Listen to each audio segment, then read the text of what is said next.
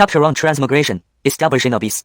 Body scan in progress, scan percentage 5%, 30%, 50%, 100%. Ding, scan complete, compatibility rate 100%, system binding in progress.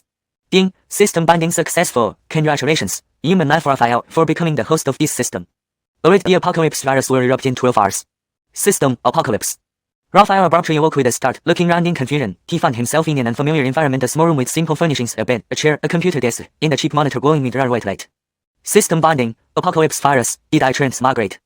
Raphael got out of bed and walked to the mirror, seeing a face he didn't recognize, somewhat handsome but very thin in pale with dark circles under his eyes, clearly from lack of sleep. He pinched himself, the real pain making him gasp and confirming that this was indeed reality, not a dream. He felt incredibly panicked, pulling at his already disheveled hair, muttering, "What's going on? How did I end up here?" Panic turned into self-hypnosis and then reluctant acceptance. After going through these 3 stages, Raphael finally accepted the fact that he had transmigrated. As the saying goes, if you're here, make the best of it. He rubbed his temples and asked, "System, what can you do?" "Wow, young man, is this your car? That's impressive." "TS, what brand is this? I should ask my son to get me one too." "Look at you, very able to work, wanting to drive such a big vehicle. Are you trying to ascend early?" "Oh, Mrs. Ho, you're so mean-spirited. My son can buy it for me. I don't have to drive it. What business is it of yours?" "Chi. Boss." Ignoring the elderly people, Raphael started the base vehicle. The deafening roar made the surrounding crowd fall silent and quickly back away, afraid of an untimely demise. "Elderly folks, stop wandering around all day. Go home and stock up on food. The apocalypse is imminent." Raphael poked his head out of the window to warn them. "How rude. We are socializing, not wandering. This young person has no manners. And apocalypse, has he been watching too many novels and movies?" "Whatever, believe it or not, it's your choice." Raphael drove off, leaving the bewildered elderly behind. According to the system's guidance, he needed to find an open area to establish the base. More than an hour later, Raphael out in the suburbs, looking at a flat, recently field construction site. The distant high-rise buildings and green mountains confirmed that this place would be safer than the city once the virus erupted. With hands on his hips, he nodded up. "I knew it, the system wouldn't give an impossible task." Raphael ran, immediately selecting soldier production with the available points. Currently, up to 20 soldiers can be produced, totaling 4,000 points. Produce 20 soldiers. Without hesitation, Raphael chose to proceed, knowing the points weren't his to worry about. Reading from the board screen, he noted, 20 soldiers take 10 hours to produce, so to pair. Sitting inside the mobile base became boring quickly. Producing soldiers took 10 hours, so he needed something to do. A thought struck him and he left the base to find a shared electric scooter nearby. Riding the scooter, he followed the map to the nearest supermarket. The scooter soon at a steady 15 kilometers per hour, finally arriving at a large department store after nearly an hour. While the base could produce military rations, he wanted variety. Curtis was about enjoying meals, so he planned to stock up on the best. Moreover, he had to spend money now since there would be nowhere to spend it after the apocalypse. Negotiating with the truck driver to wait outside, Raphael dashed into the supermarket straight to the food section. Chocolate, bar. Beef jerky, buy. Bread, buy. Lagom spicy bean paste, must buy. By the time he finished his trip, Raphael had filled an entire truck with food. His bank card only had enough left for 200 yuan in transportation fees. We're all professionals. The truck driver forced a smile, trying to show he wasn't afraid, but his trembling legs gave him away. Raphael stared at him for a moment before ordering the 6 soldiers to unload the cargo. Seizing the opportunity, Raphael put a hand on the truck driver's elbow and said seriously, "Sir, I'm dead serious. In a few hours, the apocalypse virus will erupt, the world will be full of zombies and many people will be beaten to death. If you stay, I can ensure your safety." He stopped one of the soldiers, pinching the soldier's bicep and the gun. "Look at this gun. Look at these muscles. How reassuring." Hearing this, the truck driver thought Raphael was going to kidnap him. He immediately knelt down and trembled, pleading, "Brother, please, I have a 17-year-old mother and a 3-year-old lad. Have mercy on me." Raphael looked baffled and waved his hands dismissively. "What nonsense, you believe what you want, scram." If it weren't for needing population for the base upgrade, he wouldn't bother with such talk. Once the car was unloaded, the driver quickly got into the truck, floored the accelerator, and sped off, fearing Raphael might stop him. As he drove away, he kept glancing at the rearview mirror, muttering, "It's too damn scary, I need to report this right away." Watching the vanishing truck, Raphael shook his head and sighed. Opportunities often slip through our fingers. After the virus outbreak, there will be plenty of people here. What fairness is this, doing business like this? Casimir wanted to argue but then thought he wasn't ordering ticket and stopped himself. He refocused instead. "Actually, I'm not here to place an order. If you're not ordering, why are you calling me? Waste of my time, not kiss." Beep beep beep.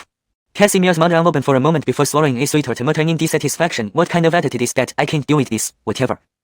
Ding, task completed, reward 5 million points. Ding, you have received 5 million points. Well, that startled me for a second. I thought it was an order.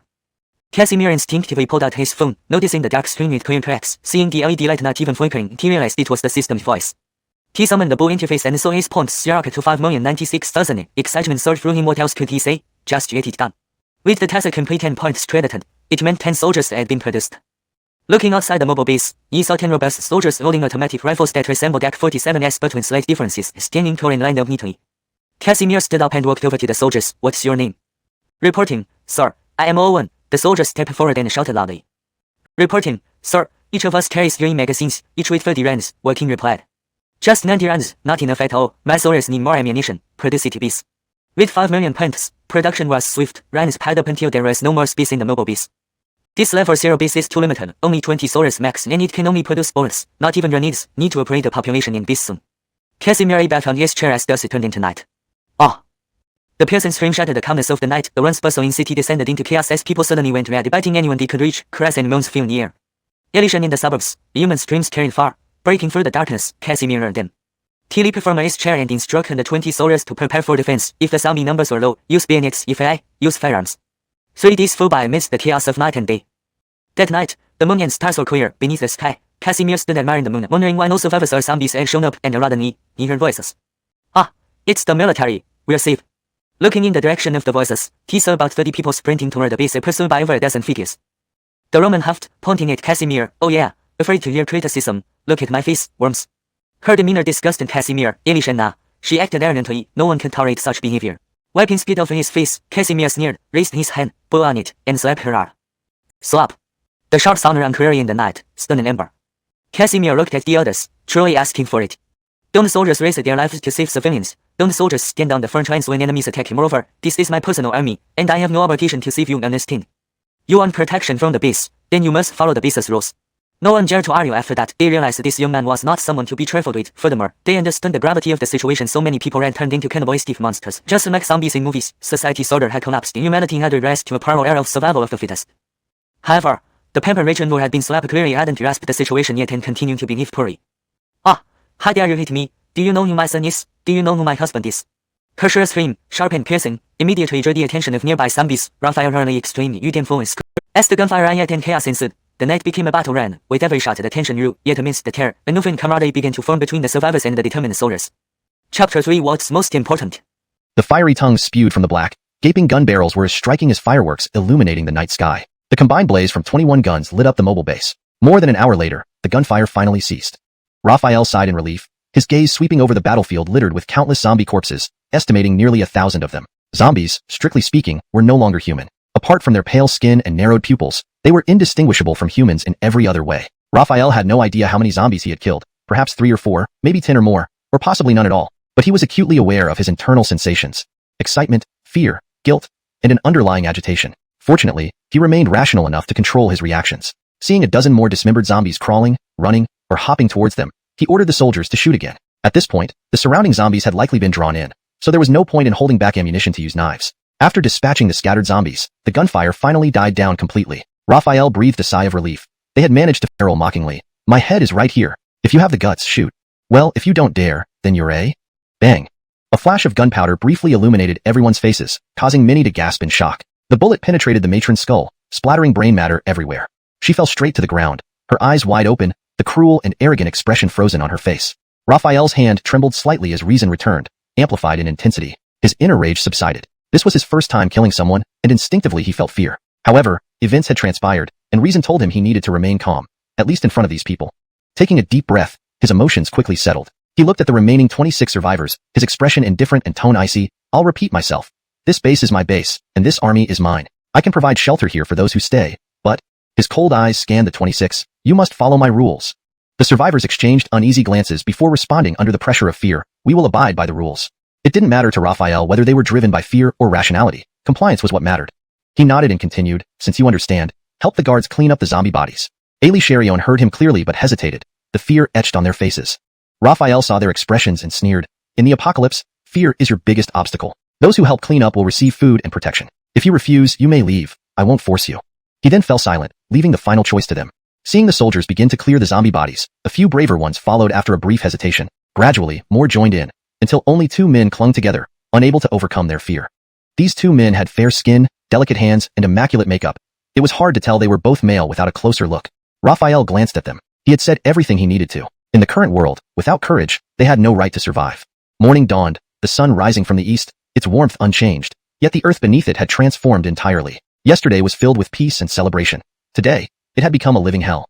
Upon waking, Raphael's first action was to ask Joaquin, who among the 26 had helped clear the bodies. To his surprise, all of them had participated.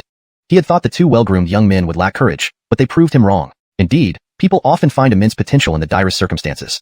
Given the small population, the base couldn't upgrade, and thus the number of soldiers couldn't increase. Quickly strengthening his forces during the early apocalypse was a top priority. Otherwise, as major powers emerged, some would covet the base's resources, unhampered by law or ethics.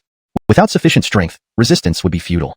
Wasting no time, Raphael left 5 soldiers to maintain order while leading 15 others to rescue survivors in the nearest industrial park. Cloudy Northern Industrial Park. Raphael led the soldiers cautiously searching for survivors. Ah, it's the army. They've come to save us. Sir, we're here. Raphael turned his gaze towards the sound and saw 3 people waving at him from behind an office building nearby. He gestured for them to be quiet, indicating they should keep their voices down, and the 3 immediately complied. He then beckoned them over with a wave of his hand, signaling for them to come closer. The 3 hesitated for a moment before finally gathering their courage to run out from the wall corner. Just as they did, 5 or 6 zombies spotted them and charged forward. The trio's faces turned pale with shock, quickening their pace toward the military group who could save them. Raphael promptly ordered 5 soldiers to step forward, brandishing sharp machetes to intercept the approaching zombies. The sound of slicing filled the... Guided by Clark, Raphael arrived at the office building, which indeed had 3 stories. According to Clark, most survivors were concentrated on the 2nd floor. Raphael nodded and carefully surveyed the surroundings. Fortunately, there were no zombies outside. Sir, there are zombies on the 1st floor, which is why we had to climb through the window, Clark explained. Raphael glanced at Clark and asked, how many zombies on the 1st floor? About 23, maybe 25? Clark wasn't sure. How many exactly? Raphael pressed. Well, definitely not more than 30, Clark hastily replied. Not more than 30. Raphael's eyes gleamed with a plan. In reality, it wasn't a particularly clever one. With a wave of his hand, he gave the order, draw your knives, kill the zombies, and rescue the survivors. Raphael turned his gaze towards the sound and saw 3 people waving at him from behind an office building nearby. He gestured for them to be quiet, indicating they should keep their voices down, and the 3 immediately complied. He then beckoned them over with a wave of his hand, signaling for them to come closer. The 3 hesitated for a moment before finally gathering their courage to run out from the wall corner. Just as they did, 5 or 6 zombies spotted them and charged forward. The trio's faces turned pale with shock, quickening their pace toward the military group who could save them. Raphael promptly ordered 5 soldiers to step forward, brandishing sharp machetes to intercept the approaching zombies. The sound of slicing filled the air as the zombies were swiftly dispatched. The 3 survivors then rushed over to join them. Raphael sized up the 3. One held a steel pipe, another had a watermelon cleaver, and the third, most amusingly, clutched a keyboard. Perhaps intending to type them to death? Curiously, Raphael asked, why aren't you hiding somewhere? Isn't it dangerous to wander around like this with zombies everywhere? The industrial park had a high foot traffic, naturally leading to more zombies. Alition though they took lesser used paths to minimize encounters, they still ran into many zombies and lost a soldier in the process. We didn't want to come out, but we ran out of food and water. Staying hidden in the office building would mean starving to death sooner or later. We figured it was better to take our chances outside. The man holding the steel pipe explained. What are your names, and how many others were hiding with you? Raphael inquired. I'm Clark, he's Cortez Xuanhuan, and he's Atlee. We were hiding in a 3-story office building, and most of the survivors in the park were there too. There must be about 300 of us, the steel pipe man replied. 300? Raphael was taken aback. Upgrading the base required 500 people, and this small office building already housed more than 10 zombies aimlessly roamed, bumping into tables and walls without any sensation of pain, simply adjusting direction and continuing on their path. Raphael stepped out from behind the 15 soldiers, his gaze fixed on the zombies, and then gave an order in a low voice. Move in. The 15 soldiers complied without hesitation, rushing straight into the building. The footsteps of the 15 men were enough to attract the attention of the zombies within, who rushed at them with outstretched claws. Facing the zombies, the soldiers showed no fear, only cold determination. They swung their bayonets swiftly, fiercely, and accurately. Splat! The sharp blades gleamed as flesh and blood flew. In less than a minute, all the zombies on the 1st floor were eliminated. Having dealt with the problem on the 1st floor, Raphael quickly led everyone to the 2nd floor. Step, step, step. Climbing up to the 2nd floor, they immediately saw many survivors. A rough estimate suggested there were around 300 people. Most of them had cracked lips and looked exhausted. From time to time, the sound of growling stomachs could be heard from the crowd, clearly indicating that many were starving. Upon seeing 15 tall soldiers armed with automatic rifles and dressed in military uniforms, not exactly what they expected from Xia country's army, but who cared at this point? They knew help had finally arrived. All the survivors were immensely relieved. Why would only about 10 be on the 3rd? Could it be that the layout on the 2 floors was different, making the 3rd floor accommodate only 10 people? That explanation was illogical. Alition if the layouts differed, the usable space shouldn't differ so much. Seeing Raphael's perplexed expression, Clark explained, the people on the 3rd floor are company executives. 2 of them have criminal backgrounds and possess weapons. Clark glanced around furtively, using his thumb and index finger to signify something, whispering, Calvins? He continued angrily, there were originally food and purified water on the 2nd floor. If those items hadn't been taken to the 3rd floor, we wouldn't be in this state. He pointed to a bruised and battered man, saying furiously, we tried to resist, but they assaulted us and forcibly took several pretty female colleagues. Those women are probably... Clark could no longer continue speaking.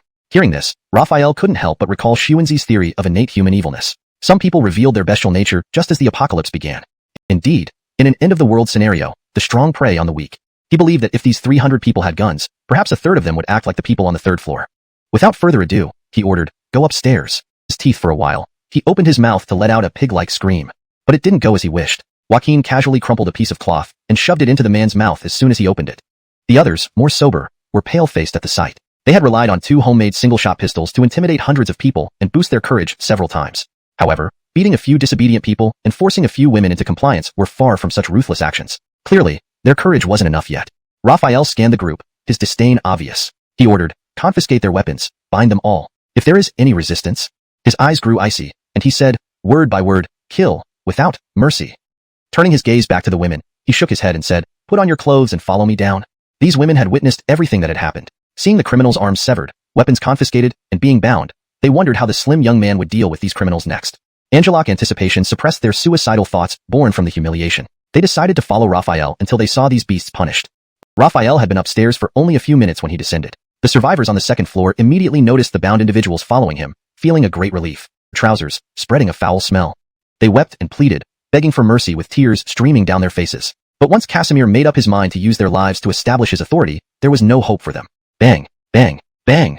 Several shots rang out, cutting short cries and pleas, blood and brain matter spattering everywhere.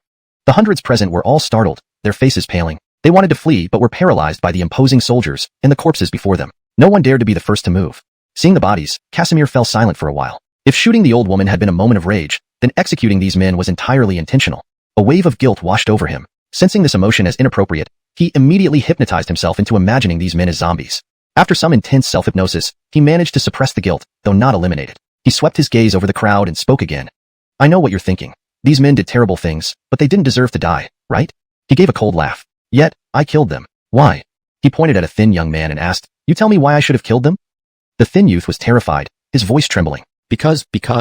Upon reviewing the report, Casimir was surprised. He had expected around 300, but ended up with 397 survivors. Adding the original 26, the base now housed 423 people, only needing 77 more to upgrade to level 1.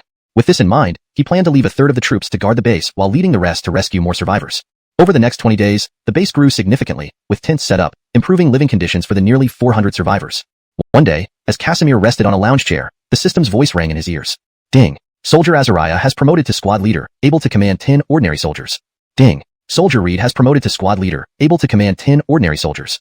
Ding. Population has reached 500. Base meets upgrade requirements. Please upgrade soon. Ding. New mission. Upgrade base to level 1 and build an armory. Reward 20 million points. So we finally have enough people. Casimir nearly fell off his chair in excitement. He upgraded the base without hesitation. Ding. Base upgraded to level 1. Unlocking level 1 armory. Ding. Base upgraded to level 1. Unlocking level 1 wall. Theta? We can build walls now. No more manual defense. Chapter 5. Self-Angel Efficiency. The population at the base had surpassed 500, upgrading it to level 1. With the completion of the armory, various metrics saw significant improvements. Firstly, the soldier cap increased to 130, and the production rate doubled from 2 soldiers per hour to 4 soldiers per hour. A little over a day was enough to produce more than 100 soldiers. Cortez the mobile base, the armory could also produce firearms, ammunition, and fragmentation grenades, significantly enhancing the Guardian Army's combat capabilities.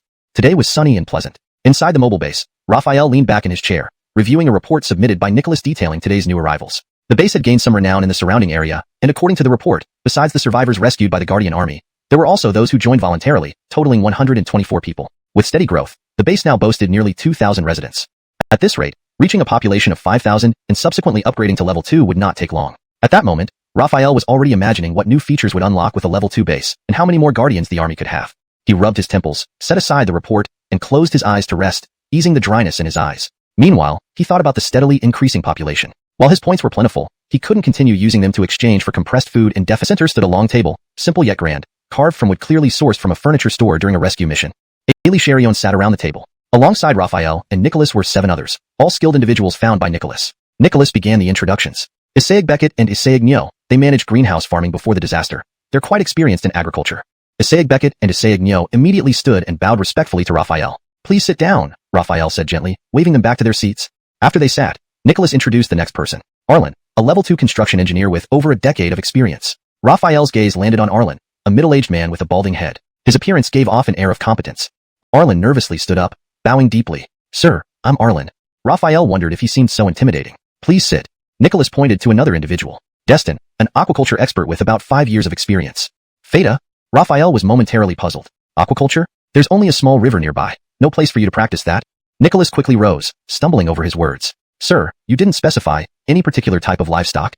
Sweat poured down his forehead as he recalled Raphael's authority. Fearing he might make a mistake, once all introductions were done, Raphael stated, we need to create a self-sufficient base. Asayag Beckett and Asayag Nyo, you'll oversee agricultural activities. Destin, assist Asayag Nyo and Asayag Beckett until we can start raising livestock. Turning to Arlen, he added, Arlen, I grant you the authority to form a construction team responsible for building infrastructure. During the dry season, tents suffice, but not in the rainy season. Build houses before then. Also, ensure proper drainage. Build a hospital with Gerald as the director and Liv as the head nurse. He looked at Gerald and Liv, saying, you have the authority to recruit 10 to 20 medical personnel. You will be responsible for all health matters within the base. Angelic arrangements were what Raphael had envisioned, but actual implementation required someone to take charge. He shifted his gaze to Nicholas and said, specific personnel allocation and execution. He intentionally emphasized this point with a serious expression, then continued, Nicholas, these tasks are entrusted to you. Angelotantly standing up, he locked eyes with Nicholas and placed a hand on his shoulder, saying solemnly, I trust you. Do not let me down. With that, he gave a light smile, walked to the door, paused abruptly, glanced back at everyone, and added with a grin, forgot one thing, dismissed. He opened it. Inside was a piece of paper covered with crooked, ugly handwriting. Hi, this is Digby, commanding 600 elite soldiers with guns and cannons. Heard your city is pretty good. I want it. Hope you understand the situation and open the gates for my grand entrance. Otherwise, I'll show you what losing everything looks like. Note, reply within 3 days. What nonsense. Raphael crumpled the letter and tossed it into the trash, assuming it was a prank. He turned to Nicholas and asked, who gave you this letter? Nicholas replied, after handing over the letter, I sent him off for some tea. Tea? What kind of tea? Tea is precious these days. You're giving it to someone who's pranking us? Raphael retorted irritably. He thought Nicholas was handling things poorly. Angelic pranksters should be punished by cleaning the public toilets for a week. Given that the prank was directed at him, it should be a month, no, a year. To teach him a lesson, to know better than to mess with the wrong person. Sir, when I said, it wasn't real tea, but more like the type of warmth provided by community services, Nicholas stammered, rubbing his lips awkwardly and glancing at the ceiling. Raphael froze, his dry mouth parting slightly. He forced a stiff smile and slowly turned his head towards Nicholas. Seeing this, Raphael could see more clearly that the person beside Ulrich had small eyes, a small mouth, protruding ears, and a bulbous nose. Most noticeable was the large birthmark around his eyes, as if he had been beaten up. This person not only had a strange appearance, but also carried an air of arrogance, as though he were the master of the base. Raphael pointed at the rodent-like man and asked, was he born this arrogant? That condescending gaze seems ready to rewrite the history of emperors. The rodent-like man was observing Raphael as well. Once Raphael finished speaking, without waiting for Ulrich, he interrupted arrogantly, are you Raphael? Without waiting for an answer, he huffed and placed his hands on his hips. I am the Dermot under Digby. You can call me Lord Wolf or Brother Wolf. Your mother is the wolf. I'll give you a good beating. How do you speak to an officer like that? Believe it or not, your other eye will end up the same way. Ulrich looked furious, unable to listen anymore. He slapped the back of the man's head, nearly knocking him over. Turning to Raphael, Ulrich reported, Sir, the prank letter was from this guy. Based on your analysis, I thought it was just a joke and planned to make him clean toilets for a year. But no matter what I said, he refused and kept saying Digby would come with 600 elite soldiers to save him, and he even claimed.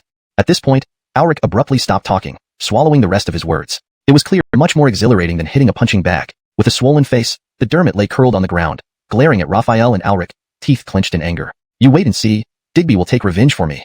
This piqued Raphael's interest. Who exactly was this Digby to instill such confidence and disdain? Kicking the Dermot once more, Raphael asked, who is Digby, and is he really that powerful? The Dermot sneered, Digby commands 600 elite soldiers and has weapons. Destroying you is as easy as flipping a hand. Raphael was speechless. The man was repeating what was written in the letter. Annoyed, he kicked him again. Speak plainly. You kicked me again. You wait. Digby commands 600 elite soldiers. Raphael sighed. This guy was truly stubborn. Looking at the guard, he waved him over and ordered, Peter, lock him in the toilet. The guard Peter responded, yes, sir.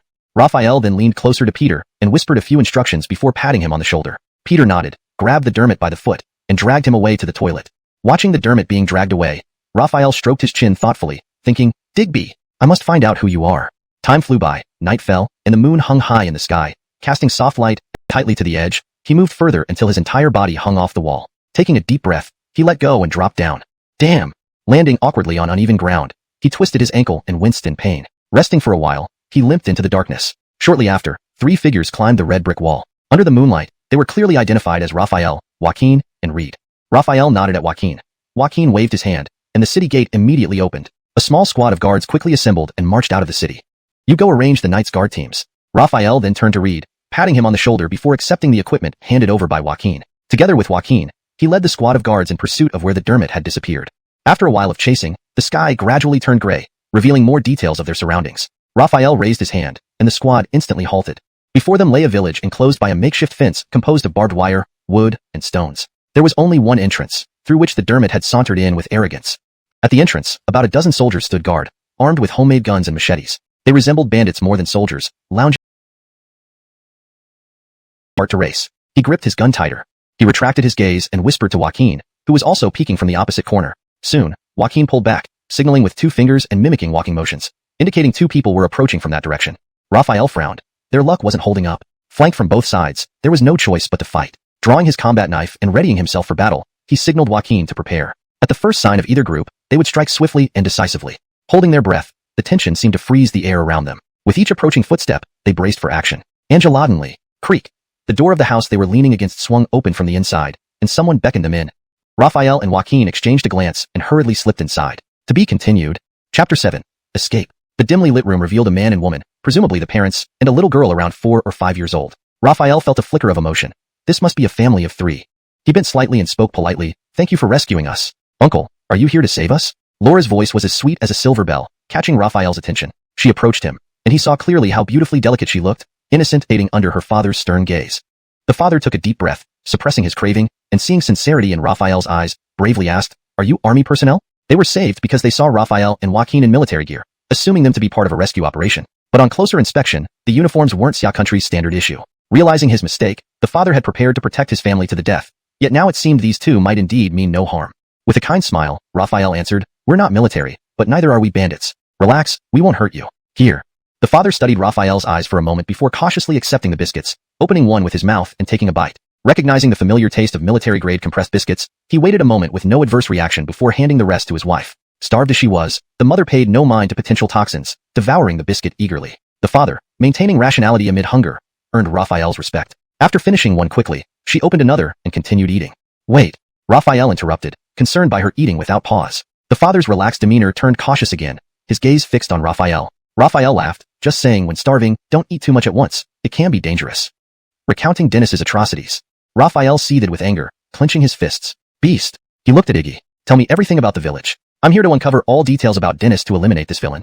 Overjoyed, Iggy recounted the entire village situation, believing Raphael's mission regardless of its veracity. Raphael jotted down key points on a notebook. About half an hour later, Iggy described all known information about the village and Dennis. Raphael gained deeper insights. Wuzhang village was sizable, home to over 10,000 residents. Now, excluding Dennis's men, roughly 2,000 remained, mostly survivors and refugees or captives. Dennis's forces were fewer than mentioned, numbering around 400 to 500, with only 200 armed with crude rifles looted from villagers. Others wielded machetes and knives, barely comparable to the well-armed Guardian army. Additional intel included Dennis's residence, a 3-story villa atop the village, and the layout and routes within. Faced with the equipped Guardian army, Dennis's men, mostly carrying rifles and knives, stood no chance. Confident of victory against Dennis, Raphael planned to withdraw, waiting for nightfall to avoid detection. However, things rarely went as planned. From his post at the door, Joaquin whispered, Someone's coming. He then looked at the family and said, This place is no longer safe. It's not suitable as a hiding spot. Come with us. Iggy didn't hesitate. They had no other options. Patrol soldiers usually worked in pairs, and this man's absence would surely prompt his partner to come check. If they stayed here, they would be discovered and face certain death. Thinking about what might happen to his wife and daughter made him shudder. Their fate would be far worse than death. He couldn't bear to let that happen. All right, let's leave now. Seeing Iggy agree, Raphael wasted no time. He and Joaquin led the family away from the same route they came. They hadn't run far when shouts were heard behind them. Enemies are attacking. The previously sluggish Dennis soldiers sprang into action. Bang! A shot rang out from the homemade gun, sending small iron pellets in a wide spread. Fortunately, the firearm's range was short, missing Raphael and the others. Raphael turned to see over 30 soldiers armed with homemade guns pursuing them. Run faster! Raphael urged. Chapter 8. Siege of the Hilltop. Raphael and Joaquin fought back while fleeing, relying on their superior weapons to kill or injure several soldiers armed with muzzle-loading guns. However, more enemies quickly caught up, forcing them to hasten their pace. Angelatinely, a large number of soldiers with muzzle-loading guns appeared ahead. Damn! Raphael cursed, pulled a grenade from his chest, disengaged the pin, and threw it. The soldiers watched curiously as the object flew toward them, only to realize what it was and panic. The explosion sent shrapnel flying, disabling 5 or 6 Tiger Army soldiers instantly. The rest retreated hastily, keeping a safe distance. Just as the dust settled, gunfire erupted at the village entrance, louder and more intense than here. Whistles pierced the air, causing the soldiers facing Raphael and his group to hesitate. They abandoned the siege, rushing towards the entrance for reinforcement. Joaquin noted the gunfire, saying, It must be Emmanuel attacking the entrance, giving us a chance to escape. Quick, we can't miss this opportunity, Raphael urged. The 5 raced away, but Raphael noticed the little girl's mother running too slowly. He picked up Tracy and instructed Joaquin to carry her mother. They sprinted towards the broken fence. Once they reached the opening, Raphael cupped his hands and shouted towards the entrance, We're safe, retreat. The gunfire ceased momentarily, followed by two massive explosions that sent debris and dust flying. Raphael waved and ordered, "Retreat." The four regrouped with the escort squad and fled rapidly. However, the hundreds of Tiger Army soldiers were relentless and hundreds of men blocked the path down the hill. An engine roared, and a military green SUV arrived from Muzhong village. A bruised man with small eyes, lips, a bulbous nose, and ears protruding stood beside it, Dylan, who had been humiliated earlier by Raphael. He rushed to the left rear door and respectfully opened it. All soldiers turned to watch as a towering man, with muscular build, wearing a short-sleeved shirt and sporting a tattoo of a closed-eyed xuanhuan on his arm, emerged. "Welcome, Digby." Ali Chariot knelt and greeted. Dennis nodded slightly, ordering them to rise. He walked to the front, took the binoculars, and scanned the hill. Just a dozen people, nothing to fear. Why don't we storm up and overwhelm them? Dylan, informed of the situation, replied, "Digby, there's only one narrow path to the hilltop. Large numbers cannot swarm up, and their weaponry is excellent. Our men are falling one by one." "Idiots. Since you can't assault them, why not set a fire to drive them down?" Dennis growled. "The season is humid, and the hill isn't heavily forested. Setting an entire mountain ablaze requires significant fuel. We don't have enough gasoline." Dylan's voice faltered under Dennis's gaze. "This won't work, that won't either." "What is work?" Dennis tossed the binoculars to Dylan and stormed back to the SUV. Dylan lifted the binocular shift system, with 3 soldiers forming a group, taking turns on watch duty. This operation still lacked experience, resulting in their being surrounded. Luckily, there was a nunnery providing shelter from the elements and a place to sleep. Raphael entered the nunnery and looked around, surprised to find it clean and tidy instead of overgrown with weeds and covered in fallen leaves as he had expected. He glanced at Iggy's family. "Did you do some cleaning?" Iggy shook his head. "It was already like this when we came in." "Is that so?" Raphael raised an eyebrow and lifted his rifle. If it had been this clean when they entered, something was off. No one living here wouldn't have left such a pristine environment. He scanned the prayer hall, finding it empty and unoccupied. Then his gaze landed on a corner of a house behind the prayer hall, likely where the nuns lived. "These are just the nuns who maintain the temple, recluses who pose no threat to us," said Iggy. Given Iggy's special forces background, Raphael could tell that Iggy himself recognized this fact but preferred not to disturb the nuns. One can only know if someone is good or bad upon meeting them. You assume they're harmless, but that's just your subjective guess. If they ambush us while we're sleeping, we won't even get a chance to regret it, Raphael retorted. In the present world, staying alert was necessary. Raphael knew Iggy was kind-hearted despite suffering numerous blows to his human nun. One hand on his neck, pointed her staff at the guards. "Becketster, we're not bad people. There are people at the bottom of the mountain who want to kill us. We just needed a safe place. The front seemed empty, so we thought the back would be too. We truly mean no harm," Raphael hurriedly explained, not wanting to die at the hands of a nun. "Do you need guns to find a place to sleep?" The nun, shrewd despite her shaved head, didn't buy his story. Knowing lies wouldn't work, Raphael instinctively tried to overpower her, but her grip was ironclad, even stronger than most men's. He reluctantly gave up. Thinking fast, he felt 2 soft spots on his back and deliberately wriggled his upper body, groaning, "So big, so soft, so comfortable." The nun blushed slightly but didn't loosen her grip. Snorting, she said, "Stop that. Back when I was a layperson, I once took on 3 at once." Holy cow. That statement shocked Raphael. This woman was tough, capable of fighting 3 at a time. He felt a wave of fear run through him. "Lucky, release this guest." Angela Ottenly, and Tiana, about 60 or 70 years old, stepped out of the first room. She looked benevolent, a high-ranking nun indeed. Hearing her teacher's words, Lucky hesitated but ultimately complied. Confused, she didn't understand why her teacher trusted these strangers, especially men 3 at once. "Ah, what a tragedy." He joined his hands again. "Thank you, Becketster." The Tiana returned the gesture, bowing slightly. "You're welcome." After discussing with the Tiana, Raphael decided the men would occupy the last 3 empty rooms, while Iggy's wife and daughter would stay with the nuns. The sun had almost completely set, and twilight was fast descending. Concerned, Raphael came out of the nunnery. He saw bonfires burning at the base of the mountain, with those people even setting up makeshift tents. He inwardly remarked, "These people aren't afraid of zombies. They're planning to settle in for a long stay?" Returning to the nunnery, matters had been clarified, and the nuns were no longer hiding. They had come out from their quarters and started chanting scriptures in the prayer hall.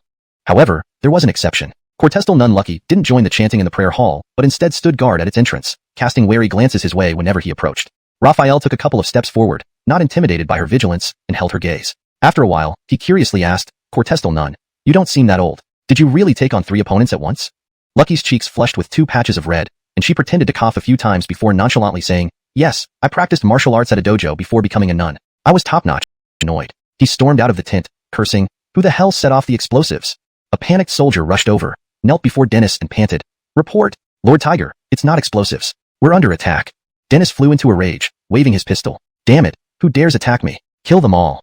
However, as he spoke, soldiers were already fleeing in panic, followed by a well-equipped modern army of about 100 men led by Joaquin. Hell, Dennis's heart pounded. He thought professional troops had arrived to suppress bandits. Knowing from TV that bandit leaders rarely survive capture, he sprinted to his SUV without a second thought for his men, whom he considered disposable tools. He sped away, leaving chaos behind. Nearby soldiers and Adriel, emerging from the tent, cursed loudly. "That cowardly Dennis. He left us to die. The hell with you, Dennis." At the nunnery, Raphael was enjoying a bowl of porridge with wild vegetables when a loud explosion startled him, spilling the bowl. Ignoring the mess, he rushed out of the nunnery and saw Dennis's men being routed by Joaquin's forces. Raphael trembled with excitement. Finally, they're here. Brothers, let's go down the mountain. Raphael raised his voice, leading 9 guardsmen down to join Joaquin. Seeing Raphael unharmed, Joaquin killed, while those surrendering were knocked unconscious. Binding them took too long. Soon, the guardsmen reached the highest point in the village, where only a 3-story villa stood. Raphael's eyes burned with intent. First, second, and third squad, charge. Calvin fire and cries filled the villa. From the second-floor balcony, Joaquin reported, Sir, the threat is neutralized. Inside, the lavish decor revealed Dennis's pretentious ambitions. Raphael walked through the living room, where survivors were gathered, 5 men and 6 women, including the defiant Adriel. Raphael smiled sardonically at Adriel. You were pretty arrogant, weren't you? You wanted me to kneel and lick your ass? Take off your pants. Adriel hung his head, unable to meet Raphael's gaze. Without Dennis's protection, he knew no one would avenge him. Take them off. Raphael roared. Adriel trembled, frozen in place. Slap. Raphael slapped Adriel, whose face immediately swelled. Turning to the others, Raphael asked, Who is Dennis?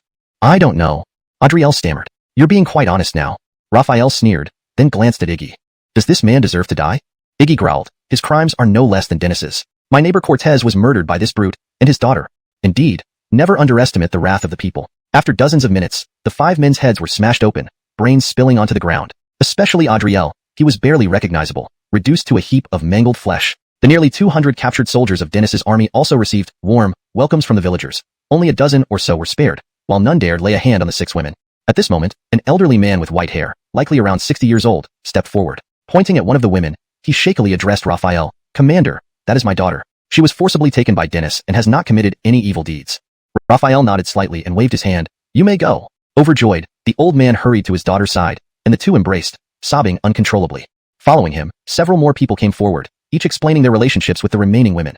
Daughters, mothers, wives. All victims of Dennis's tyranny. Raphael was pleased to see families reunited. Such scenes warmed his heart.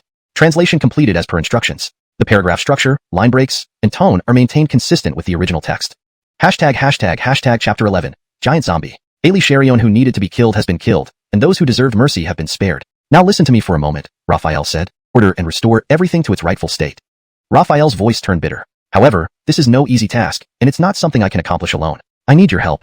His gaze and tone were sincere. Under the rule of law, there are people. Come back to the base with me. There, your labor will earn you rewards, and following the rules will guarantee your safety. If you prove capable and demonstrate your skills, you may even become part of the base's administration and help maintain order. I understand we're only meeting for the first time, and you might question my character and the veracity of my words. But you can ask Iggy. He has spent several days with me and should know what kind of person I am. Moved by Raphael's passionate speech and the promise of stability, many began to yearn for the base. Labor would bring rewards, and following the rules promised safety. Was there still such a place in this world? If so, it would be paradise.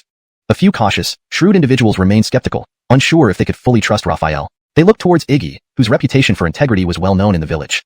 Feeling their gazes, Iggy glanced at Raphael and said, I can vouch for Commander Luo. When we met, my family had been starving for days. As a former Special Forces soldier, I was trained to survive, but my wife was very weak, and my 5-year-old daughter, Debbie, even more so. Despite these zombies, Raphael instructed. Reed obeyed, leading a small squad to escort the villagers backward.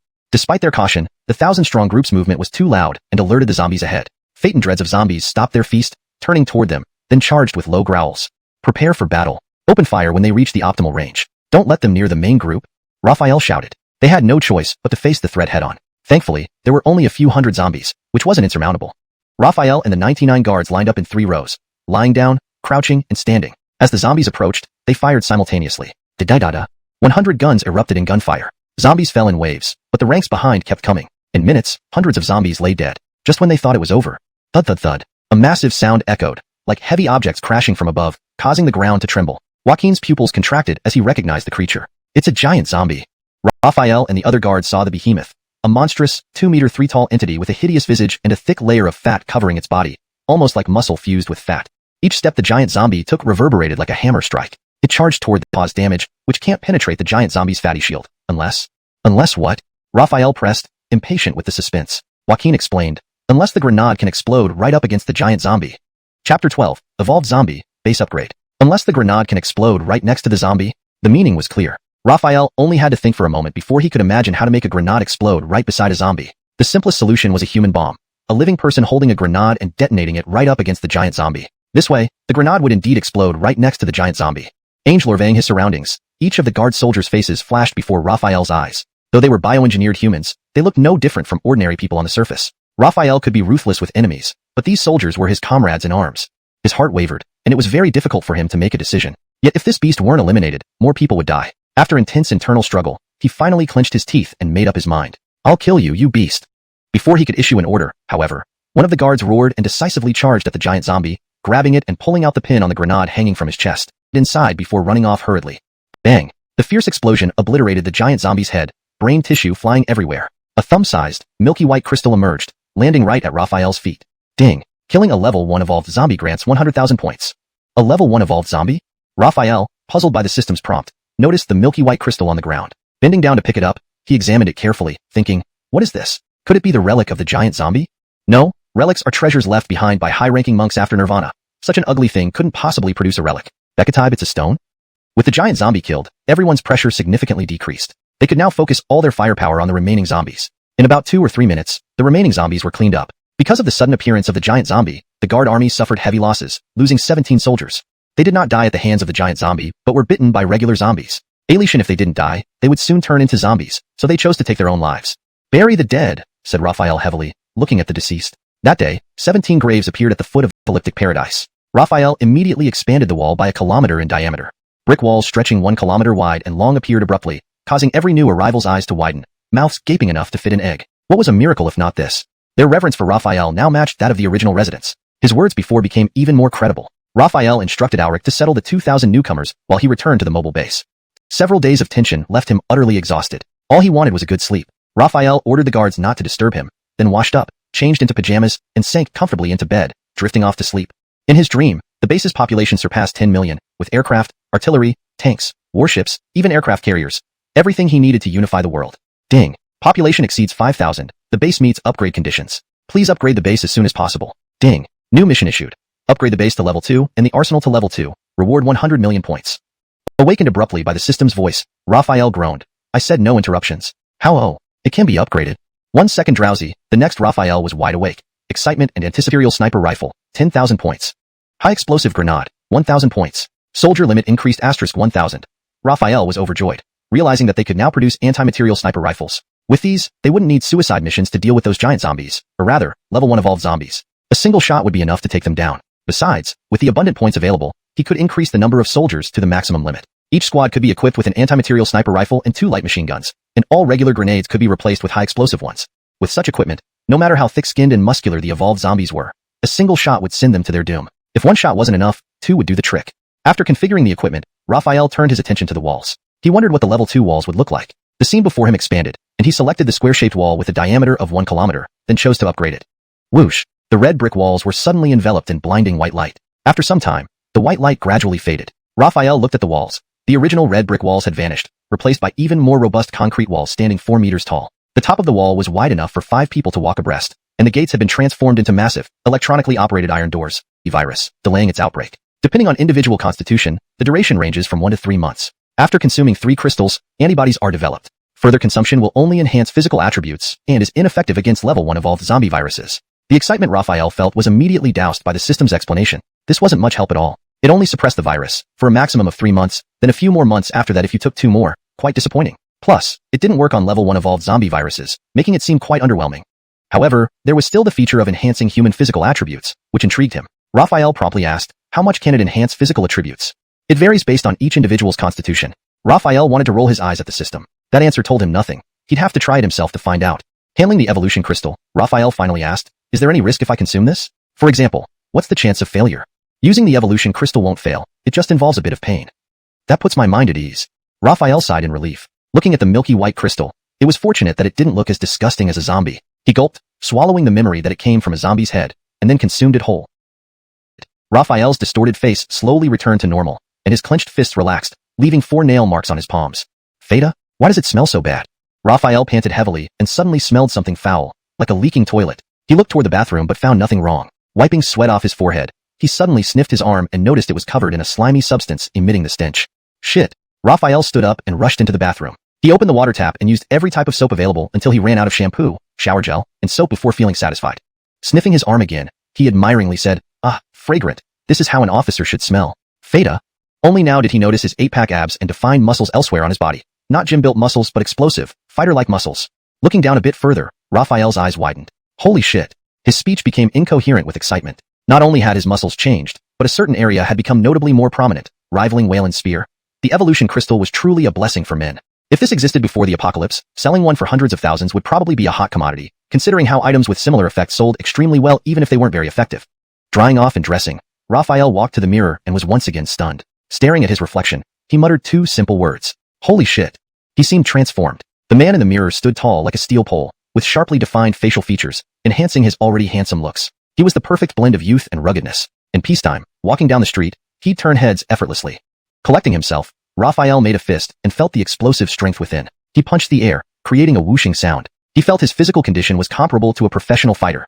Angelok, an impressive physique and good looks. What fun was keeping them to himself? Of course, he had to go show off. Stepping out of the mobile base, he saw guards and residents already gathered outside. Seeing Raphael emerge, the previously noisy crowd fell silent. Is that the commander? Someone asked in disbelief. The elegant demeanor is unmistakably the commander, but why has he suddenly become so handsome? What do you mean? Are you saying the commander wasn't handsome before? Hey, don't misunderstand. I meant the commander was already handsome, just more so now. Amazed voices rang out, everyone discussing the commander's sudden change in appearance. Joaquin jogged forward, surprised like the other. In the crowd, Raphael spotted three familiar figures, two adults and one child, a man, a woman, and a little kid. It was Iggy's family of three. Iggy, Raphael called out, then hurried over. Iggy stopped upon hearing the call and smiled at Raphael. Sir. His wife followed suit and addressed Raphael respectfully. Cortestal Fallon looked up with her big, lively eyes and called out, Uncle Luo. Haha, still obedient as always, Fallon. Raphael laughed as he picked up the child. You two don't need to be so formal. Call me Raphael.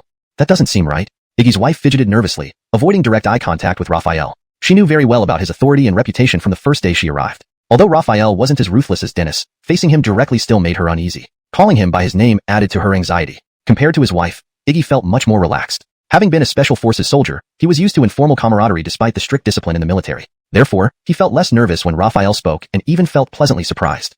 Angel surprised that Raphael hadn't treated him coldly just because he was no longer useful. Iggy smiled. All right, but calling you by your name or Brother Luo might not be appropriate since I'm older than you. How about I call you Cortestal Brother Luo? Raphael's eyes lit. Currently, the armory could produce almost all firearms except for heavy machine guns. Given this, establishing specialized units was crucial for dealing with evolved zombies and conducting reconnaissance. Unknowingly, the two had reached the agricultural area. Seeing people working hard in the fields, Raphael felt deeply content. Angelok's scenes helped him forget the harsh realities of the apocalypse. The laborers greeted Raphael warmly as he passed. One person lying on the shore jumped up respectfully upon seeing their leader. Raphael nodded in acknowledgement and walked past him. Angelodinly, Sir Trisha? A scream erupted. Raphael turned to see the man suddenly draw a knife and lunge at him. Thud. The blade pierced flesh, then pulled out, splattering blood on the attacker's face. But the knife did not strike Raphael. It struck Iggy, who had shielded him at the last moment. Enraged, Raphael kicked the assailant hard in the stomach, sending him flying 2 meters away. Farmers rushed over, lifting their hoes. Raphael was their spiritual pillar, and an attack on him crossed their lines. They swung their hoes down on the attacker. Bring Dr. Gerald quickly, Raphael shouted, then asked Iggy anxiously, how are you? Iggy, holding his wound, smiled weakly. Relax, this isn't a fatal. Before he could finish, another assailant wielding a half-meter-long knife attacked. Silence ensued. Shuffling footsteps approached as Joaquin arrived with the guard unit, surrounding Raphael protectively. Raphael, eyes cold, commanded, order the city sealed and search for any assassins. End of Chapter 14. Chapter 15. Revenge. At the base hospital, Iggy's wife, accompanied by her daughter Debbie, rushed in anxiously, grabbing a nurse and asking, which ward is Iggy in? There. The nurse pointed to ward number 3. Iggy's wife hurried into the ward, and upon seeing him, her eyes immediately welled up with tears. She sat beside his bed and gently asked, how are you feeling? Iggy smiled, wiping away her tears as he reassured her, it's fine, just a minor injury. I'll be better after a couple of days' rest. Shortly after, Raphael arrived at the hospital. Ailey Charion there was excited to see their commander in person. Raphael helplessly waved them off, indicating they shouldn't mind his presence, then casually asked the nurse, which ward is Iggy in? The nurse promptly pointed to ward number 3. As Raphael passed her, she became visibly excited and muttered to herself, the commander is so handsome. Raphael walked to the ward door, observing that Iggy looked relatively well, chatting amiably with his wife. He didn't want to disturb the family and merely instructed Gerald other managers might start taking their duties lightly. After a moment of thought, Raphael spoke. This incident can be big or small depending on its outcome. Since I'm still alive, I won't strip you of your position. Here's what you'll do. Run 30 laps around the base as a form of punishment. Jason was pleasantly surprised by such lenient punishment. His heart, which had been heavy, suddenly felt lighter. He gratefully replied, thank you, Commander. He was about to leave when Raphael added, I hope you learn from this experience. If there's a next time, the consequences won't be as simple. Jason nodded vigorously, deeply engraving Raphael's words in his mind, vowing to thoroughly vet every new member who joined the base. Before long, news of Raphael's attempted assassination spread throughout the base. The guard troops searched the entire city for the assassins, while residents voluntarily assisted them. As the sun set, evening approached swiftly. Back at the mobile base, Raphael stood before Joaquin and hospital director Gerald. Joaquin began, report to the commander. We've searched every corner of the base and found no additional assassins. Raphael nodded and turned to Gerald, asking, what about the 2 assassins? Are they dead? Gerald quickly responded, we managed to save one, but the other died upon arrival. You deserve to die, and Olaf, since you tried to kill me, I won't let this go unpunished. For days later, the base was no longer as relaxed as before. Guards patrolled every street, armed with guns, and all potentially dangerous metal items were confiscated and returned only after inspection. New survivors were required to surrender even small knives, and those unwilling could leave. Clearly, this assassination had left a significant impact. Within 4 days, the surviving assassin had partially recovered, able to walk unassisted. That morning, Raphael assembled 500 guards and headed out of the city under the assassin's guidance toward Olaf's hideout. Swift action was necessary to settle this score. Equipped with advanced weaponry, including automatic rifles, sniper rifles, and light machine guns, the 500 soldiers marched for nearly 4 hours until the sun set. Finally, faint lights appeared ahead. That's Olaf's base, the assassin pointed. Using binoculars, Raphael saw a factory spanning about 1 acre, surrounded by walls, making it a sturdy shelter. The entrance featured a row of sandbags stacked over 4 feet high. About 10 guards held shotguns on the sandbag wall, modern firearms. Angel prized. Raphael asked, does Olaf have the ability to produce modern firearms? The assassin replied, Olaf took over a Damn! Raphael cursed silently. He should have let Joaquin handle it. Now not only did he miss, but he also gave them warning. Since that was the case, there was no point in hesitation. He would just go all out. Under Raphael's arrangement, snipers were positioned. Any soldier who dared to peek out would be killed directly. Then machine gunners advanced to effective firing positions under the sniper's cover, laying down suppressive fire with light machine guns. The remaining soldiers steadily moved forward. The battle thus commenced. The powerful suppressive fire from the guards forced the enemy to keep their heads down, allowing the soldiers with automatic rifles to advance smoothly. Inside the factory, Olaf heard the dense gunfire outside and felt utterly frustrated, pacing back and forth anxiously. Dennis stood beside him, head hanging low, afraid to speak. Enraged and dizzy with anger, Olaf pointed at Dennis's nose and roared, didn't you say Raphael only had 100 men? Look what happened now. Alish and a fool can tell there are at least 400 men opposite us, plus machine guns. What? Dennis lowered his head even more. He couldn't figure out how Raphael suddenly gained so many people and weapons like machine guns and sniper rifles. Did he raid the military district? I've warned you before to be low profile. Not only did you ignore my advice, but you became increasingly arrogant. Do you know you almost got me sacked once? And now, at this critical moment, you lied to me. Dennis arrived outside the factory where a black Fatmer awaited. 2 heavily armed soldiers sat in the back seat. Vice Brigadier Beckett pointed to the seat between the 2 soldiers. Boss Sayag, please. Vice Brigadier Beckett's intention was clear. He wanted to control Olaf first to ensure trustworthiness. However, as long as Olaf could stay alive, he agreed without hesitation and climbed into the Fatmer swiftly. Dennis watched closely but kept silent. After finishing this task, Vice Brigadier Beckett brought Dennis to the highest point of the factory, from where one could observe the intense fighting between the factory troops and the enemy. He held a large loudspeaker and shouted, I am Pablo of Paradise City. Alish everybody, cease fire. Raphael wondered who this person was, trying to stop him with just words. Was he crazy? However, he was curious about Pablo's identity and what Paradise City was. With a gesture, he indicated a temporary ceasefire. Calvin fire stopped. Pablo, feeling triumphant, thought it was due to the name of Paradise City. Clearing his throat, he prepared to speak again, but then choked, turning back to Dennis. What was that guy's name? Dennis replied, Raphael. Pablo nodded, then continued, Raphael, starting now, Olaf and the factory belong to Paradise City. Retreat within 3 minutes, or else we will fight to the death. Raphael asked the assassin, is this Paradise City formidable? How many troops do they have? Over 10 anti-material sniper rifles fired simultaneously, creating scenes of brutal carnage. Sandbag walls exploded. Arms were severed, legs shattered, and anyone hit in the chest or head died instantly. Concrete walls were slightly sturdier but couldn't withstand multiple shots. Enemy soldiers lost the will to resist. This was pure slaughter. Realizing the severity, Pablo quickly hopped into the Fatmer and escaped through the south gate, with Dennis following in another vehicle. Chapter 17. Speed type evolved zombies. Olaf and Dennis's escape immediately caused the morale of the factory's forces to crumble, leaving them with only 3 choices: flee or surrender. If they chose to flee, there were only a few vehicles with fuel, all seized by the upper management, while ordinary soldiers like themselves could only run on foot, which was likely futile and would result in certain death if they encountered a horde of zombies en route. The reason they joined the factory was for food and survival. Therefore, surrendering became their last hope for living, even though it came with uncertainties.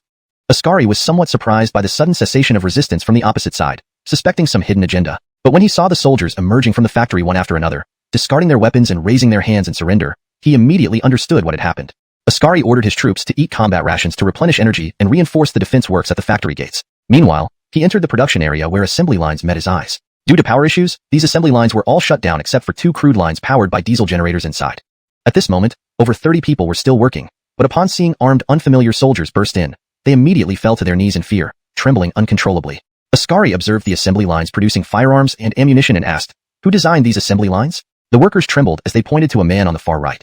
This man, around 50 years old, unkempt and balding, wore thick glasses that suggested severe myopia. After sizing him up, Ascari asked, did you design these assembly lines? The man, crouched on the ground, trembled violently and couldn't speak coherently. Help him up.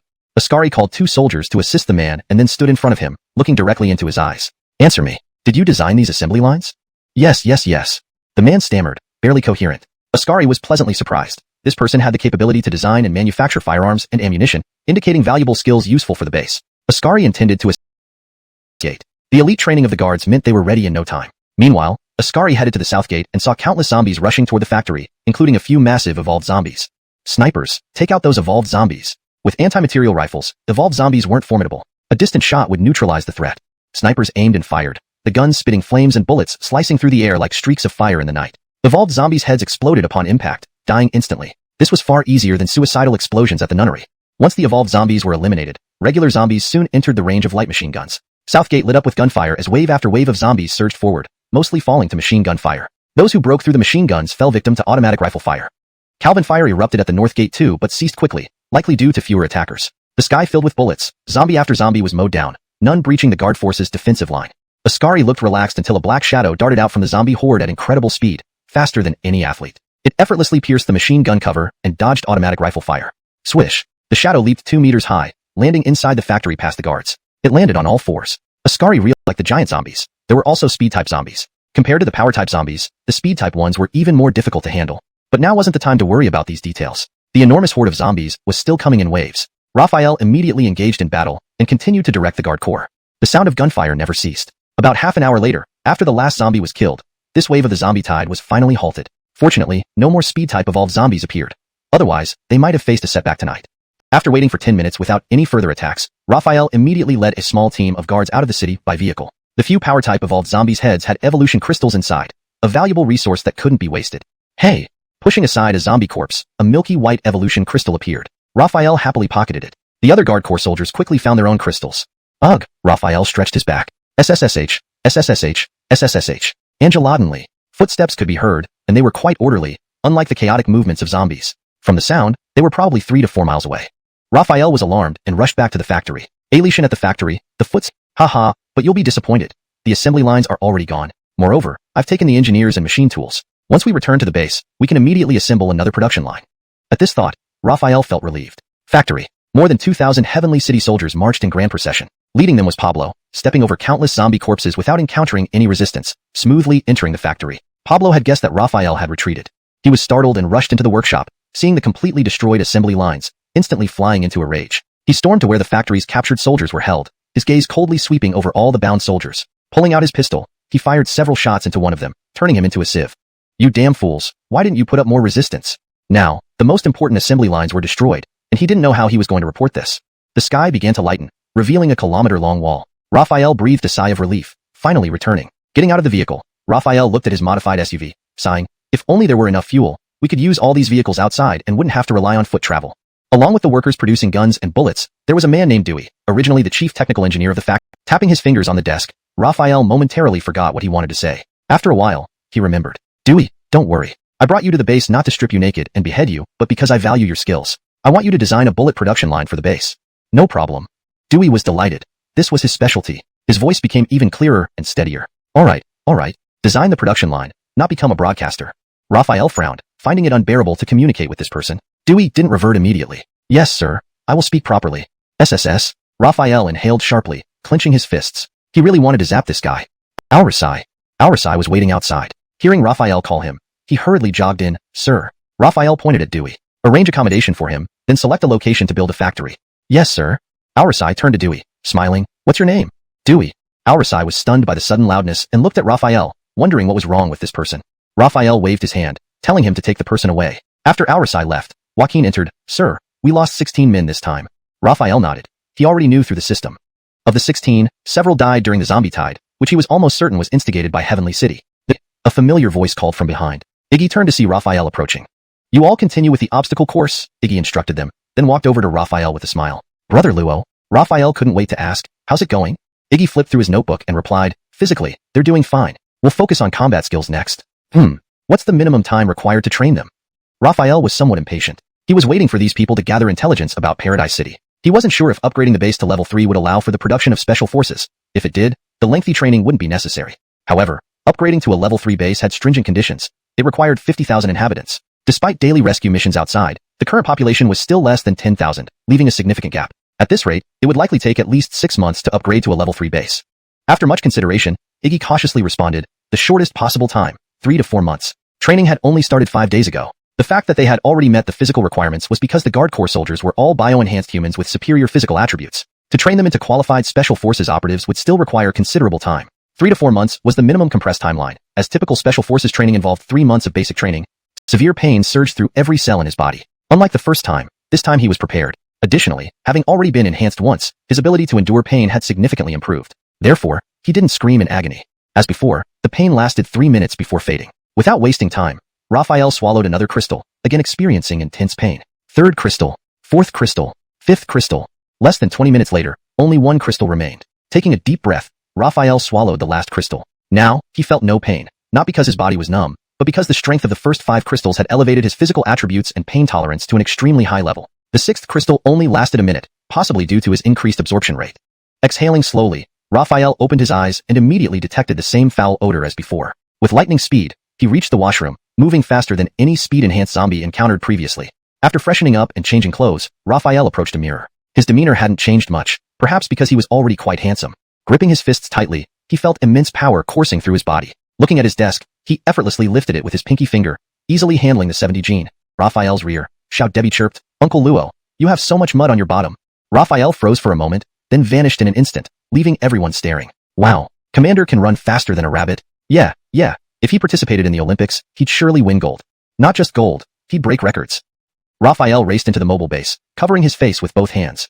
Oh no, my hard-earned reputation is ruined. Knock knock knock. Just as he entered, someone knocked on the door. Who's there? Raphael called out. It's me, Commander Alric, came Alric's voice from outside.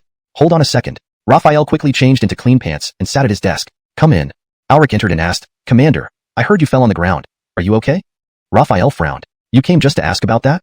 Alric shook his head vigorously. No, Commander. That's not why I'm here. During today's registration, a man claiming to be Pablo, the vice mayor of Paradise City, said he wanted to see you. Chapter 20. Pablo's Visit and Military Intimidation. Heaven City's Pablo. A sharp glint flashed in Raphael's eyes. He hadn't even sent anyone to investigate Heaven City, yet they had taken the initiative to send someone over to him, and it was none other than Pablo. Where is he? Raphael asked hastily. Aurasai looked a little embarrassed as he replied. He arrived very early this morning. I was busy at that time, so I just left him in my office to drink tea. Drinking tea. Raphael exclaimed with great enthusiasm. Well done. Let him enjoy his tea session thoroughly. Quickly, take me to see him. Led by Aurasai, Raphael arrived at the office. Through the window, Raphael saw Pablo with a terrifyingly grim expression, muttering faintly, Damn it, standing me up like this. Haha. Raphael almost burst out laughing, patting Aurasai on the shoulder. You did a good job. Creak. Pablo's anger had almost reached its peak. Hearing the sound of the door opening and seeing Raphael enter, his fury exploded suddenly. Slamming his hand on the desk, he stood up angrily, shouting, Raphael, is this your way of treating guests? You are really not giving much weight to Heaven City. Do you know how many troops we command? 5,000. Can you believe I can crush you with my army? On Raphael's side, observing that Pablo had no bruises on his face or limping legs, he seemed completely unharmed. Raphael turned to look at Aurasai, puzzled and asked, Didn't you invite him for tea? Aurasai mumbled. This time drinking tea was just drinking tea, not some courtesy sigh outside the window idling away and smiled. It was actually his fault. He forgot. Don't worry. I'll reward him properly. Pablo, who had just taken a sip of tea, spewed it all out and stood up angrily. Calm down. This person is too dangerous. Safety first, Pablo silently reminded himself before slowly sitting back down. Raphael felt extremely satisfied inside and teased. Ambassador Beckett, do you have any objections to being called this way? Your silence means no objections. Without waiting for Pablo's response, Raphael continued, Actually, I liked you at the factory, holding the megaphone, looking so authoritative. Pablo took deep breaths, telling himself to remain calm. Commander Raphael, I didn't come here to argue. I've reported the incident at the factory to our city lord. Out of magnanimity and avoiding unnecessary bloodshed, he has specially sent me to discuss this matter with Commander Raphael. As long as you agree to our conditions, Heaven City and your base will coexist peacefully. And if I don't agree? Raphael asked counter-questioningly. A cold light flickered in Pablo's eyes as he smirked. If you don't agree, then our city lord will personally lead an army of 5,000 to raise your base. Raphael inwardly scoffed but didn't show it on his face. What are your conditions? The first condition is to return Dewey and the other workers you took from the factory, along with the 2 CNC machines. The second condition is 10,000 bullets. Commander Raphael, not letting me go? Raphael smiled. As the saying goes, envoys aren't killed during wartime. Pablo relaxed, about to leave, but Raphael stopped him. But that saying is ancient wisdom, and I'm a modern man. Pablo froze in fear, backing away from Raphael. Having surrendered his gun upon entering the city, he knew Raphael could kill him effortlessly. Haha. Seeing Pablo's fearful state, Raphael showed disdain. Rest assured, I won't kill you. I need you to pass a message to your city lord. But before that, I want to show you something. Raphael motioned for Pablo to follow, who dared not refuse. They quickly arrived at the training ground where a squad of guards was in full swing training. Bang! The sound of the anti-material sniper rifle made Pablo shudder, followed by light machine gun fire and rifle shots. All types of firearms were on display. Raphael laughed. I have 100 squads like this. As he spoke, Joaquin brought in 900 guards marching in perfect formation, their postures straight and disciplined, radiating a formidable presence that frightened Pablo. Is this a professional military force? Whether in terms of equipment or soldier quality, it far surpasses Heaven City's forces. Heaven City might only have a numerical advantage, but with superior soldiers and weapons. Over 2 days, Pablo toured the residential and agricultural zones of the base extensively. However, the industrial and military zones were highly classified areas, off-limits even to regular base residents, let alone a visitor like him. Late at night, in Alric's office, a black shadow flashed past the window, startling Alric. It can't be a ghost, right? After all, with the real occurrence of the biohazard crisis, encountering a ghost wasn't impossible. Click. The door slowly opened. Alric's hair stood on end. His Adam's apple rolled up and down. Cold sweat broke out on his forehead. Signs of intense anxiety. He kept his eyes fixed on the door while inching cautiously toward the window, ready to dive out if it really was a ghost, adding a slide if necessary. When the door opened to 1/3, a foot clad in white shoes slowly slipped inside. Rustle. At the same time, a sudden gust of wind blew through the window, rustling the potted plants on the sill. Ah! Facing such a terrifying scene, Alric couldn't help but scream in terror. He leapt out of the window immediately, but unfortunately, the height wasn't enough, and his feet got caught on the windowsill, landing face first with a thud. Raphael walked into the office just in time to witness this spectacle. He looked puzzled, wondering if Alric was practicing diving. It seemed a swimming pool needed to be built in the base. Alric last 2 days. Apart from meeting with Alfie once, there's nothing else noteworthy. Who is Alfie? There were too many residents in the base, and Raphael only remembered a few. Alfie left no impression on him. Alfie was among the first to join the base. As a first-class chef, I assigned him to manage the cafeteria. The regular guard troops' meals and even your daily breakfast, lunch, and dinner are cooked by him, Alric explained without hesitation, remembering each person he had arranged. Cafeteria manager. Raphael rubbed his chin thoughtfully, then glanced at Alric. All right, you keep the chair. I'll go now. Just as he lifted his leg to leave, another thought struck him. By the way, where does Alfie live? Alfie lives in Residential Zone 1, Building 3, Floor 5, Alric replied after some consideration. With this information, Raphael swiftly leaped out the window and disappeared into the darkness. He really is a commander. His agility and speed are beyond me, Alric remarked with admiration. Leaving Alric's office, Raphael didn't return to the mobile base but instead went near Pablo's luxurious suite, finding a perfect vantage point outside his room. The so-called luxury suite was actually a small house with interior space comparable to a public restroom. Originally designed as 2 restrooms, Arlen abandoned the idea due to glue into his palm and slapped Alfie's buttocks. Slap. The snoring stopped abruptly. Alfie woke up in shock. Just as he was about to scream, Raphael shoved his sock into his mouth. It's me, don't make a noise. Recognizing Raphael by the candlelight, Alfie jumped out of bed in fright. MMMPH. With a sock in his mouth, he could only make muffled sounds. They moved to the living room. Sitting on the sofa, Raphael stared directly at Alfie. Alfie stood stiffly, very nervous. He wondered why the commander came to see him late at night and why he slapped his buttocks so hard. Did he get caught sneaking food from the cafeteria? Thinking of this, Alfie fell to his knees, crying. Commander, I know I was wrong. I only ate the cafeteria food because I was hungry. Please forgive me this time. I won't do it again. Sneaking a glance at Raphael, who remained calm and silent, Alfie was startled again. Not about this? Could it be about courtesan? Thinking of this, he became even more anxious and hurriedly explained. Commander. That day, courtesan and I did a little romantic thing in the empty cafeteria, but we truly love each other. Raphael looked at him calmly, but his inner thoughts were quite rich. This guy is quite something, not only sneaking food, but also getting romantic in the cafeteria, and they're truly in love. He needed to get down to business. Alfie, I'm here today to confirm that you've had contact with Pablo over the past couple of days? Pablo? Alfie thought back carefully, then remembered. You mean the envoy from Paradise City? Yes, he approached me and said that if I wanted wealth and glory, I should meet him late at night when everyone was asleep. Oh, did you go to see him? Raphael's eyes gleamed sharply as he leaned back on the sofa, his hands resting on its back. No, I couldn't be bothered to meet him. What wealth and glory? I'm quite content here in the base, Alfie replied with a flattering smile. And besides, I have such a wonderful officer like you. This life here is something I've worked 8 lifetimes to achieve. I wouldn't leave for anything. Raphael raised an eyebrow. This guy sure knows how to talk. He immediately responded, your food rations will be increased 2-fold. Really? Thanks, sir, thanks. Alfie was overjoyed. With double the food, he would finally be able to feed both himself and courtesan sufficiently.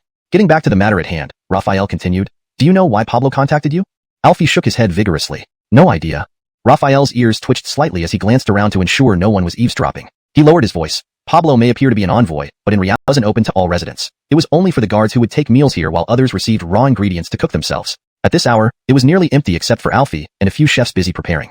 Nonchalantly, Pablo entered the cafeteria. Seeing him, Alfie dismissed the serving lady and attended to Pablo personally. Pablo smiled. Give me breakfast. Alfie quickly served him breakfast and whispered in a voice only they could hear. Ambassador Beckett, you said if I came to see you late at night, you'd offer me wealth and glory. Does that still stand? Pablo looked pleasantly surprised to see Alfie. After waiting all night, he hadn't expected a response. Now he gave Alfie a slight nod. Alfie returned a small nod and a grin. Later that night, as the entire base slept, a portly figure sneaked into Pablo's luxurious room. Pablo had been waiting and greeted Alfie with a smile. Sit down. Alfie sat across from Pablo, eagerly asking, Ambassador Beckett, what about that wealth and glory? Don't rush. Have some tea first. Pablo handed Alfie a cup of tea with a smile. After sipping the tea, Alfie continued, tea drunk. Tell me already. Meeting you in the middle of the night. If I get caught by the guards, I'm done for. Alition if not by. I've long wished to kill Raphael. On the day of the virus outbreak, my mother and I sought refuge here. Because she said a few harsh words, he shot her in the head. I endured humiliation just to survive, cooking for him daily. Each time, I almost added rat poison. Alfie's fake sincerity grew more intense, startling Pablo, who quickly covered his mouth. Quiet. Only after Alfie nodded did Pablo release him, consoling, Raphael is truly vicious, harming an elder. Rest assured, your revenge is coming soon.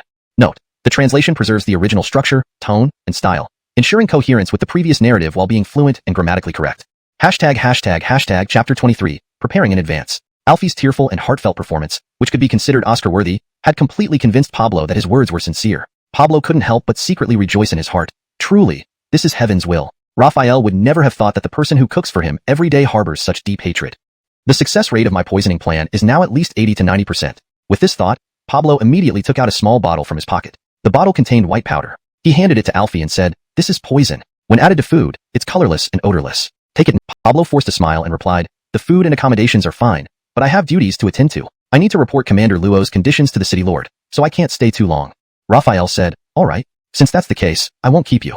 Alric, please escort Ambassador Beckett to get his vehicle. Yes, Alric answered and led Pablo towards the base parking lot.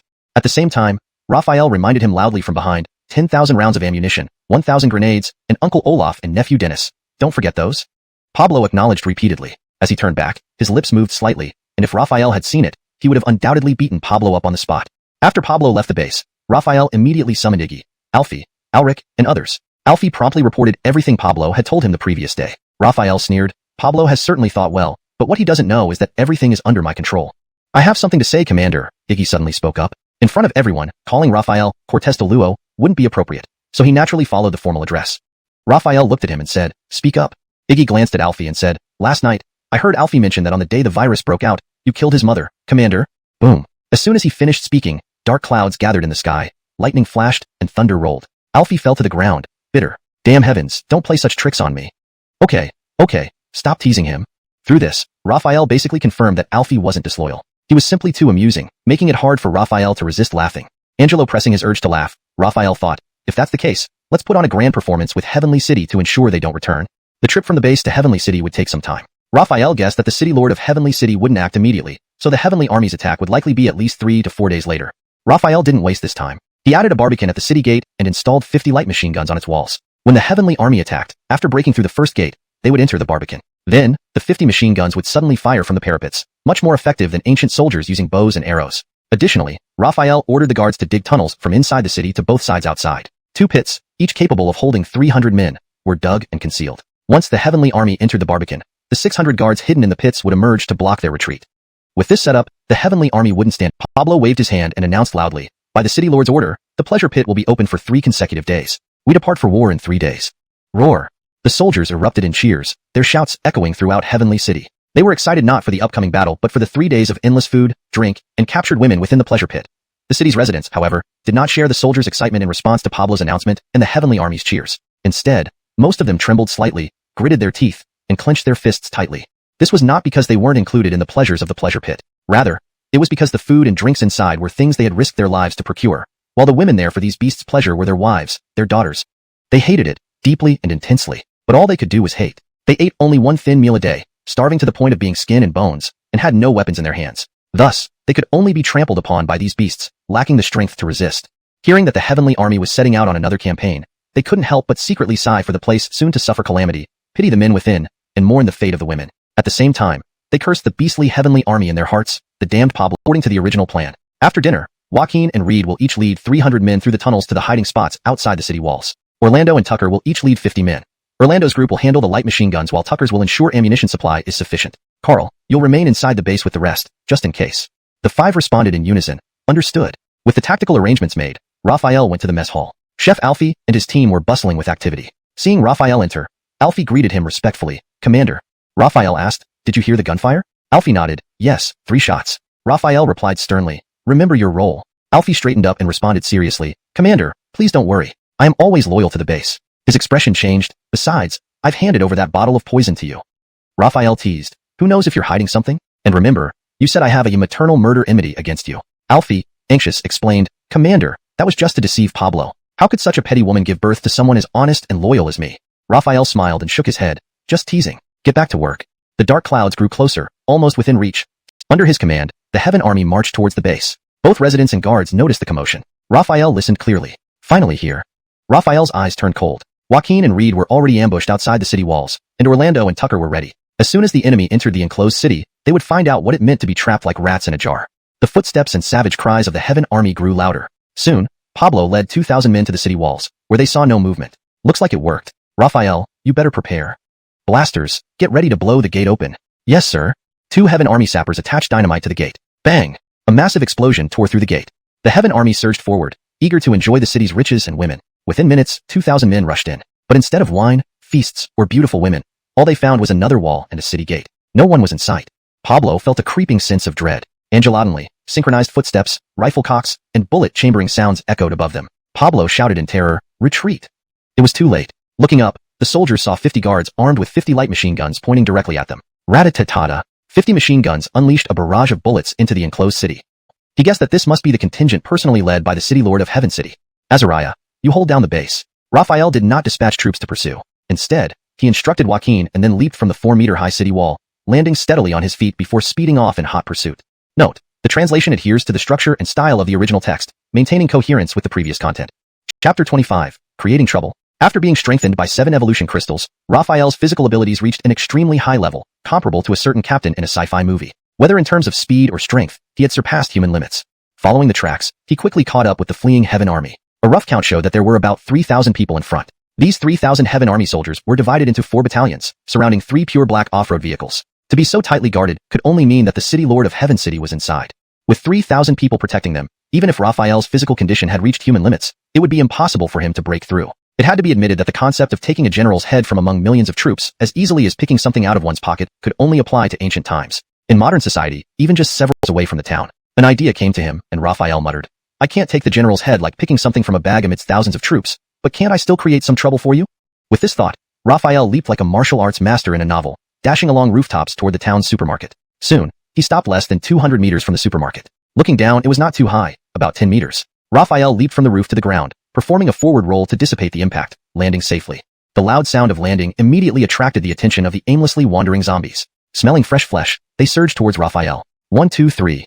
Counting to 3, Raphael turned and ran at a pace slow enough that the zombies couldn't catch up but fast enough that they wouldn't lose him. If anyone had a drone or was watching from above, they would see a strange scene. One man running ahead, followed by thousands of zombies. Not only was the man unafraid, but he also occasionally looked back, afraid that a single zombie might fall behind. Raphael's goal was clear, the Heaven Army. About 15 minutes later, the outline of the Heaven Army was barely visible, indicating that Raphael and the zombies had run nearly 3 kilometers. After 7 enhancements, Raphael's stamina seemed endless. Running several kilometers didn't make him red-faced or breathless. Evenly, Anson quickly regained composure and began directing the battle. Under his command, the right battalion spread out, integrating into the front and rear battalions. This extended the defensive line, ensuring rear soldiers could fire without worrying about hitting their own front lines. Within seconds, the Heaven Army's combat effectiveness multiplied several times over. This allowed the zombies to be repelled after overwhelming only the 3rd row of the left battalion. Intense firepower prevented further advancement. Within half an hour, all zombies were eliminated, their bodies littering the road and surrounding fields. Watching from a distance, Raphael couldn't help but admire. This city lord of Heaven City is quite skilled. This battle cost the Heaven Army nearly 300 men, bringing total losses, including the earlier base attack, to over 2,000. For Anson, lacking the system, this near 50% loss was significant.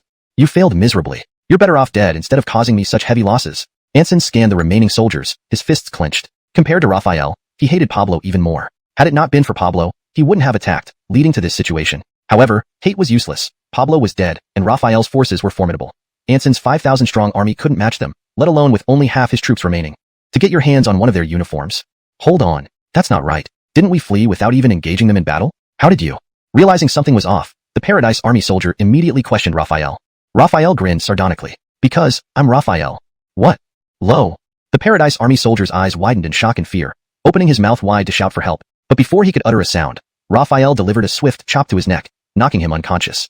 Raphael whispered, borrowing your clothes for a bit. In no time, he stripped the Paradise Army soldier of his uniform and put it on himself. Having done that, Raphael glanced at the unconscious soldier on the ground, his expression cold, then stepped on the soldier's neck, snapping it. Because only the dead would never talk out of turn. Chapter 26. Infiltrating Paradise City. Wait for me. Casimir, now changed into a soldier's uniform and smeared with yellow mud on his face to be cautious, emerged from behind the bushes. Other Paradise Army soldiers, seeing him, were not suspicious but curiously asked, "Why did you come out of the bushes? Where did you go? Was there a woman inside, huh?" Relieved that he wasn't recognized, Casimir laughed and replied, "No women, just a bunch of yellow stuff. Say it some? Yellow stuff, starvation could definitely be avoided. I imagine the residents here must live well," Casimir thought. However, as he delved deeper, he realized he was wrong, terribly wrong. The residents were emaciated, malnourished, their eyes filled with fatigue, and all men. This puzzled Casimir. Could there be no women here?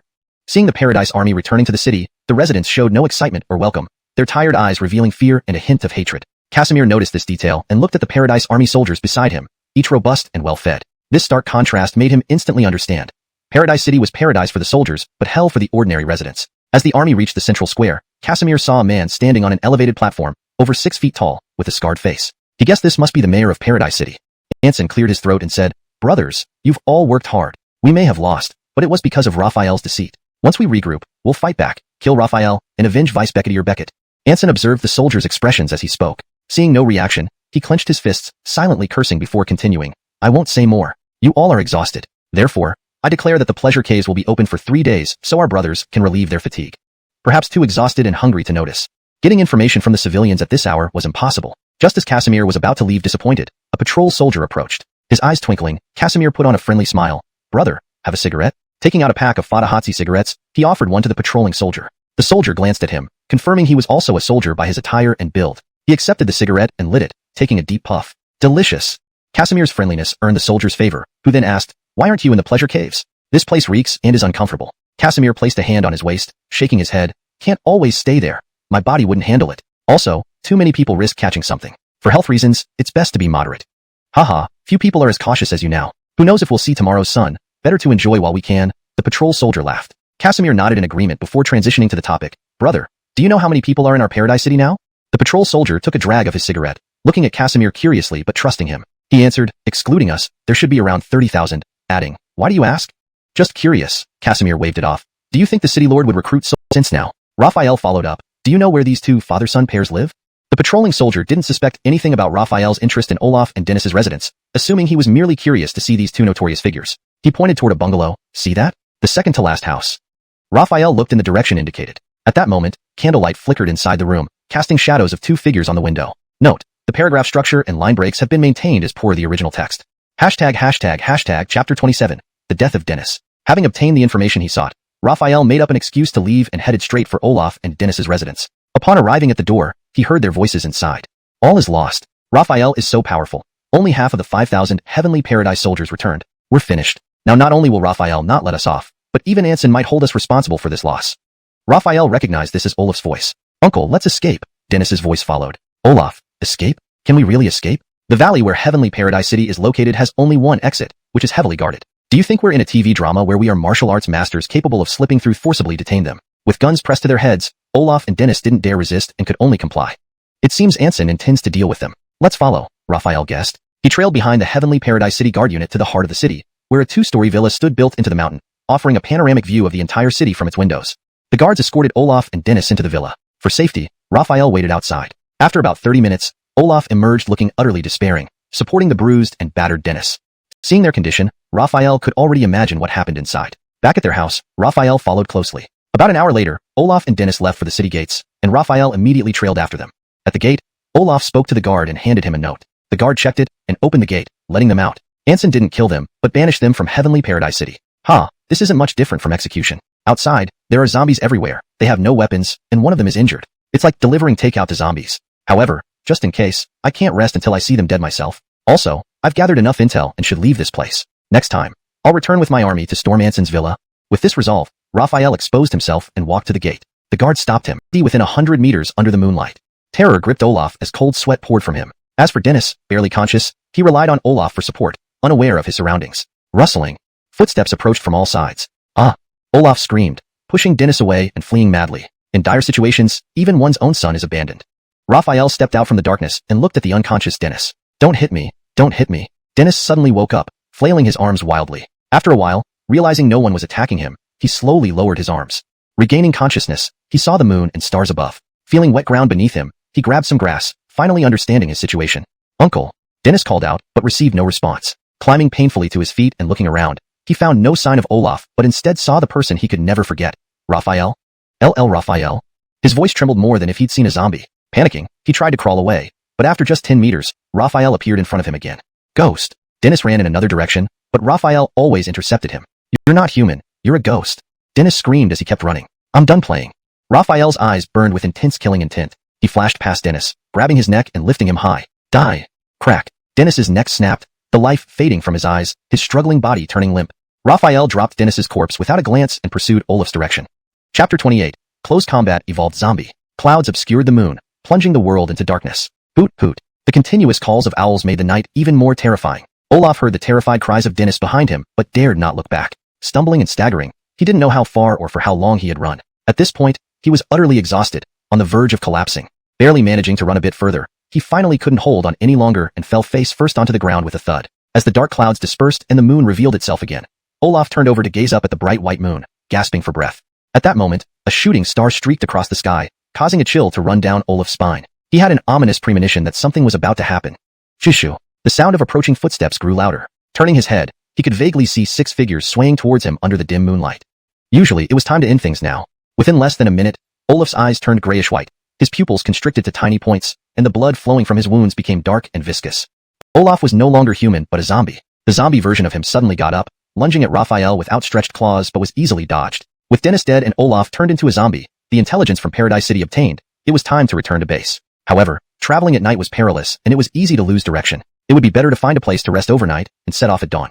Deciding this, Raphael quickly disappeared into the darkness. The zombie Olaf, losing his target, hung his arms limply and wandered aimlessly. Raphael searched around and found a large tree, its trunk thick enough that 3 people couldn't encircle it. The sturdy branches provided a good resting spot.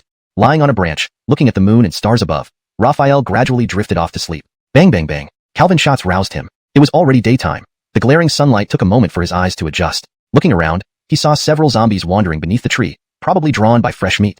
What's with these gunshots? Bang bang bang. As he pondered, the gunshot sound group, charging straight at the leader. She closed her eyes, awaiting her doom. Sandra. Her teammates rushed towards her, helpless against the relentless zombie. Just as they despaired, a figure shot out from the forest, standing protectively in front of Ember. In the next instant, the figure caught the zombie's punch with one hand and kicked it in the gut, sending it flying 3 meters away and crashing hard into the ground.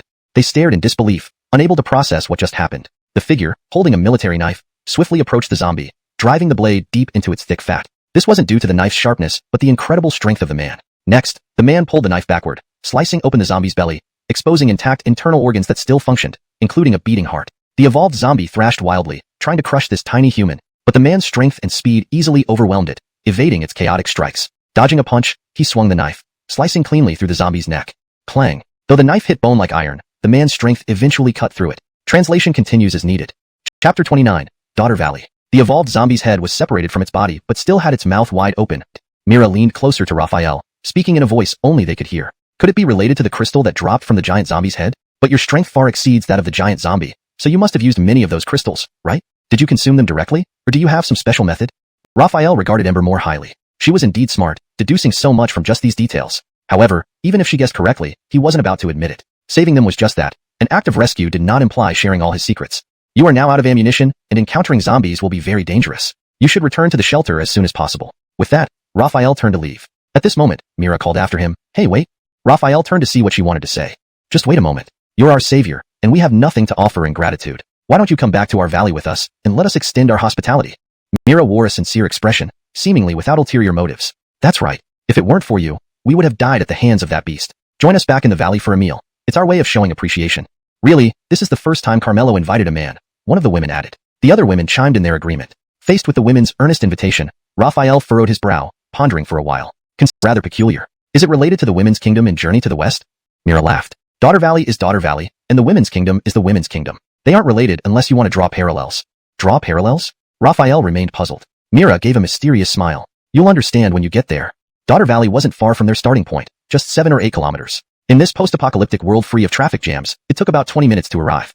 Daughter Valley was built utilizing natural defenses, but its wooden walls and gates were far inferior to Paradise City in terms of materials and defensibility. These barriers could only hold back ordinary zombies, offering little protection against evolved zombies or surviving humans. As the convoy neared the city, the guards opened the gates upon recognizing Mira. The vehicle slowly drove into the valley. Inside, Raphael noticed that all the soldiers were women, with barely any men present. The population in Daughter Valley was predominantly female, clarifying why it was named as such. He surveyed everything around him. Although it didn't match the tranquil beauty of the base, compared to Paradise City, Daughter Valley resembled a utopian haven, a blessed land. People here cultivated crops, but due to the limited area and lack of farmland, the produce was insufficient to feed the residents. Hence, almost daily expeditions were made to search for food. Manager. If you insist on identifying one, that person is right here. Note: for subsequent chapters, please ensure continuity and alignment with previously translated content. Let me know if you need more context or specific adjustments. Chapter 30. Beckett Nature Mira. How could Raphael not understand such an obvious hint? He looked at Mira with pleasant surprise. Mira smiled slightly and nodded, confirming that she was the manager of Daughter Valley. Raphael scratched his head, somewhat embarrassed, saying, "So Carmelo, you're the manager of Daughter Valley. I should have known." Mira waved her hand and smiled. "To be precise, I'm one of the managers. For Daughter Valley to run so smoothly, it can't just rely on me. It needs all of us sisters working together. So, truly, we are the managers collectively." "Carmelo, you're too modest." "Yes, Sister Carmelo, without your strategic direction, how could our Daughter Valley have developed so well?" "Yes, yes." The women around them vied to speak up. Seeing this, Raphael thought to himself, I can't tell if this woman is being genuinely modest or not, but what she says surely earns others good impressions. At that moment, the vehicle stopped in front of a wooden house. The women got out one by one, and Raphael followed suit, openly. Raphael touched his nose, acknowledging her compliment inwardly. He believed her since he knew he was exceptionally handsome. If he were a woman, he would have been smitten with himself too. "Good eye." These words almost slipped out of his mouth, but he caught himself. It sounded too narcissistic. Instead, he modestly said, "Thank you for the compliment." During their conversation, footsteps were heard outside, and the other women who had returned earlier came in. They wore clean clothes and carried various dishes, fruits, roasted meat, bread, and more. Raphael could smell the aroma from afar. Seeing the food on the table, Raphael couldn't help but swallow. After days of eating compressed rations, these dishes were hard to resist. Mira saw him swallow and smiled. "These are all the food we have in the valley, Brother Halden. Don't mind." Raphael quickly responded, "In this situation, having such a feast is already excellent. How could I mind?" "Good, very good," Mira said, making an inviting gesture. "Please enjoy the meal then." It was about time, but Raphael restrained his urge to eat heartily. First, as a guest, he should wait for the host to start. Secondly, he needed to be cautious. He still wasn't sure if the food was tampered with. Noticing his hesitation, Mira understood and picked up her chopsticks, confidently eating the food. Mira, her voice too low for Raphael to hear. Myra's expression changed, becoming increasingly serious until Ember finished. "Brother Halden, you consider it. I need to attend to something urgent." With that, she hurried off with Ember. Raphael felt puzzled about the sudden urgency but didn't follow, as he was still a guest. Bang! Angelodinly, gunfire rang out. Raphael put down the chopsticks he had just picked up. He stepped outside and realized the shots came from the city gate, where Mira seemed to have headed. Could it be zombies attacking? This thought flashed through his mind, and he sprinted toward the city gate. As he approached, Raphael noticed that the number of female soldiers on the wall had multiplied several times over when he arrived. They stood ready but hadn't fired yet. This doesn't look like a zombie attack. It seems more like a standoff between armed forces. Could it be a human force attacking the city? What kind of power could be nearby? Heavenly City? Although Daughter Valley's military strength cannot match Heavenly City has already been greatly weakened. Moreover, they've been hosting 3 consecutive days of pleasure den openings, and today is only the 3rd day. It shouldn't be Heavenly City. Then what kind of force could it be? Not far from the city gate, within 100 meters, Raphael could clearly see Myra's pretty face. At this moment, she was clenching her fists tightly, her expression filled with anger. Raphael leaped up and jumped onto the 3-meter-high city wall, looking out at the scene outside. There should be over 1,000 people on the other side, led by a man in his 20s. This man wore black clothes and black pants, had a slender build, and was somewhat handsome, though he still fell short compared to Raphael. At this moment, he was staring straight at Mira. Chapter 31. Jalen of Fate City. "I say, Carmelo, if you surrender and join our Fate City, I can guarantee the safety of all your people. And you, Carmelo, could become the wife of Fate City's young lord. What do you think of that?" The young man in black stared at Mira, his desire for her unhidden. Beside Mira, a female soldier's face was filled with anger. Without giving Jalen any respect, she coldly replied, "Fate City is notorious for its cruelty, and you, Jalen, are known to toy with women. Don't even dream about us surrendering. We'd rather perish with our city than join your Fate City. Tisk, TSK. What a pity. Do you know how powerful Fate City is? With just your few old guns, how long will it take when my army surrounds this wooden wall? Within an hour, I can breach your defenses. Then, troops." He took a few steps before turning back to glare at the female soldier who had spoken earlier. He shouted loudly as he walked away, "Carmelo, teach your subordinates some manners. Next time, if they still speak disrespectfully, I might lose my temper." "You." Enraged, the female soldier raised her gun to shoot, but Mira immediately stopped her. "Why did you stop me, Sister Carmelo? So what if Fate City is powerful? Alition, if we die, we won't let these beasts dishonor us." Looking at Jalen's retreating troops, the fire in the female soldier's eyes seemed real enough to burn through Jalen's body. "Yes, even if we die, we won't let these beasts dishonor us. I would never surrender, and even if it means dying in battle, so be it." A part of the group strongly agreed with the female soldier. They were fiercely spirited and would rather die fighting than be dishonored. Since the virus outbreak, they faced zombies daily and had seen countless companions die, so they were not afraid of death. However, the majority remained silent, their faces filled with worry. They joined Daughter's Valley to survive, but if Daughter's Valley couldn't protect them, was it necessary to stay? Fade City was far too powerful for Daughter's Valley to resist. If they chose to resist, they would likely face total annihilation. But if they chose to flee, where could they go? The location was exposed. If it were just any ordinary force, we wouldn't be worried. But the scouts reported that this person was Jalen, the young lord of Fade City, whose power is immense, far beyond what we can handle. We survived nervously for half a month thinking he had forgotten about us until today. Raphael asked, Fade City? How powerful are they compared to Paradise City? Mira answered, I don't know specifically, but Paradise City isn't as powerful as Fade City. Stronger than Paradise City? That's a problem. But, if the guard army can crush Paradise's army, then I'm not afraid of your Fade City either. Thinking this, Raphael looked at Mira and said, if you agree to my conditions, I can save Daughter's Valley. Hearing this, Mira stopped and looked at Raphael. She sensed a leader-like quality in him. Trust sprang from within her depths despite knowing this man less than a day. But feelings were feelings. Rationally, she thought that while Raphael's personal strength was undeniable, one man couldn't defeat an entire Fade City army. Smiling, Mira said, don't joke. I'm serious. Raphael's expression was solemn, revealing a base commander's aura. How is his demeanor similar to Angelo Jo? Could he also be a military commander somewhere? But he's too young, nearly Chapter 32. Didn't I forget? I think you've lost your mind. Alition if I agreed. Do you even have the stamina? Not to mention everyone in the Valley of Daughters. Don't you know the saying there's no bad land, only dead oxen? By then, you'll be done for and will blame me. Mira gave Raphael a huge glare. Raphael was immediately speechless. What did this have to do with anything? Before he could finish his sentence, she started a barrage of insults. It's a good thing she didn't have a keyboard, or there would have been an intense online battle. I didn't mean it that way. I want all of you not to satisfy my desires. Oh, who needs those desires anyway? To put it simply, I want all of you from the Valley of Daughters to join my base. Don't get angry just yet, Raphael interrupted as Myra's face turned sour at his words. Rest assured, the base is not like Fate Song. Our treatment of residents is similar to the Valley of Daughters, but more comprehensive. Anyone who joins the base can ensure their safety as long as they're willing to work. Otherwise, they might starve. Are you feverish? Mira touched Raphael's forehead, which felt cool with normal body temperature. Nothing wrong here. Why are you speaking nonsense during the daytime? Do you think I'm joking? Raphael brushed off her hand and said, everything I said is true. If you don't believe me, you can. Looking into her determined eyes, Raphael paused before sighing, releasing her and stepping back. If you don't want to, it's fine. You promised to give me a vehicle, right? Raphael's actions puzzled Mira. Was he just trying to scare her? Since Raphael had no other intentions, she didn't press further and replied, of course, I'll prepare it for you. Good. Prepare the car for me. I'll leave the Valley of Daughters today. Raphael showed no sign of disappointment. It wasn't that losing over 10,000 people was no big deal, but he had a plan. Jalen would return in 5 days. By then, he'd destroy Paradise City and conveniently pass by. At that time, the guard's powerful display would drive away Jalen, rescuing the Valley of Daughters. It would be a timely rescue, and Mira would surely agree. If she still refused, it'd be unwise. Raphael didn't want to become someone like Jalen, not for the women, but for these 10,000 lives. Mira couldn't decipher Raphael's intentions and could only reply, all right, I'll go prepare the vehicle for you. Raphael returned alone to the wooden house, waiting for Mira to prepare the car. At the parking lot of the Valley of Daughters, Faywansis, are you really going with Raphael? What if he has malicious intent? Wouldn't that put you in danger? The female soldier refueling the car looked angry. Otherwise, I wouldn't go with you, Mira sighed. Raphael smiled. Trusting Big Brother Luo will never disappoint. Once at the base, I bet you won't want to return. But rest assured, if you don't return, I will. I'll help bring the people from the Valley of Daughters over. Enough talk, let's go. Mira glared at Raphael. Feeling uplifted, Raphael hummed a tune while starting the engine and driving away. Just outside the city gates, Mira suddenly crouched down. What are you doing? Raphael was confused. Remember I told you about spies outside the city? If they see me leaving, they'll report to Jalen immediately, cutting our time short of 5 days, Mira whispered. Got it. Why didn't you sit in the back for cover? The seats block the view from the windshield, suggested Raphael. Dummy, didn't I forget? Mira retorted, despite her lack of a logical reason. Raphael sighed, observing the surroundings while driving. Angular enough, figures moved between the hills and forests. Jalen had indeed placed monitors here. Chapter 33. Return to base. Raphael paid no heed to the surveillance vehicles. He pressed the accelerator, and within minutes, they were out of sight of NV Ergo. Only now did Mira relax and sink back into her seat. Her eyes involuntarily glanced at Raphael's profile. She wondered, can he really save NV Ergo? Pulling her gaze away, she rolled down the window and looked outside. Raphael's smile faded, revealing a glint of lethal intent in his eyes. To hell with you.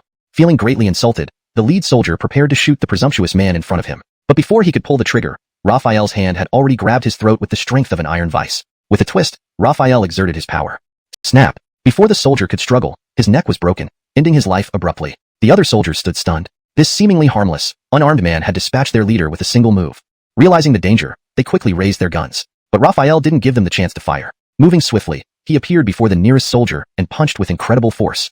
Bang! The soldier felt like he'd been struck by a sledgehammer. His bones shattered as he flew backward. Without stopping, Raphael moved on to the others. In less than half a minute, all of them were on the ground, writhing in pain. Raphael hadn't killed them.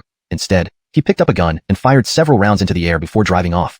Thinking they had escaped death, the surviving soldiers rejoiced briefly. Angelodonly, a mass of footsteps echoed around them. Turning, they saw hordes of zombies emerging from all directions, pouncing and tearing at them with voracious bites. Alicia, some young women secretly drooled. These people from the base management treated Raphael with the utmost respect, clearly indicating their position as subordinates. Raphael wasn't lying. Everything he said was true. He can really save in Vierge. Mira felt elated. She had placed her bets correctly.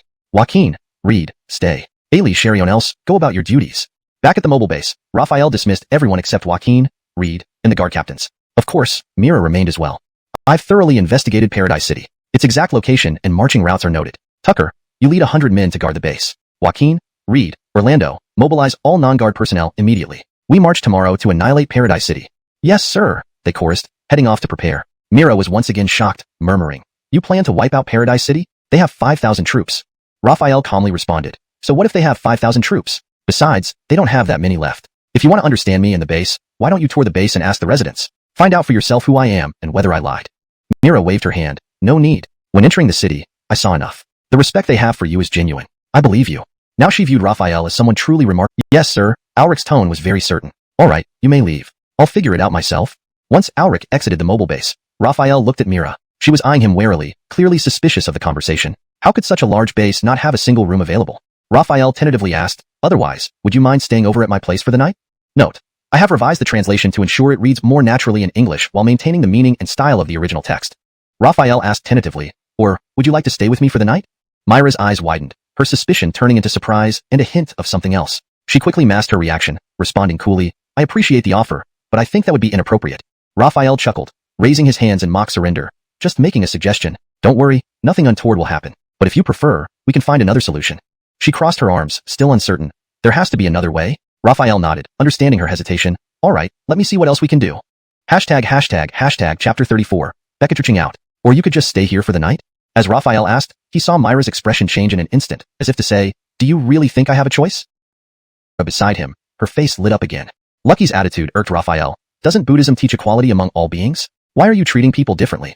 Lucky put her hands together and recited, Amitabha, then gave Raphael a glance and said, Buddha teaches equality, but I'm still far from enlightenment, 10,000 miles away from even being a bodhisattva. Besides, I'm a woman first, then a disciple of Buddhism. You. Cortestal nun. Lucky's quick tongue made Raphael's face turn red and white in anger. Seeing Raphael at a loss, Mira stifled a laugh, feeling quite pleased. Oh well, it's hard to deal with women and small-minded people, and nuns are even harder to deal with. No anger, no anger. Anger hurts the body, Raphael repeatedly told himself, finally calming down. He waved his hand and said, fine, I won't argue with you. Here, there aren't enough rooms in the base, so make a bed for her to spend the night. Lucky glanced at Mira, inwardly surprised. This girl must have been lured here by Raphael.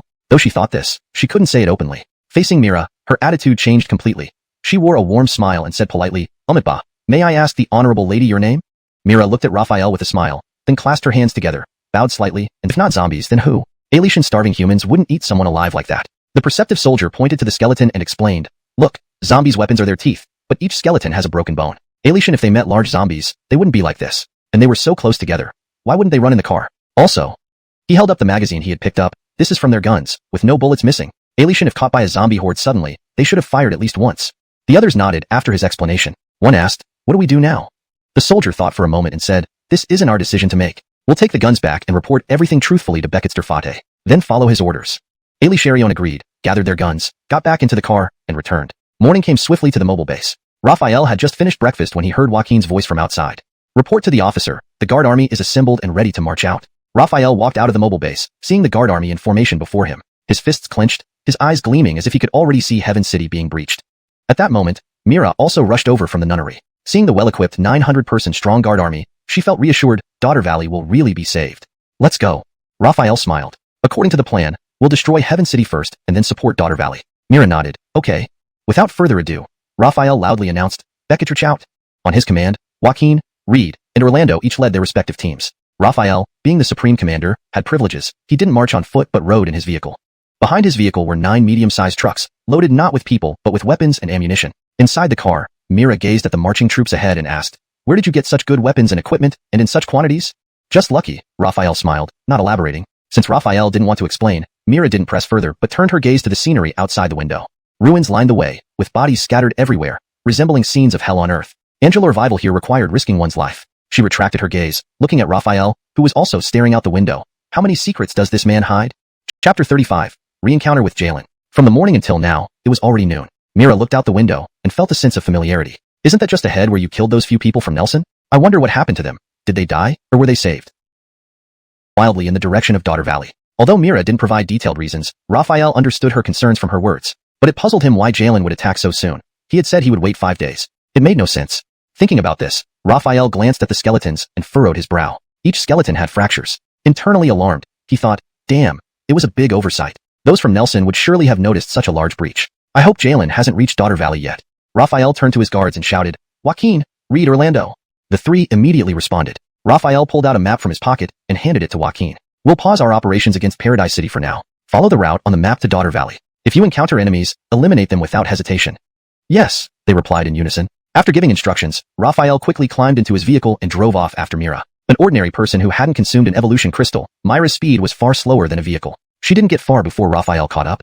Stopping slightly ahead of her, Raphael glanced at the passenger seat and said, Get in. Without a word, Mira climbed into the SUV. Raphael slammed on the gas pedal and sped towards Daughter Valley. In the car, Mira asked, puzzled. Are you going to accompany me to my death? Yet. Mira breathed a sigh of relief. The female soldiers guarding the city saw Mira and Raphael in the vehicle and excitedly shouted, Sister Carmelo has returned. The gate swung open, and the vehicle drove straight in. As soon as Mira got out, dozens of female soldiers surrounded her, examining her for any injuries. Angelodinely, an alarm was sounded. Myra's face changed drastically as she hurried to reinforce the defense. Raphael followed her to the city wall, seeing dust rising outside. Jalen's familiar figure led a dark mass of troops numbering around 3,000 to 4,000. They sure did come quickly. We just entered the city, and here they are, Raphael mused internally. Jalen halted his troops 200 meters from the wall. Looking at Mira, his face twisted with fury. He said, Carmelo, I trusted you and gave you 5 days to consider, but you disappointed me by sending reinforcements. And they killed my men. Wonderful. Absolutely wonderful. Some of the female soldiers looked at Raphael upon hearing this. Raphael sensed their gazes but remained silent. Knowing that the guards were en route to Daughter Valley, Mira felt somewhat reassured. However, to buy time, she played ignorant. Young Becketster Fade, I know nothing about this. No one left the valley yesterday. Who could have sent for reinforcements or harmed your subordinates? Mona kept her gaze on Raphael and continued.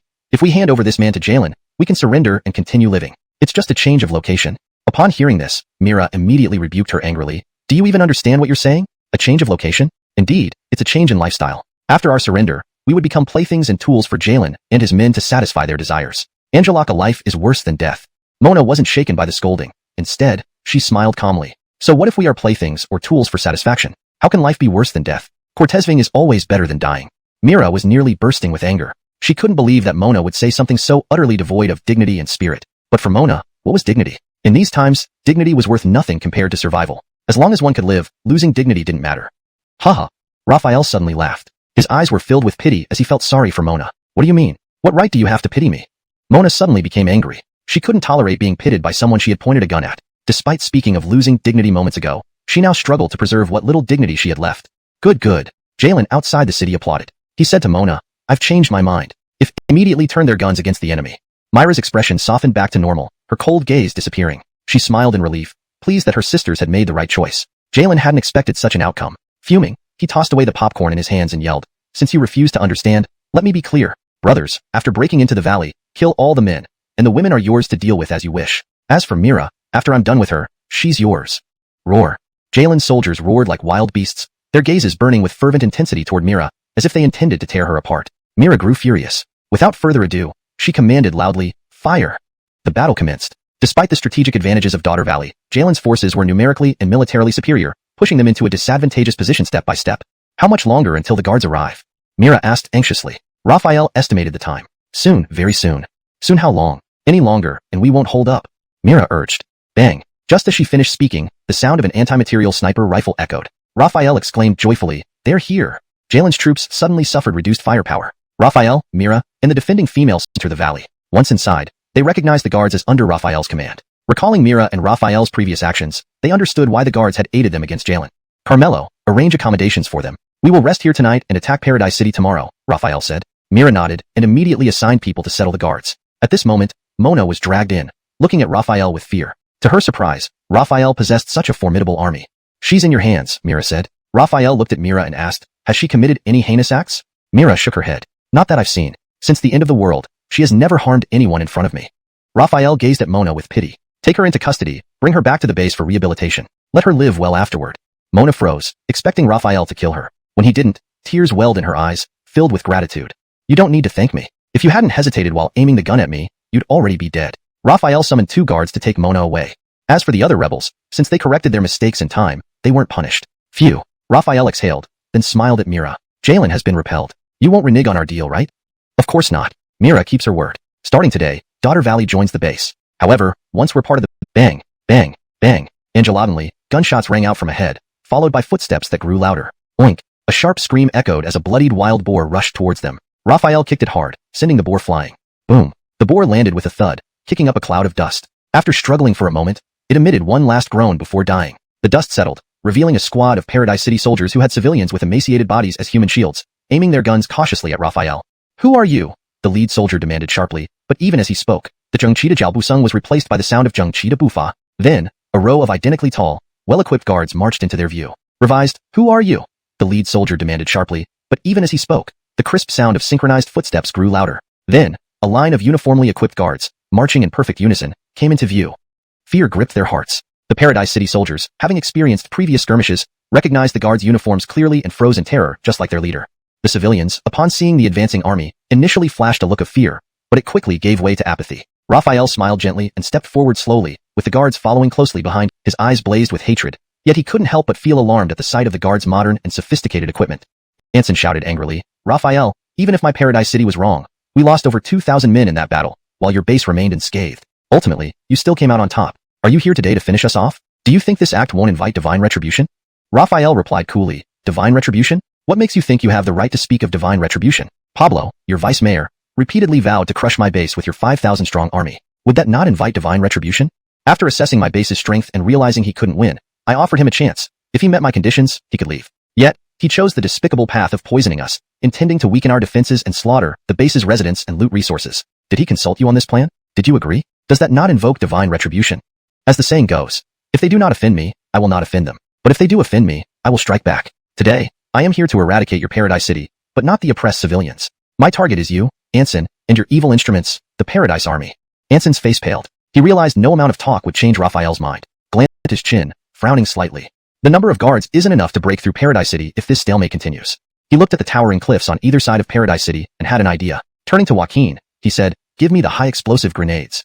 With 20 grenades strapped to his body, Raphael ran toward the left cliffside, which was easier to climb. Focused on the battle, the Paradise soldiers didn't notice him reach the base of the cliff. Looking up at the sheer cliff, Raphael took a deep breath, bent his knees, and leaped high, nearly 8 meters. As he descended, he embedded his military knife into the rock wall and grabbed a protruding stone, stabilizing himself before climbing rapidly. The guards watched in awe, amazed by Raphael's sudden display of strength. Raphael moved swiftly, quickly climbing to the top of the cliff. Looking down, he saw the mountain gorge path crowded with Paradise Army soldiers. He signaled to the guards, then pulled the pins on the high-explosive grenades, transforming into a human bomber. In the gorge path, a sudden object descended from the sky, and curious Paradise Army soldiers gathered around to watch. It was cylindrical and emitted white smoke. Just as they were puzzled. Bang! A massive explosion echoed through the gorge, tearing apart the nearest Paradise City soldiers. More high-explosive.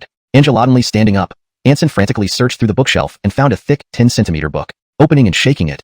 Ding! A silver key fell from the book with a crisp sound. Overjoyed, Anson picked up the key and rushed toward the basement. Meanwhile, Raphael led his troops to Anson's villa, eliminated the guards, and gave the order, first and second squad, enter and search the villa. Raphael followed closely behind, entering the villa. This place was much more beautiful than Dennis's 3-story building, elegantly decorated and spacious. Calvin shots echoed from upstairs. Raphael swiftly went up and saw several dead Heaven's Army soldiers, along with 3 women whose clothes were torn into shreds. These 3 women hugged each other, trembling, their fear evident. Raphael sat on the sofa, holding a gun, and asked the women, "What are your names? What is your relationship with Anson?"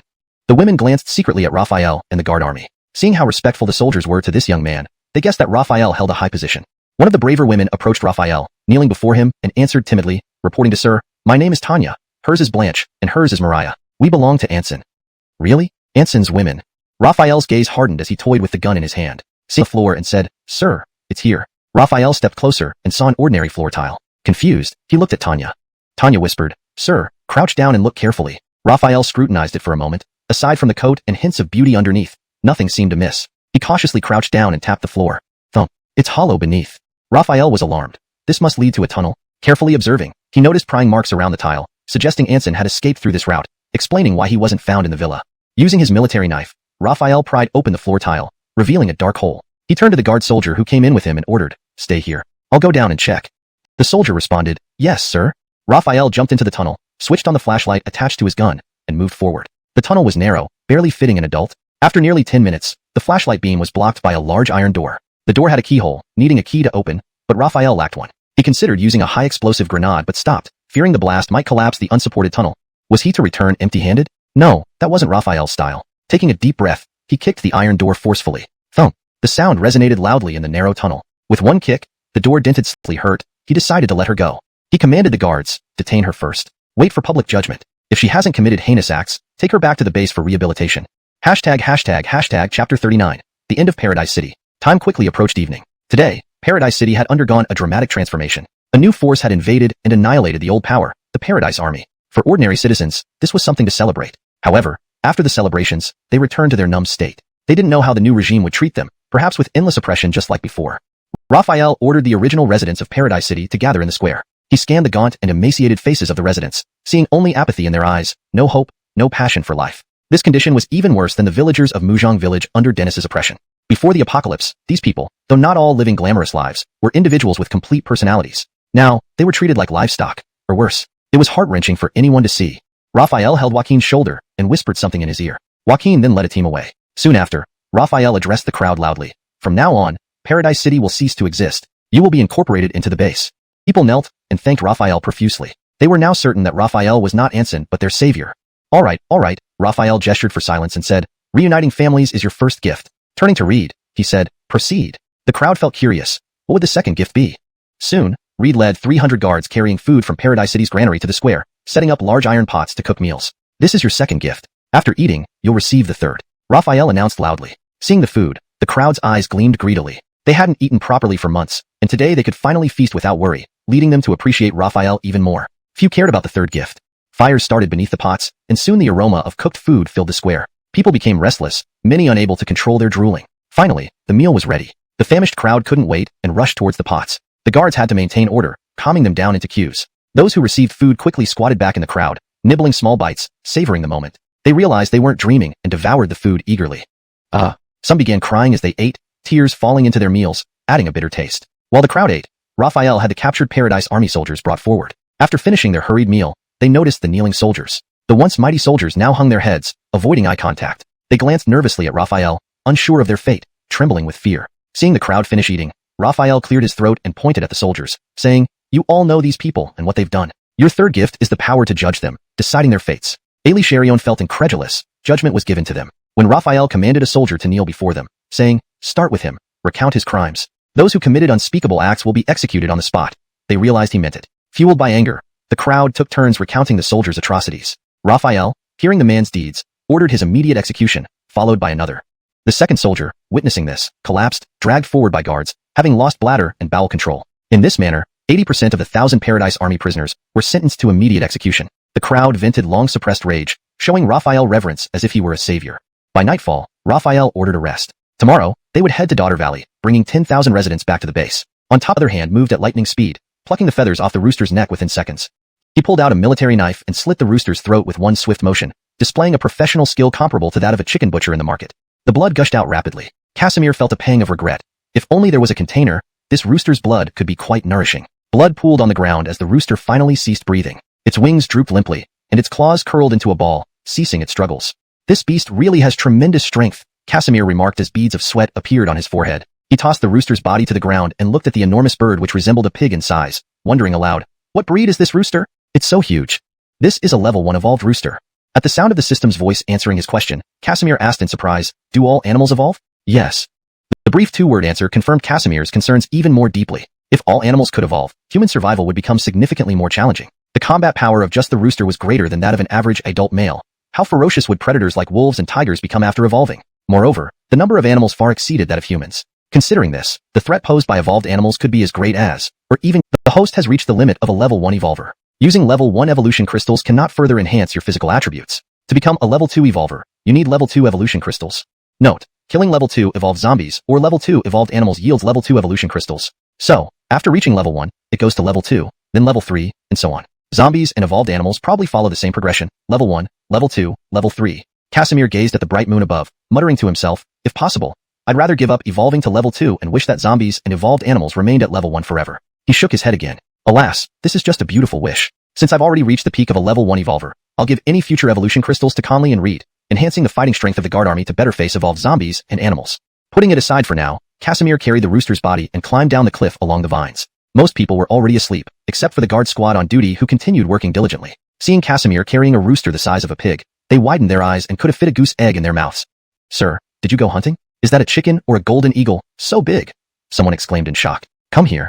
Was sweating profusely and had taken off his shirt due to the heat. Angelatinely, blood streamed from his nose, causing alarm among everyone. Was there poison in the chicken? But no one else showed any signs of distress. Reed looked toward Casimir, who gave him a reassuring look. Don't worry, you've overindulged. Go run a few laps to burn off the excess energy. Relieved that he wouldn't die from a mere chicken dinner, Reed stuffed 2 wads of paper up his nostrils to stop the bleeding and began jogging around the square. By morning, when others awoke, Reed was still running. Casimir couldn't help but remark, it truly has great benefits. Dawn broke, and after breakfast, it was time to set off for Daughter Valley. Casimir approached the exhausted Reed lying sprawled on the ground and chuckled. Can you still walk? Breathing heavily, Reed replied, Report, sir. No problem. As he tried to get up, he realized he was completely spent from running all night and had no strength left. Casimir shook his head with amusement. Stop forcing yourself. You can ride with me. Chapter 41. Raphael's Tactics. The guards led the way, with 30,000 civilians following behind, as they left Heaven City in a grand procession heading toward Daughter Valley. Although the civilians did not know where Raphael was taking them, they believed that he would bring them to a better life. Therefore, Mira shouted, but her voice couldn't cover the noise from over 10,000 people. The crowd remained chaotic. Bang, bang. Angelatinely, 2 gunshots rang out, startling Mira. Turning around, she saw Raphael firing into the sky. The 2 shots silenced the crowd, who turned their attention to Raphael. Raphael looked at Mira and said, Continue. Mira breathed a sigh of relief and continued, Please trust us. In this new place, there won't be brutal governance. You will still live as you do here, till the land and reap rewards, contribute effort and get returns. You just need to follow the local rules. The residents of Daughter Valley trusted Mira. After some consideration, most agreed to move, with only a few dissenters opposing. Since it's similar to Daughter Valley, why should we go? Yes, we're living well here. There's no need to waste energy moving elsewhere. What if we encounter zombies along the way?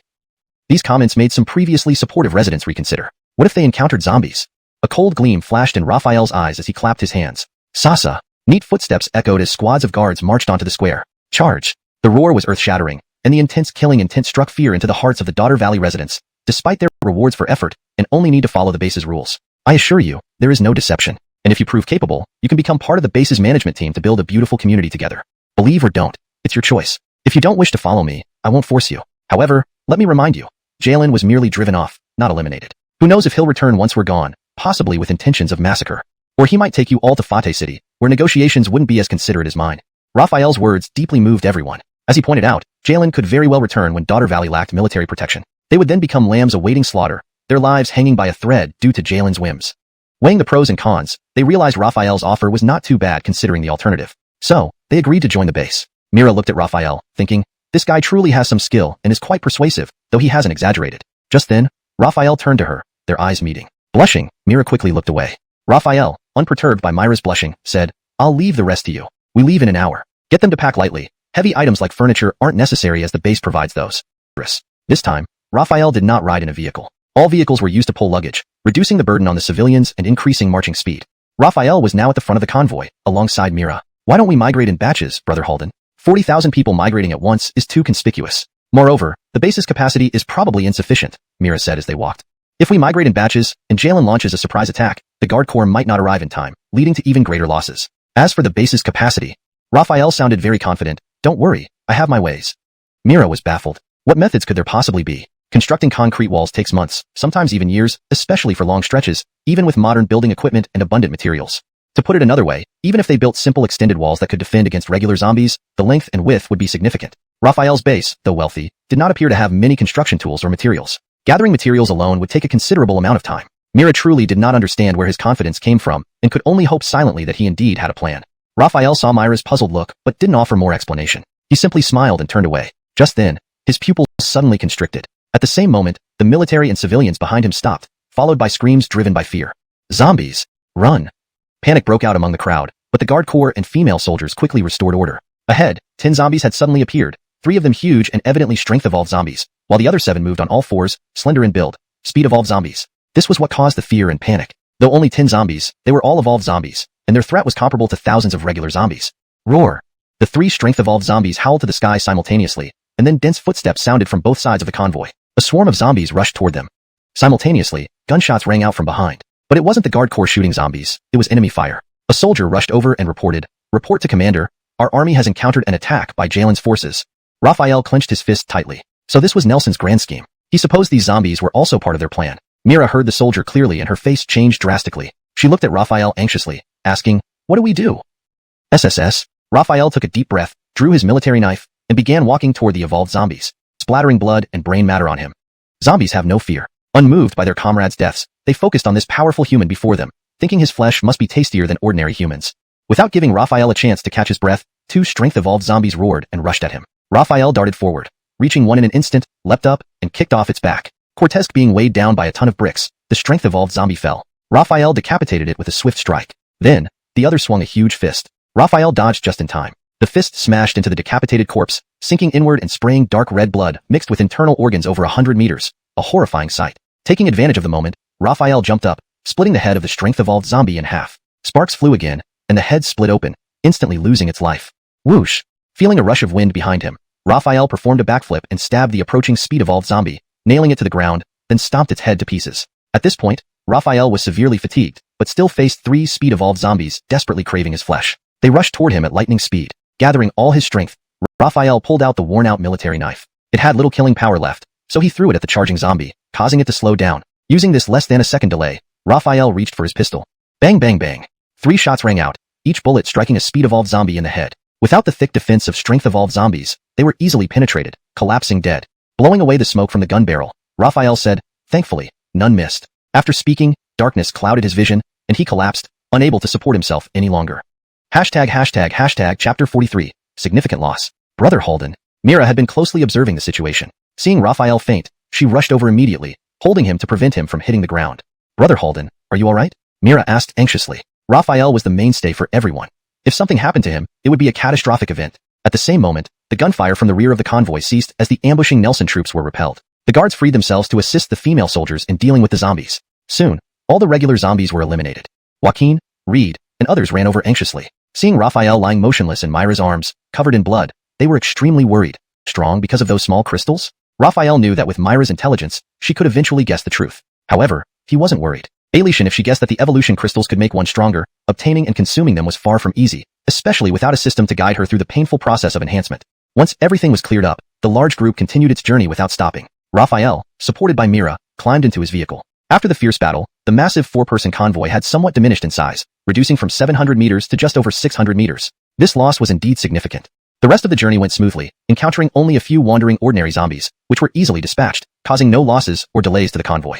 As evening arrived, the sun hung low on the horizon, reluctantly held back by clouds that turned crimson from the strain. Under this reddish hue, a city stood majestic and serene, like a heavenly fortress.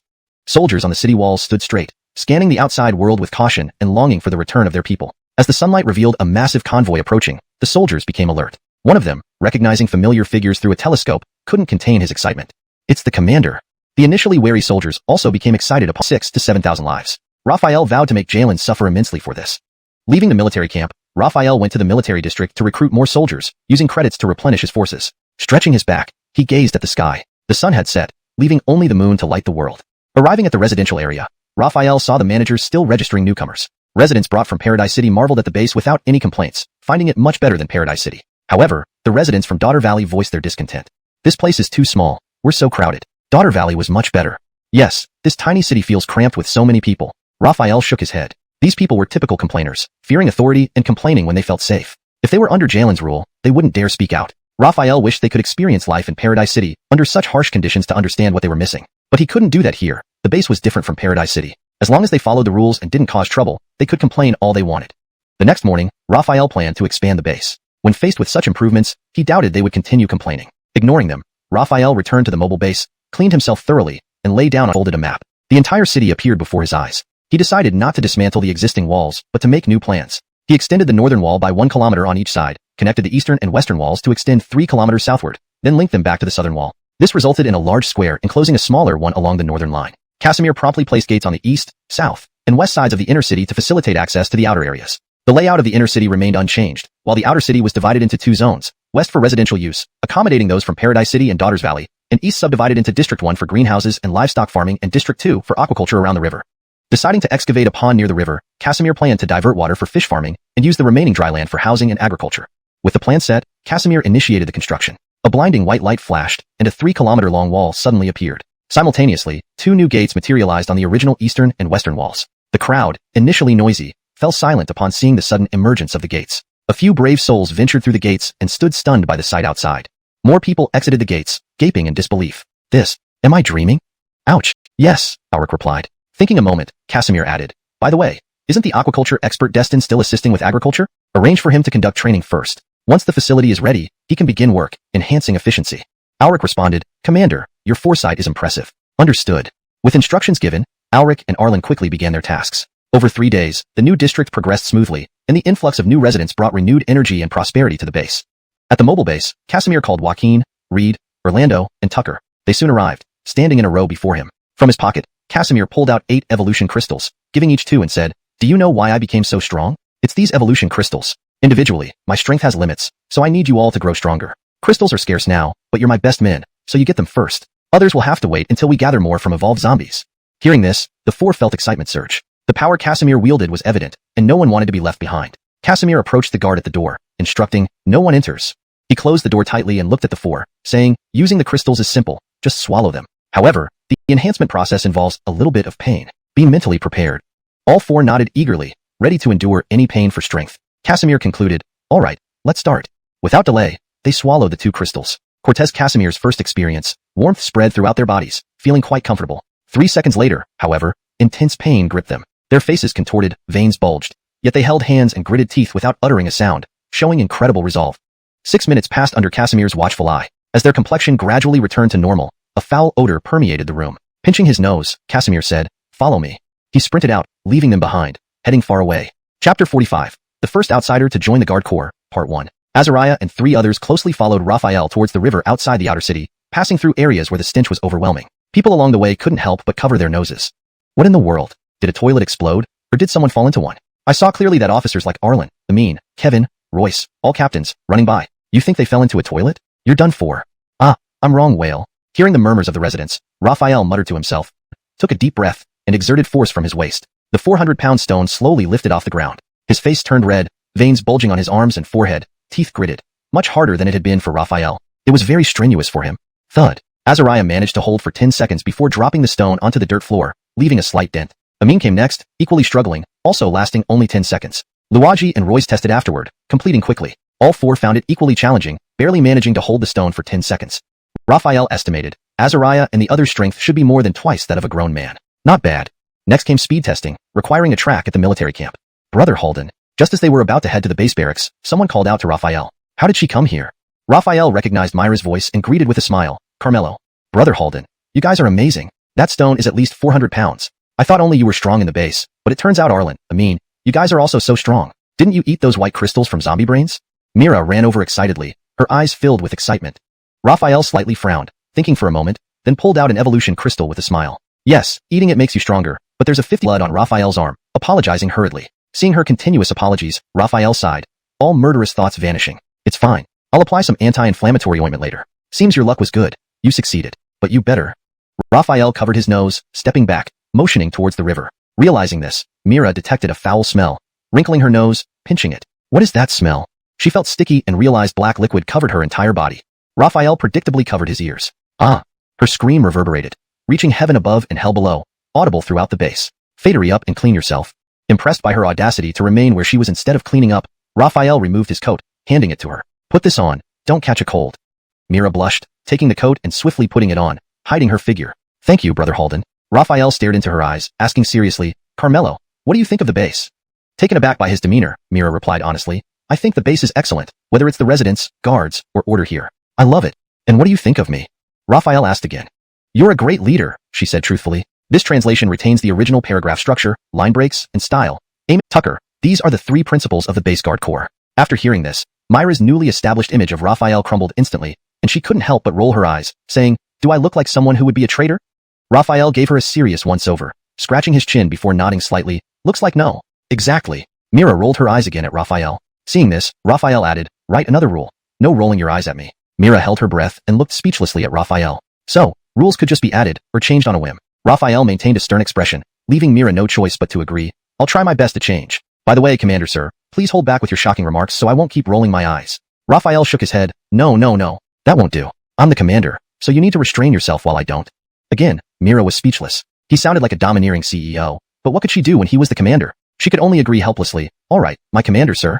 Thus, Mira became the first normal human to join the guard corps. The 6 of them headed to the barracks. Raphael had the 4 Luo brothers test each other while he led Mira into the warehouse, which was stocked full of weapons, ammunition, and combat uniforms. Heave. The nearly 30-pound rifle was lifted instantly. Due to overexertion, Mira stumbled backward, but luckily, Raphael quickly caught her before she fell. Blushing slightly, Mira hurriedly left Raphael's embrace. Thanks. Then, she gazed at the rifle in her arms, testing its weight. It felt no heavier than a regular automatic rifle. I'll take this one, Mira declared. Raphael nodded. All right, but let me remind you that without experience, sniping isn't easy. Do you understand? Don't worry. Upon seeing Raphael's approval, Mira ran happily out of the warehouse into the shooting range. That girl. Ignorance is truly fearless. Back when I first used a sniper rifle, I missed several times. A young girl like her can't possibly be better. Following close behind, Raphael watched Mira adjust her stance with a seemingly professional pose beside the heavy sniper rifle. He scoffed inwardly, but the next second, he was taken aback. Bang, bang, bang. Mira fired 3 consecutive shots under Raphael's watchful eye, all hitting the bullseye. Not only Raphael but also Iggy, who was training the guard corps on the field, was astonished. Running up to Raphael, Iggy said, Cortestal brother Luo, this girl's marksmanship is impressive, almost as good as my former squad members. Where did you find her? Without delay, Raphael sprinted toward the city gate, resembling a speeding motorcycle. Mira dashed into the warehouse, quickly changing into the combat uniform and following suit. As for Iggy, since he wasn't part of the guard corps, his duty was to train Raphael's special forces, so he stayed behind. Leaping onto the 4-meter-high wall, Raphael surveyed outside. It wasn't a zombie attack, but an enemy siege. Among thousands of soldiers, he immediately recognized a familiar face, a frequent adversary. Jalen. Chapter 47. The Overconfident Jalen. It seemed as if Jalen had chosen the path to hell over the road to heaven, coming uninvited when he hadn't even been sought after. Jalen's army had already approached the city walls, and today he would not return. Raphael waved his hand, signaling the guards who followed him to stop momentarily, not to mount the city walls. He intentionally created an illusion of a weakened force. He guessed that Jalen must have assumed the previous ambush had caused significant losses to his troops, hence emboldening him to attack the city. If so, he would use this assumption against him, making Jalen believe his forces were decimated, only to strike back unexpectedly. Outside the city, Jalen, surrounded by his subordinates, shouted at Raphael. Raphael, right? I've checked your background. You have a 1,000-man army with subordinates glanced at him curiously, while those nearby felt uneasy and backed away slightly. Indeed, how did Jalen know? Jalen shook with rage, his face flushed. He glared at Mira, remembering how she had endured his abuse in the Daughter Valley but now dared to speak back. Did Raphael give her this courage? Pointing at Mira, he gritted his teeth. Mira, you'll pay for what you said. Pay? What pay? Mira shot back coldly. You're the one who'll pay today. Mira wasn't afraid. Her confidence came from Raphael and the guard army. On the day they returned, she saw the guard army had already suffered heavy losses, but in just a few days, its numbers had recovered, seemingly out of nowhere, along with ample supplies of weapons and ammunition. This was nothing short of a miracle, and thus, she believed Raphael could indeed destroy Fade City. Raphael couldn't help but reevaluate Mira. She could endure and counterattack effectively, leaving Jalen speechless. Fate-mf. Jalen snorted, his face red with anger. Fine, you win. Once I breach the city, you'll learn the consequences of crossing me. Brothers, charge.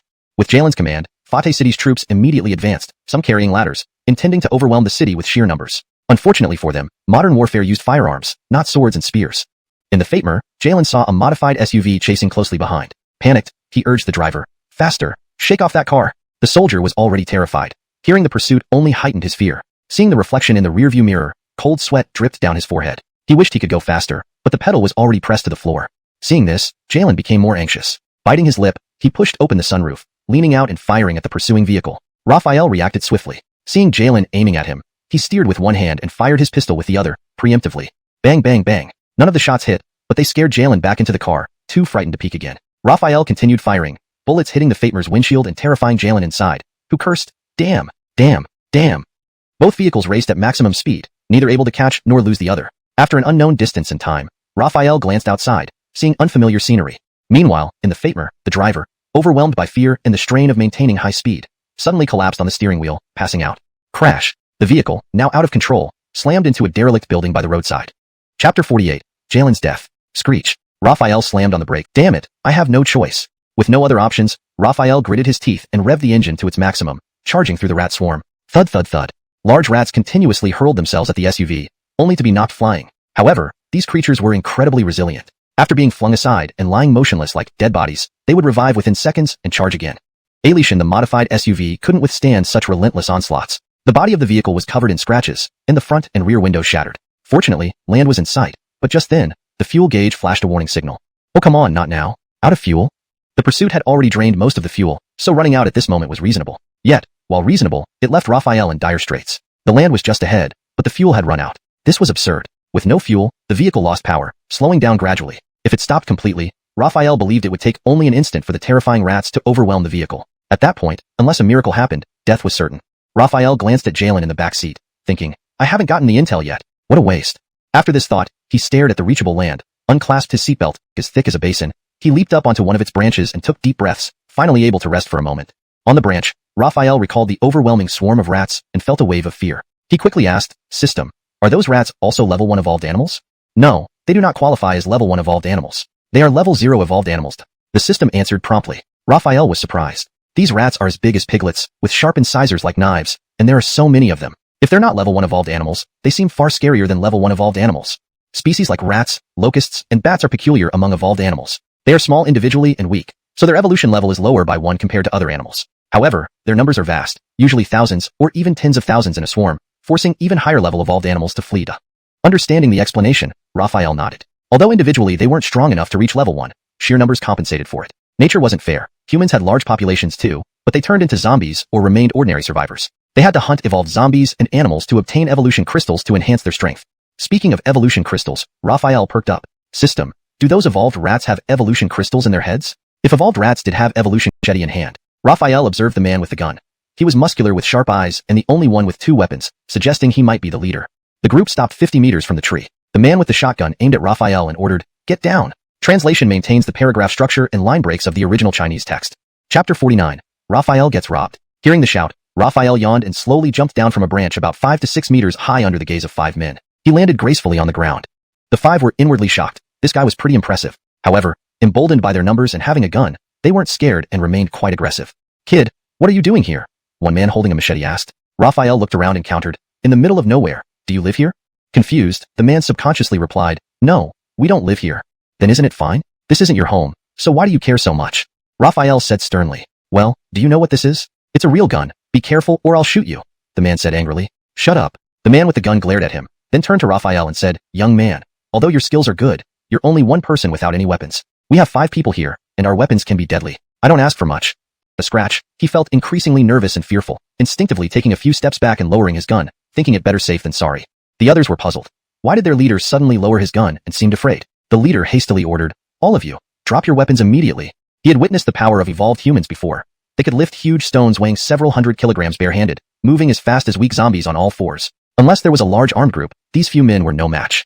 Having already offended this evolved human, maintaining hostility would lead to their deaths. The other 4 didn't understand, but 3 followed the leader's order and dropped their weapons. Only the one who spoke earlier picked up the soil-made gun belonging to the leader, aiming it at Raphael. What's there to be scared of? Take off your clothes and hand over the food or I'll shoot. The leader broke into a cold sweat, yelling, you idiot, put down the gun immediately, you'll ruin us. That man, however, remained defiant, just a strong human, still an ordinary person. With a gun, why should I fear him? Does he have iron cloth armor that bullets can't penetrate? Approaching Raphael a few steps, he shouted, Fadery up, I won't say it a 3rd time. You fool, put down the gun right now, you'll ruin us. The leader anxiously pleaded, nearly crying. Can't tell you apart. I won't dare again. The man frantically kowtowed. Are you talking to me? Strip me yourself, or I'll kill you right now. Raphael kicked him onto his back and roared. Frightened, the man crawled closer to Raphael and hesitantly reached out to touch his clothes. Rip. Raphael took a deep breath, kicked the man away, and angrily yelled, did you really think I'd let you strip me? Didn't you say you'd kill me if I didn't? The man thought bitterly. Is his brain squeezed by a door? Raphael pointed at his head, looking at the leader. The leader mustered some courage and seriously replied, not squeezed by a door, but once while finding food outside, a tong fruit hit him on the head while resting against a tree. Newton discovered gravity after an apple hit his head, and after being hit by the tong fruit, he started acting oddly, though he didn't discover any physics phenomena. Perhaps the weight and drop height differ from apples. Based on some formula, Raphael's mind almost exploded listening to this nonsense and interrupted. Does this make sense? Are you telling me a story or giving a lecture? The leader shut up immediately. Seeing him silenced, Raphael asked, all right, tell me, you were quite arrogant at first. Why the sudden 180 turn? Translation completed as requested, preserving tone, style, and structure. It's the village leader's 100-strong squad. Our village leader is Benjamin. I don't know exactly how he became an evolved human. Probably no one in the entire village knows. One night, Brother Parker suddenly became incredibly strong, and he declared himself an evolved human. Raphael stroked his chin, pondering. Becoming strong overnight didn't rule out natural evolution, but he believed Benjamin must have consumed evolution crystals. If it were natural evolution, it wouldn't be so rare. None of the tens of thousands at the base evolved naturally, nor had he encountered naturally evolved individuals in other factions. It wasn't scientifically plausible. He wondered how many evolution crystals Benjamin had consumed, and to what extent his physical abilities had improved. After careful consideration, Raphael said, "Get up and lead the way." Greg was confused and cautiously asked, "Where are you going?" "Where do you think?" "Naturally to Go Village. And if you go elsewhere, you'd need to know the way too," Raphael responded. Greg was startled but then calmed down. Raphael was only one person. Even as an evolved human, facing large numbers of zombies was dangerous. Going to Go Village was likely for seeking shelter. Still, Greg rubbed his hands together with a fawning expression. Since we're bringing you to Go Village, could you spare us this time and let it go?" Raphael was speechless, showing a fierce expression instantly. "Lead the way now." Raphael noted it down, then pulled out some compressed food bars, handing them to Greg. "This is your payment and hush money. Don't tell anyone about me, or you know the consequences." "You can count on us, sir. We wouldn't dare say a word," Greg promised excitedly upon receiving the food. Raphael left their hut, walking through the village. Instead of rushing to find Benjamin, he decided to explore Go Village first. "Sir, 2 portions of food, and I'll do anything for you today." As he passed the house, a girl rushed out, grabbing his arm. She was severely malnourished, with her face smeared with potash to look less appealing, but her delicate features revealed she was quite beautiful. Judging by her appearance and body, she was probably around 16 or 17. Looking beyond her, Raphael saw a frail young boy inside, his face pale, cheeks sunken, bones visible. Not receiving an answer, the girl gripped Raphael's arm tighter. "Just 1 portion, please. My brother will die if he doesn't eat. I beg you." She slowly knelt, tears streaming down her face, then quickly washed off the dirt from her face with a small bottle of water, revealing her striking beauty, hoping it would persuade Raphael. Moved by her actions, Raphael asked, "Doesn't village leader Benjamin provide aid to the villagers? He only maintains order. We have to fend for ourselves or starve," the girl replied. He took out the remaining 4 compressed rations. This food, if rationed carefully, should be enough for the 2 siblings to survive for some time. The girl noticed Raphael's action, and her face lit up with hope as she had expected. As she predicted, Raphael walked into the hut and placed the compressed rations on the only table under her watchful gaze. Seeing this, the girl stood up and went to the door, pulling down the curtain, her face flushed red. She shakily undid her clothes, managing to undo the first button after several attempts due to her nervousness. But at that moment, Raphael stopped her. Confusion filled her. Was this man having second thoughts? Thinking of this possibility, her face was once again filled with disappointment as she looked at the food on the table, swallowing hard. "The food is for you. Keep it well and make sure no one sees it. Stay alive," Raphael said and then turned away, walking out of the hut without looking back. The girl quickly put away the compressed rations, glancing around. Fortunately, no one had seen. She breathed a sigh of relief. Though many people were too afraid of Chief Benjamin to cause trouble, these 4 compressed rations could last them 3 to 4 days, a huge attraction. Therefore, it wasn't out of the question that some daring individuals might try to steal them. Her older brother hadn't returned yet, and her younger brother was weak. With the base's advantages, these civilians would flock to join once they knew. Thus, informing the civilians about the base became a challenge. The best solution was Chief Benjamin. He had prestige in Go Village, and the residents were more likely to believe him. If he joined the base, informing and recruiting the civilians would be straightforward. Conversely, if Benjamin refused, it would be a significant obstacle. 1/5 of the ruined factory had been reinforced with steel and concrete and somewhat decorated, making it a mansion compared to the average villager's home. This mansion had only one entrance, guarded by fully armed soldiers. The soldiers' weapons were inferior to Nelson's and far behind the guards, being homemade armor and guns. There were no other buildings near the factory, making it quite open. The guards immediately saw Raphael and approached him after conversing briefly. "This is a military-restricted area. Civilians are not allowed. Leave now." Raphael frowned. If the guard was this tyrannical, Benjamin wouldn't be any better. Ignoring the guard, the soldier became angry and stepped closer, pushing Raphael hard. Reflexively, Raphael grabbed the soldier's wrist and exerted slight pressure, causing the soldier to grimace in pain. Hearing the scream, the other soldiers rushed over, surrounding Raphael with their guns drawn. "Let him go, or we'll shoot." The long-haired man suddenly flew into a rage, charging at Raphael with a fist aimed at his face. "You dare not answer my question within 5 seconds. You deserve to die." This man was tyrannical indeed, willing to take a life just for a few seconds of silence. Raphael also got truly angry. Catching the punch easily with one hand, he slapped the man repeatedly. Slap, slap, slap. Several sharp slaps echoed, and soon the long-haired man's face swelled up. Based on his punching strength and speed, Raphael estimated he had consumed 2 evolution crystals, though natural evolution couldn't be ruled out. The long-haired man staggered dizzily, disoriented, shocking the watching soldiers. They knew the man could handle 5 of them single-handedly, but was beaten senseless in the blink of an eye. How strong must this man be? Chapter 52. Chief of Go Village Benjamin. I will kill you." The long-haired man regained consciousness, feeling the stinging pain on his cheeks. Touching it only made the pain penetrate deeper. He pulled out a mirror to check and immediately crushed it in anger. The unprecedented humiliation filled him with rage, a desire to tear this man into pieces. Roaring furiously, he lunged at Raphael, swinging his fists with all his might. To Raphael, the long-haired man's punches were just slightly faster than a snail. Hearing this, Benjamin rubbed his chin thoughtfully, then pointed at the black-faced soldier and ordered someone nearby. "Take him down and give him 20 lashes. Next, he turned to the long-haired man and added, "Find yourself a room and stay confined for 3 days. Big brother?" The long-haired man looked confusedly at Benjamin. "Do as I say." Benjamin's tone left no room for argument. Ah. Realizing words were futile, the long-haired man glared at Raphael, then stormed back into the factory. This Benjamin sure has double standards. Regular soldiers get 20 lashes while his confidant only gets confined. Though thinking these thoughts, Raphael kept quiet, instead saying, "Still, Chief Chin is fair. With that settled, I'll take my leave." With that, Raphael turned to leave. However, as he turned, Benjamin's cold voice stopped him. "Wait, I've dealt with them. Isn't it time you gave me an explanation?" Raphael's eyes narrowed as he slowly turned around, asking, "What kind of explanation does Chief Chin want?" Benjamin replied coldly, "Simple. For each slap you gave my younger brother, you should slap yourself the same number of times, with the same force." "Ha ha ha," Raphael laughed, genuinely amused. "What are you laughing at?" Benjamin asked. Raphael's eyes grew icy cold, fury burning within. Staring at Benjamin, he scoffed, "Slapping myself? No way. If you dare, come slap me."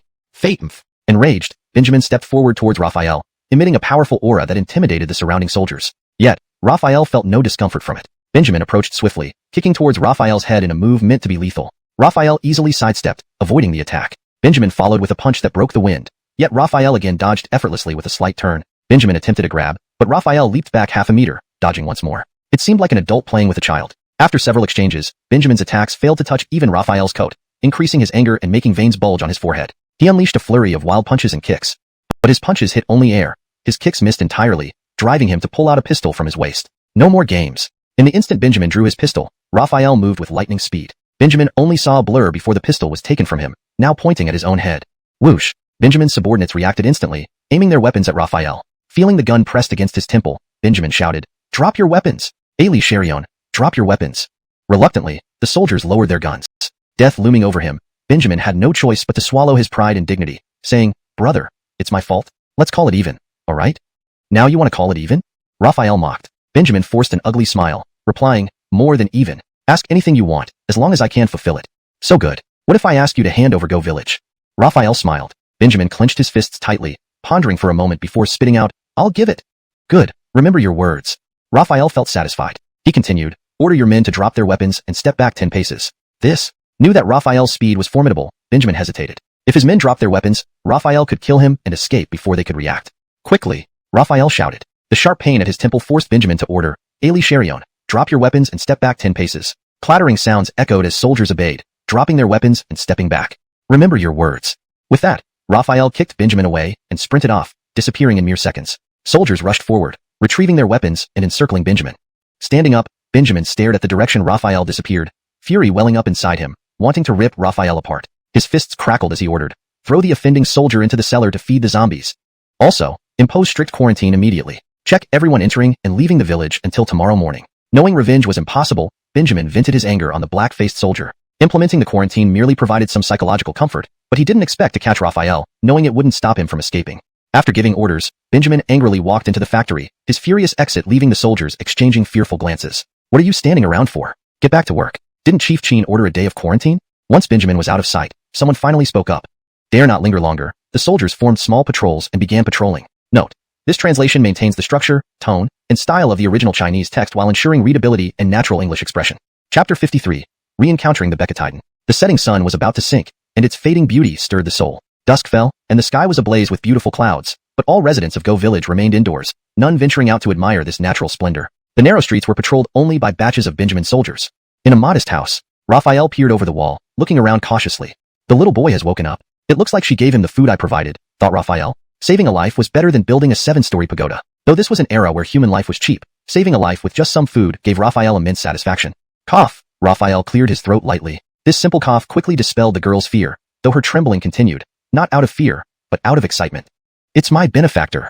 Raphael then spoke, "I'm the one who gave you food earlier today. Do you remember? I can let you go, but you must promise not to scream. Understand?"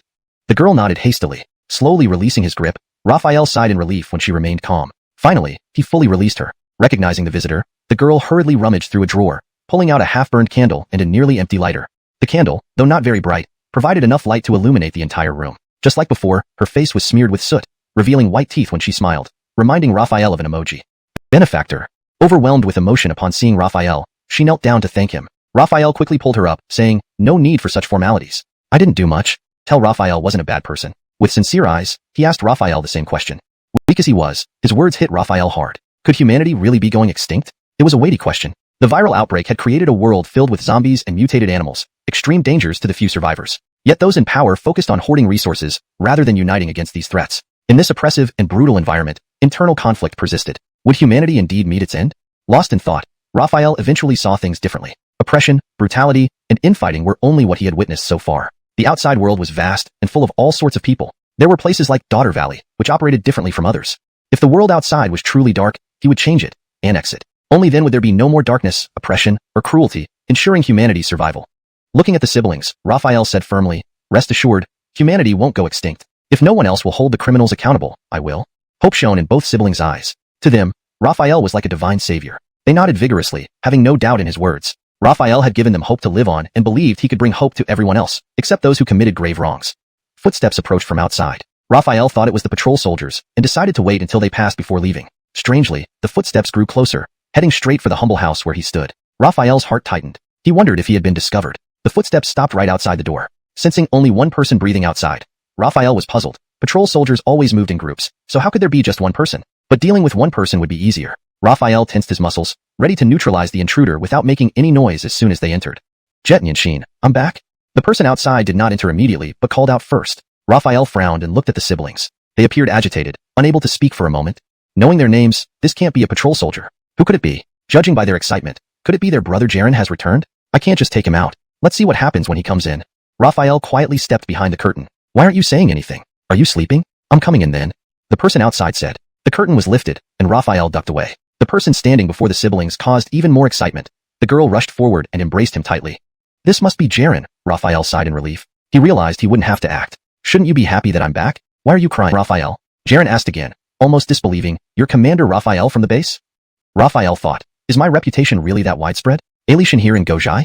He nodded firmly. "Yes, I am Raphael from the base." Breathing heavily, Jaren was trembling with excitement, his eyes full of reverence and thrill. Haltao had never seen her brother react like this before, much like girls idolizing celebrities in the pre-apocalypse era. She wondered, who is brother Raphael that he can make brother so excited? Seeing Jaren's reaction, Raphael became uneasy. He recalled news reports of fans mobbing celebrities and started to back away, fearing Jaren might pounce on him in excitement. Realizing his mistake, Jaren calmed himself and explained, "Commander Raphael, I apologize. I'm just very excited to meet you." After composing himself, Raphael asked, "Have you been to the base?" Only those from the base called him Commander, and Jaren's reverence indicated he had a deep connection to it. Surprisingly, Jaren shook his head. "No, I've never been to the base." This puzzled Raphael further. If Jaren hadn't been to the base, why address him so formally? Jaren, noticing Raphael's confusion, explained, "Although I haven't been to the base, I've met the guard army. Without them, I might not have returned this time." Pausing, he continued, "One day, 6 of us went out to find food. We found an untouched convenience store. After clearing the zombies around it, we entered and loaded our backpacks with food. Just as we were about to leave, a horde of zombies attacked. Trapped inside the store for 6 days, we despaired, even wrote wills. But on the 7th day, excitement flashed in his eyes, intense gunfire sounded, and all the zombies outside were killed. We saw an army unlike any we'd encountered before. Not only did they not capture us or take our supplies, they sincerely invited us to join the base. They showed us videos of life there, a place free from oppression, where anyone willing to work could thrive. It seemed like a dream come true." He looked at Raphael reverently. "They also told us about the founder of the base, your story. Hearing your deeds, we all long to live in the base and become part of it." Note, the translation maintains the original paragraph structure and line breaks while ensuring fluency and coherence in English. Chapter 55, The Plan to Spread Rumors. "Then why did you follow the guards to the base and return to Gojai?" Raphael asked. Jaren shook his head and said, "It's not that we all came back, but only I returned because Jet and Yanshin are still here. I cannot abandon them. I have to take them to the base together. They are my only remaining family in this world." Haltao and Halkson were visibly moved, their eyes showing a long-lost sense of happiness. They both called out. After hearing Raphael's explanation, Jaren thought for a moment before speaking. Commander Raphael may not know, but Benjamin maintaining order in Gojai isn't free. Each person must pay 10 pounds of grain or medical supplies every month. If they don't pay, although he won't expel them, the authorities will turn a blind eye if anything happens to them. Therefore, the villagers are not truly satisfied with Benjamin, but they need to survive. Compared to places where people are ruthlessly oppressed, Gojai is still a better choice. Of course, if the villagers knew about the existence of the base, I believe they would choose the base without hesitation. Yes, but how can we let the people of Gojai know about the base? Raphael pretended to be troubled, deep in thought. The room fell silent. Jaren's expressions changed multiple times, as if he had made a significant decision. His eyes grew firm as he looked at Raphael. "Commander Raphael, I have a plan to let the people of Gojai know about the base." "Oh, what's your plan?" Raphael asked, clearly eager to hear. Jaren explained, "We need someone to spread information about the base in Gojai. I've lived here for a long time and know many people. I can share everything I know about the base with them, and they can spread the word. It wouldn't take long for everyone in Gojai to know about the base." Of course, Commander Raphael could send others to spread the word, but familiar faces are always more believable than strangers. "If you trust me, I'll promise," he felt reassured. By staying behind to promote the base, he aimed to improve their lives. He had heard from Joaquin that capable individuals could become administrators in the base, and this was his chance to prove himself. Completing this mission successfully, even regardless of ability, his merits would surely convince Raphael to make him an administrator. While ordinary residents of the base were also well fed, the administrators had better accommodations and food, ensuring his siblings would live comfortably. Of course, nothing was guaranteed. If this task failed, the worst consequence was death. But dying for the base might earn him some goodwill from Raphael to take care of his siblings, achieving his goal. Raphael nodded approvingly, patting Jaren on the shoulder. There's a curfew tonight, making it hard to leave the village. Also, your brother Nianxin is still weak. Let's rest today and set off tomorrow. The next morning, after breakfast, Jaren wandered around for a bit and then returned. Upon seeing Raphael, he said, the curfew has been lifted, and we can leave the village. Raphael nodded and looked at Haotao and Halcyon. Pack your things. We're leaving soon. Haotao bowed her head and started packing, occasionally glancing at her brother with longing. There wasn't much to pack, and carrying too much would draw suspicion, yet it took nearly half an hour, and Haotao hadn't finished. Raphael feared to have such a strong constitution. The other teased, yeah, old courtesan, at least you're back. If you hadn't come back, your sister would have been eyed by many people. Once this month passes and she can't hand in grain, she'd be in serious trouble. Jaren laughed, true, this damned era. It's really more comfortable to be dead than alive. He stubbed out his cigarette and said, I can't chat anymore. My stomach can't hold it. With that, he clutched his stomach and acted anxious. The two soldiers laughed. Go on then, go on. Jaren then led Haotao and Halcyon out of Go Village toward the forest. The two soldiers stared at Haotao's back and gulped, one whispering, what a beauty. The other nodded in agreement. Taking advantage of their distraction, Raphael quickly passed through the gate. The force stopped in a secluded grove where few people ventured, not even those relieving themselves outside the village. Facing his sisters, Jaren earnestly advised, courtesan to the officer along the way, take care of Nianxin, and live well at the base. Don't worry, we'll reunite in the base soon. Haotao looked at him with lingering affection but obediently nodded. Jaren then turned to Raphael, sir, please take good care of Jet and Nianxin. Don't worry, I'll treat them like my own siblings, Raphael replied. He then pulled out a high-explosive grenade. The zombie weakly tried to grab him upon smelling blood. Raphael wouldn't give it a chance and swiftly dispatched it. Dark, sticky blood splattered onto the seat and steering wheel, reeking terribly. Raphael decided to abandon this car. Next, he approached a car with the door open. There were dried human bloodstains, which was acceptable. But when he tried to start it, there was no response. The fuel gauge showed empty. Given the volatile nature of gasoline, the fuel in these vehicles would have evaporated over months. Raphael gave up on checking the other cars and continued the journey with Haotao and Halcyon, only using their legs. Da-da-da-da. Before long, gunshots rang out. Raphael followed the sound to the right. About a kilometer away were buildings, where zombies could be seen wandering. The gunshots came from the village, indicating a significant number of people. Raphael quickly hid with Haotao and observed.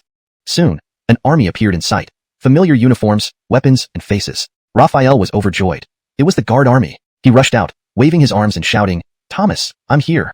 Thomas, hearing Raphael's voice, confirmed it was indeed him and exclaimed, Sir, it's you. He ordered, Follow me. Welcome our sir. Thomas led about 100 guard army members running towards Raphael, who met them halfway. Raphael, along with Haotao and Halcyon, climbed into the small truck that hauled supplies. The siblings sat in the back, while he took the passenger seat. Halcyon, only 7 or 8 years old, had less stamina than adults. Combined with malnutrition, his physique was quite frail. After walking such a long distance, though Raphael carried him part of the way, he was completely exhausted and fell asleep as soon as he sat in the truck.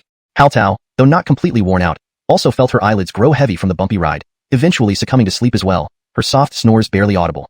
Seeing the siblings asleep, Raphael smiled slightly, turned around, and looked ahead. The vehicle moved steadily, keeping pace with the walking guards. By afternoon, the massive city finally came into view. The troops reached the city gate. Orlando stepped forward and shouted, Open the gate quickly! The commander is back! Commander is back! All the soldiers guarding the gate were pleasantly surprised. They carefully scanned Orlando's group, but couldn't spot Raphael. Their minds filled with doubts. Where's the commander? At this moment, a window in the middle of the supply convoy lowered, and Raphael poked his head out, smiling and waving at the guards. The soldiers' doubts vanished instantly. Overwhelmed with joy, they hurriedly opened the gates to welcome their commander back. Sati, and the courtesan siblings inside. Raphael said, Sati, this is Haotao and Halcyon. Find them a good place to live within the inner city. Make sure it has a nice environment, about 3 bedrooms and a living room. For food, personally take Jet and Nianxin to the cafeteria. Remember, tell Alfie that this is a privilege I've granted them. They can eat as much as they want.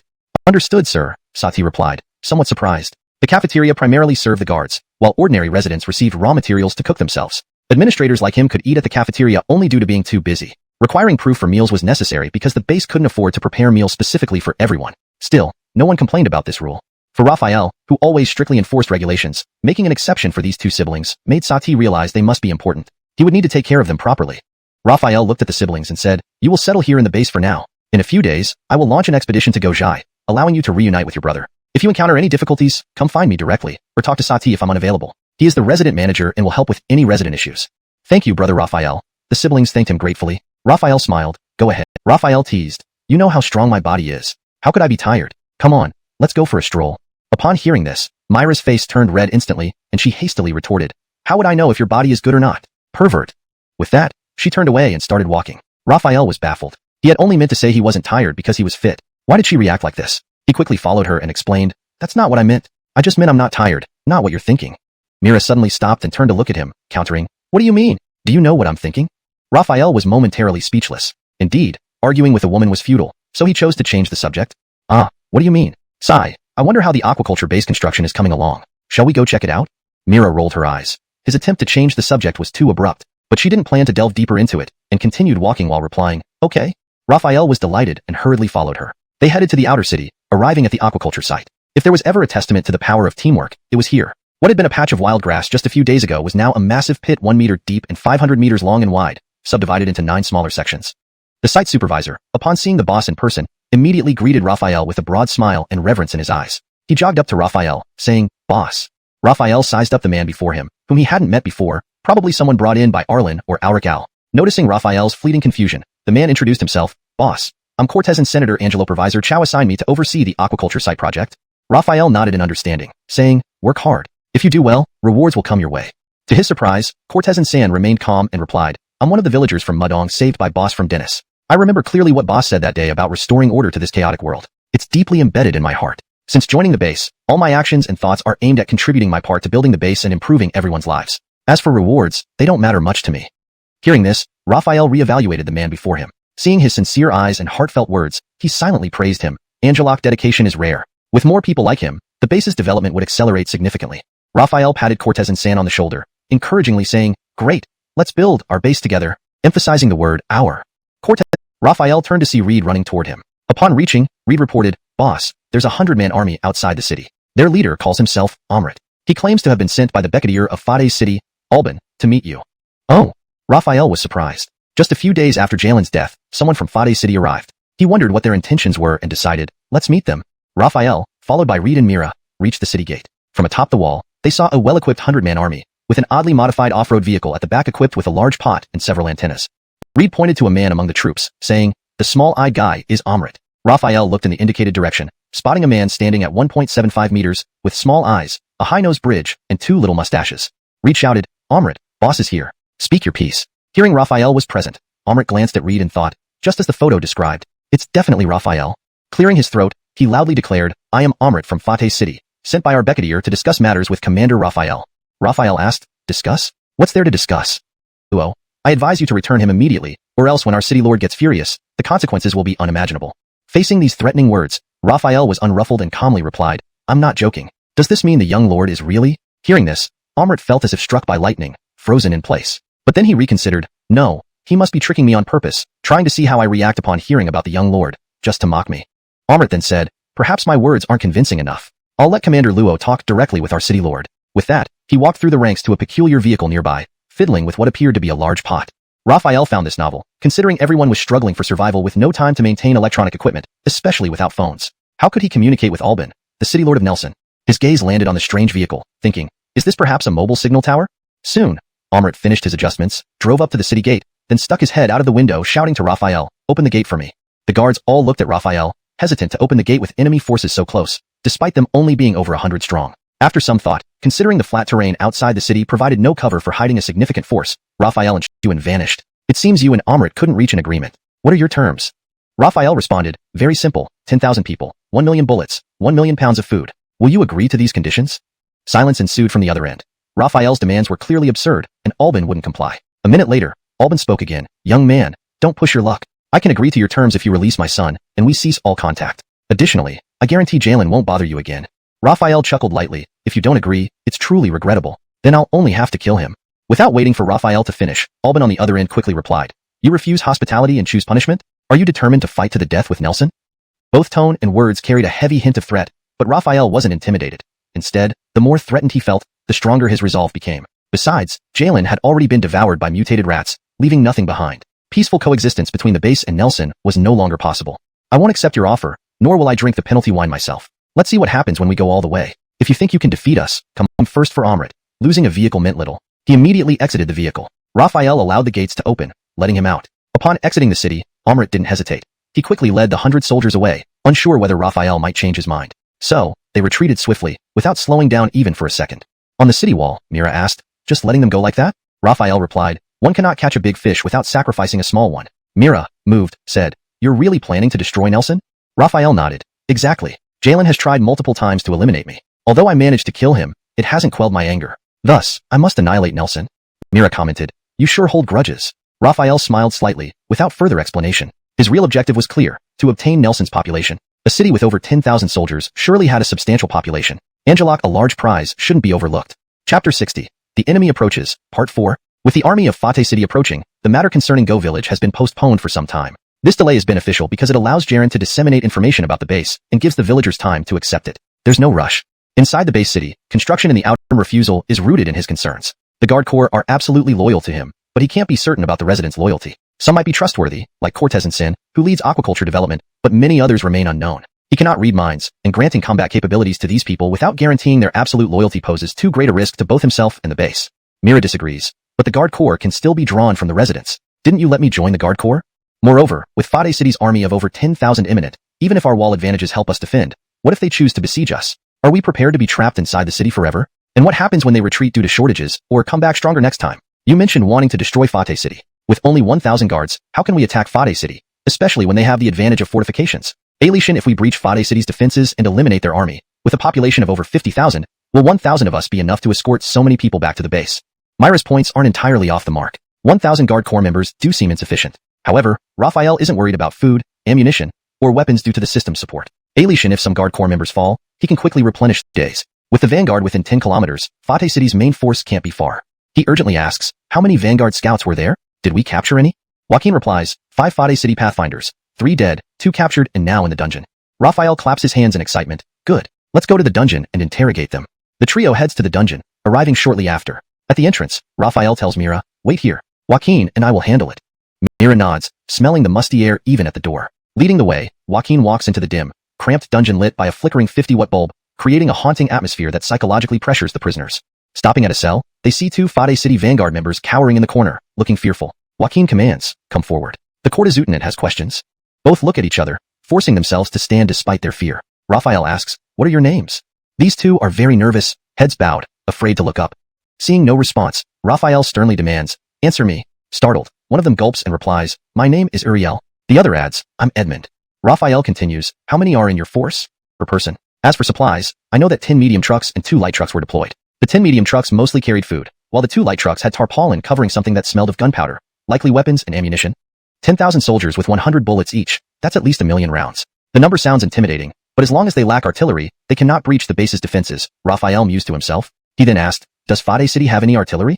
After careful consideration, Uriel firmly shook his head. No. With this confirmation, Raphael felt reassured. No matter how large the army, without artillery, it was all just bluster. Turning to Uriel and Edmund, Raphael was relatively satisfied with Uriel's performance. He told Joaquin, he cooperated well. Hold him for now. Then, looking at Edmund, whose cowardly behavior disappointed him greatly, Raphael added, hold him too. Despite Edmund's poor performance, Raphael did not intend to kill him immediately. Whether Edmund deserved death should be judged by the residents of Fate City. If he didn't deserve death, he could be reformed and contribute to the base's population. Otherwise, he would face execution. With the necessary questions answered, Raphael left the dungeon. The cramped space, dim lighting, and musty smell were enough to discourage anyone from lingering. Past, and more vehicles approached. This time it was Orlando reporting, the Fate City army has reached 5 kilometers. They should be at our doorstep in half an hour. Half an hour?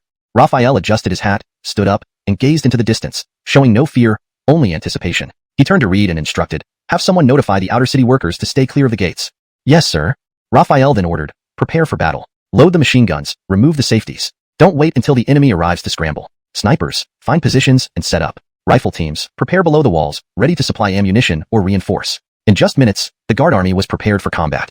10 minutes later, Raphael could faintly hear the approaching footsteps. 5 minutes later, the footsteps grew louder. Looking ahead, dust swirled as the heads of the Fate City army appeared, forming a black mass similar to a swarm of rats. 10,000 armed soldiers advanced on the base, exuding a formidable aura. Any ordinary force facing such a sight would have broken ranks and surrendered without a fight. But the guard army was different. They were 100% loyal to Raphael and unafraid of death. At his command, they would fight to the end. With superior weaponry, high and sturdy walls, the Fate City army stood little chance of breaching the defenses. At 1 kilometer from the base, airily, he stumbled and sat on the ground, cold sweat pouring from his forehead. The commotion here was clearly visible to the Fate City army a kilometer away. They could also hear the voices of the guard warriors very clearly. In response, they all cursed, "What arrogance! In the center of the Fade City army, inside a Fatemer, Albin inhaled a puff of cigarette smoke, exhaled a cloud, and then his gentle gaze suddenly turned cold. He lowered the car window, reached out, and soon an officer approached. Albin, looking at him sternly, said, "Bring Amrit back and prepare for battle." Yes. The officer followed the order, took out a walkie-talkie, and pressed the talk button to say, "City Lord's command. Return immediately and prepare for battle." At the foot of the city wall, sitting on the ground, Amrit's walkie-talkie suddenly blared with this message. "City Lord's command. Return immediately and prepare for battle." Hearing this, Amrit suppressed his fear, climbed into the off-road vehicle, turned around, and headed back to the Fade City army. Seeing this, Raphael naturally understood what was happening. He loudly called out, "Brothers, those bastards from Fade City are going to attack the city. Are we all ready?" Ready. Facing an enemy many times their number, each guard warrior showed no fear, their morale high. Raphael was very satisfied. He gazed at the Fade City army, waiting for their attack. It was just loading the rocket. Just as he finished loading and was about to move away, he was hit by the sniper rifle bullet. A head-sized hole exploded from his chest, blood and internal organs splattering over the soldier holding the rocket launcher. That soldier was also startled and involuntarily pulled the trigger. The rocket was launched, straight towards Mira by sheer coincidence. Raphael panicked and rushed towards Mira, trying to pull her out of the explosion range. However, she slightly smiled and then pulled the trigger. Boom. Ailey Sherion on site was stunned. The rocket hadn't even hit its target yet when it exploded mid-air. Mira had shot the speeding rocket down, a feat that made her no less than a master marksman. However, she didn't seem satisfied. She rapidly adjusted the gun's aim, targeting the soldier who had fired the rocket. With another bang, that soldier's head exploded like a watermelon. Raphael's Adam's apple moved up and down as he looked at Mira in surprise. Sensing his gaze, she winked at him proudly. Regaining his senses quickly, Raphael issued orders. All snipers focus on eliminating the soldiers operating rocket launchers. If there are no such targets, shoot at will. After receiving Raphael's command, the snipers started firing. A kilometer distance was well within the reach. "You're undermining our morale." An officer sneered at Amrit and continued, "We brought all the grain from the city, enough to support the entire army for 15 days. Only 3 days have passed, and you already want to retreat? Moreover, Raphael's base houses tens of thousands of people. Under siege, they can't go out to search for food and can only rely on stored provisions. Do you think they can last longer than us? Once their food runs short, the tens of thousands of residents will start starving, leading to riots. When they fight each other into exhaustion, we can easily capture the base." Amrit retorted, "Have you considered that they might be self-sufficient within the city?" The officer dismissed this notion. Self-sufficient? So what if they grow crops that mature in one day? Or if chickens and ducks lay eggs and hatch in a day, growing to full size overnight? These words left Amrit speechless. He sighed and shifted his gaze to Albin. No matter how much they argued, the final decision would still rest with Albin. Albin smoked, exhaled a cloud of smoke, and after some thought, said, "Let's wait 10 more days. If Raphael shows no signs of weakening by then, we'll retreat." "Yes," both Amrit and the officer responded, not daring to argue. Meanwhile, in the base, despite the siege, everyone carried on with their tasks, waning, which only fueled his worry. Behind him stood Amrit and various officers. Amrit spoke first. "Report to the city lord, our calculations were off. We expected supplies to last for 15 days, but today we have enough food for only 2 more days at most. Regardless of whether there is civil unrest in Raphael's camp tomorrow as anticipated, we must retreat. Does this mean we return without accomplishing anything?" Albin closed his eyes, contemplating deeply. He took a breath of humid air, then turned around to look at Amrit, saying, "Go to the base and negotiate with Raphael. Tell him that if he releases Jalen, I will immediately withdraw my troops. Remember, do not reveal that we lack food supplies. Launching a 10,000-strong army consumes immense resources. Returning empty-handed was unacceptable. Thus, he wanted one final attempt. If Jalen could be rescued, this expedition would not be entirely futile." Upon hearing the order, Amrit clenched his fists slightly. He didn't want to go, but orders were absolute. Refusing Albin now would enrage him, resulting in severe punishment. Reluctantly, he responded, "Yes." Shortly after, a jeep left the Nelson army camp, heading straight for the base city. Upon arriving at the city wall, Amrit took several deep breaths. "As for releasing his son, I've said it many times before, Jalen is dead." With Raphael's response, Amrit returned to the camp immediately, reporting directly to the military tent. Seeing him return, Albin asked promptly, "What did Raphael say?" Knowing that repeating Raphael's words would anger Albin, Amrit's forehead broke into a cold sweat. Mustering courage, he replied, "City Lord, Raphael says if you want to attack, go ahead. If you want to continue the stalemate, fine. But releasing Jalen is impossible, and," he glanced at Albin's increasingly angry face, swallowed hard, and cautiously added, "He also said Jalen is dead." Bang! As the words escaped, Albin overturned the table in front of him, startling Amrit. Then he suddenly moved close, grabbing Amrit's collar and shouting, "Faye is dead?" Amrit quickly averted his gaze, seeing Albin's face twisted with rage, as terrifying as a zombie. Thinking on his feet, Amrit quickly responded, "City Lord, Raphael often mixes truth with lies. His claim about young Becketster may not be true. Remember when he said he hadn't captured Jalen, only to admit otherwise later? Perhaps he just wants to upset you. Don't fall for his tricks." Albin calmed down after careful consideration, acknowledging Amrit's logic. He wouldn't. Being a man of righteousness, giving Jaren a managerial position would improve the survival conditions for his younger siblings. Chapter 64. The Fate City Army Retreats, Part 3. The next morning, at dawn, Azariah came to report early in the day. "Report for the commander, the Fate City Army has retreated." Casimir's face lit up with joy upon hearing this. He followed Azariah quickly to the city wall and observed through a telescope. Indeed, the Fate City troops were dismantling their temporary camps and collecting useful items. It was clear they were retreating. At the same moment, Reed suddenly reported, "Report for the commander. The peculiar vehicle we seized is beeping incessantly." Casimir frowned slightly and said, "Take me to see it." Following Reed to the strange vehicle topped with a large pot-like structure, Casimir heard the continuous beep, beep sound. After pondering for a while, he opened the car door, picked up the microphone, and pressed a button. Static crackled for a few moments before Kieran's voice emerged. "Casimir, you sure have a big ego. Taking your time to pick up?" Casimir, uninterested in idle chatter, bluntly replied, "Speak up. What do you want?" There was silence on the other end for a while, then Kieran spoke again, this time clearly agitated. "Don't get too cocky. Alishan, though you won this time. Next time I come back, it will be your down. Report to the city lord. Everything is packed up, and we're ready to leave." Just then, Amrit came to report. Kieran slowly opened his eyes and looked at Amrit, saying, "Let's head back to the city."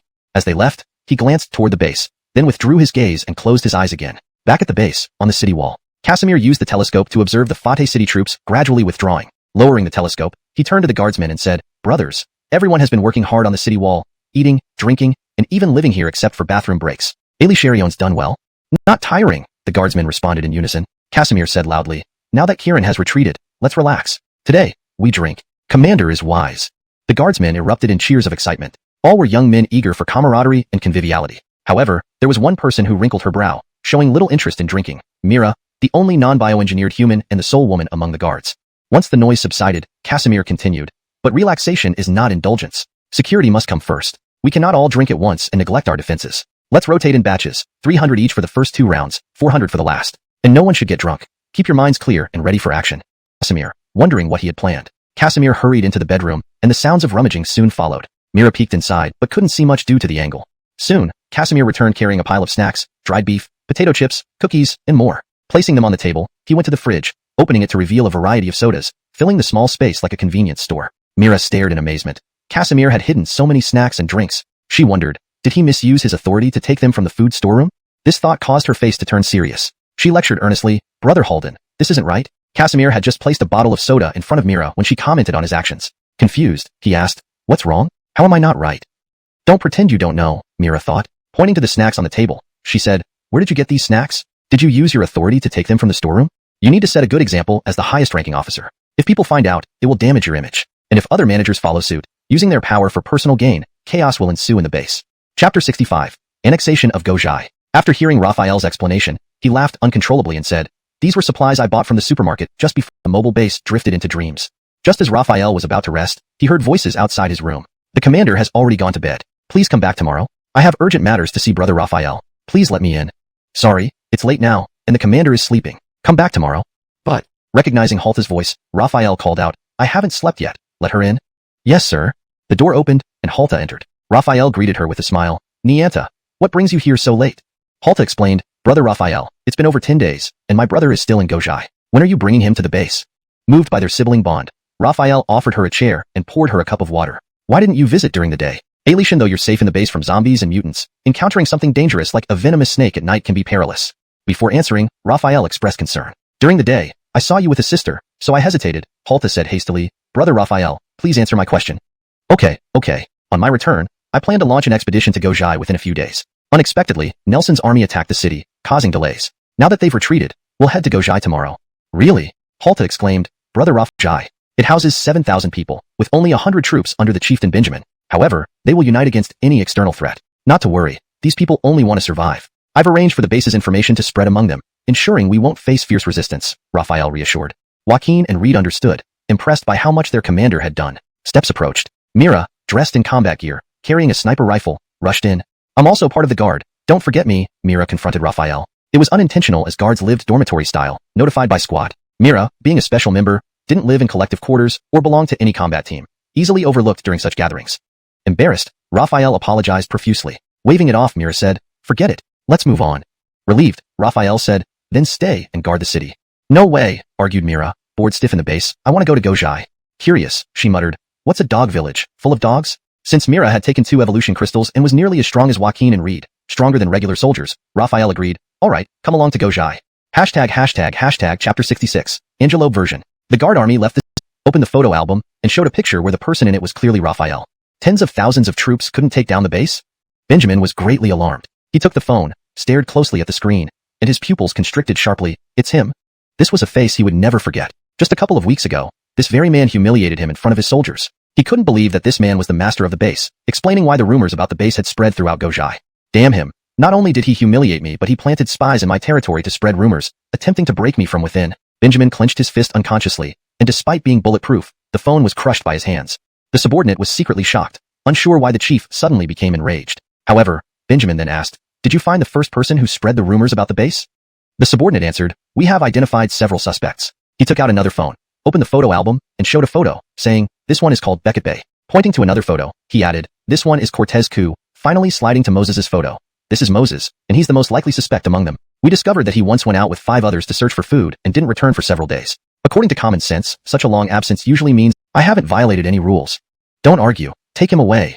At the same time, similar protests echoed through other houses in Gojai, with people shouting, "I'm innocent. I haven't violated any rules." Under gunpoint, Moses and the others were escorted out of Gojai and brought to a jungle filled with dozens of skeletons. Each skeleton had a small hole in the center of the forehead and the back of the skull blown off, a clear sign of execution by gunfire. Moses understood the implications. This was Benjamin's execution site. Being brought here meant certain death. Closing his eyes, he had come to terms with his fate, thinking about his siblings living well in the base, and found solace in their safety. Moments later, a cold gun barrel pressed against his forehead, signaling imminent death. But nothing happened. After a while, there were still no gunshots. Curious, he opened his eyes and looked left. There were the other condemned, including some familiar faces, glaring at him. Looking right, he saw 10 soldiers standing a distance away, discussing quietly. Angelatinely, something unexpected occurred. One of the soldiers lunged at another, wrestled the gun away, and struck the latter with the rifle butt, causing him to bleed and lose consciousness. The 9 remaining soldiers exchanged nervous glances before calming down. One knelt down to check the unconscious soldier's breath and reported back. After deliberating, 6 raised their guns. Reacted, freeing Hal from his bindings, and said, "Don't just stand there. Your brothers are still tied up." Soon, after untying Hal and his companions, Goran and the others watched Hal expectantly. The people captured with Hal felt somewhat guilty under Goran's hopeful gaze. They didn't know the way to the base, so they also turned to look at Hal since he was the one who told them about it. Hal naturally knew. He stretched a little and said, "Let's get going." Ailey Sherion was pleasantly surprised and followed Hal towards the base. After they left, a team of dozens of people rushed out from Go Village, led by a long-haired man. Upon reaching the jungle, the long-haired man didn't see Hal's body but found Benjamin's confidants' bodies. He instantly became furious, punching a tree causing leaves to fly everywhere. Chase. Hal also knew that Benjamin would definitely notice what happened in the jungle, so he hurried along without slowing down. By now, it was already dark and the wind was howling around them, creating an eerie atmosphere. Encountering a large group of zombies in such conditions would be very dangerous. Angelatinely, Hal, who was leading the way, stopped. Others stopped as well. Goran stepped forward and asked, "Why did you stop, old Cortezan?" Hal didn't speak but pointed ahead. Goran looked closely and stumbled back several steps before falling onto the ground. At that moment, everyone else saw, "Oh, I see," Raphael realized, pleasantly surprised. Hal has done an excellent job, even persuading Benjamin's soldiers to defect. But why are they here? Hal sighed and recounted the entire story to Raphael. "So that's it." Raphael then said to Goran and the others, "You've done well, choosing the right side. The base welcomes you, but we're not returning to the base now. You need to come with me to Go Village first. We'll take the 7,000 plus residents there back to the base." "Thank you, Commander." Goran and the others exclaimed. "Yes," Raphael nodded, then ordered to turn off the car headlights. Brightness at night can easily attract zombies, so it was best to navigate using natural light. Just as they were about to continue toward Go Village, a domineering voice came. "Fatemf, you ingrates dared to release important prisoners and kill your own kind. You deserve death." Goran and his group exchanged glances, knowing who was coming. However, the hundreds of well-equipped troops behind them gave them no fear. Goran jogged to Raphael and reported, "Report to Commander. It should be Benjamin's second brother, Frank. They've probably come to capture us." Raphael recognized Frank's voice as well. Looking into the darkness, he soon saw a long-haired man leading dozens of people. Although it was too dark to see faces, worry about hunger, or fear zombies. Frank's soldiers listened to Goran, wavering. Goran continued, "Following Benjamin means living without dignity. When he's angry, he vents on us. Remember Xiao He, thrown into the cellar to feed zombies weeks ago? Can you guarantee Benjamin won't do the same to you? And think about Frank. You know his temper better than me. If you don't join the base, you'll either be killed by our guards or return with him empty-handed. What do you think Frank will do to you then?" Jaren finally understood why these people suddenly turned on their comrades. Since they had already taken such actions, it was evident that they were determined to defect to the base. This was a fortunate turn of events for him and the old acquaintances who were captured because of him. They wouldn't have to die. "Taking you to the base is fine, but," Jaren looked down at his bound self. "Oh, got it." Goran immediately reacted, freeing Jaren from the ropes and said, "You guys don't just stand there. Those brothers are still tied up." Soon after, having freed Jaren and his companions, Goran and the others watched them expectantly. Those who had been captured alongside Jaren felt somewhat ashamed under their eager gazes. They had no idea how to get to the base and could only look towards Jaren, as he had been the one to inform them about the base. Jaren naturally knew this, stretched his limbs, and said, "Let's go." The others were delighted and followed Jaren on the journey, fully helpless, turning to look at Jaren. But faced with so many zombies, what could Jaren possibly do? Just as they were about to despair, a bright light illuminated the area, revealing the true nature of the hundreds of figures. It wasn't zombies but real, living humans. The crowd parted, and a modified SUV emerged, its headlights blinding Jaren and the others, who covered their eyes instinctively. The car door opened, and a man stepped out, smiling. Brother Nyenda, it's been a while. Recognizing the familiar voice, Jaren's heart raced. He squinted and immediately exclaimed excitedly, Commander Raphael. His companions adjusted to the light and heard Jaren call out to Commander Raphael, looking ahead in confusion. Staring intently, Goran and his companions gasped in surprise. Hanley stuttered, it's him, the evolved human. Indeed, the newcomer was none other than Raphael, who had led the expedition against Go Village. Hearing Hanley's words, he looked around, noting their familiar attire and weapons. What happened here? He asked. Jaren explained. They couldn't bear Benjamin's rule any longer and wanted to join the base. Oh, I see. Raphael nodded approvingly, thinking that Jaren had done an excellent job, even managing to recruit Benjamin's soldiers. However, he wondered, named Frank, Benjamin's second brother.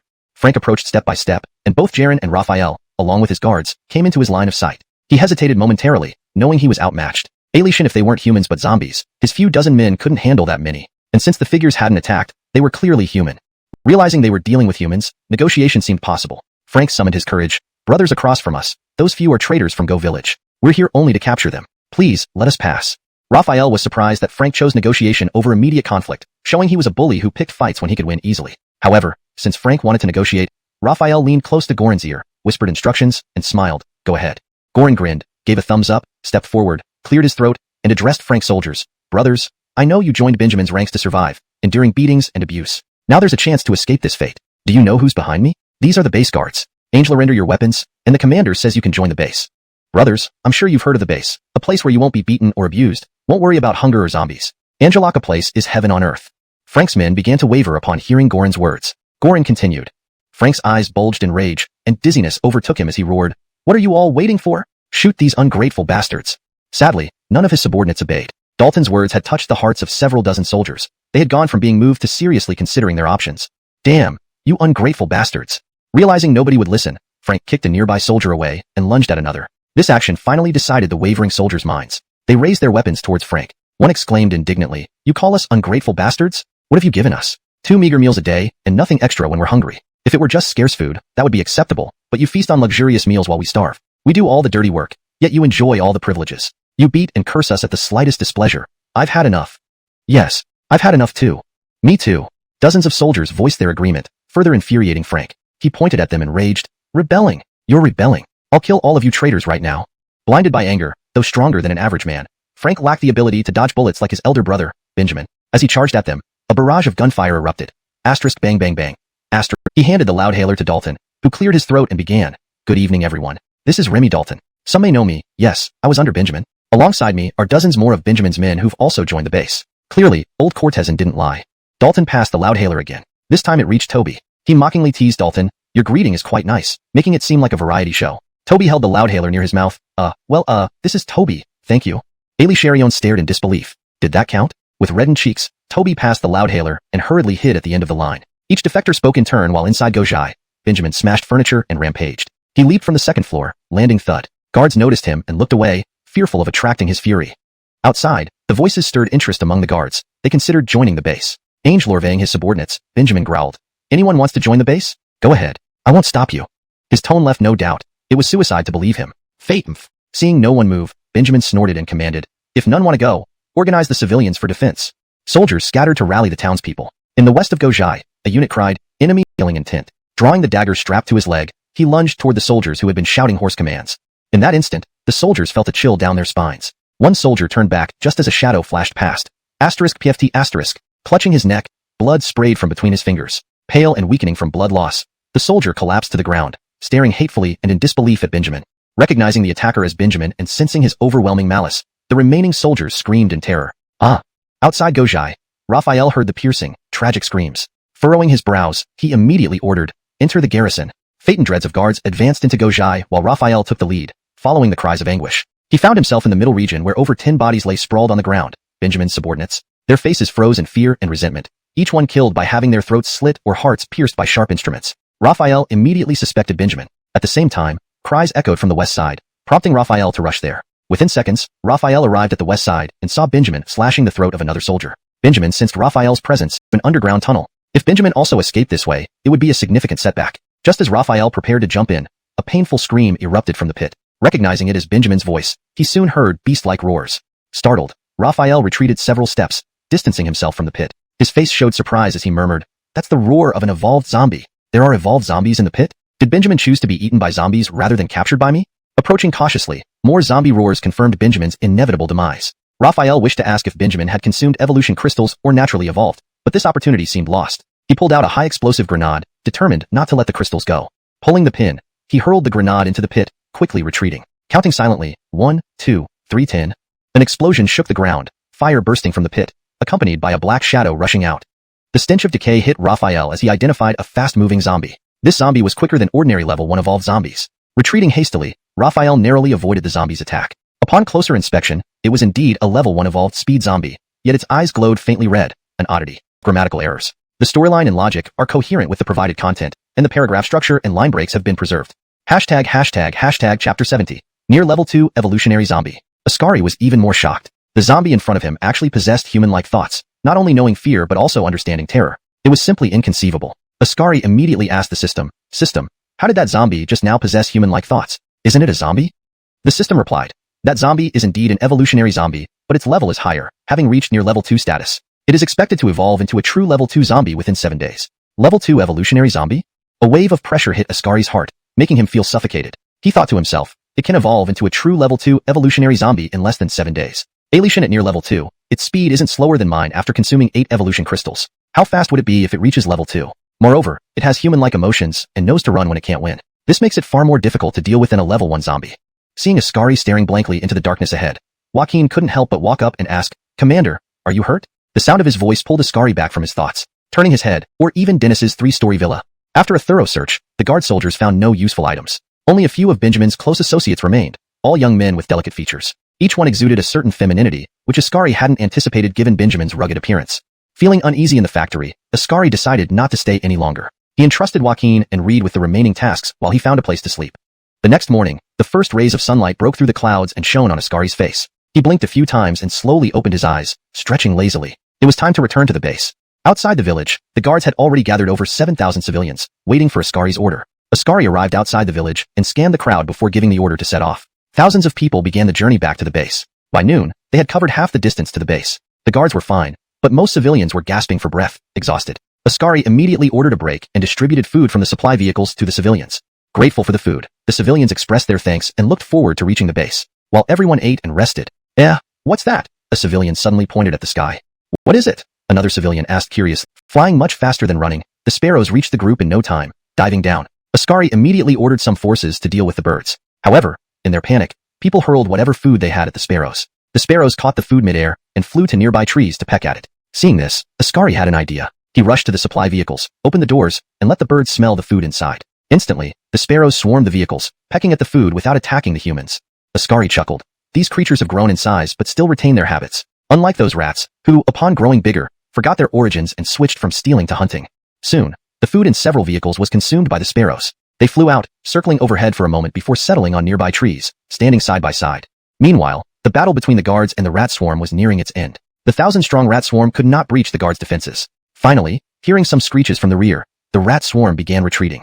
Thus ended the intense day of combat, with Ascari's strategic thinking and leadership ensuring their safety as they continued their journey back to the base. Chapter 71, Level 3 Base. The Rat Swarm. A war vehicle factory? At this moment, Raphael was beaming inside. If not for maintaining his composure, he would have burst into song and dance. A war vehicle factory could produce vehicles. Could it also produce tanks once established?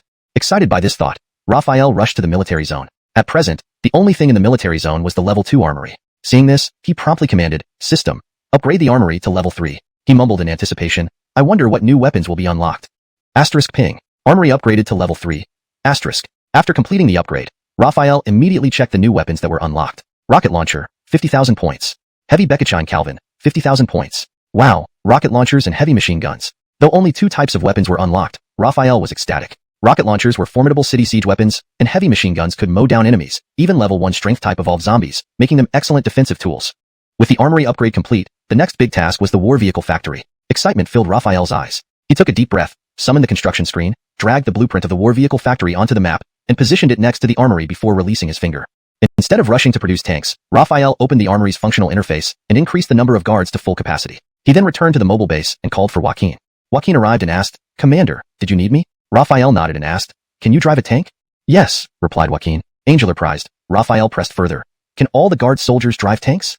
If all guard soldiers could operate tanks, he could produce hundreds and sweep through Nelson, likely scaring the wits out of Alban. Unfortunately, Joaquin shook his head. Only squad leaders at level 2 or higher can operate tanks. This response left Raphael disappointed. He checked the guard soldier panel and saw there were 23 level 2 squad leaders, 12 level 3 squad leaders, 7 level 1 platoon leaders, and 4 level 2 platoon leaders. Only 46 personnel in total, with each tank needing 4 operators, meaning we can only use 11 tanks at most. Reality sure doesn't match imagination. Disheartened, Raphael asked, what about APCs? They have no restrictions. Regular soldiers or anyone who knows how to drive can operate them, replied Joaquin.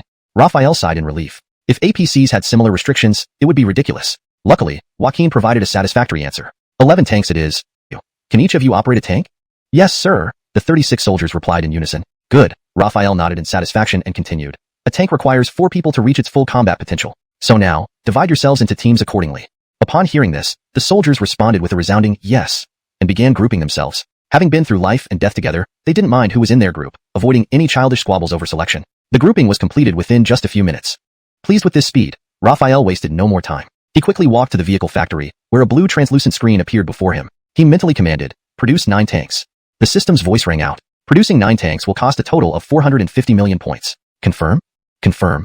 Ding. Tank production underway. 9 tanks will take a total of 9 days to produce. Damn.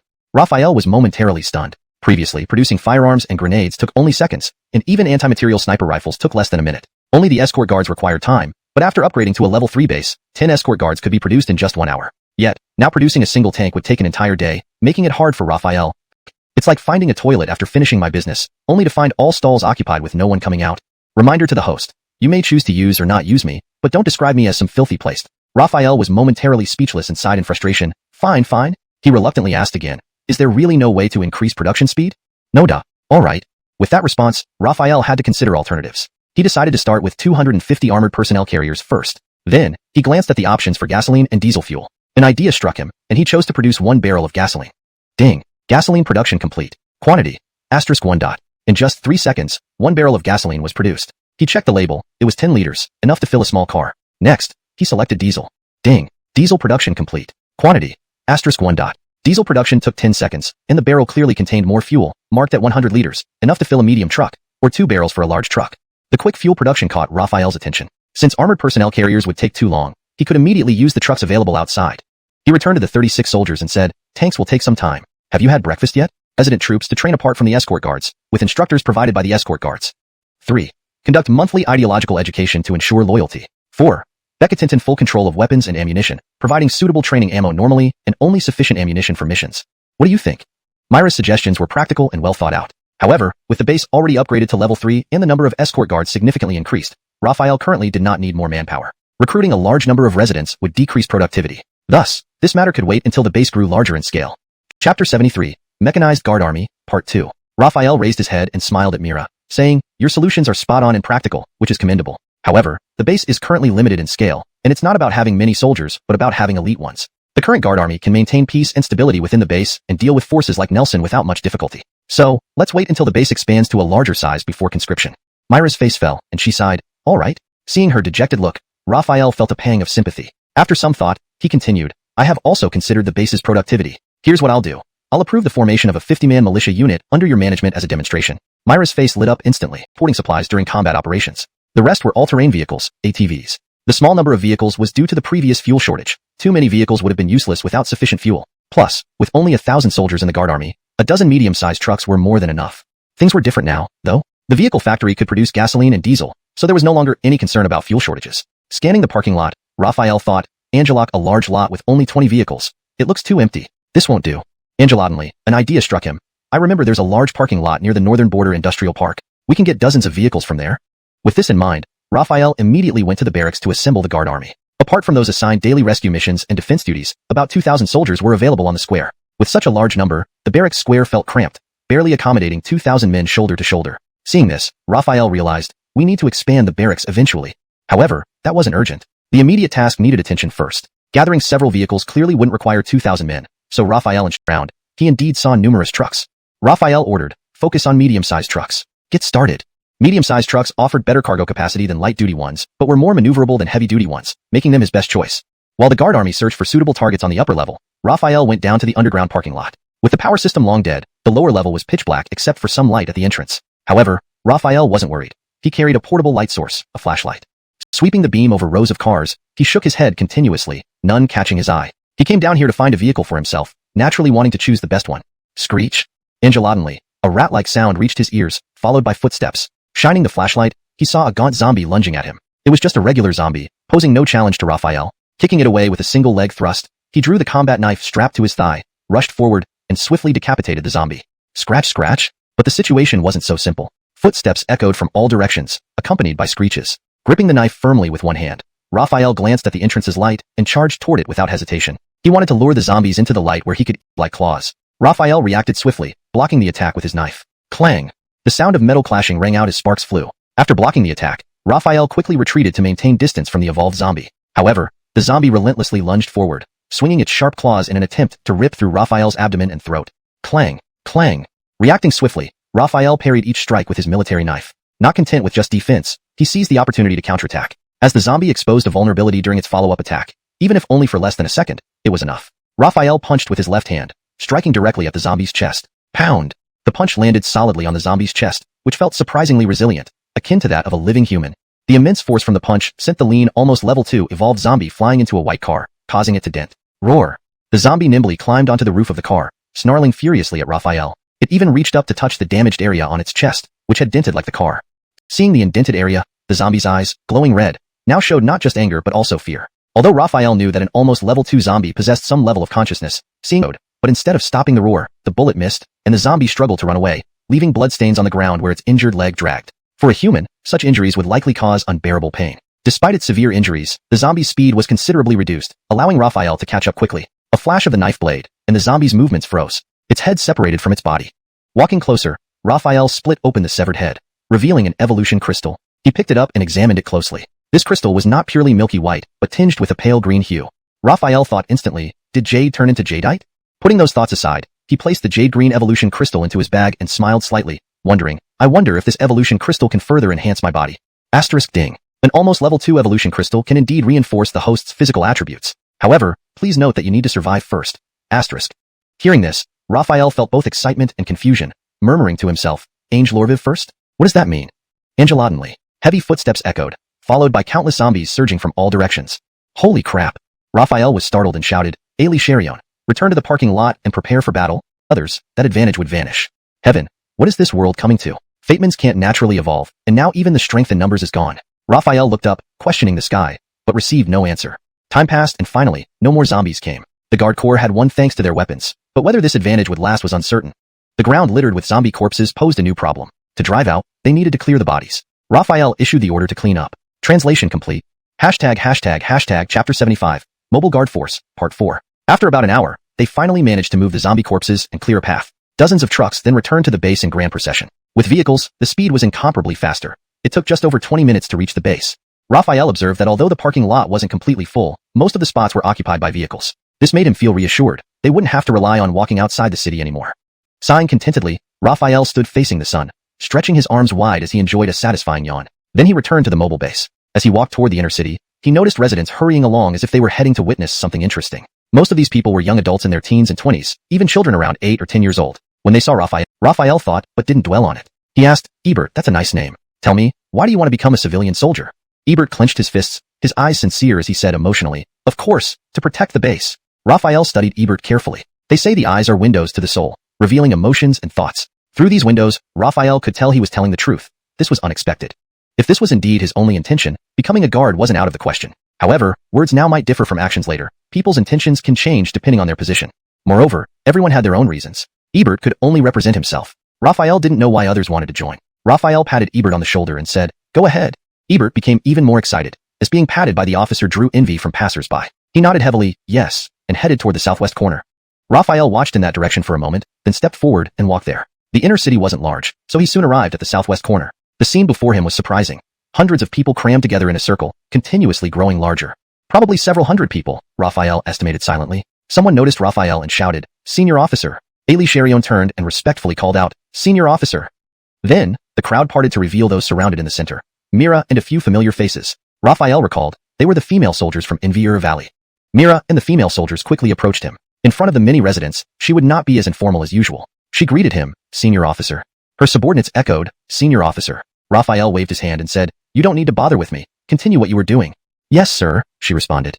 Returning to her position, Mira saw the gathered crowd and instructed, "Don't crowd so tightly. Xuanhuan line up neatly. Proper formation earns points."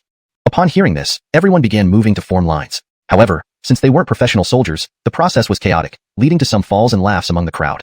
Raphael leaped onto the 4-meter-high wall effortlessly and watched the chaotic scene below, intrigued to see how Mira would handle it. Frowning, Mira shouted, "Stop!"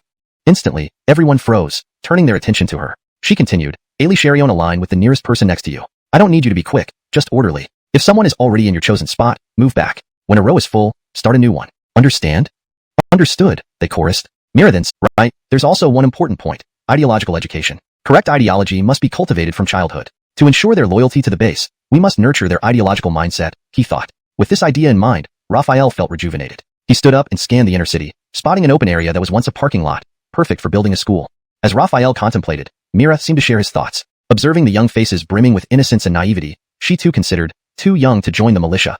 If there were a school, they could learn valuable skills in classrooms. We could even form a youth military unit to cultivate military skills from a young age. What a splendid idea. Fully engrossed in the concept of establishing a school, Raphael lost interest in the militia matter. He swiftly headed to the council hall and summoned Auric, Arlen, Destin, and all department heads. Sitting at the head of the long table, Raphael waited calmly as the other department heads arrived. Within 10 minutes, everyone had assembled. These heads, seeing their superior already present, were tense, unsure why they had been suddenly summoned. Some speculated wildly, fearing massive personnel changes, causing immense unease. Raphael's eyes slowly opened as he surveyed the room. Xuanhuan was here. Be it Auric, Arlen, hospital head Gerald, or nurse Angelo provisor Liv, who had married Gerald, all gazed respectfully at Raphael, awaiting his instructions. Raphael began, "This is our second assembly, right?" Auric, being the most senior among them, replied, "Yes, I remember the first meeting was when you assigned duties to each department."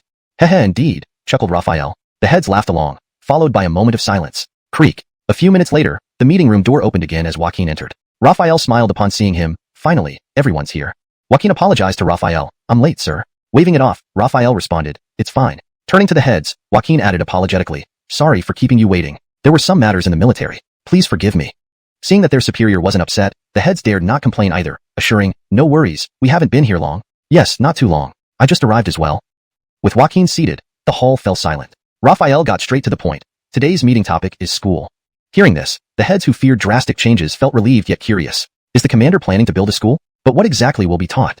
Raphael continued, Xuanhuan knows the base rules. Those aged 12 to 14 work half-time, while those under 12 don't work at all. They mostly idle away their days. Skills was necessary given his encounter with near, level, 2 zombies summoning abilities. Should level, 2 zombies ever attack en masse, having militarily trained residents would fortify the defenses. The heads nodded in agreement. This is my basic plan for the school. Next, I'll outline your respective tasks. Raphael turned to construction head Arlen. The school is crucial and must be built within the inner city. The old parking lot is perfect. You're an expert, so handle the design. Also, arrange professionals for construction classes once the school opens. Arlen replied, "Understood, sir." Next, Raphael looked at Gerald and Liv. You two will arrange teachers for nursing and medical classes. Medicine is challenging and requires time, but doctors are scarce in the base. If you identify any talent in class, they'll be trained exclusively in medicine. Gerald nodded emphatically, agreeing fully with Raphael's strategy. Thus, Raphael allocated teacher arrangement tasks to each department head and delegated Auric to execute the plan. Chapter 77. Tank Testing. Late autumn brought a sudden drop in temperatures, especially in the south. Just yesterday, it was sunny and warm, but today Raphael saw thin layers of frost on the leaves, grass, and roof tiles as he stepped out early in the morning. A breeze swept through, carrying an icy chill. Formations around him. At the city gates, which were now wide open, the 9 tanks drove out into the open field. Raphael followed closely behind. Onlookers crowded the walls, filling every available space, thanks to the guards maintaining order. Otherwise, people might have fallen off the walls due to overcrowding. As the tanks lined up neatly, a group of about 50 civilians, led by Mira, returned from patrol. Recognizing her, Raphael saw that Myra's eyes widened, and her mouth opened wide enough to swallow a whole egg. Understanding her unspoken question, Raphael chuckled and said, "Let me show you the power of these tanks." The tank operators turned to face Raphael, reporting, "Commander, the tanks are ready. Fire." Raphael commanded. At his word, the citizens on the wall fell silent, holding their breaths as they fixed their gazes on the tank turrets. Mira, too, stopped questioning and watched intently where the barrels pointed. In an instant, everything seemed frozen. Then came bang, bang, bang. 9 explosions erupted as flames burst from the tank's barrels. Shells soared through the air and struck a small house a mile away. Boom, boom, boom. Simultaneously, 9 explosions hit one target, causing dust to rise and obscure the scene. Minutes later, the dust settled, revealing the house completely demolished into ruins. Combat capabilities. At this moment, Auric arrived, holding a stack of blueprints. Handing them over, he explained, "This is the detailed school design based on your suggestions. Please review it, Commander." Raphael carefully examined the plans, nodding approvingly. Ulrich's efficiency has indeed improved. These designs look great. Let's proceed with this plan and make adjustments if needed later. Handing back the blueprint, Raphael added, very well, follow this plan? Ulrich accepted it joyfully, responded with a yes, and promptly left. Raphael noticed Mira staring at him in surprise once more. He waved his hand in front of her face. Are you okay? She blinked, realizing her reaction. You're planning to build a school? Thinking she had been thinking about this just days ago, Raphael couldn't help but wonder if he could read minds. Noticing her suspicion, Raphael laughed heartily. Relax. Alition, if I could read minds, I wouldn't invade anyone's privacy. I used to be a law-abiding citizen. Embarrassed, Mira blushed, stepping back cautiously. Sorry, I was just surprised. I thought about having a school for younger children here. Raphael smiled reassuringly. No worries. It must be coincidence. Now let's focus on our mission. Mira sighed with relief. Thank you. I appreciate your efforts. Let's prepare for tomorrow. Into the river. He felt the icy chill. Refreshing. After submerging one leg, he followed with the other. Then his entire body slipped into the water. The water depth along the bank barely reached above his navel. Past experiences taught him not to take the evolution crystal inside the mobile base, as the foul smell of impurities expelled from his body lingered for days, affecting everyone's sleep.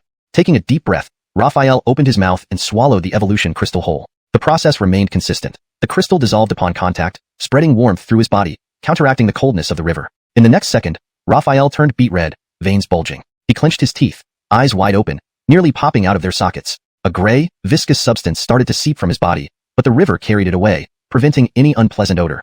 Raphael gritted his teeth, spitting out each word with effort. So damn painful. Though less intense than the first time, it was still comparable to the second and third times. After the first minute, the excruciating pain persisted, but the pores stopped releasing the gray substance, indicating the body's impurities had been fully expelled. Simultaneously, Raphael felt a strange change occurring within his body, a sensation that was both painful and pleasurable. However, suddenly, the pain ceased. Raphael wondered, was the strange transformation earlier making my skin tougher? He asked the system, why does my skin feel like wood? System explained, reaching the level 2 evolutionary stage enhances not just strength and speed, but also makes the skin as hard as wood or stone, greatly increasing defensive capabilities. Ah, I see. Raphael was delighted despite the rougher texture since there were no visible changes, and the enhanced defense was a significant benefit.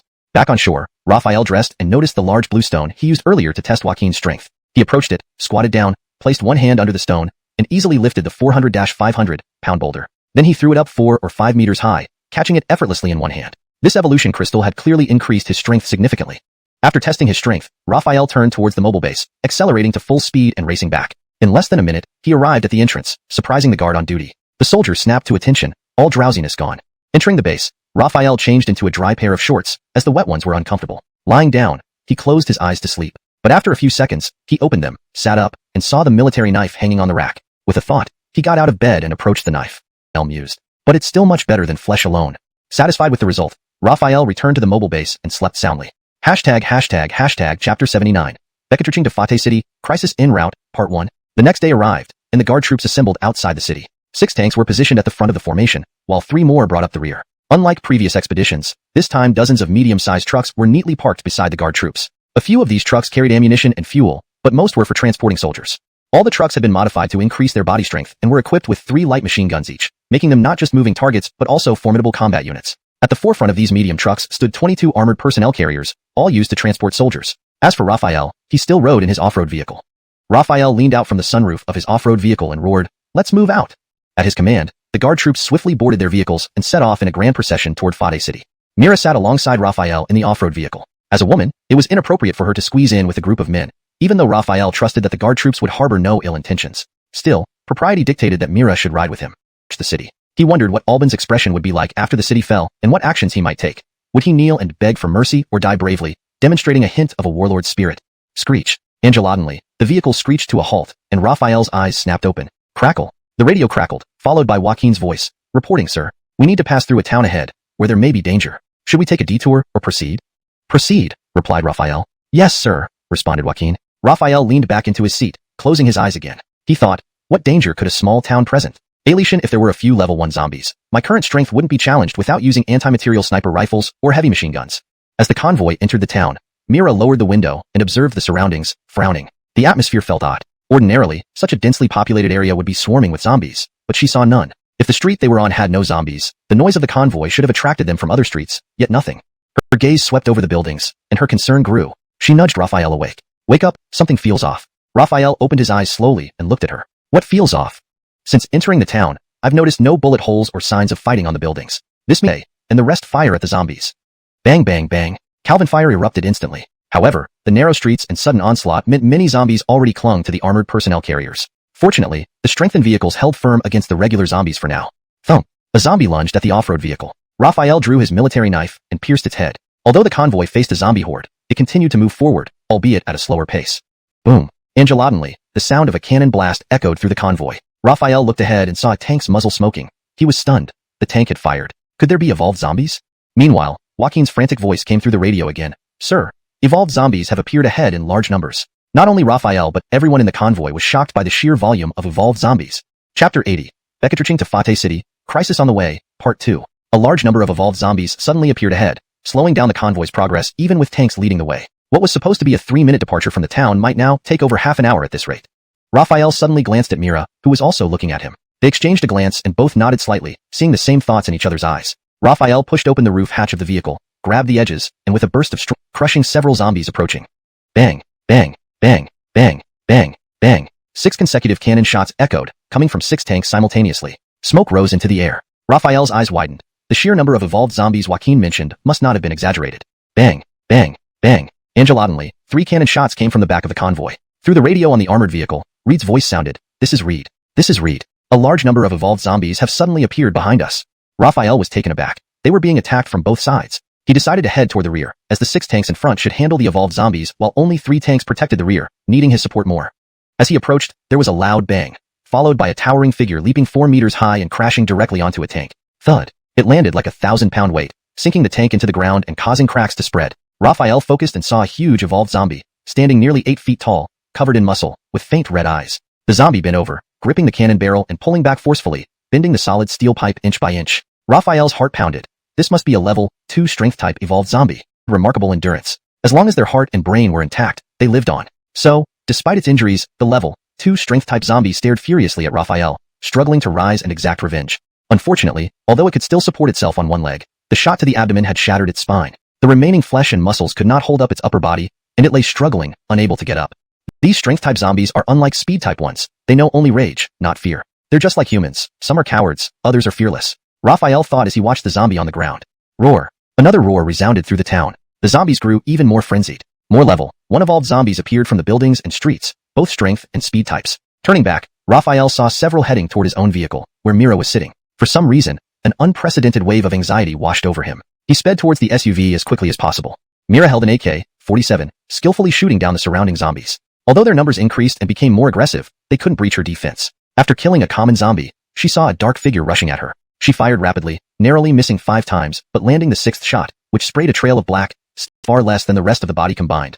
Under such tremendous backward force, the zombie's leg tore apart right at the thigh, leaving only the upper part intact in Raphael's hand while the rest of the body flew away. The despair in Angelo Xuanhuan instantly dissipated. Seeing Raphael, who appeared like a god of death as he ripped apart the speed-type evolved zombie, an unusual gleam appeared in her eyes. Rather than finding the scene bloody, her heart pounded uncontrollably. As she stood dazed, more zombies swarmed towards them. Raphael drew his pistol from his waist and wielded both a knife and gun. Despite his poor shooting skills, hitting only 2 or 3 out of 10 shots, including just 1 headshot that killed a zombie, his knife skills were impressive. Swinging it skillfully, he split the heads of several rushing zombies into halves with ease. What are you doing? The zombies aren't completely dealt with yet. Raphael noticed Angelo Xuanhuan still staring at him and quickly reminded her. Reacting immediately, she raised her gun and started shooting. After killing a few zombies, she stole a glance at Raphael, her face flushing slightly, thoughts unknown. With the immediate threat neutralized, Raphael surveyed the area and tensed. Several troop trucks had already been overturned by massive level 1 strength-type evolved zombies, followed by a swarm of zombies attacking the soldiers inside, likely resulting in heavy casualties. Without hesitation, Angelo Xuanhuan took the sniper rifle and aimed. Bang! Bang! 2 successive shots hit the heads of 2 strength-type evolved zombies, sending dark red viscous fluids splattering as their huge bodies collapsed. Instantly, the pressure on the guard army soldiers eased. However, the loud gunfire attracted more zombies, including evolved ones. 2 speed-type evolved zombies rushed at Angelo Xuanhuan. A flash of sharpness appeared in Raphael's eyes, and a wave of killing intent emerged from within him. He moved swiftly, slashing with his knife twice. 2 flashes of light, and both level 1 speed-type zombies' heads were cleaved off. Another level 1 strength-type zombie charged forward, appearing like a monstrous humanoid. Raphael smiled faintly, dashed forward, clenched his fist tightly, and struck with a powerful punch directly at the zombie's head. Bang! The punch hit the head, releasing a violent force. A crack echoed, and the zombie's head flew off, leaving its body standing motionless. Under the perfect coordination between Raphael and Angelo Xuanhuan, the evolved zombies attacking the convoy were quickly dealt with, easing the pressure on the guard army by 80%. Now, they only faced the remaining ordinary zombies, making it much easier. Raphael turned to look at Angelo Xuanhuan and smiled. She smiled back, but her expression froze after 3 seconds. Her eyes. The sneak attack indicated that its evolution to true level 2 had not only increased its speed, but also enhanced its intelligence. Bang bang.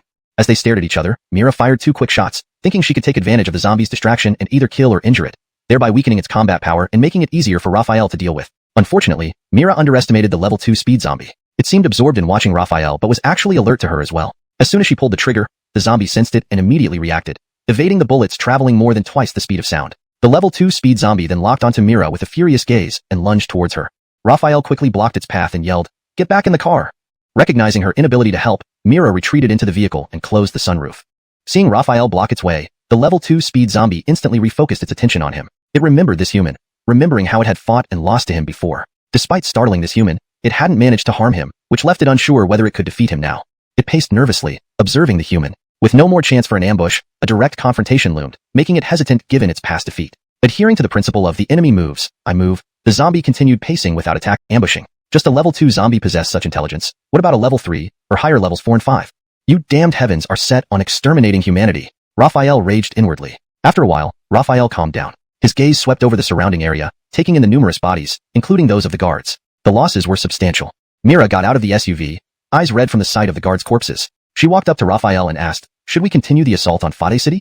Raphael shook his head. "We'll return to base and regroup for 2 days." Their initial high spirits were dashed by this unexpected encounter. Not a remig Yao Jin, but a level 2 zombie and a horde of zombies. Attacking Fade City would have to be postponed. Sandra, Joaquin, Reed, Orlando, and Tucker approached. Joaquin reported first, "Sir, the first company lost 167 men. Reed added, "Sir, the second company lost 236 men. Orlando said, "Sir, the third company lost 301 men. Tucker concluded, "Sir, the fourth company lost 238 men. After hearing these reports, Raphael calculated the total loss of 942 men, nearly half their expedition force. Sighing, he ordered, "Tidy up your respective units and return to base in 30 minutes. Were you confident you could beat it? Raphael shook his head honestly. No. Feeling a twinge, Mira turned back to him. Then why did you block it? Looking into her eyes, he smiled. If it killed you, it would come after me next. Dead is dead, whether sooner or later. But surprisingly, it chose to retreat. That's strange. So that's why. Mira felt a bit disappointed but smiled. Strange or not, it's good it retreated. Raphael agreed, laughing. True, who cares? Translation provided under the specified guidelines, ensuring accuracy and natural English fluency while maintaining the original tone and paragraph structure. Chapter 83, Nelson's Army, Part 1. After the guards withdrew, an eerie silence enveloped the small town. The only things that told of a fierce battle were the bodies scattered across the ground and the bullet holes in the walls. Crimson clouds floated on the horizon as the sun set behind the mountains. Under this twilight, a car sped towards the town from afar. The speeding vehicle entered the town and gradually slowed down. Passengers rolled down the windows and leaned out. They were all astonished by the sight of the numerous corpses. They had traveled this road many times and were familiar with this town. Before the apocalypse, its residents had relocated en masse, making it practically a ghost town where they never encountered any zombies before. But now, the scene was completely different from what they knew. Observing closely, they noticed bullet holes along the walls of the houses lining the road, matching the bodies on the ground. They could imagine the intensity of the battle that took place here. Sandra, let's go back. It's too terrifying here, said the driver to the person sitting in the passenger seat. Have you never seen zombies or dead bodies? You're being way too timid, teased one of the two people in the back seat. The captain, sitting in the front passenger seat, withdrew his gaze from the window and looked ahead. Keep driving for a bit, he ordered. Though scared, the driver dared not disobey the captain's order and continued cautiously. Stop. Startled, the driver slammed on the brakes and nervously glanced at the captain. The captain stared intently ahead, seemingly transfixed by something. Following their gaze, the driver saw his fellow passengers also staring in shock. When he turned his eyes forward, he saw a four-legged zombie with faint red eyes staring right at them. His hand tugged at the captain's sleeve with obvious fear. Sandra, that looks like an evolved zombie. What should we do? The captain was clearly nervous too. His Adam's apple bobbed as he swallowed hard, voice trembling. Back up slowly. The driver nodded and began reversing the car. However, every meter they backed up, the red-eyed zombie matched their pace, following Clete paralyzed with terror. The red-eyed zombie then focused on the captain. Seeing the fate of the driver, the captain was terrified but realized there was nothing left to lose, so he decided to fight. He quickly drew his pistol and aimed it at the red-eyed zombie. But the zombie moved faster. Before he could fully pull the trigger, the zombie's claw pierced through his forehead, causing him to collapse instantly. Before losing all vitality, the zombie's other claw plunged into his chest, extracting the still warm and slightly beating heart, devouring it in just a few bites. The two passengers in the back sat motionless, unable to speak. Watching the red-eyed zombie enter the car and plunge its claw into one of them, they were overwhelmed by pain and finally regained their voices, but before they could scream, their hearts were ripped out. The sight of their own hearts still faintly beating in the zombie's hand made the men want to scream, but no sound came out. The light in their eyes dimmed and extinguished rapidly. 5 kilometers behind the town, a 10,000-strong army rested. In the middle of the formation, Albin smoked in a black Phaeton V, blowing smoke rings. Angeladonly, he frowned. Why haven't they returned yet? He waved his hand out the window, and Amrit ran over eagerly. Lord of the city, Amrit greeted. Albin asked, have the scouts returned? No, replied Amrit. Solid steel barrel into such an arc. The city gates opened wide, allowing the convoy to enter. Citizens gathered to watch, but there was no cheering or jubilation this time. The convoy had never returned so quickly before, and each vehicle had been fully loaded upon departure. Now, almost half of the guard warriors on each vehicle were missing, and one tank was heavily damaged. Furthermore, the specially designated off-road vehicle of Commander Raphael usually had all windows rolled down after victory, with Raphael smiling and greeting everyone. Today, however, the windows were tightly closed, and the guard seemed unusually somber. Inside the off-road vehicle, Raphael gazed out the window, watching the citizens' faces pass by. He couldn't help but think, returning in such a disheveled state, they must think the guard army is incapable. My reputation must have plummeted in their eyes. Rhiannon, sensing Raphael's mood, was about to offer comfort when she heard, Bart live the guard army. Honor to the guard army. Bart live the guard army. Honor to the guard army. All the citizens shouted tirelessly, repeating these phrases over and over again. The guard soldiers on the troop carriers were moved. Some of the brave men even teared up looking at the enthusiastic crowd. Inside the off-road vehicle, Raphael ordered the tank to be taken to the factory, where he received a system notification. Tank damaged 46%, repair cost, 90,000 points, estimated time, 1 hour. Proceed with repair? Without hesitation, Raphael chose to repair it. He then accessed the armory interface and replenished the guard army's numbers. Although he planned to conscript citizen soldiers, they wouldn't be combat ready immediately like the guard army, needing at least 3 months of training. Moreover, the citizen population was limited. If they died in battle, it would be true death, unlike the guard army which could be reproduced. Therefore, Raphael intended to use them primarily for base defense or basic search and rescue missions. In time, as the population grew, he might consider taking citizen soldiers on expeditions. As dusk approached, Raphael returned to the mobile base where dinner had already been delivered. Instead of eating immediately, he first took a shower and changed clothes before sitting down to eat. After a bite, he paused, chewing slowly. This doesn't taste right. Didn't Alfie make this? He can't be this bad. Did someone put an entire bag of salt in the stir-fried pork?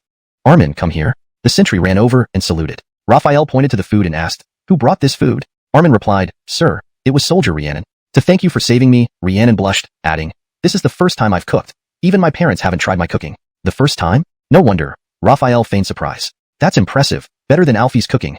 Really? Rhiannon exclaimed happily. Then can I cook for Brother Halden every day? Chapter 85. Once again, the Nelson Army, Part 3. Sherry Day. Upon hearing Mira offer to cook for him every day, Raphael's expression froze. This food was unbearably salty. He could tolerate it for 1 or 2 meals, but eating this every day would pickle him into dried meat. His mind raced, trying to find a polite and gentle way to decline her offer. Mira, noticing his changed expression, immediately asked, Brother Halden, do you not agree? I prefer lighter flavors. Raphael stammered. Mira carefully pondered his words, then dipped her finger in the remaining gravy on the plate and tasted it, frowning as she sucked her finger. So salty. Strange. I thought I used sugar. How did it get so salty? Did I misread? Looking at Raphael apologetically, she said, this was my mistake. Rest assured, Brother Halden. I'll double-check next time. Raphael was speechless upon hearing her musings. Alicia followed by powerful explosions were heard. Raphael rushed out of the mobile base and saw the dust cloud where the explosion had hit near the city gate. Gather the guards quickly. With that, Raphael dashed towards the gate. Joaquin knew the urgency and immediately went to gather the guards, while Mira followed Raphael. Arriving at the gate, they found a gaping hole in the wall, several guards lying lifelessly on the ground, and others wounded but still manning their weapons without uttering a sound of pain. Raphael immediately ordered the injured to be sent to the military factory for repair and jumped onto the wall. As soon as he landed, 3 cannon shots echoed loudly. 3 shells flew towards them, and Raphael tensed up, leaping backward in an instant. Boom boom boom. The shells struck the wall, sending debris flying and creating another gaping hole. Alarmed, Raphael wondered, where did the Nelson army get these cannons? Nelson's army was 3 kilometers away. Rocket launchers wouldn't reach that far. So, only cannons could explain this. Just then, the hum of engines grew louder as 9 tanks approached. Raphael's confidence surged as he cursed under his breath. Hell, big cannons aren't that impressive. I have mobile artillery too. Open the gates, charge the tanks. Raphael commanded. The guards guarding the city also felt a boost in morale when they saw the tanks. This. Unbelieving, Albin rubbed his eyes, thinking it might be an illusion. But the steel monsters remained, lined up and ready to fire. Aya! Albin screamed, dropping the binoculars and running towards his Phaeton. Just as the surrounding Nelson soldiers became confused, boom boom boom, 9 shells broke through the sky. Bang bang bang. Cortesque meteors falling from the sky. Explosions erupted across the Nelson camp. 2 shells struck the artillery positions, instantly blowing up the rusty cannons and sending the gunners flying several meters before crashing heavily to the ground, meeting their end. Albin ran frantically, yelling, retreat. Note: this chapter maintains the original narrative structure and intensity, providing a direct English translation while preserving the tone and style. Chapter 86, The Fateh City Army Again, Part 4. One batch after another of shells tore through the sky, striking various locations in the Fateh City Army's base. Soldiers were being hurled several meters into the air by explosions, while those hit directly by shells instantly disintegrated into pieces of flesh. This chaos filled the Fateh City Army's camp with panic screams and pain groans. Albin had already run to his Phaeton. raising his binoculars to see 9 tanks for oneself, even in flight. A few others didn't fight over vehicles nor flee on foot, but instead raised their rifles high above their heads, kneeling to await the arrival of the base city tanks and guard army. At base city, the enemy artillery had been silent for so long, clearly destroyed by the tanks. Raphael climbed onto the ramparts and raised his binoculars. As expected, the Fate City army was in utter chaos. A cold smile spread across his face. Lowering his binoculars, he waved his hand, commanding, "Attack!" All guardsmen had already gathered. At Raphael's order, they shouted, "Kill!" Their war cries soared into the heavens like tangible waves. With heightened morale, the guard army charged out of the base toward the Fate City army's base. The tanks led the charge, reaching within 3 kilometers of the Fate City army's camp. They saw rows of kneeling soldiers with raised rifles first, followed by corpses scattered everywhere and soldiers still fighting over vehicles. Finally, there were those who appeared like tiny ants fleeing on foot. Tank turrets swiveled to aim at the soldiers fighting over vehicles. Some saw the tanks and quickly surrendered like their more pragmatic comrades, while others fought fiercely, heedless of danger, solely focused on securing vehicles. A few even tried to seize the tanks, eyes bloodshot with desperation. However, these tanks, known as land warfare kings, wouldn't sit idly while being attacked. Rat-a-tat-tat, Bekachine guns mounted on the tanks fired, bullets raining down on the bloodshot-eyed soldiers. They foolishly stood their ground, firing back, resulting in predictable carnage. Their bullets only ricocheted off the tanks. After this wave was cleared, only those who had surrendered remained. As for the fugitives, it depended on Raphael whether to pursue or not. Soon, the guard army arrived, finding an unexpected scene. The battle seemed already won, rendering their war cries somewhat redundant. Virum. A SUV drove up and stopped in front of the guards. Raphael stepped out, observing the kneeling Fate City army soldiers. Upon seeing the pile of corpses before the tanks, he understood their surrender was inevitable. The kneeling soldiers stole glances at Raphael, trembling uncontrollably, thoughts racing. Will he kill us? In ancient times, captives were buried alive. He might do something similar here. This Commander Luo looks handsome. He probably wouldn't massacre prisoners. Mom, I miss you. Raphael scanned the kneeling soldiers, estimating about 2,000 to 3,000. Hoping they hadn't committed heinous crimes, he muttered. I hope they haven't done anything unspeakable, otherwise, it would be unfortunate. Scene. Among them, those who believed they would not be killed began to fantasize. Can I live here in the future? I never want to return to that hellish place Fate City. As for those whose fate remained uncertain, they thought, what a beautiful place. If only I could survive. I truly regret the things I've done. And those who knew they were doomed shed tears of regret, thinking, why? Why? Damn it. Why did you let me come to such a wonderful place just to have me die? I hate this. I hate this. Raphael was oblivious to their thoughts and felt quite content within himself. In the morning, he lost half his forces, but in the afternoon, Alban came offering heads on a platter, a timely relief. If not for the irreconcilable enmity between them, he might have considered letting Alban off. Upon entering the city, Raphael first looked at the breaches in the wall caused by artillery shells. He immediately summoned a blue light screen and repaired the damaged sections. Then, he called out to Joaquin, ordering, arrange accommodation for these prisoners. Hearing this, Joaquin scratched his head awkwardly and said, Sir, the base's dungeons and the existing holding areas combined do not have enough space to accommodate thousands of prisoners. This was true. The base had limited space. The inner city was already packed full, while the outer space. We'll launch our attack on Fate City in 3 days. Yes. Joaquin answered again. Following the fierce battle, evening turned into deep night. Inside the mobile base, a pile of evolution crystals lay on the table in front of Raphael. Among them, a green glowing crystal resembled jade, catching everyone's eye as a quasi-level 2 evolution crystal. The rest were all milky white level 1 evolution crystals, numbering 27 in total. Level 1 evolution crystals now served only to replenish energy for Raphael. Keeping them for personal use would be wasteful, so he had already decided to distribute these 27 crystals equally among Joaquin, Reed, Orlando, Tucker, and Mira. He wasn't sure why Mira was included, possibly because she had consumed 2 crystals before, and a few more would help her reach greater heights. Deep down, he uncontrollably desired for Mira to possess the power to protect herself. Raphael chuckled bitterly, composing himself and turning his focus to the pale green quasi-level 2 evolution crystal. The system had stated that consuming another quasi-level 2 crystal would elevate him to a level 2 evolver. He wondered how strong a level 2 evolver could be. His eyes gleamed brighter. This quasi-level 2 crystal before him seemed like the most beautiful woman stripped naked, mesmerizing him, intensifying his thirst for power and making his breathing heavier, leaving his skin baby-fresh and incredibly tender. Feeling the evolution crystal's energy depleted, Raphael sniffed. He smelled normal, not foul. Core-testing his arm, he noticed his skin was unusually pale. He reached out to touch it, freezing in surprise, then frowned. It looks smooth and tender, but it feels rougher than before.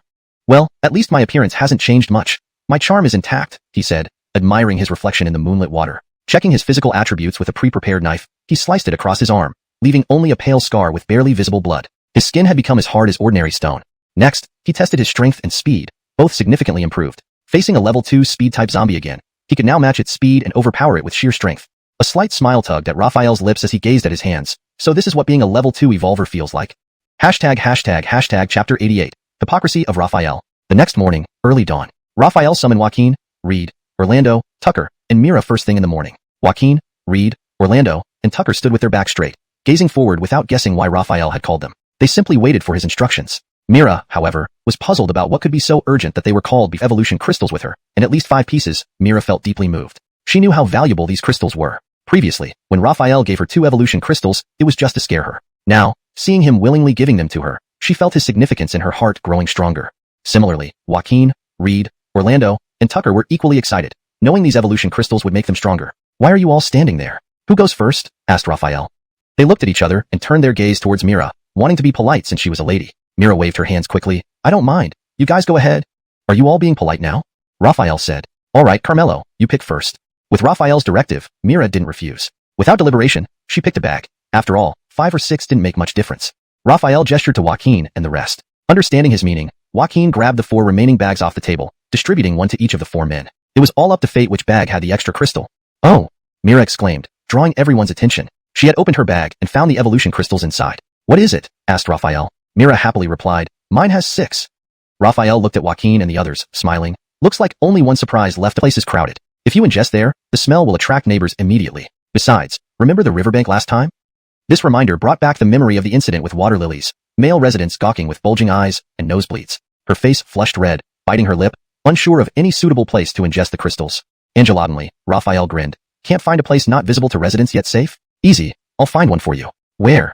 Mira asked. Raphael pointed to the floor and ceiling. The implication was clear. He wanted her to ingest the crystals in the mobile base. But hadn't he just told the others not to do it here? Mira was puzzled and asked, "Didn't you say not to do it here?"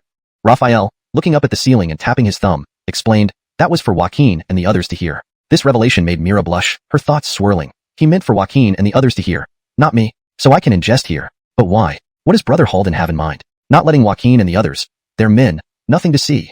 Humph, pervert. How detestable. Giving me evolution crystals just for this purpose. Too ridiculous. Infuriated, she almost threw the evolution crystals at Raphael and cursed him a pervert. Yet, she paused. "No, Brother Halden isn't like that. I mean inside the commander's mobile base? You're not mistaken, old Cortez. I heard it too. It sounded like a woman in great pain. Why are you all so curious? Are you reincarnated Teletubbies?" Raphael looked at the guards and ordered, "Disperse them." "Yes, sir." The guard stepped forward and loudly announced, "Ailey Sherion, back to work. No loitering here." The residents knew it was Raphael's order to clear the area. Since the commander had spoken, they didn't want to cause trouble and left after exchanging a few words with each other. 2 hours later, click, the door to the mobile base finally opened. Surprisingly, there was no stench. Instead, a faint, exotic perfume filled the air. Mira, with a slightly flushed face, appeared before Raphael. He had been complaining about the long wait, but seeing her now, he was momentarily stunned. Mira wore a hoodie on top and athletic shorts on the bottom. Her already excellent demeanor had visibly improved. If Raphael had to describe her, he could only think of captivating beauty with heavenly grace. She was simply too beautiful. Ailish and the guards couldn't help but glance her way. "Raphael, what's wrong?" Mira asked suddenly. Her voice was incredibly melodious to his ears. He wondered, why does her voice sound even better? After standing there for a few seconds, the next morning, atop the city wall, Raphael stood tall, surveying the surroundings. In 2 days, they would set off for Fade City. His concern wasn't whether they could capture Fade City, but rather whether the existing base could accommodate its population after relocating them. Although there was still ample living space in the outer city, he didn't know how many people resided in Fade City. Estimating based on military numbers, a 10,000-strong army suggested a population of at least 50,000 or more. A massive influx would clearly exceed the available living space. After some consideration, he decided to expand the base. Pulling up the virtual map, he outlined a 4-kilometer square encompassing the current city and selected the construction option. A blinding white light enveloped the area, followed by the emergence of the extended walls. Surveying the new walls, Raphael thought, Ailish, though the surrounding area has been cleared and is relatively safe, it's better to be cautious. Better to conduct another sweep. Jumping down from the wall, he entered the barracks. Seeing many guard army soldiers training, he cleared his throat and shouted, "Attention!"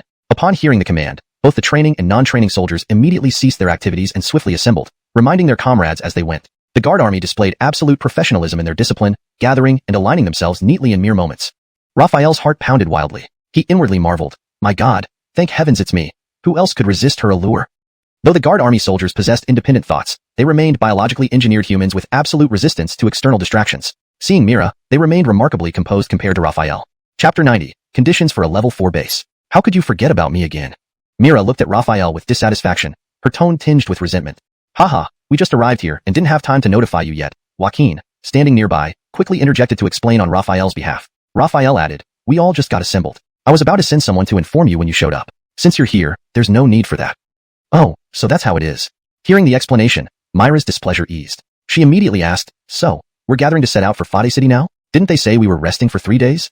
"True, the expedition to Fade City is indeed scheduled for the day after tomorrow. Today, I called you all for another matter, Raphael smiled. You'll only need light equipment. Follow me. With that, Raphael led the way toward the city gates, and the guard army soldiers and began their task. Mira, however, stood still. Raphael looked at her and asked, since you're already here, why don't you join us in clearing the dangers? Mira stretched lazily and replied, with so many people, one more or one less won't make much difference. I won't go and add to the crowd. Raphael acknowledged her point and didn't insist. Then he leaped onto the wall, watching as the guard army spread out in a radial pattern. The speed of their operation suggested that it wouldn't take long to complete. Angelatingly, he noticed a metal tower enclosed within the new walls. This discovery piqued his interest, and he jumped down from the wall and sprinted toward the tower. Seeing this, Mira wondered, what is Brother Halden doing? Curiosity drove her to follow him. Soon, they both arrived at the base of the tower. Staring at it, Raphael seemed deep in thought. Mira suddenly appeared beside him, causing him to turn and ask, why did you follow me? Seeing Raphael's focus on a metal tower, Mira lost her interest and remarked, nothing much. I thought you found something good, but it's just a metal tower. Ding dong. Raphael knocked on the tower with his knuckles, producing a ringing sound. He laughed and said, this is the good thing. Confused, Mira retorted, it's just an abandoned signal tower. How can it be a good thing? Are you planning to dismantle it for weapon-making materials? The method was simple. He posted a notice, and it wasn't long before he brought 3 men with expertise in communications to Raphael. Among them, 2 had thinning hair, and the third faced a similar predicament. Raphael wondered if Auric chose based on hairlines. The commanding officer was a symbol of hope for all residents, and seeing Raphael, the 3 men were initially too excited to speak. Auric introduced them. These are Marty, Fade, and Jerson. All 3 are skilled in telecommunications. Raphael nodded and asked, I'm not knowledgeable in communications. But let me ask, if you have a signal tower that hasn't been powered for about a year, can you bring it back online? And after bringing it online, design a signal wave for internal-based communication. Hearing this, all 3 faces turned serious, clearly recognizing the difficulty. After a few seconds, Marty spoke up, Commander, what you described is indeed challenging. Moreover, the base lacks adequate conditions for such tasks. His words met agreement from the others. Raphael frowned, realizing how difficult setting up internal communications would be. It seems upgrading the base might unlock specialized equipment or experts in this field. Speaking of which, I wonder how many people we need to upgrade to level 3. Thinking about it, he asked and watched him from beside, deep in thought. Angelatingly, a voice came through the radio, belonging to Joaquin. This is Joaquin speaking. Sir, we are 2 kilometers away from the town. Should we go straight through, or take a detour? Awaiting your decision. Raphael's eyes slowly opened, and Myra's gaze followed suit. After a moment's thought, Raphael said, take the detour. Although he had reached the 2nd tier of evolution, he could now be confident of at least not losing if faced again with that level 2 zombie. Furthermore, Joaquin, Reed, and others had all reached the peak 1st tier evolution stage. They could stand firm against quasi-2nd tier zombies, so he was fully confident in wiping out the zombies in the town. However, priorities needed to be clear. This expedition's primary goal was to attack Fate City. There was no need to provoke the town's zombies and cause unnecessary losses. Once they breached Fate City, they could turn back and deal with the zombies later. Understood, Joaquin responded. The vehicle sped up again, taking a detour at the fork in the road without stopping. In Fate City, at the Lord's Becketnor, Albin's face was as dark as storm clouds, and his eyes blazed with anger. Omrit and other officers stood on either side of the hall in silence. Tap, tap, tap. The rhythmic tapping of fingers on the armrest made everyone's hearts beat faster. Report. Angelatingly, a soulful figure and delicate features, which stirred some lustful thoughts. However, he quickly suppressed these feelings, turning back to Albin, who was watching him intently. Thank you for your warm reception, Brother Fate. Let's get to business, Tom said. All right, let's talk business. I detailed my needs in my letter. Angela Relay, Brother Xiao understands my request clearly? Tom nodded. Yes, I understand. I didn't expect the base to have tanks. They've certainly hidden their strength well. Your defeat was justified. As for your request for us, Wasteland Kingdom, to dispatch troops to destroy the base, it's too risky. We can't agree to that. However, we will offer protection for you, and do our best to safeguard Fade City. Albin felt a pang of disappointment, but breathed a sigh of relief when he heard about protecting Fade City. Very well, thank you, Wasteland Kingdom. Thank you, Brother Xiao. Tom waved a hand. Not so fast, Brother Fade. You should hear our conditions before thanking me. Albin asked solemnly, what are the conditions? Our terms are simple. From now on, Fade City belongs to Wasteland Kingdom, its soldiers and residents likewise. This statement caused an uproar in the hall. Some officers were unwilling to submit and wanted to resist, while others chose to live in submission. Albin's expression grew gray.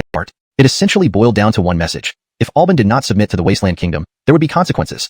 Albin gripped the armrests tightly, his palms turning red from the strain, veins popping out from his forearms. He heard numerous officers murmur, most agreeing that they should compromise and submit to the Wasteland Kingdom. After all, staying alive was more important than anything else. Unconsciously, Albin glanced at Omrit, who was unusually quiet, head hanging low, as if lost in deep thought. But, seeing Albin's conflicted expression without an immediate reply, Tom continued. If Becketier Fate agrees to our conditions, then from here on out, we'll be one family. We'll consider those 3 cannons a gift, and naturally, we won't pursue it any further. Sigh. After a long silence, a sigh of resignation echoed through the hall, halting the officers' discussions. They turned their attention to Albin, awaiting his decision. Tom watched Albin with a smiling face, waiting for him to voice his final decision. Albin's gaze swept across everyone present before settling on Tom. Standing up, he bowed slightly, saying, Young Brother Xiao, from this moment forward, Fate City submits to the Wasteland Kingdom. Following his lead, The other officers also bowed towards Tom, declaring their submission. It was clear staying in Fate City would be suicidal. Nodding in agreement, he replied, all right. Leading the officers and Xiao out of the Nero residence, Albin ordered vehicles and fuel preparations. He quickly boarded a vehicle along with his officers. As the city gates opened and Albin climbed into a Phaeton, he noticed Tom whispering instructions to two men. Patting their shoulders, he smiled. Remember, your priority is safety. Protect Brigadier Fate. Hearing this, Albin inferred Xiao didn't plan to go with them and asked, aren't you coming with us, Cortestal brother Xiao? Xiao chuckled. Now that Fate City belongs to the Wasteland Kingdom, it's my duty to ensure its safety. My men will take you to Shelter City number 3. Go.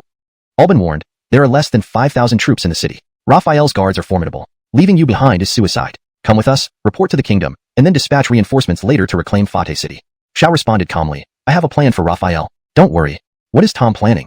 Albin pondered, startled suddenly. Could he be deceiving me? Perhaps Raphael isn't attacking today, and he's using us to gain control of Fate City. But Albin soon reasoned that given the ongoing conflict between Fate City and the base, Xiao smiled inwardly, thinking, just a few lies convinced Albin, simpler than imagined. Once my brother's army arrives, the thousands of troops and tens of thousands of people here will belong to Shelter City number 3. As for Albin and his officers, coldness flashed in Xiao's eyes. Back at the mayoral residence, Xiao seated himself on Albin's throne. At tea this moment, the grand hall was empty, making it quite boring. Tom picked up a teacup and examined it carefully, then twisted his neck to make some cracking sounds. At this moment, he suddenly remembered Ember who had poured tea for him earlier, and his heart started to feel restless. Without controlling his strength, with a crack, the porcelain teacup was crushed in his hand. He looked towards a door on the right side, remembering clearly that Ember had entered the hall through this door. The heat in his heart was unbearable, and he stood up and walked towards the door.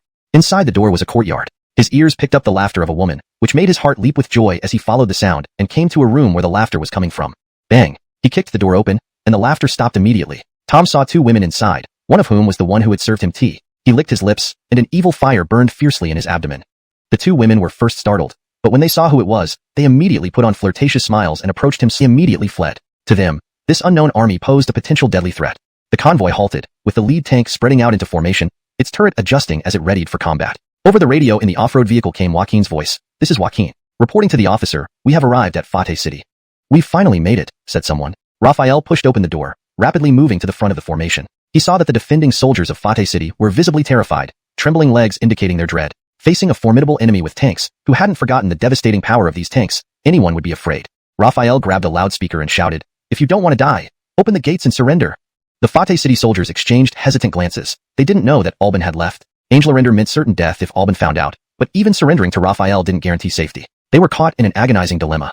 Raising a hand, Raphael announced, I'll count to 5. If you haven't decided by then, I'll launch a full assault. 1, 2, 3. Each number hit the defenders like a bomb, paralyzing them with indecision. Raphael wouldn't wait long.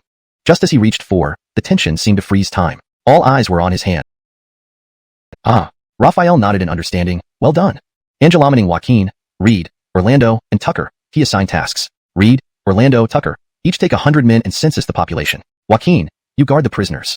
Turning to Mira, he added, Carmelo, take 50 men and follow me to Fate City's mayor's residence. Looking at Crane, he gestured, lead the way. Crane readily agreed, guiding them quickly to the city lord's residence. Seeing the invaders, the guards raised their weapons but were promptly ordered down by Crane. Recognizing the futility against such well-equipped opponents, the guards complied.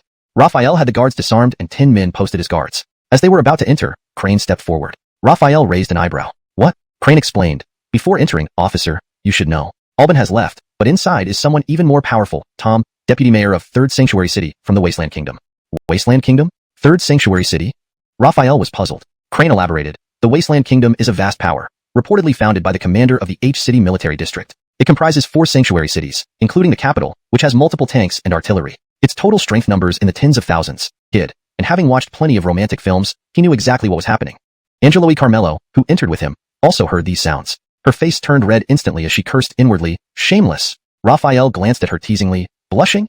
Fatemf. Angeloe Carmelo's face reddened even more as she turned away, ignoring him. Raphael laughed but didn't tease her further. He followed the sound until he reached a door where the sounds continued, growing louder. Upon closer listening, there were 2 different women's voices inside. He rubbed his chin, thinking, quite the player, aren't you? He pulled out a pistol from his waist and fired 2 shots into the air. Bang, bang. The passionate sound stopped abruptly, followed by hurried rustling as clothing was put on. Then came an angry shout. Who? Are you courting death? Anyone engaged in such activities would be enraged if interrupted. Bang. Raphael kicked open the door. Inside, 3 people were half-dressed. 1 man and 2 women, lying on the bed, breathing heavily. The man glared at Raphael like a hungry wolf, gnashing his teeth. If Albin isn't here, this must be Tom that Amrit mentioned, Raphael mused calmly. Who are you? Tom asked, recognizing Raphael wasn't an ordinary soldier from the city. Really? What intrigues me most is how you plan to deal with me and my army. Tom noticed no one else was behind Raphael, then scrutinized him again, seeing only a pistol and a military knife. His heart raced. You'll see, capturing the leader first. His eyes grew cold as he lunged for Raphael's neck, faster than any human should be able to move, almost matching the speed of a level 1 evolved zombie. Unfortunately, Raphael was now a level 2 evolved being. To him, Tom's swift attack seemed slow. With ease, he dodged, then grabbed Tom's wrist, giving it a slight squeeze. Crack. The sound of bones breaking rang out, causing excruciating pain. Tears welled up in Tom's eyes as his face contorted. Ah, pain. So much pain. I misjudged you. Commander Luo, spare my life?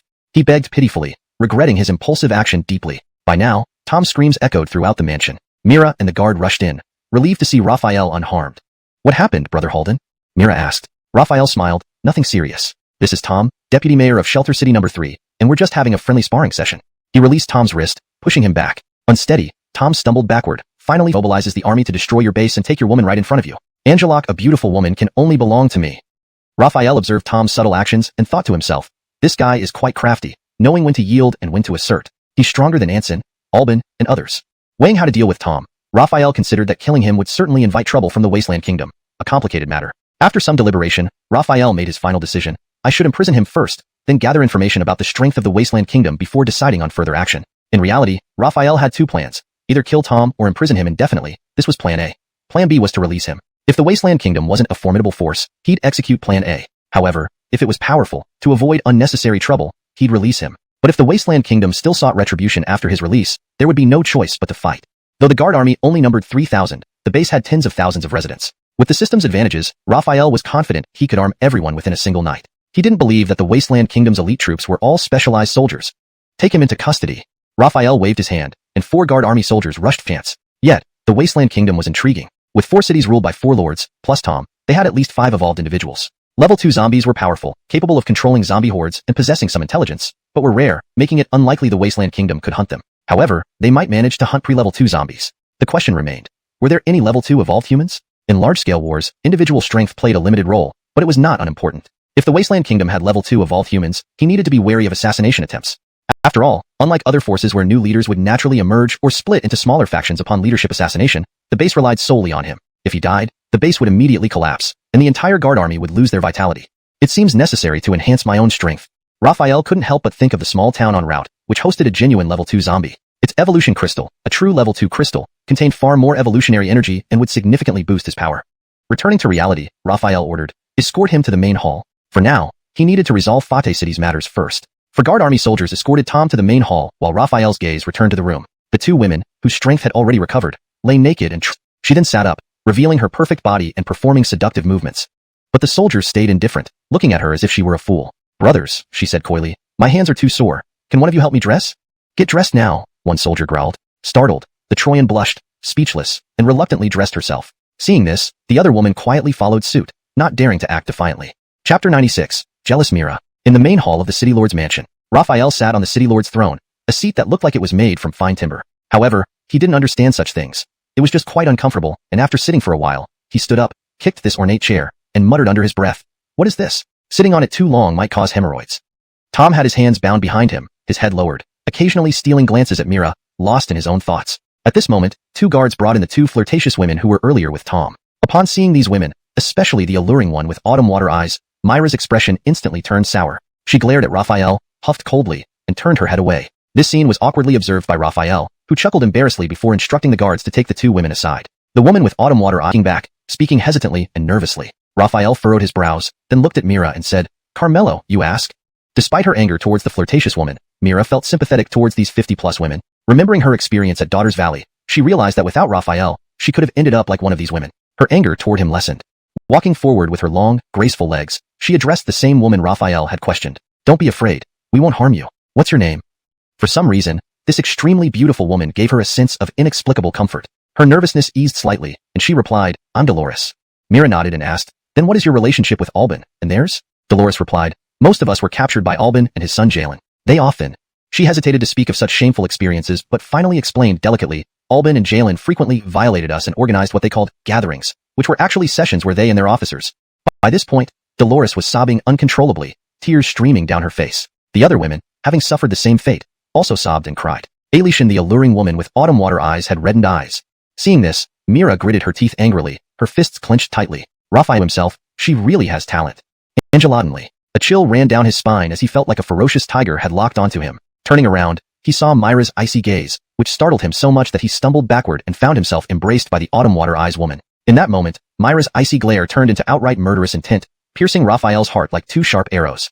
As a level 2 evolver, Raphael felt fear at that moment, hastily pulling away from the autumn water eyes woman and saying repeatedly, okay, you can live. Leaning close to Myra's ear, he whispered softly, it was just a joke, not intentional. Fate. Mira coldly responded and walked out of the city lord's mansion. Watching Myra's retreating figure, Raphael wiped his face, wondering, what's happening to me? Am I falling for her? Damn. Outside the city lord's mansion, Mira gazed at the grayish blue sky, muttering to herself, Brother Halden is so outstanding. What difference does 1 or 2 more women make? And what right do I have to complain? But I can't accept someone like the flirtatious weirdo. She doesn't deserve Brother Halden. Although she said this, she knew deep down that no one could truly accept seeing their loved one with spelling the lingering chill. Screech. The sharp sound of brakes startled Alban awake as he was dozing off in the vehicle. He lowered the window and peered outside, puzzled as to why the convoy had suddenly stopped. Opening the car door and stepping out, he stretched his back and muttered, I wonder how things are going in Fade City. Angelotinly. 2 men emerged from the lead vehicle, the 2 men whom Tom had assigned. They were both muscular, one bald and the other with a crew cut. They appeared honest and simple. Seeing the 2 men exit, Alban smiled and asked, Brothers, why did you stop suddenly? The bald man laughed awkwardly and replied, Our vehicles forgot to refuel before departure. Could you spare us some gasoline, Commander Fade? Alban laughed and responded, Oh, no big deal. Hold on, I'll get you some fuel right away. As Alban turned to fetch the fuel, the bald man and the crew cut exchanged glances. The crew cut then hurried after Alban, saying kindly, Don't worry about the fuel. We've been driving for so long, the drivers must be quite tired. Since we're stopping here and this place looks safe, why don't we take a break and have something to eat before continuing? Alban nodded slightly in agreement. Good idea. He leaned against the car window and instructed the officer inside, Ali Sharion, get out of the car, have something to eat, and One person, licking the bloody mess from his lips, felt fear overwhelm him, leading to a terrified scream. Aya! Bang! His scream was cut short by another gunshot. Although brief, the scream roused the others. Hands instinctively reached for weapons, but it was too late. The bald man and the crew cut wasted no time, pulling the triggers repeatedly. Rat-a-tat-tat. Flashes of red erupted from the gun barrels, bullets tearing through the air, leaving trails behind. Within a minute, all targets, except Alban, lay dead. Reloading their magazines, they approached the Phaeton with undiminished hostility. Why? Alban's enraged voice echoed from behind the Phaeton. In that moment, Alban felt a mix of fury and despair. He couldn't understand why he was being killed when he had already surrendered Fade City to the Wasteland Kingdom.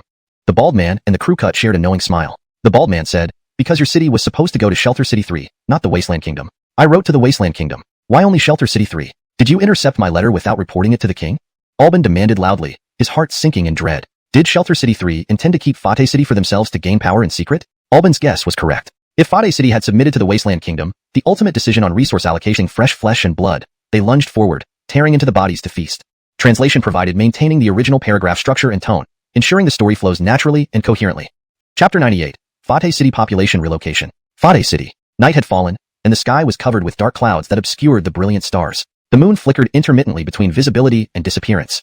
Most of the Fade City residents who had gone out to search for food had returned. Raphael immediately ordered Reed, Orlando, and Tucker to gather all the residents in front of the city lord's beckonshin.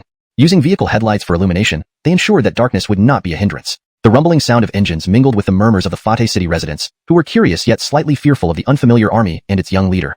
Raphael glanced at the crowd. Despite their gaunt faces marred by malnutrition-induced white spots, they appeared to be in better condition compared to the previous inhabitants of Paradise City. Bringing so many people back to the base will put considerable pressure on it. It's uncertain if the newly developed city space can accommodate them. Furthermore, food is also an issue. The earlier edition of over 40,000 people barely managed self-sufficiency through farming and scavenging, occasionally needing points to exchange for food. The additional 80,000 to 90,000 residents will likely rely heavily on point exchanges for food. Are we doomed? I endured hunger every day in Fade City just to survive. Now I'm going to die? I refuse to accept this. Seeing the potential for chaos among the masses, Raphael hurriedly reassured them. Rest assured, I won't massacre the city. My quarrel is with Alban, not you. Instantaneously, the crowd fell silent, their eyes refocusing on Raphael. In a situation where they were unarmed and faced a well-equipped army, resistance meant certain death. Hearing Raphael say he wouldn't massacre the city brought hope, making submission seem far better than rebellion. Raphael then clapped his hands, signaling for a group of guards to escort several dozen beautiful women forward. Among the crowd, there were shocked expressions as people recognized their loved ones. It's my wife. It's my wife. Jingjing. It's my daughter Jingjing. She's alive. After a few seconds of silence, a chorus of astonished cries erupted from the crowd. Nearly 100 people rushed forward, and the women embraced their husbands or fathers, sobbing bitterly. Bah, I thought you were dead. I wasn't dead. When you went searching for food, Albin's men suddenly took me to the city lord's beckon. Those damned people even told me you were killed by zombies while working. Witnessing this, the other civilians felt their hearts tighten. Respect registration with 50 men. The next morning, crowds gathered noisily outside the city lord's beckon. As Raphael stepped out, he saw 50 tables arranged in rows, each staffed by a guard responsible for registration. People jostled and shoved to register first, leading to heated arguments and fights, disrupting the process. Shaking his head at the disorder, Raphael called for Joaquin. Bring 100 guards to maintain order. Soon, imposing guards arrived, restoring order. The chaotic crowd lined up in 50 neat queues, significantly speeding up the registration process. In about 2 hours, the first batch of 5,000 registered and boarded vehicles, led by Orlando and Tucker with the guards. Raphael calculated that a round trip to the base would take 6 hours, allowing only one batch per day. Moving all 89,000 people would require 18 days. It seemed he would be staying in Fate City for 18 days. Chapter 99. The Wasteland Kingdom Army? Time flows like river water, swiftly passing. In the blink of an eye, 5 days had gone by. In Fei Cheng's training grounds, 2 figures collided with great force. One person was sent flying backward, sliding several meters before coming to a stop. That person stood up, brushed off the dust from his body, and said, "Officer, your strength and speed far exceed mine. I am no match for you," and looked out. He saw an army equipped much better than Fei Cheng's forces lined up outside. The soldiers were laughing and chatting, not showing any signs of an attack, which made him feel uneasy. As if they had been waiting too long, the army outside set up a loudspeaker, and someone shouted, "Fellow brothers inside, we are all one family now. Open the gates quickly and let us in." This made Raphael even more puzzled. Why were they calling each other brothers? He wasn't familiar with these people at all. It seemed only Fernando could explain this. Just as he thought this, Tom was brought over by Joaquin. Tom, head hanging low, passed by Mira, catching a whiff of her intoxicating fragrance. For a moment, his heart went soft, but he quickly snapped back to reality and caught sight of Raphael standing right in front of him. He thought fiercely, "Just wait, Raphael. Your woman will be mine." Though he thought this internally, outwardly, he acted very obediently. His appearance could be described as harmless. Raphael didn't waste words and asked directly, "The army outside claims to be the Wasteland Kingdom Army. Do you know about it?" "How could I not know? My brother led the troops." Tom replied mentally but spoke aloud, "Yes, it's our army from the 3rd shelter city." "Feta?" Raphael was surprised and continued, "Then why are they here?" Both the bald man and the buzzcut man were bewildered. The bald man scratched his shiny, bald head and said, "Report, my lord, we don't know either." Dom's frown deepened. Getting out of the vehicle, he looked at the city ahead, murmuring, "What is this kid up to?" Angelotantly, the buzzcut man noticed something and exclaimed, "My lord, today's Fei Cheng army is significantly different from the one 5 days ago." "Feta?" Dom turned to look at him. The bald man hadn't noticed yet either and waited for the buzzcut man to explain. "The city guard's equipment, combat uniforms, standardized automatic rifles, and what do you see hanging on their uniforms?" The buzzcut man explained. The bald man focused and exclaimed, "High explosive grenades." It's more surprising than that, their demeanor is completely different from 5 days ago. If you observe carefully, you'll notice, the buzzcut man added. The bald man observed closely and indeed found it true. The guard's demeanor was vastly superior to the Fei Cheng army from 5 days ago. Considering this, he began to understand. Dom, being the city lord, was clearly more analytical and logical. After listening to the two, even though it was his first visit to Fei Cheng, he deduced why the gates weren't open as planned. The enemy of Fei Cheng, and the only force capable of taking it, is Base Raphael. So, Fei Cheng must have been captured by the base. Zhangqing is either dead or captured. Those guarding the city now must be the base's guard army. Indeed, their equipment is excellent, possibly even better than the capital armies. I only brought 5,000 troops without heavy weaponry. Starting a battle now would mean failing to break through and losing soldiers. This is a futile and costly venture. Only by asking around and finding out if Zhangqing is alive can I rescue him. We'll make further plans after that. After rationally analyzing, Dom walked to the front of the formation. Inside the city, Raphael stood on a sandbag platform observing the army outside. Seeing a man come forward from the Wasteland Kingdom army who resembled Tom by at least 60%, he thought, Wasteland Kingdom, 3rd Shelter City, City Lord. Translation notes asterisk. Beckett contained the paragraph structure and line breaks. Translated character names correctly. Raphael, Joaquin, Mira, Fernando, Tom, Dom. Preserved the original tone and style of the narrative. Chapter 100. Isaiah. Under the scrutiny of many gazes, Isaiah felt a particular pair of eyes watching him. He turned to see Raphael observing him. Their eyes met, and Isaiah was secretly alarmed. This man has an imposing presence and excellent demeanor. He must be a high-ranking officer in the Guard Corps, perhaps even the Supreme Commander Raphael. Voice. But unlike other overconfident fools, he didn't make irrational threats. Instead, he only showed relief without saying anything unreasonable. He knows his place, Raphael thought to himself. Then he waved his hand and said, "Bring Tom up." Azariah escorted Tom onto the sandbag platform, revealing most of his body so that Isaiah and his soldiers could see him. Tom's hands were cuffed, and his right wrist bone had been crushed by Raphael, but otherwise, he had no visible injuries. His unkempt appearance, however, suggested he hadn't washed his hair or face in days. Seeing their deputy mayor in such a disheveled state, the soldiers outside the city gate murmured amongst themselves. Surprisingly, Isaiah remained calm, visibly relieved to see his brother unharmed. He immediately thanked Raphael. "Thank you, Commander Raphael, for sparing my brother." This response took Raphael by surprise. "No matter what wrongs, I apologize here first, Commander Raphael. Please release my brother," Isaiah added, bowing deeply.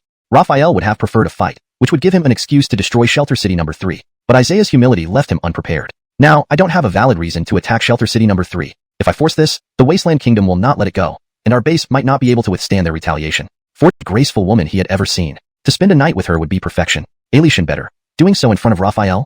Isaiah shook his head. Raphael's guard corps are well-equipped and formidable fighters, far stronger than we are. Only if we could convince the king to mobilize the entire kingdom against the base might we stand a chance. But even if we succeed, your plans for revenge wouldn't be feasible. Grinding his teeth, Tom muttered, damn. As Isaiah watched the enemy retreat, he was unaware of the conversation in the car. Turning to Mira, he saw her looking at him, then instructed Azariah, speed up the relocation of residents. 10 days passed, and most of Fateh City was empty except for 10,000 people who would be moved within 2 days. These past days, Isaiah hasn't sent troops to Fateh City or left any spies. It seems he doesn't wish to antagonize me, Raphael mused from the balcony of the city hall. At that moment, Mira rushed up, reporting, Halden Gu, the Wasteland Kingdom has sent another delegation. Another group? Raphael asked hastily. How many this time? Just 4. Raphael was puzzled. 4? What could they possibly want? Mira shook her head. I don't know. Without hesitation, Raphael headed downstairs. Bring them to the Great Hall of the City Hall to meet me. In the City Hall, Raphael sat on the mayor's throne, facing 4 envoys from the Wasteland Kingdom. The first was a woman in elegant attire, followed by 3 men dressed in ordinary combat gear, presumably guards. Upon seeing Raphael, who was strikingly handsome and charismatic, Ember was momentarily charmed. However, she quickly composed herself and addressed him. I am Deputy Brigadier Beketrigo of Shelter City number 1 in the Wasteland Kingdom. I have come per the king's orders to discuss Fateh City with you, Commander Raphael. Chapter 101. Beketrigo. The woman's words left Raphael somewhat puzzled. Perhaps a direct attack isn't working, so the Wasteland Kingdom plans to negotiate with me to give up Fei Cheng, but that's clearly not happening. I need to inquire further before deciding anything. But why send someone from Shelter City number 1, instead of Isaiah, Tom, or someone from Shelter City number 3? Could it be to show me how much the Wasteland Kingdom values the issue of Fei Cheng? Raphael sized up Ember, who claimed to be Deputy Brigadier Beketrigo from Shelter City number 1, then asked, what do you mean by Fei Cheng? Beketrigo replied, we don't want the people or resources in Fei Cheng. We only need the city itself. Of course, we're not asking for it outright. We want to trade. As for the terms, we offer 5 cannons and 50 shells, 300 automatic rifles, and 500 pounds of food. Regardless, it wasn't the Wasteland Kingdom's concern. Beketrigo needed to maximize the kingdom's benefits and firmly stated, 20,000 is too many. The most we can offer is 10,000. Deputy Brigadier Cortizu, you're too harsh, cutting it in half, Raphael said, standing due to discomfort in the hard wooden chair. 18,000. Beketrigo shook her head resolutely. 10,000. 17,000. Beketrigo again shook her head. 15,000. She still refused. Raphael concluded, no more negotiation. 13,000 is my final offer. Beketrigo's resolve never wavered. 10,000. Realizing negotiation wouldn't sway her, Raphael conceded, fine, 10,000 it is. Anyway, I didn't plan on keeping Fei Cheng. 10,000 is an unexpected bonus. Having decided, he continued, in 3 days, here, I'll hand over 10,000 people, and the city will be yours. Beketrigo agreed, no problem. After discussions concluded, protocol dictated hosting a banquet for the Wasteland Kingdom's deputy mayor. Commandant Luo is too kind. In this post-apocalypse, setting such a lavish table is astonishing, Beketrigo remarked during the feast. Raphael smiled, Deputy Brigadier Court. Though irritated by their hostility, Mira understood their concern for Beketrigo's safety. Calming down, she explained, she's fine, just drunk. One guard examined Beketrigo closely. Seeing her flushed cheeks and intoxicated state confirmed it. His gaze fell on her red neck and figure, stirring desire. Better die under a peony than live without beauty. Desire overcame reason. Smiling falsely, he offered, sorry for the misunderstanding. Why don't you hand her over? We can return to Shelter City number 1 immediately. The few hours journey should help her sober up, saving time and ensuring we meet the deadline with 10,000 people in 3 days. Chapter 102. Alishan allies must be guarded. After hearing these words, Mira thought it was reasonable, and thus handed Mel over to the 3 men. As soon as they took her, one of them felt her softness in his arms and smelled the delicate fragrance that filled the air. His breathing unconsciously became heavier at this moment. If Mira hadn't been there, he would have greedily inhaled her scent without any restraint. After handing Mel over to the 3 men, Mira left. The man who had spoken with her anxiously urged his 2 companions to get ready quickly. Soon, they helped Mel into the vehicle. And look, Akin's gaze hungrily scanned Mel's body. Such a beautiful woman only presents herself once. The other 2 followed his gaze to Mel and swallowed hard. It was impossible to deny they wanted it too. Seeing this, Freddy clenched his teeth and said, damn, dying under the peony blossom. What a fine death. Let's do it. Then both Freddy and Akin turned to Oldasayag, whose Adam's apple bobbed nervously. After a long silence, he finally nodded. However, during their conversation, none of them noticed Mel's eyelids flicker slightly, her lips curving up faintly. Fatum. The vehicle started and drove away. Back at the banquet, Mira returned. Raphael asked her, is Mel taken care of? Yes. Mira casually replied. I just arrived at the backyard and encountered her 3 bodyguards. They told me to hand Mel over to them and go straight back to Shelter City number 1. By the time they arrive, she should be sober. Sputter. Raphael sprayed out the drink he had just taken and urgently asked, you gave Mel to them? Mira responded, yes, I think those 3 men made sense. Otherwise, if we waited for Mel to sober up, it would take too much time, risking us missing the 3-day deadline. Oh no. Raphael stood up anxiously and headed outside. Puzzled by Raphael's reaction, Mira followed suit. At the parking lot, listening to Raphael's analysis, Mira felt shocked. Indeed. How could I overlook such a simple thing? Looking back, since Brother Luo carried Mel from the banquet, my only thought was to get her out of here sooner. Hope nothing happens to her. Raphael saw her worried expression and reassured her. Don't worry, they just left. We should still have time. Old Isaiah kept glancing at the rearview mirror, where Aiken was lecherously caressing Mel's face, slowly moving his gaze downwards. Damn, I can't hold it anymore. Aiken, unable to control his desires, began undressing. Screech. Angelatingly the car braked, and Aiken, halfway through undressing, hit the back of the front seat, rubbing his head and yelling, Old Isaiah, what kind of driving is this? Old Isaiah was terrified, glancing towards Mel's direction. Aiken looked over and instinctively recoiled in shock as he saw Mel's eyes wide open, coldly staring at him. I'm a grown man, afraid of some chick? Within seconds, his fear disappeared. Rapidly stripping off his shirt, he stared lustfully at Mel and said, Damn, being awake makes it more exciting. Today, I will definitely take you. He lunged at Mel fiercely. A cold intent flashed in Mel's eyes. Facing Aiken like a wild beast charging at her, she showed no panic or from inside the car, only to cut off just as quickly. Raphael looked into the car and saw a head roll out. He raised an eyebrow upon realizing it belonged to another of the 3 bodyguards. He almost acted instinctively, thinking it might be a zombie. Click. The door on the other side opened, and Beketrigo calmly stepped out. She took a deep breath facing away from Raphael and Mira, straightened her clothes and hair, then turned around with a smile. Her face still had a slight flush, but her eyes were clear, showing no signs of intoxication. To sober up so quickly after drinking and take down 3 full-grown men barehanded. This Beketrigo must be an evolver. My worries were unnecessary, Raphael thought to himself, surprised that Beketrigo was an evolver. According to Tom, wasn't it true that only the City Lord knew about the evolution crystals? However, how could this be explained now? Tom being Isaiah's younger brother was understandable, but could Beketrigo also have a close relationship with the City Lord of Protection City No. 1, giving her the opportunity to become an evolver? If that were the case, the Wasteland Kingdom likely had far more than 5 evolvers. Beketrigo had instantly taken a liking to Raphael. Seeing him rush over, she felt warmth in her heart and approached him gracefully, smiling. Thank you for your concern, Officer Luo. During negotiations, she had to be tough and hold her ground to safeguard the interests of the Wasteland Kingdom. Usually, she was quite— Luo is far stronger than me. Even our ruler would probably not be a match for him. Before Beketrigo could say anything, Raphael spoke again. Vice City Lord Cortizu, come back to the city with us. Your car is heavily damaged and won't run. Once we're back, I'll find you a better one. Beketrigo nodded and followed Raphael into the off-road vehicle, sitting in the back seat. Mira sat in the front passenger seat, keeping a watchful eye on Beketrigo through the rearview mirror. Noticing this, Beketrigo smiled. What's your relationship with Officer Luo, Sister Carmelo? Hearing this, Mira glanced away from the mirror towards Raphael, stammering, Our relationship is? Don't you understand? Raphael interjected, causing Myra's eyes to widen in surprise. Under her gaze, Raphael continued, We are the best comrades in arms. Myra's joy vanished immediately, replaced by a fleeting look of disappointment. She whispered softly to herself, Just comrades in arms?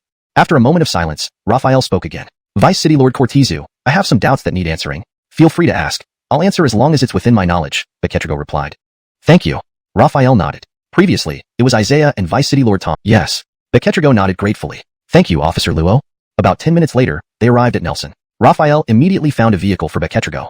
Sitting in the car, she smiled. Thank you, Officer Luo. I'll return to the shelter and ensure that 10,000 people arrive on time in 3 days. With that, she started the car and drove off. Note, translating pinyin names exactly as given, maintaining original paragraph structure and tone. Chapter 104, Needle against Becketult. After Zinnia left, Raphael felt someone staring at him from behind. He immediately turned around and saw Mira glaring at him jealously. A smile instantly spread across his face as he said, Carmelo, you're here. Why didn't you say hello? Mira snorted lightly and replied, I came to see if the great commander had been bewitched by Vice City Lord Zinnia of the Wasteland Kingdom, such that you'd be lured away, leaving the base in ruins. Raphael touched his nose, embarrassed. Carmelo, you're teasing me. You know what I'm like. And besides, a beauty like you is incomparable to Zinnia. How could she possibly bewitch me? Right. Upon hearing this, Myra's cheeks flushed red, mumbling, that I do not know. 3 days passed swiftly. The final batch of migrants from Fatesong City had already departed. So from now on, I'll also call you Brother Halden, and you can call me One Snow, alright? No problem, agreed Raphael readily. Then, he teased, One Snow, I didn't expect you to arrive so late. I thought the Wasteland Kingdom might not have agreed to my terms. Zinnia laughed. Brother Halden, you're joking? I made sure the conditions were acceptable before agreeing. The king would agree 90% of the time. It took longer because of the long journey and ensuring everyone's safety. I see. No worries, safety first. As he spoke, Raphael glanced over Zinnia's shoulder at the civilians. Without counting, he could tell their number was certainly close to 10,000. These people curiously observed Fatesong City and its guard army. Despite slight malnutrition, they appeared healthier and more spirited than Fatesong's residents. Looking further, Raphael saw well-armed soldiers standing alert, their eyes sharp and spirits high. Their equipment was professional, comparable to Fatesong's guards. If Shelter City 1 had a central army, then Shelter City 3 could only have a regional force. This realization impressed Raphael. Indeed, the Wasteland Kingdom's strength was formidable. That, Brother Halden, we've come a long way. Both the civilians and my troops are exhausted. Can we? Zinnia suddenly suggested. Raphael frowned slightly. The civilians can enter, but your 1,000 troops? Raphael ordered the 6 tanks remaining in Fate Song to deploy as a deterrent, with Joaquin leading 500 guards to supervise. Faced with this show of force, even if the kingdom troops had ill intentions, they dared not act rashly, knowing tank shells were no match for human flesh. After arranging these measures, Raphael did not leave immediately but observed for half an hour. Seeing the kingdom soldiers sit down and some even snore softly reassured him. There was no immediate threat. However, he still instructed Joaquin to keep a close watch.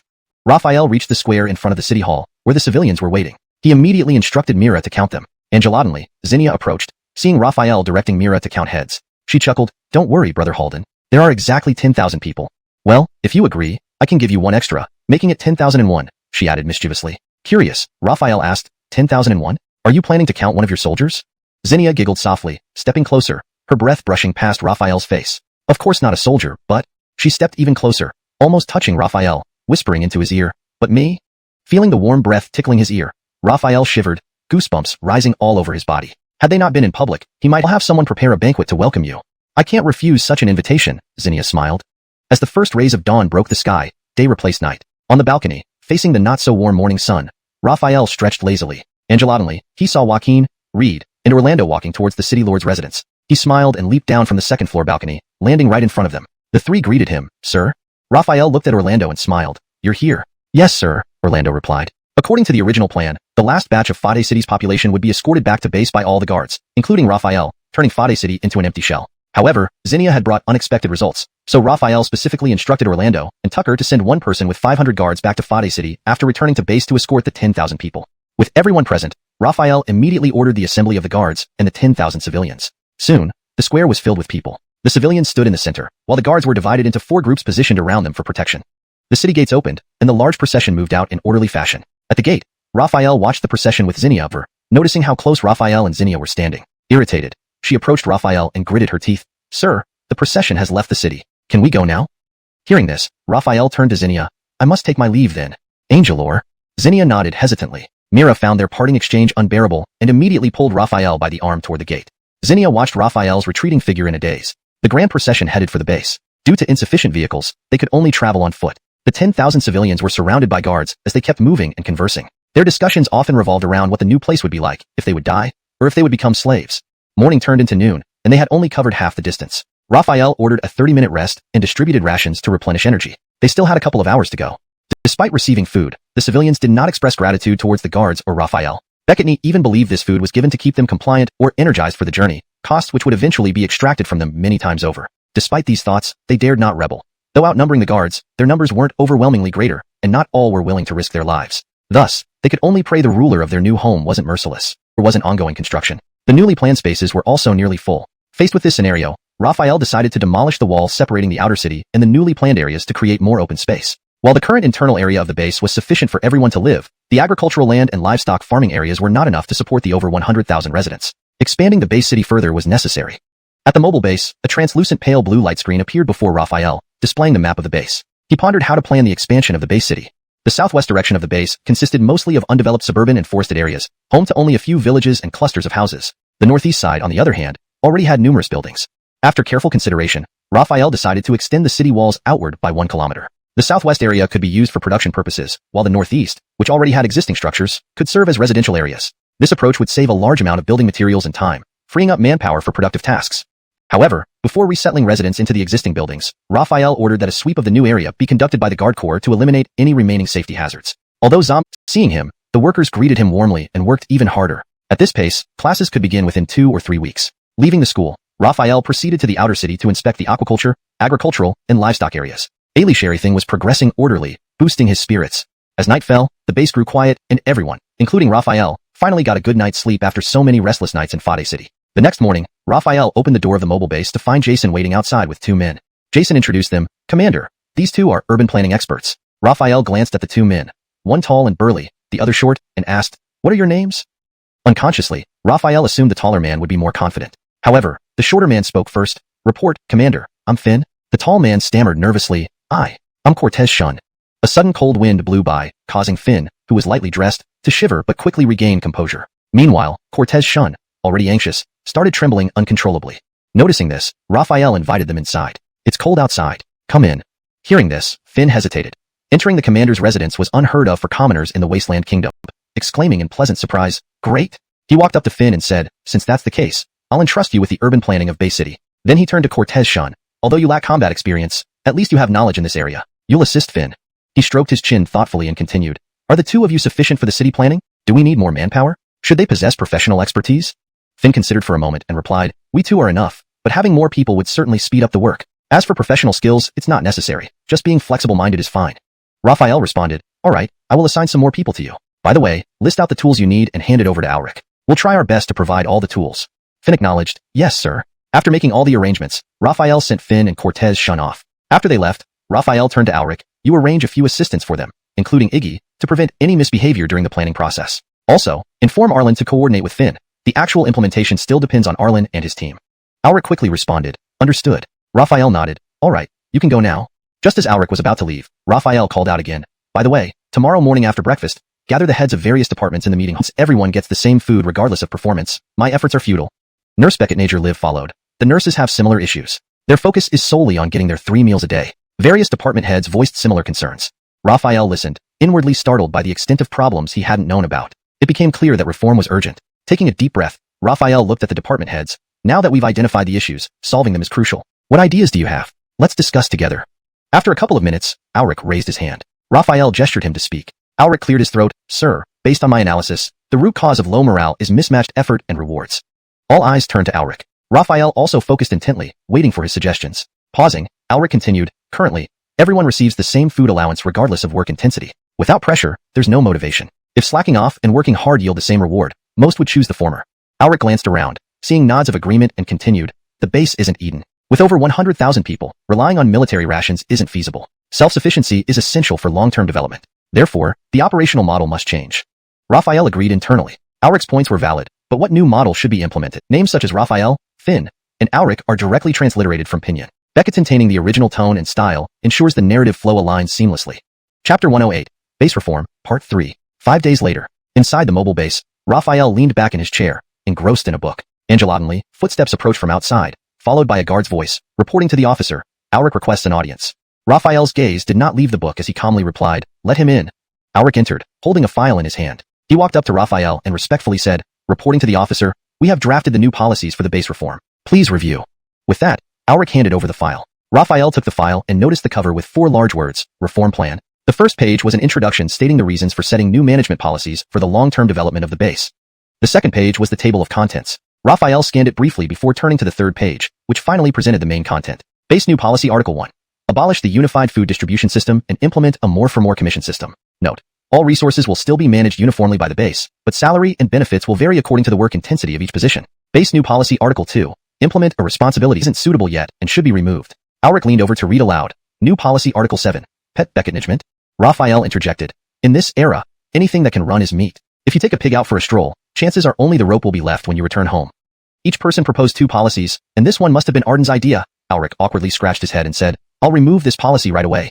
"Good." Raphael nodded and reviewed a few more articles, pointing out unsuitable ones for Alric to remove, who nodded repeatedly in agreement. Once all the unsuitable policies were identified, Raphael stated, "The remaining policies seem mostly fine. You need to refine them further. Define what constitutes diligence and negligence, the amount of rewards and punishments, etc., in more detail." Alric replied, "Understood." Time flew swiftly, and 3 days passed quickly. Alric submitted the revised plan for Raphael's careful review, who found it satisfactory. All useless policies had been removed, and the remaining applicable ones were detailed and reasonable. Raphael immediately instructed Alric to implement the reforms based on this plan. Alric accepted the order and began implementing it. From that day on, the wind of reform swept across the entire base. Large posters announcing the new policies were pasted on the walls of residential buildings. A reason to confront it. A hasty attack could lead to uncertain outcomes and resistance from nearby powers. If these forces united against the base, the outcome would be dire. Therefore, any action against the Wasteland Kingdom required thorough investigation and a justifiable cause. Finn shook his head. Not exactly. The king is the king, and the mayor is the mayor. The mayor of Shelter City No. 1 is Kesha. Raphael was surprised. He hadn't expected the Wasteland Kingdom to have such clear role distinctions. He asked further, is the king merely a nominal title, while the real authority lies with Beckett Kesha? Finn clarified, it's not nominal. There's a rumor that the king was once the military commander of H City and has elite soldiers under his command. His strength can overwhelm any Shelter City. Moreover, the king's people are stationed in each Shelter City's army, and all weapons and ammunition are provided by him. Hearing about the elite soldiers, Raphael was taken aback. The Wasteland Kingdom was indeed powerful. Just the combined forces of the 4 Shelter Cities totaled tens of thousands. Adding the elite army, the base might not stand a chance relying solely on its guard force. Although they hadn't clashed with the Wasteland Kingdom, Raphael felt a strong sense of urgency. After much thought, he deemed it necessary to recruit soldiers from the base residents, not for attacks, but to secure the base city. This caused Myra's expression to change instantly, her tone tinged with a slight hint of anger. You wouldn't come for nothing. What is it? Women's moods do change as quickly as turning pages in a book, Raphael thought to himself, shaking his head secretly but saying nothing about it. He directly stated, I came to discuss recruiting soldiers from the residents. Her frown vanished, replaced by surprise, her large eyes full of excitement. You're planning to recruit soldiers? Raphael nodded, yes. Myra clenched her fists tightly, her excitement growing even more intense. She immediately instructed the 50 militiamen, training ends today. You may rest now. Hearing this, the militiamen were astonished. Commander Myra was known for her strict training, maximizing every moment. Usually, 4 hours of afternoon training allowed only 20 minutes of rest. Training had been less than an hour today before resting, which was almost unbelievable. However, they didn't question it. If they could get some rest early, they took it, fearing Commander Angelo might change her mind otherwise. Once the 50 militiamen left, Myra grabbed Raphael's hand, asking anxiously, have you really decided?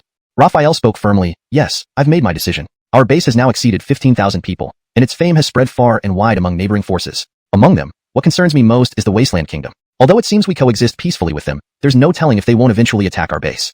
Tens of thousands of troops are no small matter. Moreover, their weaponry and equipment surpass ours greatly. Thus their combat capability is also stronger. With more level 2 zombies appearing, capable of controlling level 1 and regular zombies, large-scale attacks will require substantial manpower to resist. Additionally, level 2 evolved animals are likely already present, all of which must be guarded against. Therefore, expanding our army is necessary. Myra frowned slightly, contemplating his words. Brother Halden is right. These dangers could happen at any time. Her brows relaxed, and she asked, how many soldiers do we need to recruit? How many? Raphael stroked his chin, considering for a while before raising a finger. 1,000. Myra asked. Raphael shook his head. A total of 10,000. We currently have 3,000 guards, so we need to recruit another 7,000 from the residents. He paused, continuing, however, before recruitment, we must build a new training ground specifically for these 7,000 recruits and design an officer hierarchy system to manage the army efficiently. After all, I can't command 7,000 men alone. It would be too inefficient. And as the army grows, both the base and Raphael, with strong discipline, never oppressing the residents. But recruiting from the residents would be different. Fateman nature changes with power. Without authority and force, they might have no ill intentions, but once given power and weapons, they might misuse it, bullying other residents. Moreover, most residents at the base had experienced oppression, making them prone to abuse once granted power. This could disrupt the stability of the base, potentially causing chaos, making Ulrich's job much harder. Seeing Ulrich's worried expression, Raphael understood his concern, as it mirrored his earlier worries. However, given the current situation, recruiting resident soldiers was necessary for the safety of the base. As long as strict military regulations and discipline were established and enforced, he believed potential issues could be avoided. Alition if unavoidable, proper measures could prevent escalation. Chapter 110. The Heavenly Bekaching Army, Part 2. Casimir pressed down with his palm, signaling Ulrich not to rush. He then said, currently, zombies have evolved to level 2, and we also have powerful forces like the Wasteland Kingdom. For the safety of our base, we must conscript civilian soldiers to expand our military strength in preparation for any emergencies. But sir, it will be difficult to control civilians if they are armed. Ulrich focused on loyalty to the base. After finishing, Casimir looked around and asked, what do you think? Anyone need to add anything? They all shook their heads. Myra commented, I believe these methods, after detailed planning, will suffice. Seeing no further input, Casimir issued orders directly. Ulrich, contact Arlen and Finn and have them designate a training ground that can accommodate 10,000 people. Iggy and Myra, design the command structure for the civilian soldiers. Joaquin, Reed, Orlando, and Tucker. Casimir hesitated at these 4 names. They excelled in military skills but lacked administrative capabilities. Rubbing his temples, he finally decided, you 4 will be responsible for selecting personnel from the Guard Corps once the command structure is finalized. Yes. Ailey Sherion replied in unison. Myra and Iggy worked efficiently. Within 3 days, a preliminary command structure was ready. Myra handed over the documents to Casimir and explained. This system combines the current army size with the captain hierarchy of the Guard Corps, structured into squad leaders, company leaders, and battalion leaders. A squad leader manages 50 ordinary soldiers, a company leader oversees 10 squad leaders, and a battalion leader manages 10 company leaders. This would require 156 members from the Guard Corps. Actually, I believe not all squad leaders need to be from the Guard Corps. Only company leaders falls to a 5-kilometer radius. Within this area, a new training ground covering 100 acres was planned. Although 100 acres seemed small for 7,000 people, it sufficed as they wouldn't train simultaneously. Stopping the car, Casimir stepped out, facing a vast expanse of muddy land where workers were clearing debris, trucks were hauling materials, and excavators, bulldozers, and rollers were in full swing.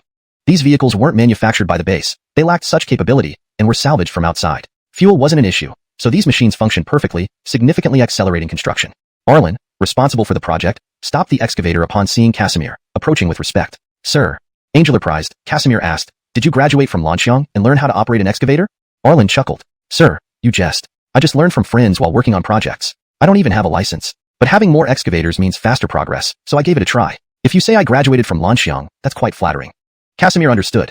Indeed, Arlen's skills still needed improvement compared to Lanxiang graduates. Nevertheless, he hoped more Lanxiang talents joined the base for significant construction benefits. Setting aside that thought, Casimir inquired, how long until the training ground is completed? Arlen glanced back at the 100, call it the Ceaseless Improvement Army. Cough, cough, cough. Mira started coughing when she heard his rambling. Where did that come from? A Ceaseless Improvement Army? Alric was utterly bewildered, but couldn't find any fault with it. Ceaseless improvement did make sense, yet it felt strange. Raphael looked excitedly at them and declared, I've named our resident soldiers' army the Ceaseless Improvement Army. What do you think? Alric stammered, I think, it's great. Absolutely great. Unable to find any adjectives, he could only nod repeatedly. Very well. Mira chimed in hastily, which made Raphael believe she liked the name. But then she abruptly changed her tone. Great my foot, what kind of name is that? You might as well call it Heavenly Conduct Gentlemen's Ceaseless Improvement Army. She gave him a scornful look. If you don't like it, we'll change it. Why are you angry? Raphael muttered under his breath. After some thought, he discarded the idea of Ceaseless Improvement Army, but liked the phrase Heavenly Conduct suggests ceaseless improvement. After some deliberation, Raphael slapped his thigh and exclaimed, then let's use just Heavenly Conduct and call it the Heavenly Conduct Army. How does that sound? He eagerly awaited Myra's response. She broke the tension and said, all right, let's get back to work. Yes, I'll design the recruitment posters now. Alric bowed and left. Mira conversed briefly with Raphael before departing the mobile base as well. The wind howled, and the temperature plummeted. Pure white snowflakes fell from the sky, covering the ground in a pristine layer overnight. Although City H was in the south, winter temperatures dropped below zero, and snow still fell. Raphael climbed onto the city wall and surveyed the snowy landscape. Snowflakes continued to fall from the sky, painting a serene picture. His ears twitched as he lowered his gaze to see Mira approaching through the snow. Climbing the steps, she joined him by the wall. Standing side by side in the falling snow, she sighed, this winter is colder than usual, and the snow has come earlier. Raphael turned to her with a gentle smile. Perhaps it's because we're missing something we once took for granted. Mira smiled faintly. That could be. Her gaze drifted towards the horizon, filled with longing. Time flies. Winter came so quickly. I wonder how they are. Raphael asked curiously, who are they? My father, mother, and brother. I wonder if they are all right. Saying this, Mira chuckled bitterly, her eyes dimming. Bekatib, they have become zombies. He thought, Iggy is a former Special Forces soldier and a regular human, so he can better design training programs suitable for ordinary people. Why not make him the chief instructor?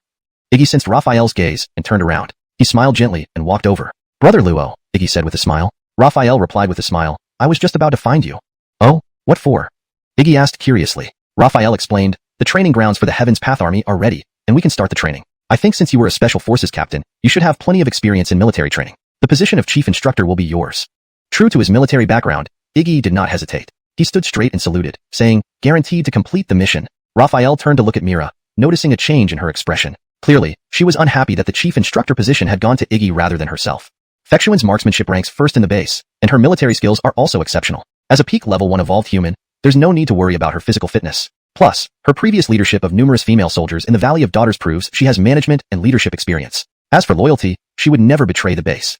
If the battalion and company commanders of the Heaven's Path Army were all level 2 squad leaders from the Guard Corps, they might only manage routes until now. Her bright eyes, slender eyebrows, long lashes trembling slightly, flawless skin radiating a delicate pink hue, and lips like tender rose petals left him captivated. Alishan, the faint fragrance lingering on her face, filled him with an invigorating feeling.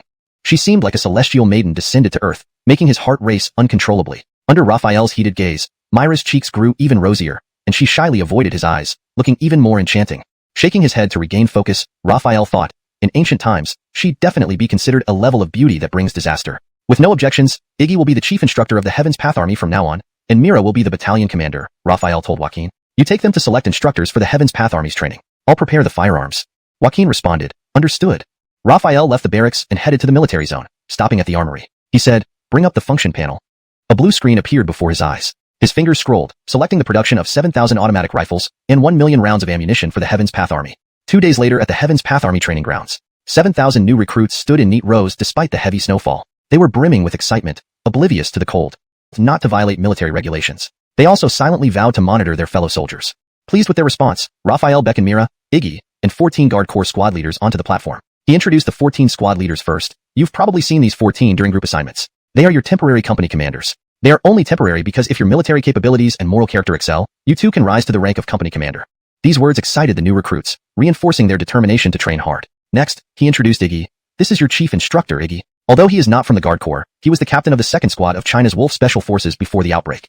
A wave of astonishment rippled through the crowd, and the soldiers now looked at Iggy with deep respect. Finally, he introduced Mira. This is Mira, your future battalion commander. Those from the Valley of Daughters should know her. Ailey Sherion knows it's hard for women to survive in this apocalypse, but she led a group of women to establish a settlement of 10,000 people, proving her strong leadership. Despite Raphael's words, most of the 7,000 soldiers did not show much reverence towards Mira. Although they knew she was the only outsider in the Guard Corps, the idea of having a woman as their battalion commander in a predominantly male army made many feel somewhat discontent. A few of the new recruits who were standing a bit further away or hadn't paid close attention only knew that Mira had fired 2 shots into the sky but didn't understand why. However, seeing the respectful attitudes of those around them, they followed suit. Mira holstered her pistol and said loudly, "Is there anyone still unconvinced?" Note: the translation adheres to the guidelines provided, maintaining the original tone, style, and paragraph structure while ensuring natural and fluent English. Chapter 113 Instant Defeat. At these words, silence fell over the training ground. After waiting a minute and seeing no one speaking up, Mira prepared to return to the platform. Angelaudinely, a harsh and sarcastic voice rang out, "She's just a bit better with guns, but she's still a woman. Her stamina and speed can't match a man's. It wouldn't be appropriate if she were to become the highest-ranking officer of the Tianqing army." Mira froze mid-step and turned around to look at the Tianqing army. The new recruits began murmuring because of these remarks. That's right, being in the army isn't just about gun skills. You're echoing others' opinions without thought. Do you think this is ancient times when we relied on cold weapons for combat? Ailey, if it's not hand-to-hand combat, good physical strength is still important. I think Sandra Angelo has excellent stamina. She jumped down from a platform over a meter high and landed steadily. You also know it was only over a meter high. I could jump down like that and land steadily too. Ignited dissent among many recruits. I'll handle it myself. She stepped forward, standing tall, and declared, "Since some people believe good gun skills are not enough, then let me stand here. Anyone who disagrees, come and challenge me. Rest assured, I won't use a gun." Saying this, she took out her pistol from her waist and placed it on the ground before kicking it back. Great. Those who had already been convinced by Mira clapped enthusiastically, taunting those who still doubted her. What? Anyone want to challenge her? Step up. Ha ha ha. Nobody dares, they're afraid. Though they doubted Mira and believed men were physically superior, they hesitated when they saw Raphael. Mira was beautiful, and since Raphael had personally appointed her as the captain, she must be closely related to him. They didn't want to offend their superior officer over a moment's impulse. After a long silence, still no one stepped forward. Mira cast her eyes toward the person at the back of the last row. Sensing her gaze, he raised his hand and sneered, 7,000 people and not a single one willing to challenge a woman? Fine, I'll step up. This drew everyone's attention. He walked forward under the scrutiny of all present. Raphael watched closely, sensing that this man wasn't intimidated by him. This individual seemed nonchalant, hinting that he was more complex than he appeared. Outside the training ground, while jumping from such a height downward is easy, few could leap upward without using their arms. Joe's display impressed everyone. He enjoyed the crowd's amazed gazes, smiling provocatively at Mira. Myra's eyes held disdain, clearly underrating him. Meanwhile, Raphael instructed, "Cut the chatter. State your name, and then let the challenge begin." Joe. Facing Myra's dismissive attitude, Joe felt uncomfortable and casually spat out his name, beckoning her. "I'll give you 3 moves." Hearing this audacious offer, Mira chuckled coldly. "Are you ready?" Before Joe could respond, Mira lunged forward, her right fist striking straight towards his face. Joe's pupils dilated. He couldn't believe how fast Mira moved. "An evolved human," he exclaimed in shock. Attempting to block, Joe was too slow. In the next second, Myra's fist hit his nose. Bang! Her seemingly delicate fist delivered immense force, sending Joe flying backward. Blood gushed from his nose, staining the white snow upon landing. He slammed heavily onto the platform, skidding several meters and finally falling off, leaving a trail of blood and a long scratch mark on the platform. This sudden and decisive defeat silenced everyone. Recruits, both convinced and unconvinced, gaped in astonishment. Chapter 114, Kesha's cousin, Joe. Several seconds of silence followed. Strong. After being kicked by Raphael and restrained by so many burly men, he couldn't break free no matter how much he struggled. Seeing Joe subdued, an unobtrusive figure with a rugged face among the crowd moved out quietly. At this moment, everyone's attention was drawn to Joe. None noticed this man's peculiar behavior. Raphael carefully examined the handgun taken from Joe. It was finely crafted and professionally made, not homemade. Removing the magazine, he saw it held 15 rounds in a double-stack, double-feed design. Bringing a weapon into the city and evading detection, this Joe is somewhat skilled, Raphael murmured to himself. At this point, Iggy walked over. Upon seeing the handgun, he frowned slightly and said, "This is a standardized pistol of the Xian Nation." A military-grade standardized pistol. Raphael looked at Iggy and asked, could he have obtained it from some police station? Iggy shook his head. This is a military standardized pistol available only in the military. This statement surprised Raphael. A military-grade pistol? Could this guy have breached a military area? Raphael pondered silently, then saw the focused gazes of the Tianqing army and the crowd on him. He declared, "The opening ceremony of the Tianqing army ends here." Dismissed. Then instructed, "Take him and lock him in the dungeon."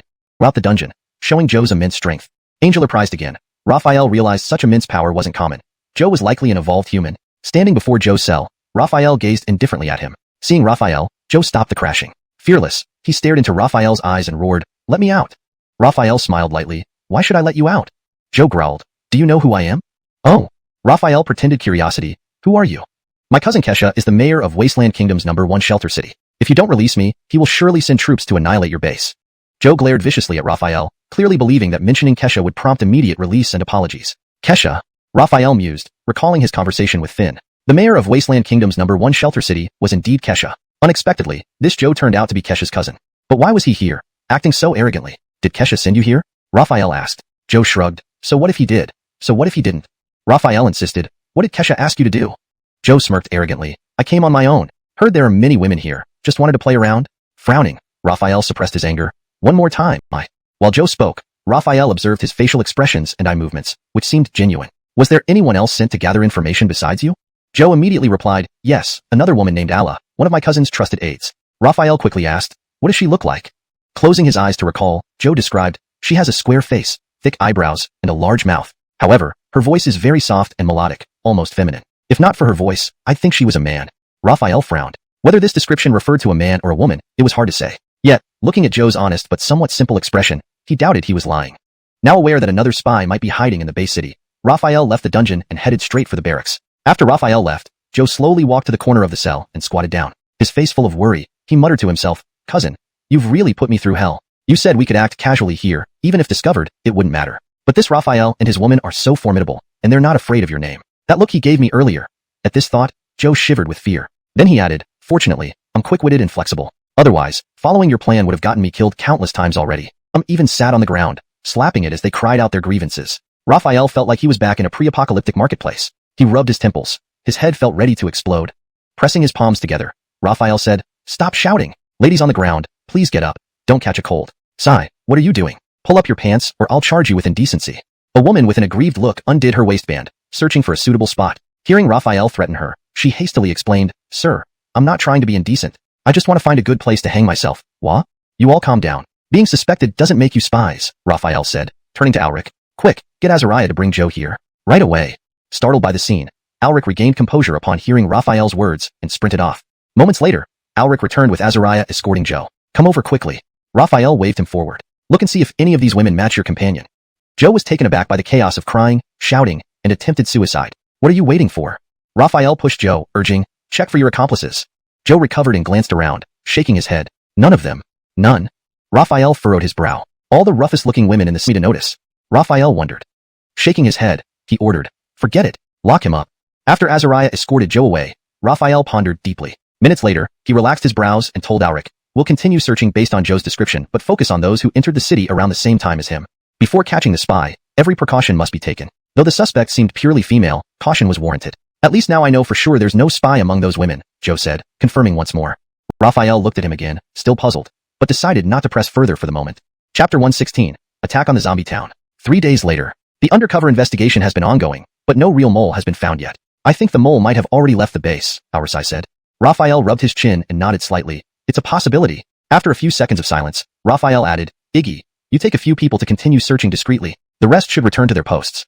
Yes, Iggy replied. Others also responded in unison, yes. With everyone gone, only Raphael remained in the mobile base, tapping his fingers on the desk, frowning as he wondered why Kesha was probing the base's intel troops to eliminate the zombies in the town, avoiding a potential raid on the base. Time flew by. 20 days passed. At the outer city training ground, Raphael felt immense relief seeing the Tianqing army warriors, now transformed. Their physical fitness improved greatly over these 20 days, along with some military skills, shooting accurately without issues. The base trained them intensively using large amounts of ammunition. Even large factions like the Wasteland Kingdom would be amazed. With each magazine holding 30 bullets and 7,000 plus Tianqing soldiers, this equated to 210,000 bullets daily and over 5 million bullets over 20 days. A pile of ammunition. Now clearly capable of defending the base, Raphael gazed towards the town, eyes flashing with determination. It's time. He headed to the inner city barracks and gathered the 4 guardians, Joaquin, Reed, Orlando, and Tucker. Raphael instructed, Orlando, Tucker, you both remain here with 1,000 men to defend the base if enemies attack, aided by the Tianqing army. Joaquin, Reed, you two will lead 2,000 men with me to attack Zombie Town. Zombie Town was named by Raphael. All 4 responded in unison, yes. Outside the base, the army assembled, 4 tanks leading the way, followed by troop carriers, over a dozen swift level 1 speed-type zombies, surrounded by regular zombies. Bekachine guns fired, large caliber bullets splashing out, guards dismounted the transports to form a firing line, stopping zombies at 400 meters. Alien evolved zombies couldn't withstand the hail of bullets, quickly turning into Swiss cheese. However, only level 1 evolved zombies attacked, not even near level 2 ones. This worried Raphael. Angelotinly, darkness loomed above. Looking up, Raphael saw a massive rock falling, around 400 pounds. Reacting swiftly, he grabbed nearby guards and retreated rapidly. Crash. The ground shook as the rock impacted, creating a crater. More shadows followed. Shocked, Raphael saw several rocks rolled down. Chapter 117. The commander is too insane. Bang bang bang. Snowflakes danced in the sky as enormous impacts were accompanied by screams. Two armored vehicles armed with heavy machine guns were hit by massive boulders, causing the machine guns mounted on their roofs to be thrown clear, and the gunners operating them turned into pools of flesh under the weight of the several hundred-pound rocks. Several other guardsmen struck by boulders met similar fates, their deaths horrific. More boulders and heavy objects continued raining down. Raphael jumped onto a tank and kicked away an incoming log, then immediately he solemnly handed his assault rifle to a comrade before pulling out a pistol from his belt, pressing the muzzle to his temple. Bang! Blood splattered, staining the pristine white snow red. The guardsman died with a smile. At the moment he fired, Raphael clenched his fist tightly, then relaxed it, saying sternly, "Ali Sharion, watch your surroundings and your steps. Any moving zombie, shoot it in the head." "Yes," the guardsman replied. The group advanced more cautiously this time, wary not just of zombies charging from ahead, but also potential dangers hidden under the snow beneath their feet. Calvin fire and cries of pain resounded continuously. Standing on the tank, braving the wind and snow, Raphael held a military knife, remaining vigilant. According to the tank speed, they were less than 100 meters from the town. But Raphael didn't plan to stop. 80 meters, 60 meters, 50 meters. Angelaudinely, a massive figure broke through the snowstorm barrier, charging at the tank. Roar! A furious roar drew Raphael's attention. He saw a near second-tier strength-type zombie over 2.5 meters tall, eyes glowing faint red, its body bulging with muscles. Bang! Bang! The tank fired a projectile while the near second-tier zombie leaped up, raising two fists the size of sandbags. At that moment, the projectile had been replaced. Raheem and Homer, support the tank and use anti-material sniper rifles. Before his words finished, Raphael dashed toward a zombie, his speed matching or exceeding that of a second-tier speed-type zombie, reaching the target instantly. He gripped the military knife in one hand and swung down. Clang! Sparks flew as the fierce slash left only a long, shallow mark on the zombie's chest. The knife's edge dulled immediately. Seeing Raphael engage, Joaquin and Reed responded, "Yes." They simultaneously charged at the four zombies. Though Raphael faced one, they each had to deal with two, seemingly unfair. However, their role was to stall these four near second-tier zombies, while the tank and anti-material snipers handled the kills. With peak first-tier evolutionist speed, it was manageable. Roar! Facing Raphael, the zombie roared, swinging its arms like swatting a fly. Instead of retreating, Raphael lunged forward, kicking off the ground and slamming into the zombie's abdomen. Bang! Raphael's strength as a second-tier evolutionist was much greater. On impact, the zombie staggered back, falling to the ground with a thud, sending snow flying everywhere. Raphael gave it no chance, leaping 2 meters high and crashing down. Bang! His feet crushed the zombie's chest bones, sinking into the ground beneath, demonstrating immense force. He demolished by cannon fire, leaving it to roar helplessly from the ground. Seeing this, Casimir smiled slightly but didn't plan on offering assistance. Angelaudinely, his smile froze. Whoosh! A whooshing sound reached his ears as a dark shadow rushed toward him at a speed far surpassing that of a level 1 speed-type zombie. However, to Casimir, this speed posed no significant challenge. He sidestepped to avoid it, then kicked the shadow with such force that it flew several meters across the ground before finally stopping.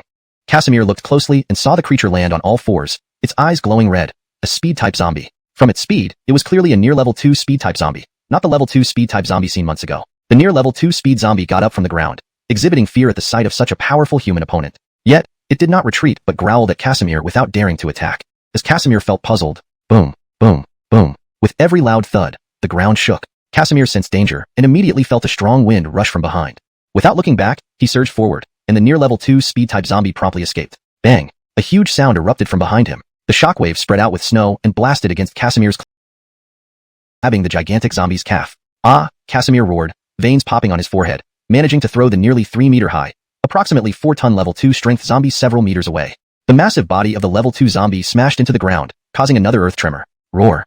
Angelaudinely, an evolved zombie's roar sounded from behind, startling Casimir. Turning back, he saw it was the near level 2 evolved zombie and relaxed. Thank goodness it isn't the level 2 speed-type zombie. Thinking of this, he scanned the surroundings and thought to himself, why hasn't the level 2 speed-type zombie shown up yet? Can it really hold back so long? By now, the level 2 strength zombie had risen again. Frustration filled its mind after being bested by a small human. Roaring, its hands clenched into fists as big as sandbags, it took large steps towards Casimir and swung its massive fist down. Boom boom boom. Facing such fierce attacks, Casimir chose to dodge. Each huge fist pounded into the ground, creating craters one after another. Feta! Casimir shouted loudly, taking advantage of the gap when the zombie's fist landed, jumping up and kicking it hard in the face. Bang! The level 2 strength zombie, with 3 remaining. This thing is like solid steel, too strong in defense. You guys finish quickly and come to my aid. Casimir shouted at them. At this point, only a tank's armor-piercing shell could kill this level 2 strength zombie. His job now was to stall it until the tank could spare the time. Azariah and Reed exchanged glances, unleashing all their power and speed. The tank adjusted its cannon repeatedly to aim at the 3 zombies ahead. Casimir wasn't worried about stalling the zombie in front of him. What concerned him was the hidden level 2 speed-type zombie. Yet, despite all this time, it hadn't appeared. Didn't it fear that once he killed the level 2 strength zombie, he'd come after it? Gradually, the wind and snow stopped. With a loud cannon shot, the last near level 2 strength zombie collapsed, its heart pierced. The tank finally had room to maneuver, its smoking barrel swiveling towards the level 2 strength zombie. Casimir leaped backward forcefully, shouting, "Fire!" Boom boom boom. 3 armor-piercing shells tore through the cold air, striking the level 2 strength zombie. One hit the lower leg, shattering it. Another hit the abdomen, piercing through it. The last hit the fist, descending downwards, causing it to explode. Boom. The 4th tank fired. The shell rapidly grew larger in the level 2 strength zombie passes that of ordinary humans. What? Raphael was shaken. He asked hurriedly, so even if these zombies evolve to have human-like intelligence, they will not coexist peacefully with humans? Or does this new race, born from human flesh, inevitably become mortal enemies of humanity? Indeed, it's survival of the fittest. Didn't the ancestors of humans also evolve through consuming animal flesh and marrow to develop intelligent brains? Now, a new race is emerging, needing similar resources for rapid evolution. They prefer human flesh over animals due to its incomparable life energy. Of course, once fully evolved, if humans still exist, they might keep humans in confinement for food. Besides, aren't humans also hunting zombies? Just like the evolution crystals in your hand, capable of evolving weak humans. Who could resist such temptation? Thus, the relationship between humans and zombies is more complex, a contest between a nascent intelligent race and an established one. Normally, the established race would have a 90% chance of winning. However, zombies are different. They originated from humans and emerged unexpectedly, disrupting human strategies. Moreover, animals are also evolving, possibly becoming intelligent races themselves. Hence, humans' win rate drops below 60%. Fatemans also love internal strife, further lowering the odds. Therefore, humans and zombies each have a 40% chance of winning, while the remaining 20% lies with the evolving animals. Raphael was utterly stunned, clenching the evolution crystal tightly, feeling the pressure mount. Angel surveying the guards, he took a deep breath, transforming his shock into determination. It's all at 40%. We can still win. Moreover, I have the base system. When I unify all humans, unlocking fighter jets, bombers, missiles, nuclear bombs, etc., no matter how strong you are, one nuke will settle it. Besides, humans can also evolve, just need evolution crystals. So, who's afraid? The snowstorm had ceased, clearing everyone's vision. The town was now a pile of ruins, littered with zombie limbs and fragments. Raphael refocused, looking over the ruins. He frowned, wondering why the level 2 speed-type zombie he kept thinking about hadn't appeared yet. Had it fled? Angelodinly, a black figure darted past. It was the near level 2 speed-type zombie fleeing into the distance. Raphael sprang forward, moving as fast as a shadow. The zombie glanced back, alarmed, realizing the human chasing it was incredibly powerful. It accelerated. However, being a level 2 evolved human, Raphael's speed far exceeded that of the near level 2 zombie. After a kilometer, guard corpses, turning everything white once more. If not for the town's ruins, no one would know a battle had just occurred. Shelter City number 5, the Becketier's residence. Beketrigo sat on the mayor's seat. On the right, first row, a man sat smiling up at her. He had prominent eyebrows, big eyes, a handsome face, and a tall, muscular build. He laughed. Congratulations, Beketisi. You're now a city mayor. Beketrigo replied, thank you, Brother Haldane. The man stood up, saying, don't thank me yet. Haven't seen the gift. Follow me and see what I've brought.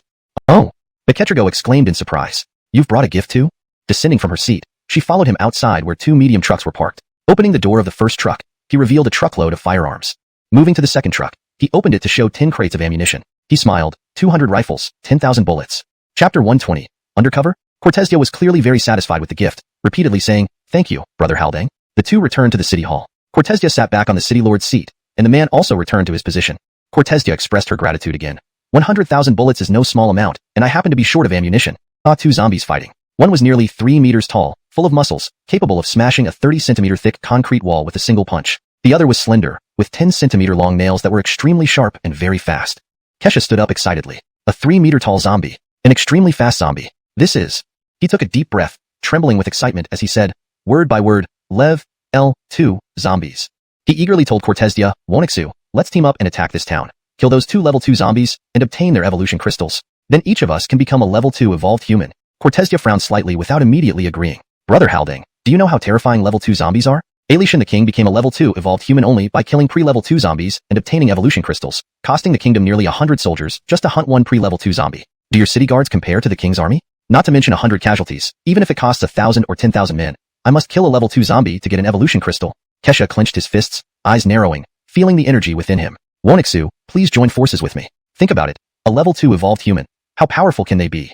Once. Join me to attack the town, and we'll split the 2 level 2 evolution crystals.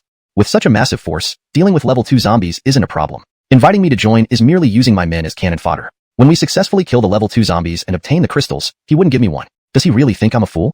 Cortezia shook her head, declining. I won't join in this chaos, but if you're attacking the town, I can arrange some guides for you. Kesha's expression remained unchanged. That's a pity. After a few seconds of silence, he turned to face Cortezia and said, since that's the case, could you arrange some guides for me? I'll set out tomorrow. Kesha naturally knew the way to the town, but was just being courteous and adding a few more people to his cause. Cortezia nodded. All right, I'll make the arrangements immediately. Due to the heavy snowstorm, a 2-hour journey took more than 3 hours. Finally, they saw the high walls of the base. Guards atop the walls spotted the returning troops and opened the gates immediately. Despite the heavy snow, residents lined the streets welcoming the guards back as if it were a tradition. Raphael stood on the tank, feeling the warmth from the residents' enthusiasm amidst the cold. Angelotinely, Raphael muttered a soft, He noticed someone in the crowd who matched the description given by Joe. A square face, thick eyebrows, and a large mouth, a sharp gleam as he watched the departing armored forces. He looked towards the city gate, murmuring something under his breath. If Raphael were still there, listening closely, he might have heard, "It's time to withdraw." Upon entering the military parking lot, the armored vehicles and tanks parked neatly. Raphael stepped out, braving the blizzard, reached for the cloth bag on his waist, weighed it in his hand. It was heavy, and a satisfied smile spread across his face. This cloth bag contained dozens of evolution crystals, including 1 grade 2 crystal and 6 near grade 2 crystals. This haul certainly counted as a bumper crop. Raphael muttered to himself, Azariah, Ibrahim, Aaron, Eldon, and Carmelo are all peak grade 1 evolves. A single near grade 2 crystal would bring them up to near grade 2 status. However, these 6 near grade 2 crystals could also boost my own power. Should I give them the crystals to strengthen our collective strength, or take them myself to enhance my personal abilities? Raphael rubbed his temples, finding it difficult to decide how to allocate the 6 near grade 2 crystals. Lost in thought, he found himself walking unconsciously to the mobile base. Entering the room, he picked out 6 near grade 2 crystals and 1 grade 2 crystal from the bag. After some contemplation, he decided to consume them himself. At present, peak grade 1 evolves formed the first echelon of combat power. Near grade 2 evolves were rare and smoother, almost like polished granite. Feeling such a significant increase in strength, Raphael couldn't help but cast a heated gaze towards the 6 near grade 2 crystals resting silently on the table. He immediately grabbed 2 and popped them into his mouth. The evolution process began instantly. 3 minutes later, with the life energy from the 2 near grade 2 crystals depleted, Raphael wasted no time and consumed 2 more immediately. This time, it took 2.5 minutes. He consumed the final 2 crystals, closing his eyes and immersing himself fully in the pleasure brought by evolution. After 2 minutes, the last bit of life energy was completely absorbed. He suddenly opened his eyes, revealing a faint blue glow that lasted 10 seconds before fading. Raphael felt a power unlike anything he had ever experienced. Drawing a military knife, he slashed it toward his arm without flinching. A metallic sound rang out as sparks flew off his skin, as if he were slicing through hard granite. Looking closely, the sharp blade only left a fine white scratch on his flesh, easily wiped away by his hand. According to his assessment, his physical strength might not match a grade 2 zombie's power, but he could certainly rival a near grade 2 zombie. Moreover, his strength had greatly increased, giving him confidence to kill a grade 2 zombie barehanded. Coming back to his senses, Raphael poured out all the evolution crystals from the bag and trembled in fear, stammering, "Sir, this is where I remember the town being. I don't know why it has turned into ruins." Useless. Kesha threw the soldier aside and sprinted to the ruins, gazing around aimlessly before roaring in fury. All the soldiers of Nelson retreated instinctively at their furious leader, knowing enraged humans could be scarier than zombies. Search. Search everywhere. Going berserk, Kesha started tearing through the snow, uncovering the battlefield underneath. Following his orders, the soldiers began searching. Soon, numerous frozen corpses were unearthed. "Lord!" Angelotinely, someone called out. Kesha turned to see a soldier waving his arms frantically and shouting, "There's an evolved zombie corpse here." Kesha rushed over to find a massive corpse, nearly 3 meters tall. The very grade 2 evolved zombie Mira described. Ah! His rage intensified, and he roared, Who stole my evolution crystals? Lord, we've found human remains." At this moment, another voice reached Kesha's ears. He saw the dead bodies of guard corps soldiers right in front of him. His eyes gleamed coldly. Before coming here, he had reviewed information and knew that this town was close to both the 5th sanctuary city and the base. He had also heard descriptions of the guard corps soldiers from Isaiah. The dead bodies looked just like those Isaiah had described. Raphael. Kesha gritted his teeth in hatred. After about a minute, the cold air seemed to help him calm down. He glanced at the corpses of the guard corps soldiers and ordered, "Take the bodies back to the 5th sanctuary city." Although the attire of these corpses matched the description of the guard corps, he couldn't be entirely sure. He still needed Fife to confirm it before getting an accurate answer. Chapter 122. Another revolver. At the gate of the base, a search team composed of residents registered and left the city without any hindrance. Among them was a man with a square face, thick eyebrows, and a large mouth, the same person Raphael suspected as an undercover agent yesterday. This team consisted of 5 people, all armed with melee weapons. The base did not solely rely on agriculture. It also allowed search teams to venture outside for hunting and scavenging to obtain food. The food acquired this way required only 40% to be turned in upon return, while the rest belonged to the residents themselves. Additionally, these search teams could find new survivors, bringing them back to the base for rewards. Each survivor brought in equated to 3 days' worth of food, making it worthwhile despite the danger.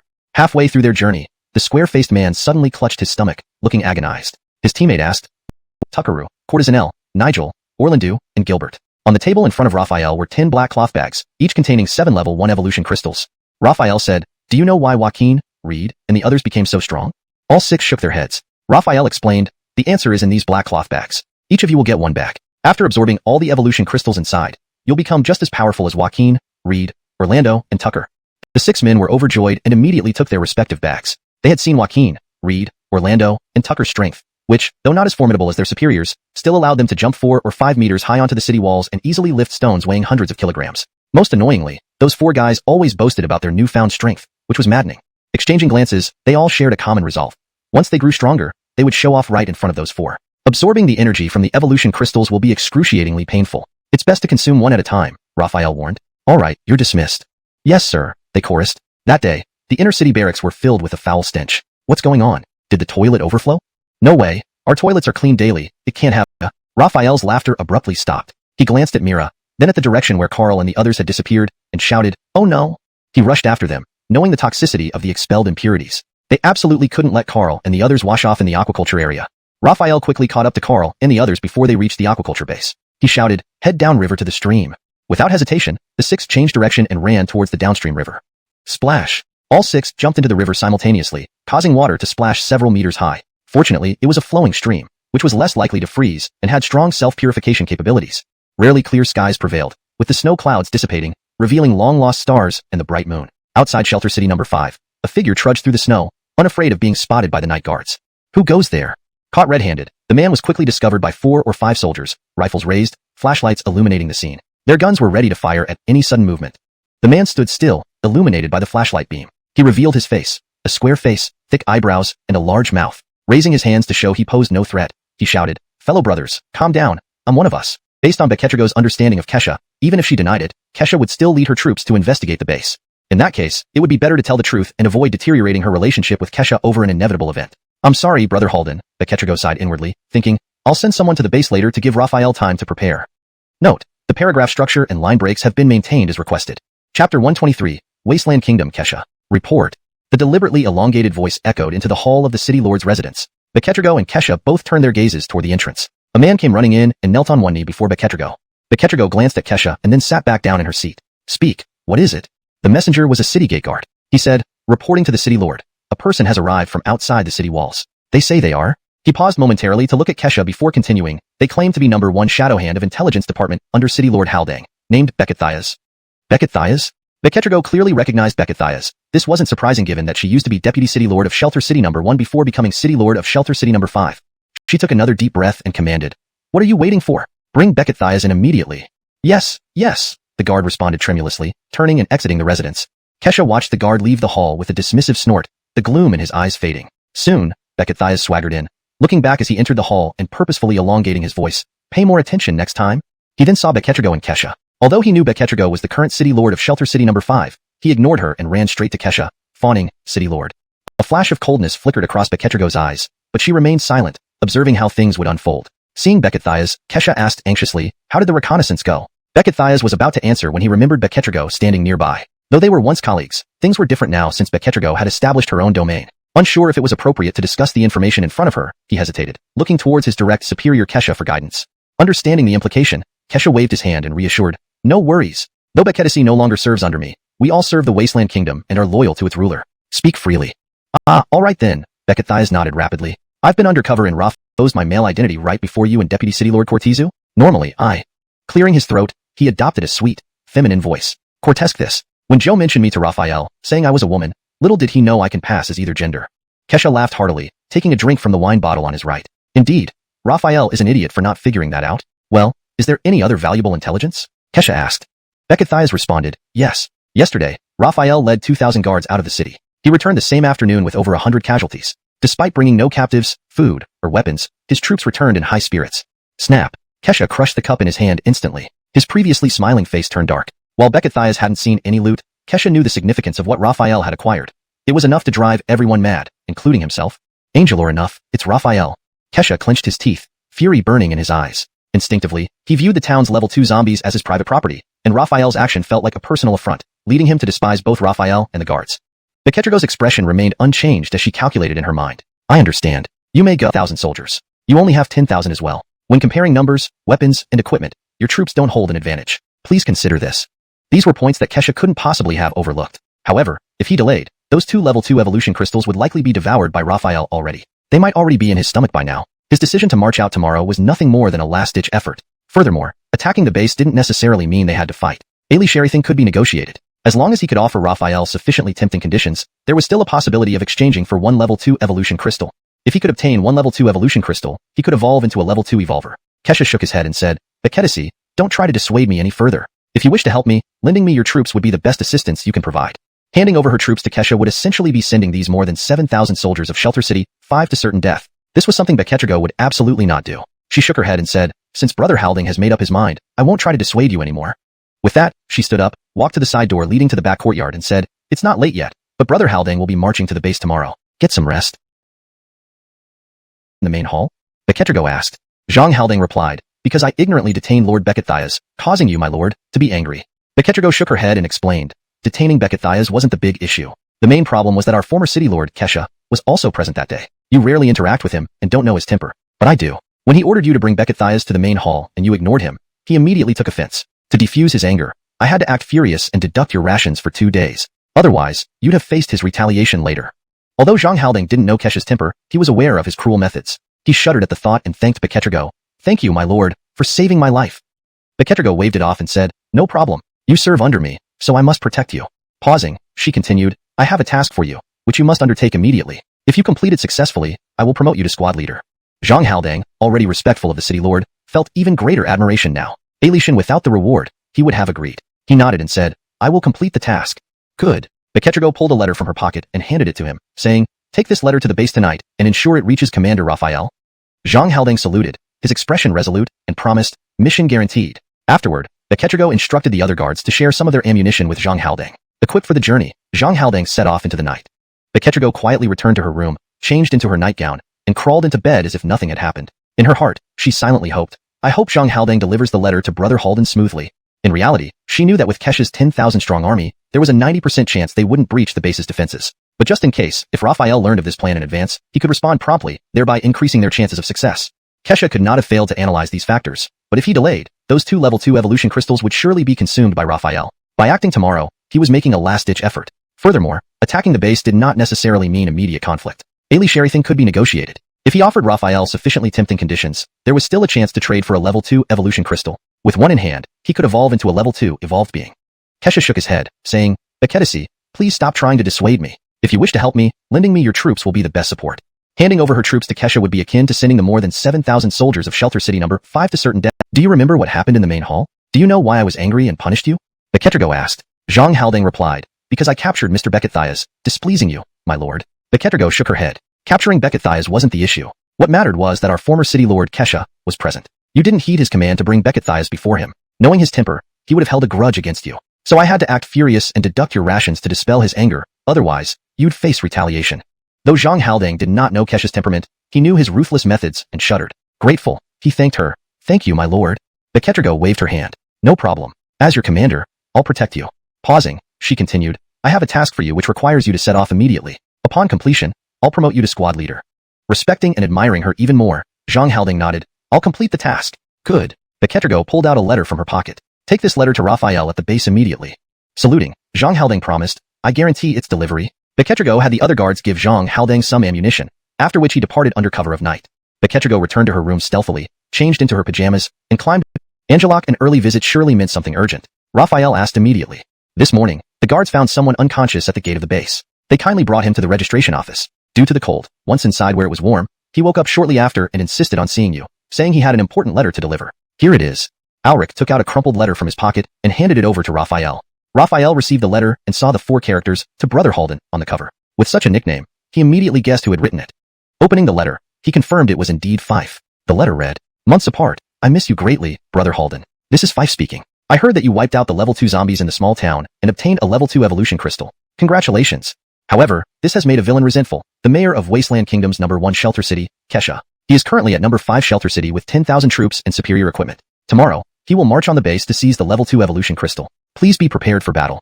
The letter ended there, signed by Fife. The letter was sent last night, so tomorrow means today. What a scoundrel Kesha is. Not only did he send spies to infiltrate the base, but now he's attacking us because we hunted level 2 zombies.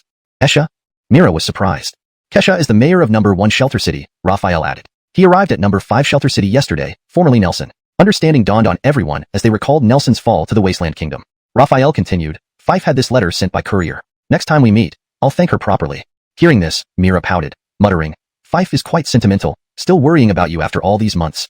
Raphael, feeling embarrassed, rubbed his nose awkwardly before resuming his serious tone. "Enough chatter, let's get moving. Tank drivers, ready all tanks at the gate. Ailey Sherionels, support the defense." He then turned to Mira. This is a great opportunity for real combat training. Although the Tingsing army has only trained for a month, they've developed some fighting skills. Let them join the defense to gain practical experience and build their courage. Knowing the importance of this matter, Mira acknowledged, yes. She promptly drove to the outer city barracks of the Tingsing army. Joaquin, Reed, Orlando, and Tucker, all experienced hands, swiftly organized the guard force for battle preparation. By noon, the pristine white snow reflected the bright sunlight. The guard force was fully prepared, heavy machine guns and rocket launchers ready on the walls, waiting for Kesha's arrival. Kesha didn't answer immediately, scanning the soldiers on the wall aiming at him, then observing the surroundings covered in snow leaving nowhere to hide. An idea sprang into his mind. The walls are tall, and their forces are strong. Attacking directly would be suicide. But Raphael is alone, right in front of me. Capture the king first. Seeing Kesha hesitate, Raphael furrowed his brow, wondering, what scheme is this guy hatching? Kesha's eyes grew increasingly sinister, but after a second thought, he quickly abandoned the idea of capturing Raphael. After all, to be able to converse calmly and face-to-face with him, Raphael must not be an ordinary person. He should first test Raphael's strength. He smiled and said, that's right, I am Kesha. Hearing long ago that Commander Raphael has an extraordinary demeanor, today I see it is truly deserved, he continued, extending his hand to shake Raphael's. Raphael wasn't intimidated either, extending his right hand to grasp Kesha's and saying, thank you for the compliment. At the moment their hands met, Kesha secretly applied force, exerting enough grip to crush a teacup, yet he saw Raphael looking completely relaxed. Moreover, Raphael's skin didn't feel like normal human skin. It felt like polished granite under his touch. Now using all his might, Kesha noticed that Raphael remained unscathed, merely smiling at him. Although Raphael knew Kesha intended to attack, he didn't point it out explicitly. The key reason was that even a single city's military force was numerous and well-equipped, and the Wasteland Kingdom possessed 5 cities, totaling tens of thousands of troops combined. Confronted by such power, unless absolutely necessary, he temporarily wanted to avoid conflict. Kesha's attitude seemed to suggest he didn't wish to attack the base. Perhaps he had become wary after seeing the base's strong military forces. Regardless, if they could avoid a fight now, they wouldn't need to tear off the mask yet. Raphael decided to speak more diplomatically, providing Kesha a way out. But not tearing off the mask now didn't mean never. Having previously dealt with Dom and Tom from number 3 Shelter City, and now facing Kesha from number 1 Shelter City, even Raphael couldn't suppress his irritation. These incidents were being noted in his book. Kesha was a smart man. Otherwise, he wouldn't be the mayor of number 1 Shelter City. He understood Raphael was giving him an out and laughed, ha ha ha. I came to visit after hearing much about Commander Raphael. Raphael feigned realization and invited, oh, if it's a visit, then please come into the base for some tea, Brigadier Haldane. Kesha's expression stiffened. Entering the base would make him vulnerable to Raphael's control. Looks like he's a coward, Raphael thought inwardly upon seeing him return. Raphael asked, what did Brigadier Haldane have to talk about for so long? Kesha laughed, nothing much, just instructed my men to wait outside. They care deeply for my safety, fearing you might do me harm. So I told them that Commander Raphael isn't a bad person. I'm just coming in for tea and will return before nightfall. That reassured them. Oh, I see, replied Raphael with a smile, inwardly cursing, true petty suspicion with a low character. Chapter 125, Kesha's Fate Humiliation. Raphael waved his hand, and the city gates opened. Kesha's brows furrowed as he caught sight of the scene inside, his heart filled with shock. 10 tanks were neatly lined up. As the city gates opened, their dark, ominous cannons aimed straight at him. 10 tanks? Kesha exclaimed in disbelief. Raphael turned to look at him with a slight smile. Only 10, City Lord Haldane. Didn't you bring 2 tanks this time too? I bet there are far more than just these 2 in that Shelter City number 1. Kesha's mouth twitched. He silently cursed, damn it. Yet, after a moment, he felt relieved, good thing we didn't go into direct battle. Otherwise, it would be hard to say who would win. That thought was merely for his own pride. Deep down, he knew if they went to war, even 10 tanks would not be enough, let alone then 10, then 30, with neither man speaking first. Raphael remained relaxed, while Kesha's increasing frequency of sipping tea revealed his anxiety. Let's see who lasts longer, Raphael thought with a cold smile, noticing Kesha's impatience. An hour passed, and the tension mounted. Kesha's tea drinking became faster, his eyes revealing unease. He wondered aloud, doesn't Raphael fear my troops attacking once it gets dark? Finally, after another half hour, Kesha couldn't take it anymore. Setting down his cup, he remarked, this tea has a bitter taste at first, but when it goes down smoothly, it leaves a fresh sweetness. Good tea. Looking at Raphael, he received only a nod. Persisting, he added, these snacks are delicious too. He took a large bite out of a pastry, but Raphael still remained unresponsive. Exasperated, Kesha decided to cut to the chase. I'll ask directly, did Commander Luo visit the town 20 kilometers away recently? Raphael finally answered, putting down his teacup and nodding. Yes. Alright. That town had 2 level 2 zombies, thus 2 level 2 evolution crystals. I don't need both, just one. Name your price, anything within reason.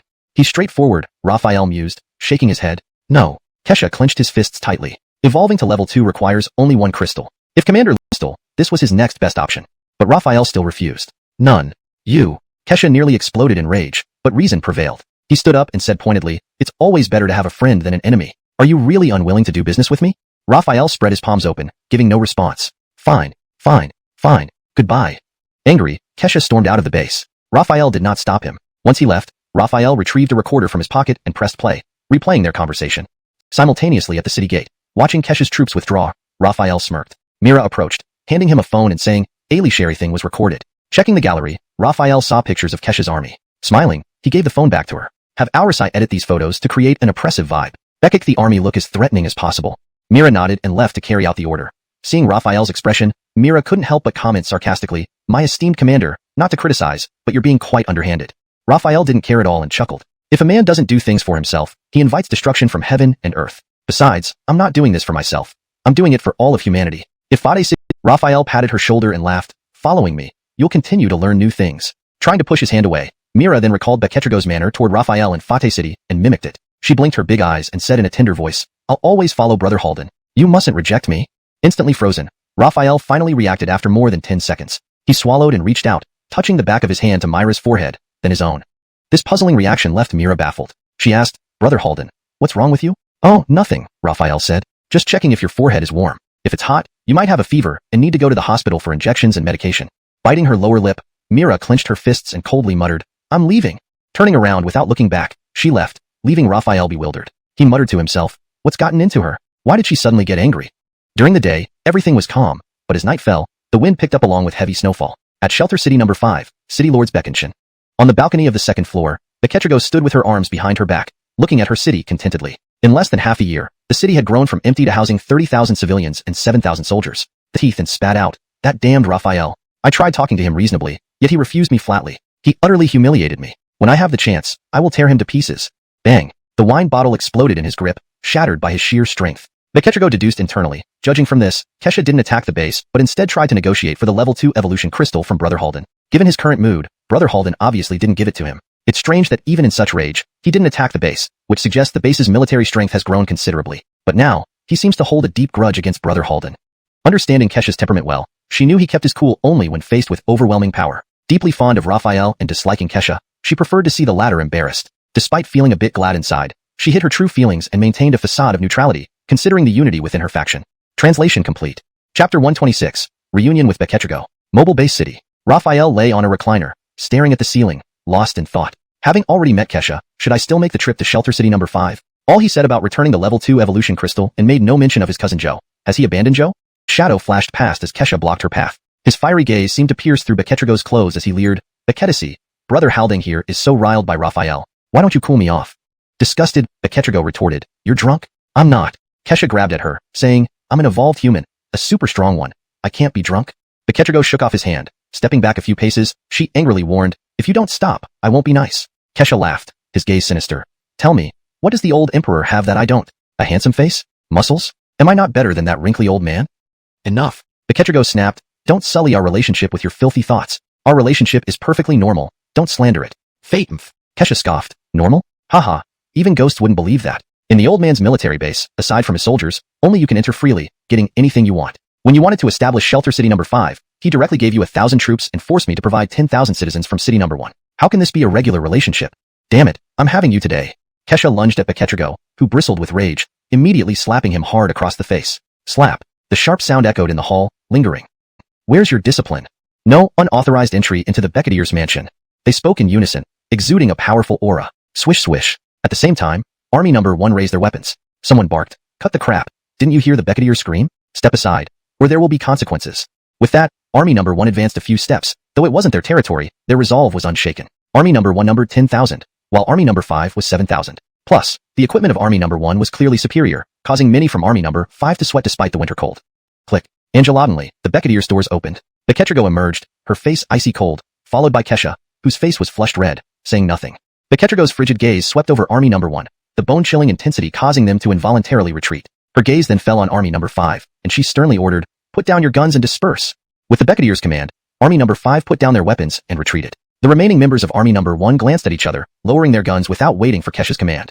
Beketrigo's gaze once again scanned Army number 1, the coldness on her face increasing. She sniffed disdainfully and turned back into the mansion. All eyes from Army number 1 focused on Kesha, awaiting orders.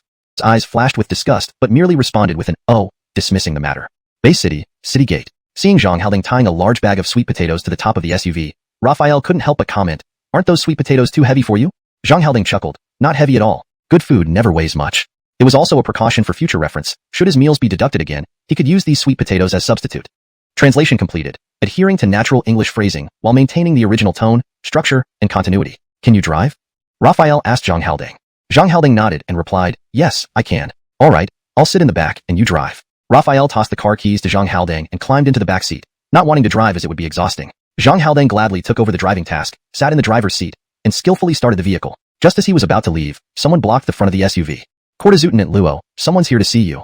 Raphael, who had been resting his eyes, slowly opened them. Through the windshield, he saw Mira standing in front of the car. He lowered the window and asked, what is it? I want to come along, Mira said, approaching the window to explain her intentions. Don't be silly. This isn't a vacation, Raphael. No. Everything remained familiar yet added an element of purity. The icy roads were slippery, extending the usual 2-hour journey to nearly 4 hours. They stopped 2 kilometers from Shelter City number 5. Raphael got out and told Zhang Haldang to drive back alone, uncertain whether Kesha had left. After Beketrigo's residence, Nelson was renamed Shelter City number 5, which now had a significantly higher and thicker wall, likely enhancing its defenses. Using a pair of binoculars, Raphael watched Zhang Haldang approach the city entrance. After some conversation, Zhang Haldang smoothly entered Shelter City number 5. Raphael put away his binoculars and leaned against a tree, awaiting news from Zhang Haldang. With the previous letter informing Beketrigo, Raphael believed she wouldn't harm him, thus coming to Shelter City number 5 with Zhang Haldang. Moreover, he let Zhang Haldang notify Beketrigo first. If Kesha was still in the city, she'd send Zhang Haldang out to inform him. If Kesha had left, Zhang Haldang might also notify him. Half an hour passed. Raphael yawned and muttered, I've waited so long, why hasn't anyone come? Just as he spoke, as a level 2 evolved Fateman with excellent hearing, he caught a voice from the direction of Shelter City number 5, 2 kilometers away, Beketir. He jumped onto a branch and used the binoculars again. He saw the city gates open, behavior and words from the previous night. If not for fearing potential instability in the kingdom, she would have reported him to the emperor. Seeing Raphael again, she suddenly felt an overwhelming sense of injustice. Her usually strong facade crumbled, her eyes welling with tears. This might be why women tend to be more vulnerable in front of the ones they love. Hashtag chapter 127, a gift from heaven. Beketrigo threw herself into Raphael's arms once again, her tears streaming out and soaking his shirt. For a moment, Raphael was at a loss for what to do. He glanced at Zhang Haldang with a questioning look, as if asking, what's going on? But Zhang Haldang only shrugged and shook his head, indicating he had no clue. Raphael looked down at the sobbing Beketrigo in his arms. Despite not knowing what was happening, compassion filled his heart. Slowly, he wrapped his arms around her, gently patting her back to comfort her. It's okay. It's okay.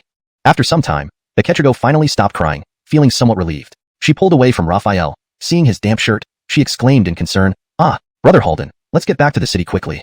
Raphael nodded. Angelor. The two got into the car, and Zhang Haldang, who was driving, turned his gaze forward and started the engine, turning the vehicle to head the scene. Beketrigo returned holding a large coat, which immediately caught his attention.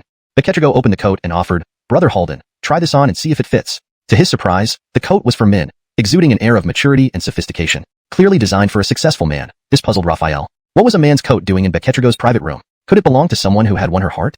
Before his imagination could run wild, he shook his head. No need. I'm fine. It's cool like this after being hot earlier. Beketrigo placed the coat down and pouted, looking upset. Are you rejecting it?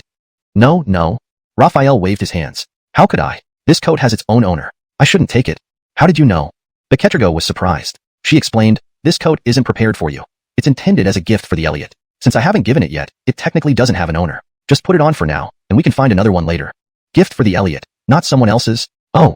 Realizing his slip-up, Raphael quickly covered his mouth. Someone else's? Beketrigo looked confused, then understood. Angrily, she stamped her foot. Brother Haldang, what do you think of me? Sorry. I misunderstood. Raphael felt awkward but genuinely apologized. Hounding. Beketrigo's cheeks were bright red, her eyes brimming with admiration.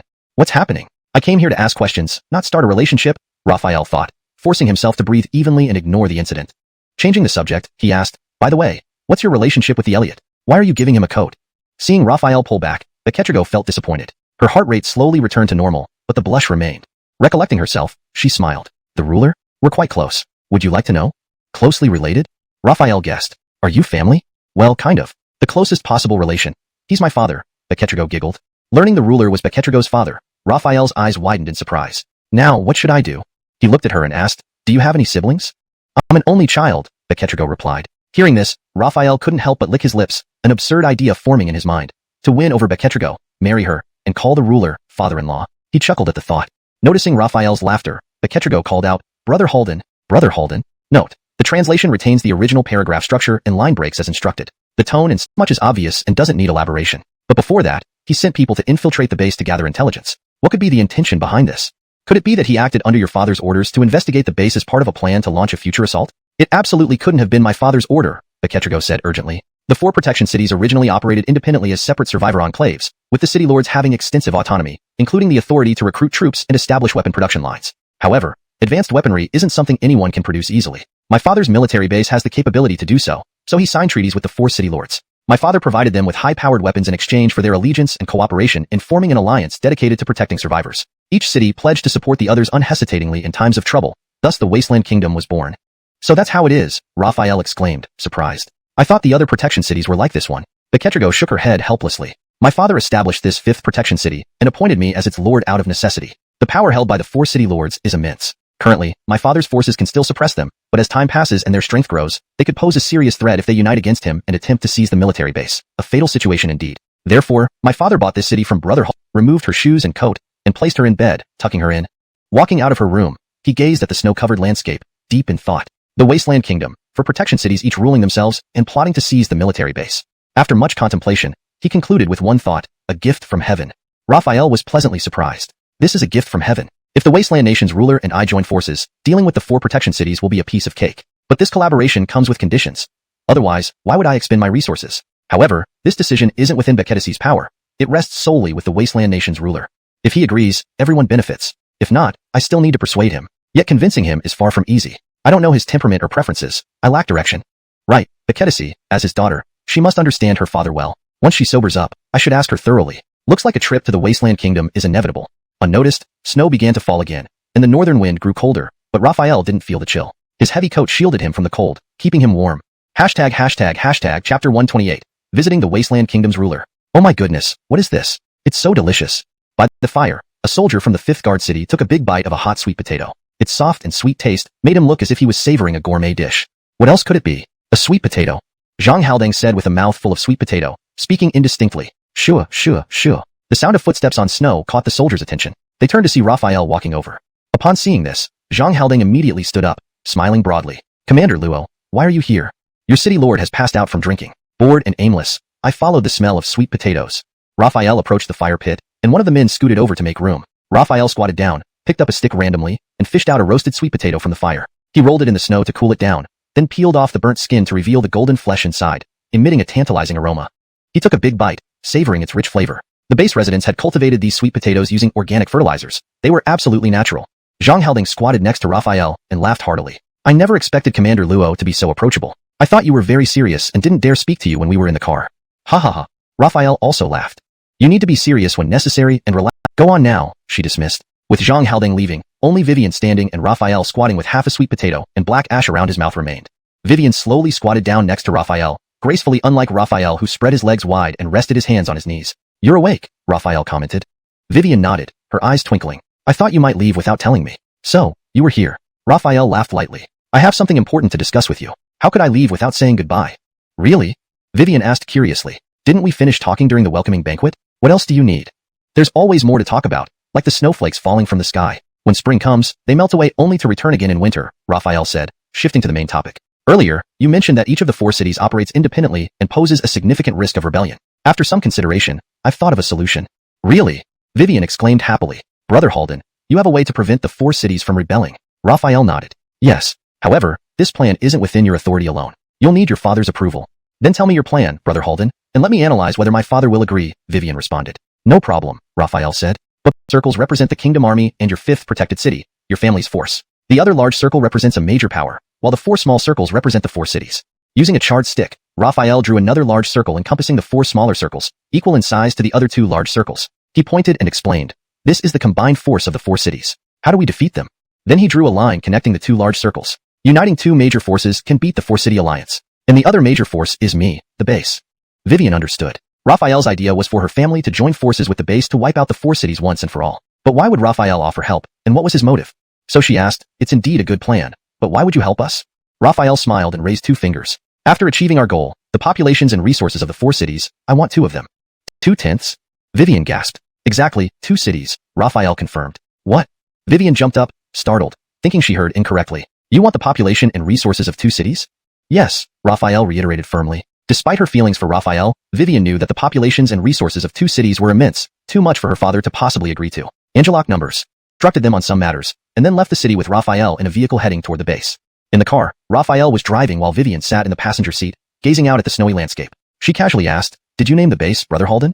Raphael replied, no, to be precise, the base doesn't have an official name yet. It's just a designation. Vivian turned to look at Raphael and said, I think it should have a name, something meaningful. After all, base is a generic term. Military base, agricultural base. It doesn't sound like the name of a city or a power. Raphael agreed, you're right. When I get the chance, I'll hold a meeting to decide on a name for the base. The journey covered 50 to 60 kilometers. Normally, it would only take around 2 hours for a single vehicle, but in the icy conditions with slippery roads, it took 3 hours to reach the base.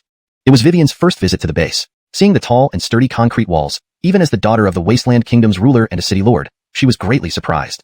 As the gate opened, Raphael drove into the base and headed straight for the mobile base. The sight of the completely steel-made mobile base, resembling something from a sci-fi movie, stunned Vivian again. News of Raphael's return quickly spread through the entire guard army. Mira immediately rushed to the mobile base. However, upon his dangerous mission, she knew she couldn't persuade him not to go, so she decided to go along.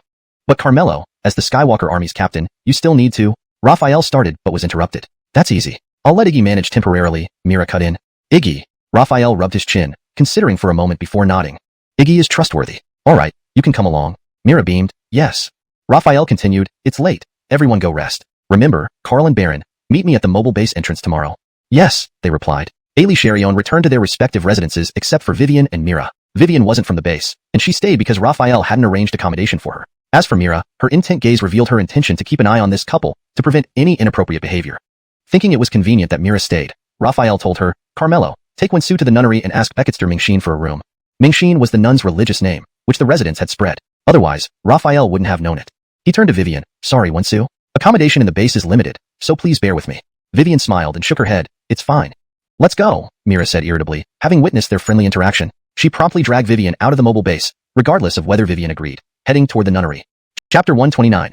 Visiting the Wasteland Kingdom's ruler, Part 2. This year, winter arrived earlier than usual and lasted longer. In previous years, the southern region usually only experienced continuous snowfall for 3 or 4 days during winter. However, this year, it snowed almost non-stop for an entire month, with heavy snowflakes blanketing the land. Quite unusual. Could it be that without human-made greenhouse gases, the planet's self-purification ability was so powerful that it could reach this level within just 1 year? The next day, Carl and Baron arrived early in the morning. Beketrigo and Mira arrived shortly after. Once everyone had gathered, Raphael said, we're all here, so let's set off. The 5 of them climbed into the SUV, with Baron driving and Beketrigo providing directions towards the Wasteland Kingdom. During the journey, Beketrigo asked Raphael, Halden Gu, are these 2 the people you mentioned who can prove the base's strength? Raphael replied, actually not just them. The person who best proves the base's military capability is you. Beketrigo looked puzzled. Me? Right you, Raphael smiled. You've been to the base and seen its military might. Plus, your father trusts you more, so you're the best candidate to showcase the base's true military power. Fur, and emitting terrifying hisses. Seeing this, Raphael immediately shouted, stop. Though death was common in the apocalypse, witnessing it meant they still needed to offer assistance. There were originally 5 survivors. 1 had just died, leaving 4. These 4 darted about frantically but were blocked by the cats, with death looming ever closer. A white blur streaked toward the leading survivor. A snowcat leapt at him, its image rapidly enlarging in the man's pupils as death approached. Bang! Angelatinely, a gunshot rang out. The snowcat lunging forward exploded into pieces, blood and brain matter splattering onto Ember's face. Feeling the warmth of the cat's blood, she knew it wasn't a dream but reality. The remaining snowcats braced themselves like warriors, standing tall with their backs arched and hair raised, emitting hissing sounds. The 4 survivors looked toward the source of the gunfire. They saw 1 person holding a large gun and 3 others speeding over. Their movements were far beyond those of ordinary humans.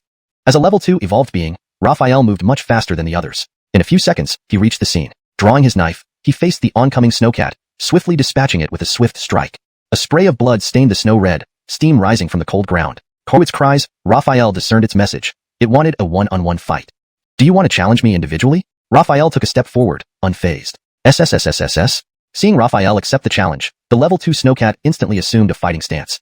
Raphael's reaction was swift. Gripping his knife tightly, he narrowed his eyes, signaling the imminent battle. SSS. The level 2 snowcat struck first, moving with incredible speed. To the survivors, it seemed like a ghost of snow, disappearing into thin air. In reality, its speed and white fur created a visual illusion. Within a second, the level 2 snowcat reappeared less than a meter from Raphael, pouncing with its sharp claws extending from its paw pads.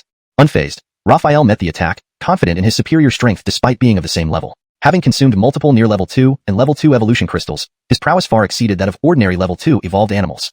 If Raphael were considered mid-level 2, the snowcat was merely low level. Moreover, while the snowcat prioritized speed, humans had evolved comprehensively, excelling both in speed and strength. Facing an attack that would overwhelm ordinary humans and level 1 evolved beings, Raphael deflected the snowcat's claws with his knife as if he could foresee the future meters on the snowy ground before coming to a stop. It lay motionless, and the other snowcats immediately surrounded it.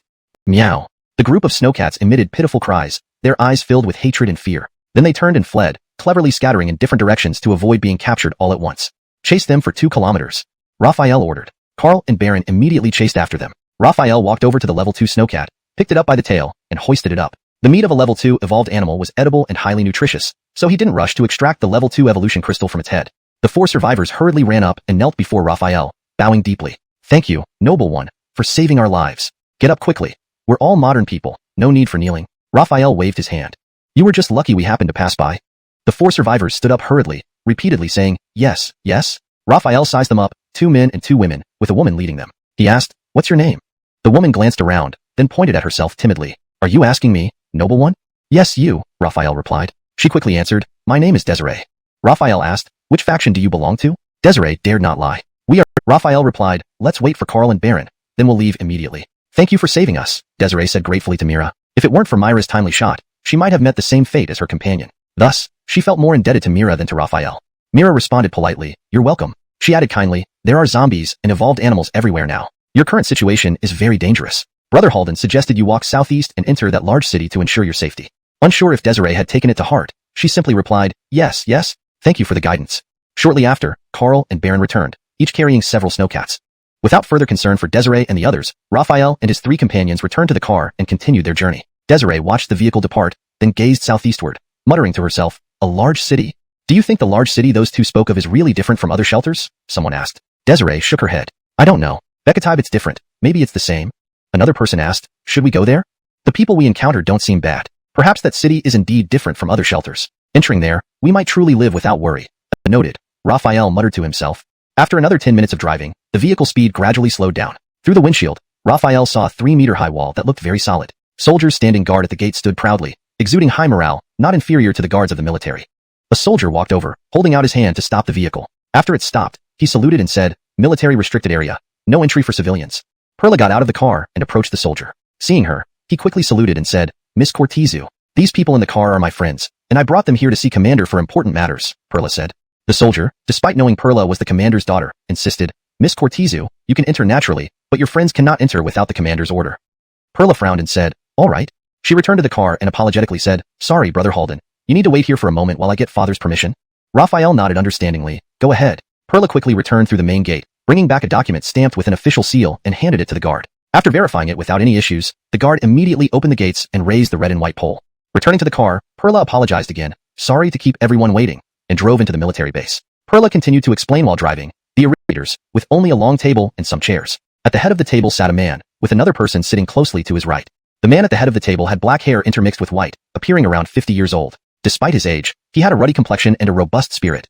This was the ruler of the Wasteland Kingdom, Drake, Commander Cortezu. As for the person seated to the right, he was under 30, with sharp eyebrows and phoenix-like eyes, exuding a heroic demeanor. Seeing the visitors, Drake's eyes flashed with surprise. These people were all young, seemingly in their 20s, yet they were evidently senior officials in the base, an unbelievable sight. Raphael sat opposite Drake, followed by Mira and Carl, Baron on either side of him. Finally, Perla entered and sat next to Drake on his left. She introduced them. This is the highest-ranking officer of the base, Raphael. Drake was even more surprised. The person before him was barely in his mid-20s, with features resembling a celebrity from peaceful times, almost idol-like. Yet he was the highest-ranking officer of the base, Raphael. He knew some information about the base. After all, its reputation was well known, with tens of thousands of residents, possibly exceeding 100,000 since annexing Nelson, along with a powerful army that was well-equipped, if not superior, compared to his own forces. Raphael smiled and said, just a coincidence. Seeing Raphael didn't want to disclose more, Drake didn't press further. He looked at Cortezu-1-673 and nodded slightly. Cortezu-1-673 introduced Drake. You've probably figured it out. This is the commander of our Wasteland Military District, Commander Cortezu. And this one, pointing to the young man on Drake's right, is Deputy Commander Germain of the Wasteland Military District. Raphael noticed this person as soon as he entered the conference room. Being a few years older than himself, yet holding such a high rank in the Wasteland Military District, he must be a remarkable individual. Deputy Commander Germain stood up and shook hands with each of them. Once the introductions were complete, Cortezu-1-673 sat down, exchanged glances with her father, and then said, Officer Luo has come here with a plan against the alliance of 4 cities to discuss with Commander. Drake was inwardly moved but maintained a calm expression, saying calmly, Officer Luo, please share your plan directly. Raphael nodded slightly and then said, my plan is simple. Unite the Wasteland Military District and the base to completely eliminate the risk of rebellion by the 4 cities. Drake pondered for a moment and agreed, indeed, it's a good plan. So, what are your conditions? Raphael smiled slightly, looked at Cortezu-1-673, but didn't speak. Nicole knew Raphael wanted her to speak on his behalf, so she immediately said, Raphael was prepared and looked at Carl and Baron, instructing, show Commander Cortezu your capabilities. Yes. Carl stood up, went to the window, and jumped down directly while everyone watched. The fourth floor height was over 10 meters, but Carl landed without a scratch. An evolver? Drake was somewhat surprised, but not too much. On the contrary, Jermaine was quite startled, saying, jumping from such a height unharmed, he should be a peak level 1 evolver. Then Baron also jumped from the fourth floor and similarly remained unscathed. Drake turned back to Raphael, smiled slightly, and said, 2 peak level 1 evolvers, very impressive, but not enough? Not enough? Mira immediately asked, Brother Holden, should I jump? Before Raphael could agree, she almost jumped out the window, but fortunately, Raphael caught her in time, saying, you don't have to jump. Raphael returned to his seat and laughed, I only brought 2 this time, but there are 8 more in the base. 8? Jermaine was astonished. Drake raised his eyebrows. 10 peak level 1 evolvers. That meant they had killed many level 1 zombies. No wonder it was hard to find level 1 zombies lately. They were all eliminated by Raphael. Still, although 10 peak level 1 evolvers were impressive, it wasn't enough. War wasn't something solved by a handful of individuals. A powerful army was needed, especially since the 3 figures discussed inside the meeting room. Drake was serious and pragmatic, understanding the stakes involved. They weighed the pros and cons carefully. In the end, they returned to the conference room. Drake looked at Raphael and said, we have discussed it, and the Wasteland Military District agrees to cooperate under the following conditions. First, we need a clear strategic plan. Second, our forces must be fully integrated and coordinated. Raphael nodded thoughtfully. He understood Drake's caution. Agreed. We will provide detailed plans and coordinate effectively. Thus, both sides moved forward, ready to embark on a joint operation to eliminate the 4 cities' threat once and for all. Chapter 131. Visiting the Wasteland Kingdom's Lord, Part 4. In another soundproof small conference room, Drake, Zinnia, and Jermaine were discussing. Drake asked, Snow, since you've seen the base's military strength, why don't you start? Zinnia nodded and immediately said, the base's military capability is indeed strong, especially the guard army. Although their numbers are only 3,000, their equipment is very advanced, with heavy weaponry like tanks, rocket launchers, heavy machine guns, and anti-material sniper rifles. Their combat power is formidable. Furthermore, recently Raphael has newly formed the Tianqing army. Since they're all new recruits, both their military skills and battles, the trio returned to the previous meeting room where Raphael and others were waiting. Drake stood and did not sit down but extended his hand, saying, let's have a pleasant cooperation.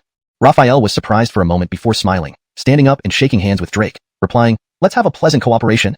Protection City Number 1, the largest, strongest, and closest to the Wasteland Military District, had a population of over 10,000 and a surprisingly large army. In the main hall of the City Lord's residence, though indoors, it was still cold. Kesha was lounging in the City Lord's chair, his clothes loosely draped, revealing his solid pectorals and abs. 12 beautiful women danced gracefully below. On either side of the hall were tables and cushions, seating influential officers and ministers, creating an ancient court-like scene. Report. Angelotinely, a man rushed into the hall, pushing past the dancing women, disrupting the serenity. He knelt before Kesha. Kesha waved a hand, dismissing the dancers who left, and the music stopped. The officials ceased their chatter, all eyes turning to the messenger. The hall fell silent. Kesha said, speak. The messenger quickly reported. Report to His Excellency. Read. Kesha, too, thought about others being in the car but couldn't figure out who. Forget it. Kesha smoothed his brows and raised his wine cup, loudly declaring, come, let us toast. Ha ha ha, let us toast. His Excellency speaks rightly. Whoever they are, as long as they don't affect us, let's toast. Cheers. For a moment, the hall resumed its festive atmosphere. In the Wasteland Military District, 8,000 kingdom troops gathered for inspection. Raphael followed Drake onto the reviewing stand. Looking down, the 4-square military formations were impeccable. The soldiers were highly spirited, equipped with standardized military gear and combat uniforms, exuding strong combat potential. Next, 10 tanks approached from the right, impressive and imposing. Mira explained in Raphael's ear, these are the Beketan battle tanks of Xia Country's army, Model 15A, nicknamed Mighty Tiger, extremely powerful heavy tanks. Raphael whispered, how do they compare to the base's Boulder tanks? Mira replied, Boulder and Mighty Tiger are both heavy tanks with similar performance and combat power. If forced to compare, the key lies in the tank operators. Good to know. Raphael nodded, then curiously asked, Carmelo, how do you know so much? Not just firearms, but also tanks. Mira said, I grew up in the military, naturally interested in these things well, and there will be no need for further loss of troops. At that point, Commander Cortizu only needs to dispatch your people to take over the upper echelons of the 2 cities to firmly control them. What if the 2 cities decide to fight to the death? Drake asked. Raphael sneered, then we will have to resolve it by force. The combined strength of the military district and the base should be more than enough to handle them. It seems this plan is feasible. After considering for a while, Drake finally accepted Raphael's plan. He said, since the plan is determined, let's allocate which city each side attacks. The base will handle Protection City Number 3, Raphael decided without hesitation. Under Drake's puzzled gaze, he explained, I have had dealings with Protection City Number 3 before. Isaiah once lent Nelson cannons to attack the base. This can be used as an excuse, making our military action justifiable. Drake understood and readily agreed. Fine, the base handles Protection City Number 3, and we will take care of Protection City Number 4. Let's set a date to strike together, using blitzkrieg tactics to quickly end the battle and eliminate the forces of both cities. Raphael said, let's do it at the end of this month, 14 days from now. Drake slapped his thigh. Good. With the joint operation discussed and finalized, Raphael needed to return to the base to prepare the Lords of Protection City numbers 2 and 3 here. Say there is urgent business to discuss. It didn't matter if the driver wasn't Zinnia or even that they were Min, but resembling the guard army was a significant issue. Yes. The messenger responded and left the city lord's residence immediately.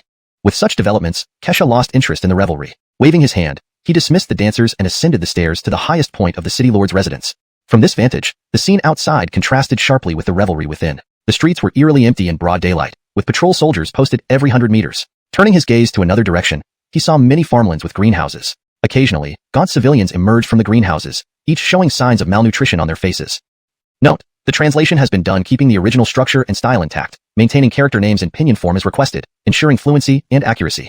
Chapter 132 Mutual Affection. After several hours of driving, they finally returned to the base. Mitzi did not return to Shelter City number 5, but came back to the base with Jareth and others. After parking the car, Mitzi planned to take a stroll around the base. Jareth took the others directly to the conference hall, also summoning Arlen and Ismail.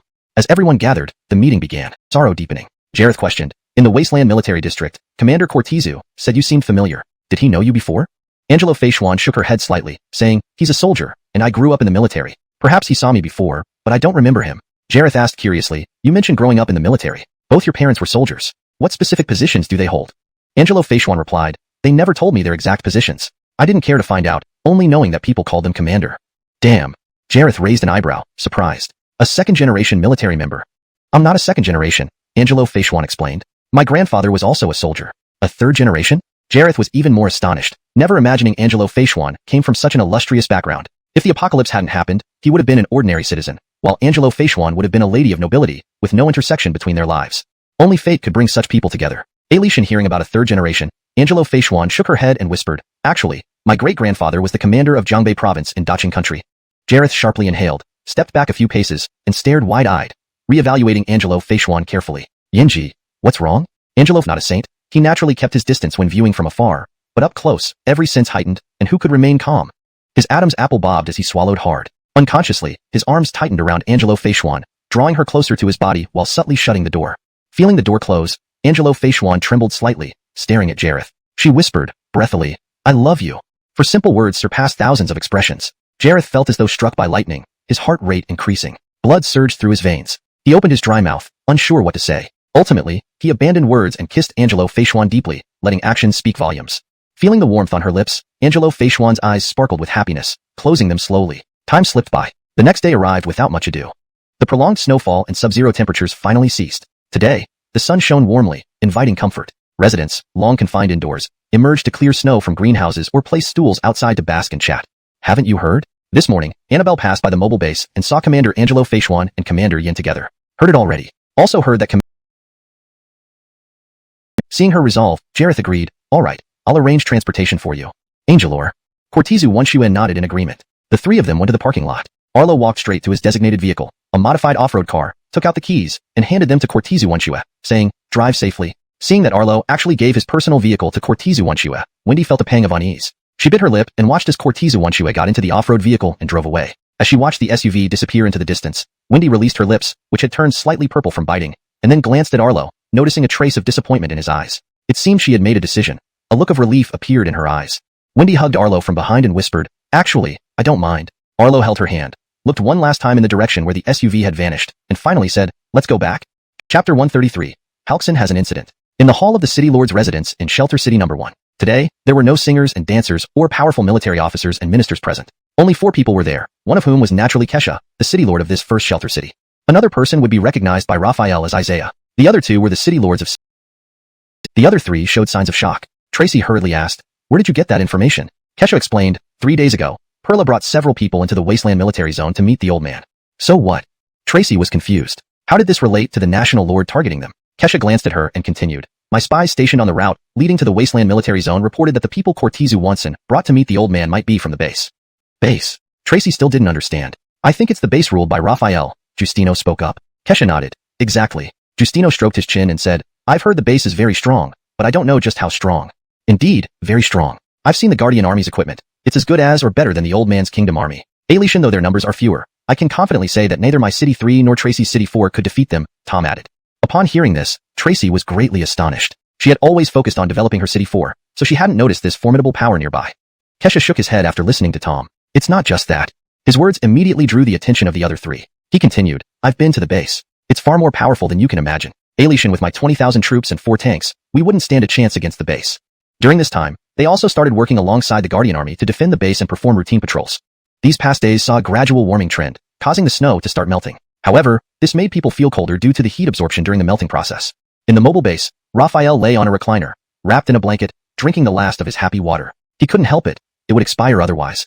So cozy, drowsiness gradually overcame him, and he was about to drift off to sleep. Angeladonly, creak. The door opened, jolting Raphael awake. Seeing Mira standing there in combat gear, looking splendid, he sighed in relief and then laid back down. My superior officer, you're quite at ease, Mira remarked as she walked by Raphael towards the bedroom.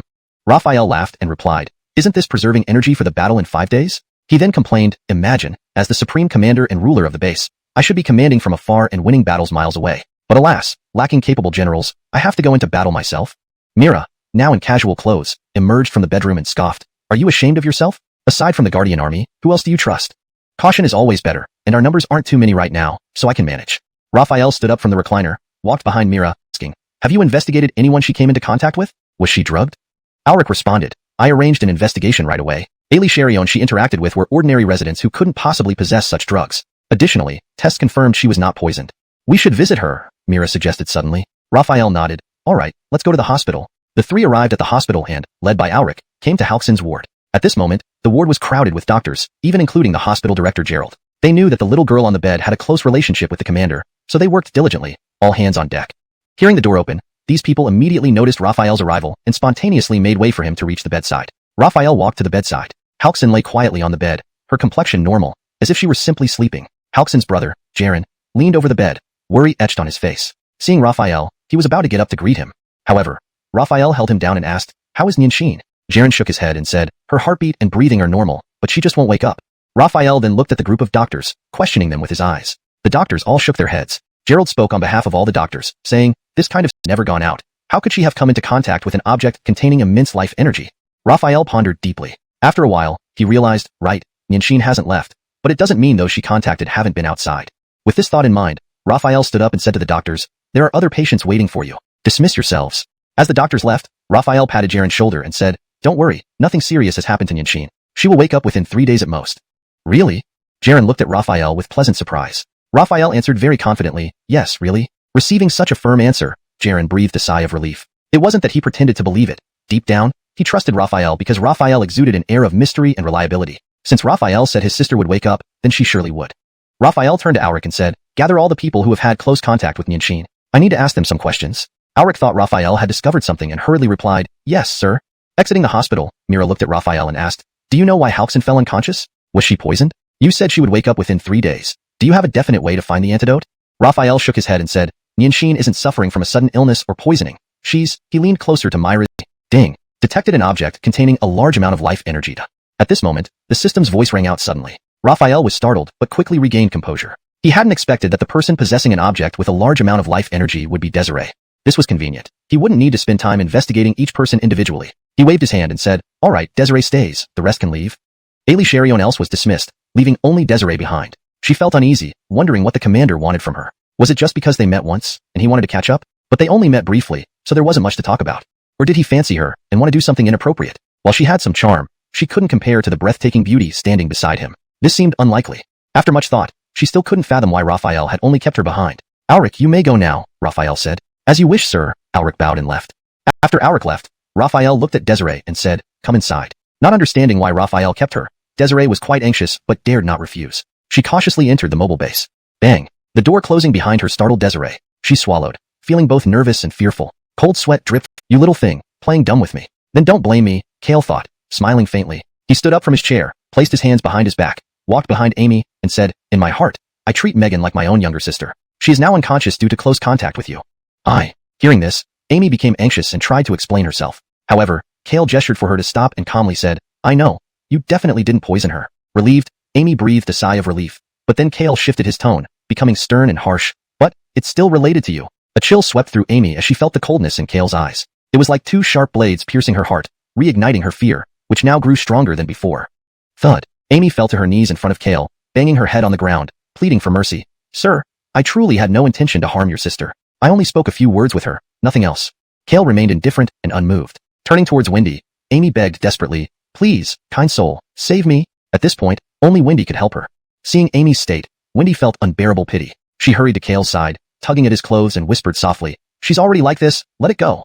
The level 5 evolved. Moreover, its life energy, derived from nature, not only strengthens the body but also has powerful restorative and purification capabilities. Level 5 evolved? Kale was astonished. If a level 2 evolved was so formidable, a level 5 evolved seemed almost unimaginable. The fact that this crystal could elevate a common person to such heights was truly a rare treasure. So, if I consume this dragon pattern crystal, I can leap to level 5 evolved? Kale eagerly asked. No, the dragon pattern crystal you have is just a fragment, with much of its life energy lost. Its effect now is merely somewhat stronger than a level 2 evolution crystal. Unless you have a special constitution that allows direct absorption of life energy, you must rely on technology to extract and solidify the life energy within the crystal for normal people to absorb it. Feeling disappointed after listening to the system's explanation, Kale thought he could instantly soar to greatness, but it turned out he had found something valuable yet impractical. Still, he silently stored away the dragon pattern crystal, knowing that once obtained, there was no reason to return it. Turning back to Amy, who was still kneeling on the ground, Kale helped her up and smiled. I was overly worried because of my care for her. Sorry, it was unintentional. With this object, we should be able to wake Nianxin. Yet, walking a few steps, she worried again. Will the sir come after me later? Becketide, I'll die mysteriously one day. Inside the mobile base, Winnie looked at Kale and asked, did you scare her just for a piece of iron? Can this really awaken Megan? This is not just a piece of scrap iron.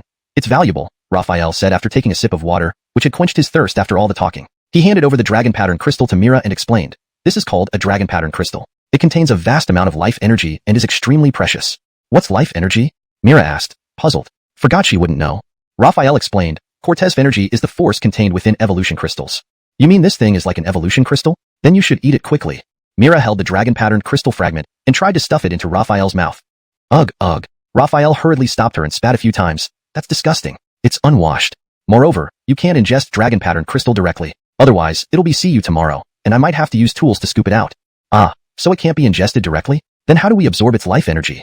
Mira asked, still confused. There's a way. We need advanced technology to extract and compress the life energy into a crystal form. His neck as he spoke. What are you talking about? Why would I want you to kill her? We have no grudge against each other.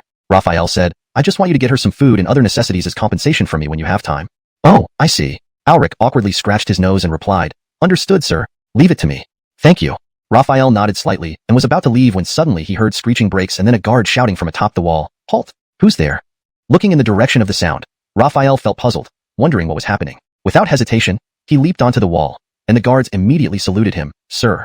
Nodding, Raphael looked down at the road below, where a rugged SUV was parked. A flash of surprise crossed his face because it was the vehicle he had given to Aurelia. Wensexu? Raphael called out, jumping down from the wall and walking towards the SUV. As he watched, the car door opened and someone got out, but it wasn't Aurelia. Instead, it was Zhang Haldang, a familiar figure from Guard Unit 5, who was covered in blood, with one arm severed at the wrist, looking terrifying. Concerned, Raphael asked urgently, what happened to you? Zhang Haldang's eyes half opened, seemingly on the verge of sleep. Seeing Raphael, he mustered his strength and said, Commander, Chapter 135, I understand your heart. The wandering zombies, upon hearing the roar of the engine, rushed toward the SUV in a frenzy. Thankfully, the SUV driven by Raphael had been specially modified. Its defense wasn't as strong as an armored vehicle, but it was close. It plowed through the ordinary zombies that leaped at it, sending them flying. Entering Shelter City number 5, the number of zombies increased dramatically. These zombies immediately surrounded the SUV, including level 1 zombies. Facing these zombies, Raphael didn't flinch. He pushed the gas pedal to the floor, crashing straight through. Angelottingly, a towering figure blocked the way. A level 1 strength zombie. Bang! The SUV slammed directly into the level 1 strength zombie, sending it flying several meters away before coming to a stop. The other zombies surged forward instantly. Given this situation, Raphael had no choice but to abandon the vehicle. Jumping out through the sunroof and onto the roof of the SUV, he scanned his surroundings. A level 1 speed zombie lunged at him. Raphael sidestepped, avoiding its sharp claws. Then another level 1 strength zombie charged at him. Himph! Raphael let out a cold snort, his eyes flashing with a cold light. He stepped up to the challenge, delivering a powerful kick to the level 1 strength zombie residence, and quickly sought a weak point. He soon found that the west side had fewer zombies and was easier to break through. There! Leaping down from the roof, he spotted a machete held in a bloody hand on the ground. Perfect to use as a weapon, he thought. Circling around to the west side of the Becketier's residence, he gazed at it intently, took a deep breath, and sprang forward with all his might. At the base city's mobile base, Mira paced back and forth, her expression anxious. Raphael hadn't returned yet, which was highly unusual, and she felt a strange unease growing inside her. Seeing the cold meal on the table, Mira walked into the bedroom and quickly changed into combat gear. An inexplicable energy drove her to leave the mobile base and head to the barracks. She found Joaquin, Reed, and others. Have you seen the commander? All shook their heads, indicating they hadn't seen Raphael. Mira grew increasingly worried. She closed her eyes, picturing a scene in her mind. Raphael surrounded by zombies, being overwhelmed. Commander is in danger, Mira said urgently. Joaquin, Reed, and the others were bewildered. How could the commander be in danger when he seemed fine earlier? Perhaps he was just somewhere relaxing. I'm serious, Mira insisted. They exchanged confused looks. Just then, someone ran over. I wonder if there really is a soul after death. If there is, I'll find you and stay by your side forever. If not, I hope to be reborn and find you again, to love you once more. Sighing, she closed her eyes in despair. Goodbye. Crash. The door was suddenly kicked open. Beketrigo's eyes flew open, freezing mid-action. She saw someone she yearned to see most in the world. Tears spilled uncontrollably from her eyes. It was Raphael. Relieved to see Beketrigo safe, Raphael sighed with relief, sat beside her, and without a word, embraced her comfortingly. It's okay. Everything is okay. Raphael's embrace made Beketrigo feel immense happiness. She instinctively hugged him tightly, but then remembered something and pulled away hastily. Puzzled by her actions, Beketrigo rolled up her sleeve, exposing her forearm. Raphael stared in shock, seeing a 5-centimeter wound. This wasn't a simple cut or scrape. The flesh exposed was darkened, and the blood was dark red and viscous, the hallmark of a zombie virus infection. Raphael grabbed Beketrigo's arm, feeling helpless like a child. Beketrigo, however, felt a sense of peace as she now understood Raphael's feelings. Meeting Raphael one last time, and knowing he loved her brought her contentment. Handing the pistol to Raphael, she smiled, exclaimed with surprise, System, you mean Beketrice has a special constitution? The system didn't respond again, but Raphael confirmed it immediately. He turned to Mitzi joyfully and said, Beketrice, you won't die, nor will you turn into a zombie. I have a way to help you clear the zombie virus. As he spoke, he took out the dragon pattern crystal fragment and handed it to Mitzi, saying, hold on to this crystal, keep it close to your body, and soon the zombie virus inside you will be cleared. Mitzi was very surprised as she closely examined the metallic fragment in her hand. It looked like an ordinary piece of metal, yet Raphael said it could eliminate the zombie virus, which seemed unbelievable. If anyone else had said this, she wouldn't have believed it. But coming from Raphael, she had no doubt. She immediately put the crystal into her bosom. Strangely enough, she no longer felt cold with the crystal on her. The weakness caused by the zombie virus invading her body gradually dissipated. This small piece of metal did seem effective, bringing her great relief. Roar.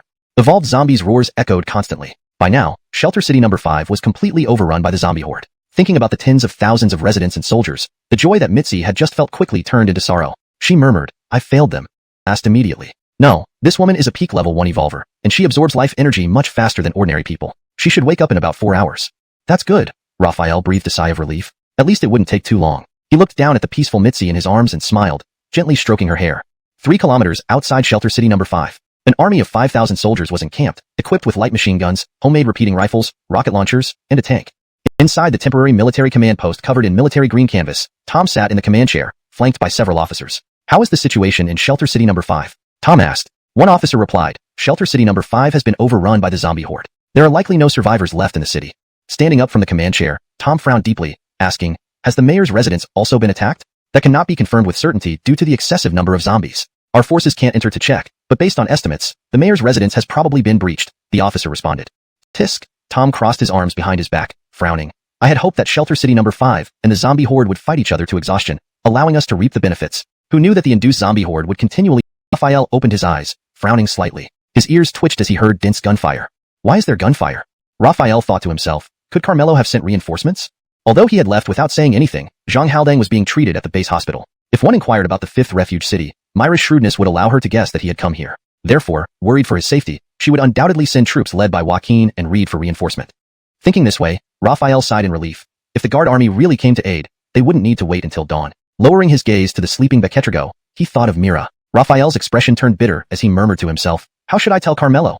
The sound of gunfire became clearer, seemingly heading towards the mayor's residence. Raphael gently placed Beketrigo's head on the pillow, then moved to the window, peering outside. He saw flashes of gunfire and explosions lighting up the sky. Damn, so many zombies surrounding the mayor's residence. This time we're 90% doomed. Vice Brigadier Shao, don't worry, there's still a 10% chance. Damn, are you stupid or what? When I say 90%, it's just a figure of speech. Look at this situation. Do you really think there's even a 10% chance left? Fadery up and keep shooting. He's inside lunged at them. Being an evolved being himself, ordinary zombies posed no threat to Tom, especially with so many armed soldiers around. It took no time to clear out all the zombies in the hall. Bang, bang, bang. 3 shots echoed, destroying zombie heads. Tom looked around bitterly. With such destruction, capturing Beketrigo alive seemed impossible. Follow me. Tom led the troops towards the back courtyard. Upon entering, he was surprised to see the ground littered with dead zombies, none alive, all apparently killed with sharp weapons that cleaved through their heads. A more detailed search revealed 3 level 1 speed-type zombies among the casualties. 3 level 1 speed-type zombies. This woman is terrifyingly powerful, but this also means she might not be dead. At this thought, hope sparked in Tom's eyes. He ordered, search. Soldiers began combing the area while Tom approached a familiar room, smirking as he recalled his encounters with the 2 girls. Simultaneously, he remembered Mira, whose beauty like a celestial being descended from heaven, haunted his thoughts. The hateful Raphael, a beautiful woman like this shouldn't belong to you but to me. Tom said aloud, unashamed. In the second floor chamber, Raphael had already picked up Beketrigo when he suddenly heard Tom's voice. Confused, he thought, doesn't belong to me. Sight of tanks illuminated by lights, their presence imposing. Brother Holden. A joyful call relieved Raphael. Approaching him was Mira. Mira wanted to run into Raphael's arms, but noticed he was holding Beketrigo, triggering a burst of jealousy. She huffed coldly, so loyal, risking your life for Beketici. Raphael was about to explain when he heard a light hum. Looking down, he saw Beketrigo's eyelids flutter before slowly opening. As Beketrigo's eyes opened, a pale blue glow emanated for several seconds. A level 2 evolved, Raphael exclaimed. Judging by the duration of the pale blue glow, Beketrigo was not just a basic level 2 evolved. He had taken 2 level 2 evolution crystals and 8 near level 2 crystals, resulting in a 20-second glow. Brother Holden. Beketrigo's eyes blurred as she rubbed them and saw Raphael staring at her in surprise. She touched her face, which made her freeze. My skin. How can it feel like this? Beketrigo cried out. Girls love beauty. No girl would be happy with skin that felt like polished granite. Don't worry. This is normal for level 2 evolved beings. Your skin will become hard like wood or stone, changing its feel, but outwardly, it won't change much, Raphael explained. I see. Beketrigo looked at her arm, which didn't appear hardened but rather softer. This provided 5th refuge city. Her eyes narrowed as she faintly heard shouts and footsteps that grew clearer with time. Fadery up and chase him. We can't let Raphael escape. Capturing Beketrigo alive would be great, but killing Raphael is also a huge achievement that the 4 city lords will reward us greatly for. Myra's expression tightened. This voice sounded familiar, like she had heard it somewhere before. As she tried to recall, many armed personnel rushed out of the 5th refuge city, and upon closer inspection, she immediately recognized them as Tom's men. Ah, we've been ambushed. Enemies. Vice Brigadier Shao, what should we do? They have 10 tanks. Tom also quickly noticed the guard army. Seeing their formidable weapons, tanks, armored vehicles, heavy machine guns, he felt chills run down his spine, breaking into a cold sweat. How did the guard army appear here? Did our plan get exposed long ago? Tom couldn't figure out why the guard army was outside the 5th refuge city, blocking their way. It didn't make sense if Raphael and Beketrigo had discovered their plan and orchestrated this ambush. The 5th refuge city was utterly destroyed, with tens of thousands of residents falling victim to zombies. Angelic massive losses were impossible to abandon intentionally. Attack. At Raphael's command, the tanks roared to life, advancing like 10 steel. Talks differently seeing the guard army. Based on this, I suspect the zombie wave might have been orchestrated by him or the 4 cities. Turning to Beketrigo, he asked, Beketici, did you notice any signs of an impending zombie attack beforehand? Beketrigo shook her head, no warnings. It was a sudden, purposeful assault. Humph. Raphael said with disdain. This further convinces me that Tom or the 4 cities are behind the zombie wave. Seeing Raphael and Beketrigo silent, Tom became anxious and hurriedly said, Since Brigadier Cortizu doesn't wish to go with us, we shall withdraw. Goodbye. I didn't say you could leave. As Tom finished speaking, Raphael spoke loudly enough for everyone to hear, filled with icy killing intent. Are there still matters to discuss? Tom stammered through his fear. Haha. Raphael chuckled darkly. Indeed, there is one more thing. Tom and his men held their breath, waiting for Raphael's next words. Raphael coldly stated, I need you all to stay here, forever. Stay here, forever. Tom repeated this sentence over and over, freezing in place by the 5th repetition. Attack. Raphael raised his right arm high and brought it down sharply. The guard army, following orders without hesitation, opened fire. Bullets rained down upon the enemy. Protection cities, numbers 1, 2, 3, and 4, have formed an alliance with over 6,000 troops and 7 tanks. If you kill me, not only will my brother never let you go, but the 4-city alliance won't either. Is that so? Raphael replied indifferently. Your response time sure is quick. We haven't even made a move, yet you've already allied. Move?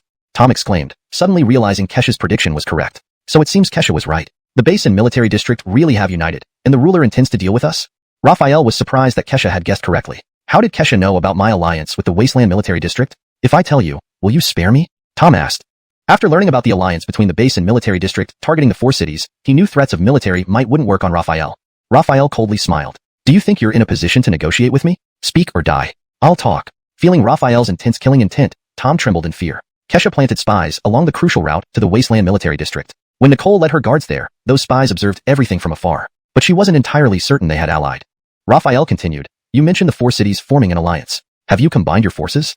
Not yet, Tom replied. We've signed a mutual aid treaty, but I didn't say I wouldn't cripple you. With both arms and legs broken, Tom was now a useless cripple. Picking him up, Raphael flew back toward their starting point. Moments later, he saw soldiers gathering loot and dead bodies littering the ground. Tom's face was contorted with pain and hatred seeing the fallen soldiers.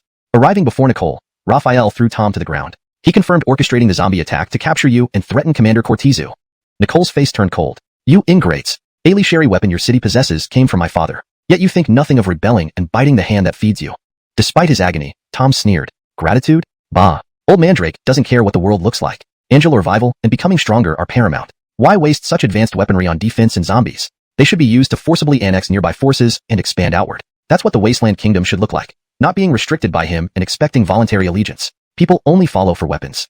You. Nicole kicked Tom away in rage. While agreeing somewhat with Tom's logic, Raphael knew human society thrived on intricate webs of interest. But regardless, parents' love for their children remained unconditional. Tom screamed wildly, eyes burning with unrelenting hate. Aletian crippled wrote a letter with the following content. The original plan has been exposed. The 4 cities have formed an alliance. Here's the new plan. The base and the Wasteland Military District will unite and target Protection City number 1 directly. The timing remains unchanged, still by the end of this month.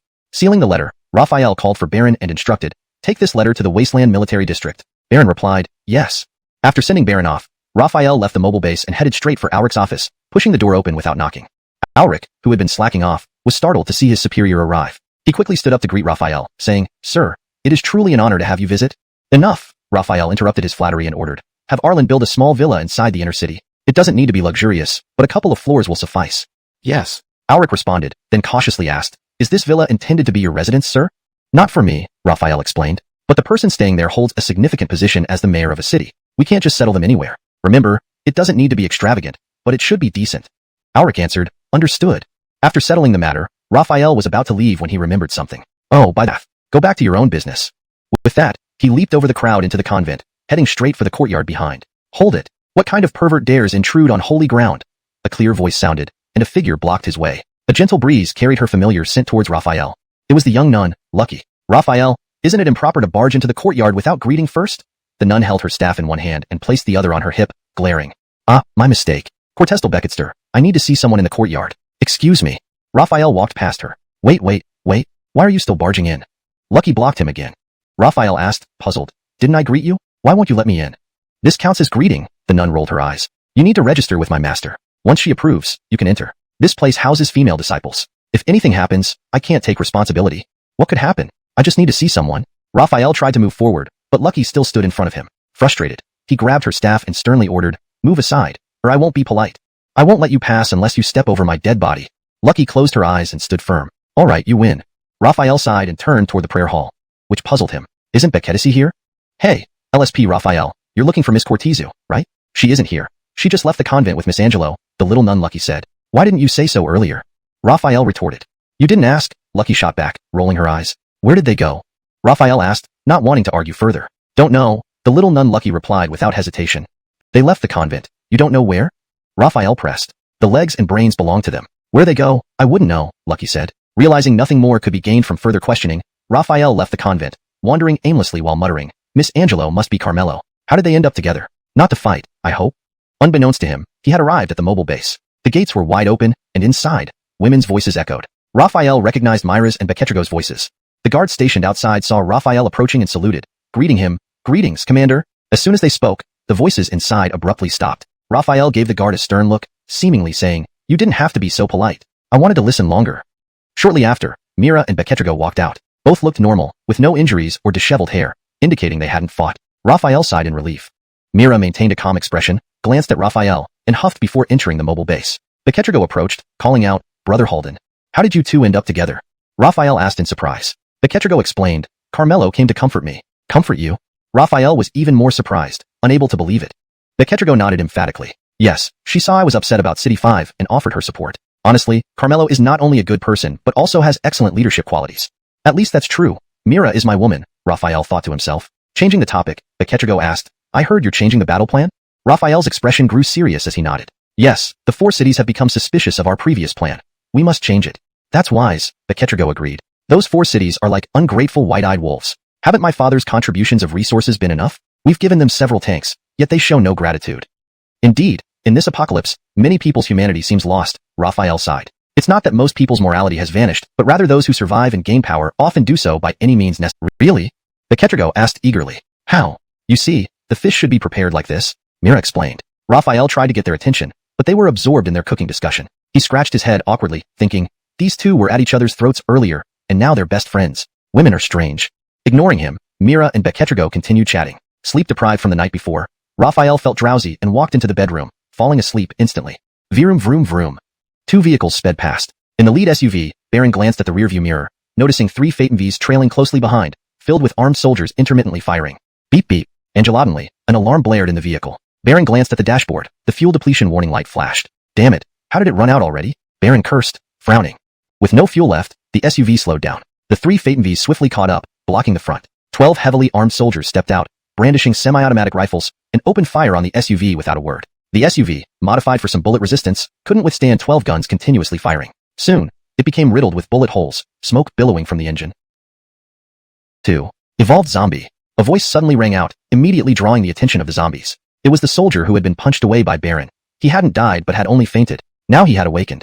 In his line of sight was a zombie with bloodshot eyes and sharp claws like knives. Except for not walking on all fours, every other feature matched that of a level 2 speed zombie. How could he not be terrified? The level 2 zombie turned its head 180 degrees and flashed a grin at the soldier, revealing a mouth full of sharp teeth. An utterly chilling scene.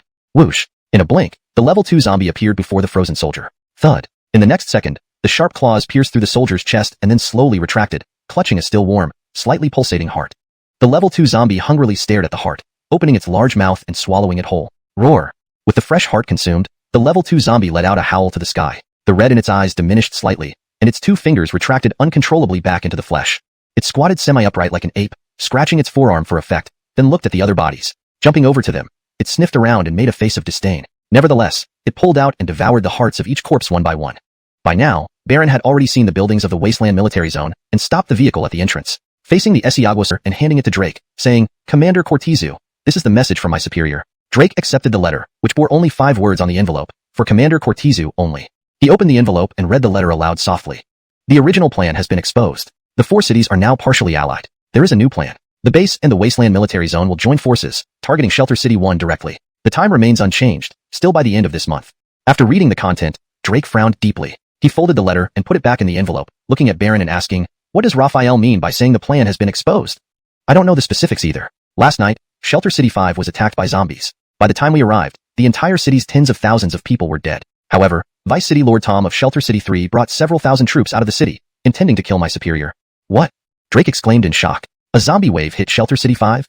At this moment, the office door flew open as Germain rushed in, grabbing Baron by the collar and urgently asking, "Where's Beketisi? Is she alright?" The Wasteland military zone was relatively far from Shelter City 5, and given the events of last night, coupled with the fact that Zhang Haldang and Zinnia were the only survivors, they were understandably shocked to hear this news. With a nod, adding with a sigh, "For him to be so committed to Beketisi, I support them." Drake smiled and remarked, "You are quite generous." "Only Beketisi's happiness matters," Germain responded. "Alright, let's stop discussing this." Drake turned to Baron and asked, "You mentioned last night that Tom led thousands of troops from city number 5 to chase after Raphael?" "That's correct," Baron confirmed. Drake, being meticulous, quickly connected the dots with the phrase, "The plan has been exposed," on the letter. He continued, "So it seems the plan was indeed exposed. They attacked Shelter City number 5 intending to capture Beketisi as leverage against me." He then asked, "What about Tom? What is his current status?" Baron replied, "Tom and his thousands of troops were all killed on the spot." "Good job." Germain, who had no affection for the people of the 4 cities, spat bitterly. "Those guys deserve nothing less. No, they don't even deserve such an easy death. They should all be devoured by zombies." "Germain," Drake rebuked, "they are our fellow citizens. There's no need for such cruelty."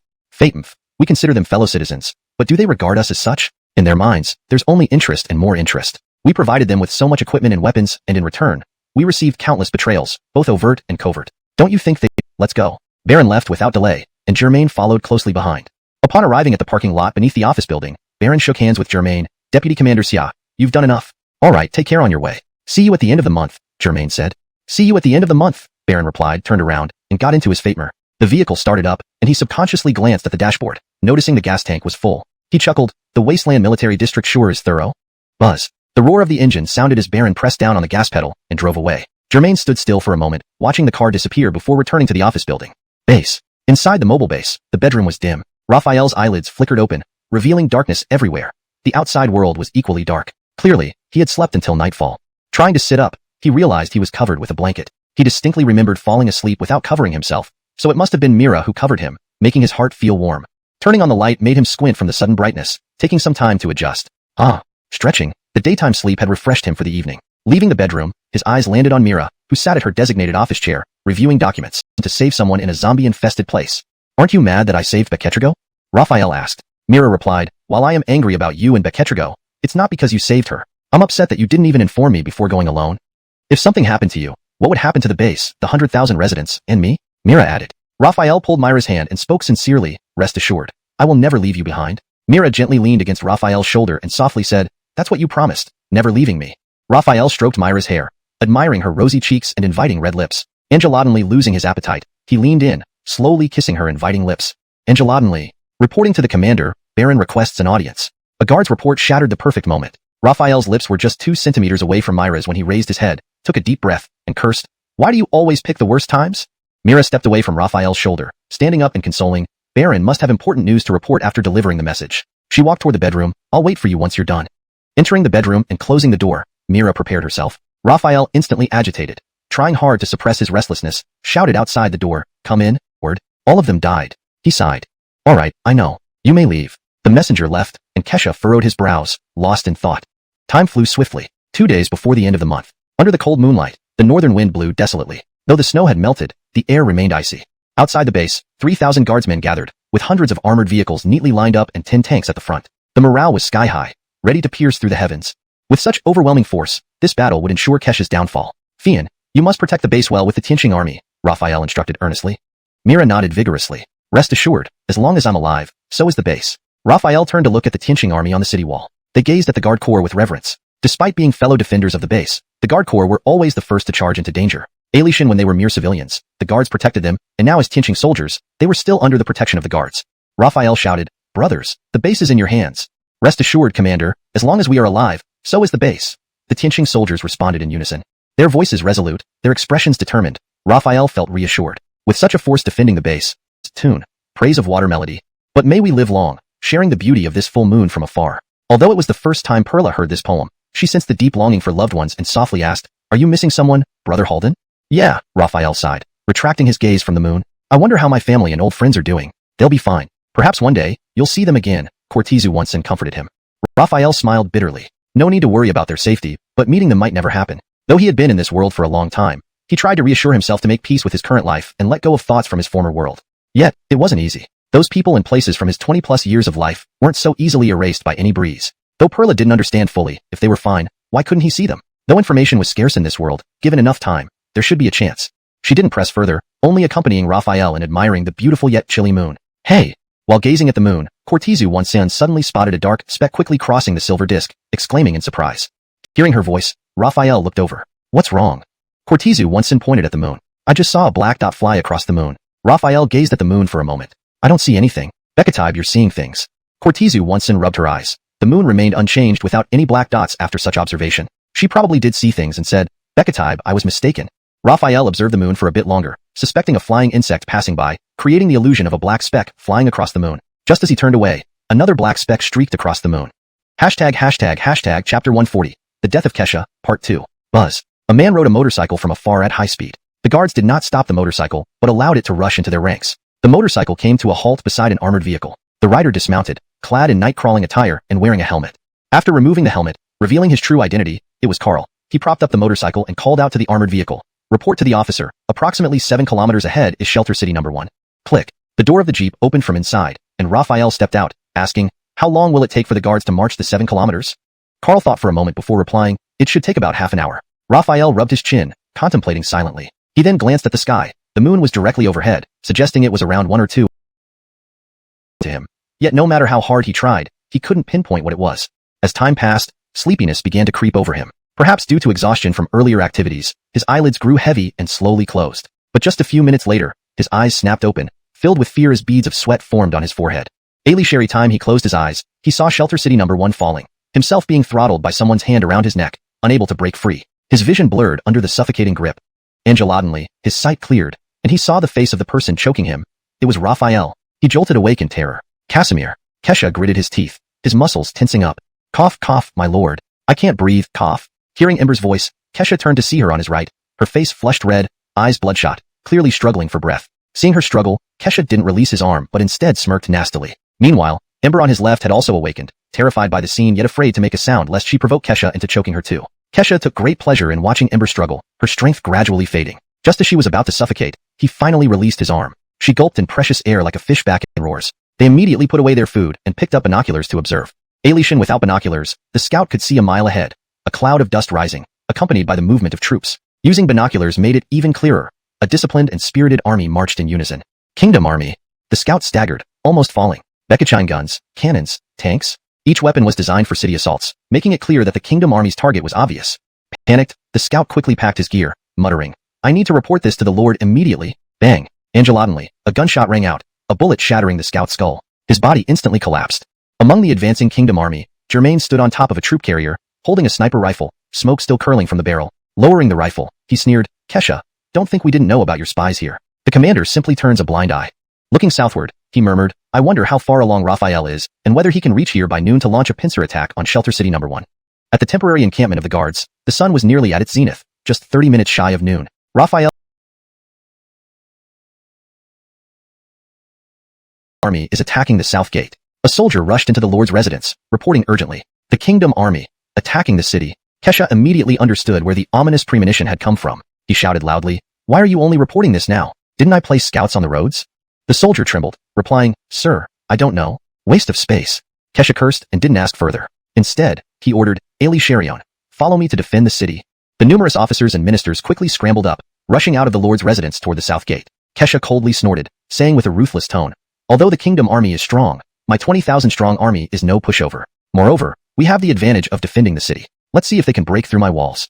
Just as he was about to head for the south gate, a soldier rushed in from the north part of the city. Panting, he reported, Lord, the south gate is under attack by the guard army." "What?" Kesha was taken aback, asking anxiously, "How strong is the guard army force?" The messenger soldier replied, "Their number is around 2,000 to 3,000, with 10 tanks and various heavy weapons, all in double digits or more." Upon hearing about the 10 tanks and numerous heavy weapons, Kesha staggered at the guards on the walls of Shelter City No. 1. Guard army warriors also carried rocket launchers, bombarding the walls as if they were free. Faced with such intense firepower, several breaches were blasted into Shelter City No. 1's walls. Beketni defenders were killed or injured, often trading tens or even hundreds of lives for one guard army soldier.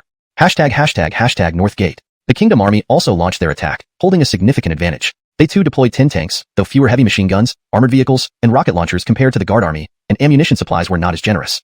After a battle lasting several minutes, the Kingdom Army ceased fire first at the North Gate. The dust settled, revealing the northern wall of Shelter City No. 1 in ruins, with many soldiers dead or wounded. Seeing the Kingdom Army stop firing, Shelter City No. 1 also halted its counterattack. In the Kingdom Army ranks, a figure rode swiftly from the rear to the front, then leaped onto a tank. It was Germain. Germain cupped his hands around his mouth and shouted, "Cortesan up, people inside the city. I am Commander Germain of the Wasteland Military Zone, Deputy Commander of the Kingdom Army. If you don't want to die, surrender your weapons." ### Southgate. The guard army also ceased fire. Raphael stepped forward, shouting towards the city, "Brothers inside the city, you've seen the firepower of the guard army. Now, let's talk." "We'll have no chance if we wait until then to surrender," another soldier agreed. "Are you both rebelling?" the officer roared angrily, turning his gun on them. "I'll shoot you both." Swoosh. But as he raised his gun, other defenders also turned their weapons on him, sending cold sweat trickling down his face. Angelo pressing his fear, he barked, "You're rebelling." As tensions escalated, the defenders faced a critical decision. Trust Raphael's words and surrender, or remain loyal to Kesha and face certain doom. The outcome of their choice could determine the fate of Shelter City No. 1. Chapter 141. The Death of Kesha, Part 3. Rebellion?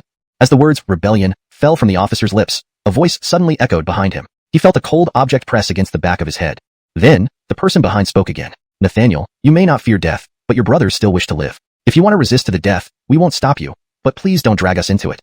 The tone of the person behind him became harsher as he pushed the cold object further into Nathaniel's scalp, causing him great pain. Nathaniel recognized who was behind him, but with guns pointed at both front and back, his legs trembled uncontrollably. His heart was overwhelmed by fear, and he also noticed the situation had changed. These city guards were willing to surrender. Seeing the kneeling soldiers, Nathaniel shook his head inwardly, thinking, "It's over, Lord Beketier, you're doomed." But he soon pondered, "I wonder what kind of flattery officer Raphael likes." He started considering how to flatter Raphael at that moment. Outside the city, under the eyes of the escort army and Raphael, the massive city gate slowly opened. A smile crept across Raphael's face. Raising his arm, he shouted, "Follow me into the city." Tanks rumbled in with Raphael standing on one, followed by the marching escort army, all alert for any deception. The tanks entered smoothly without encountering ambushes, indicating sincere surrender. Raphael ordered promptly, "Tucker, take 500 men, disarm them, and imprison all." Tucker responded loudly, "Yes." 500 men separated to disarm the captives, leaving 2 tanks for intimidation. Meanwhile, Raphael led the rest toward the mayor's office. With war approaching, most residents stayed hidden inside, but some dared peek out windows, marveling at the imposing escort army soldiers and the commanding presence atop the tank. Qualities they never saw in Kesha or the city defense force.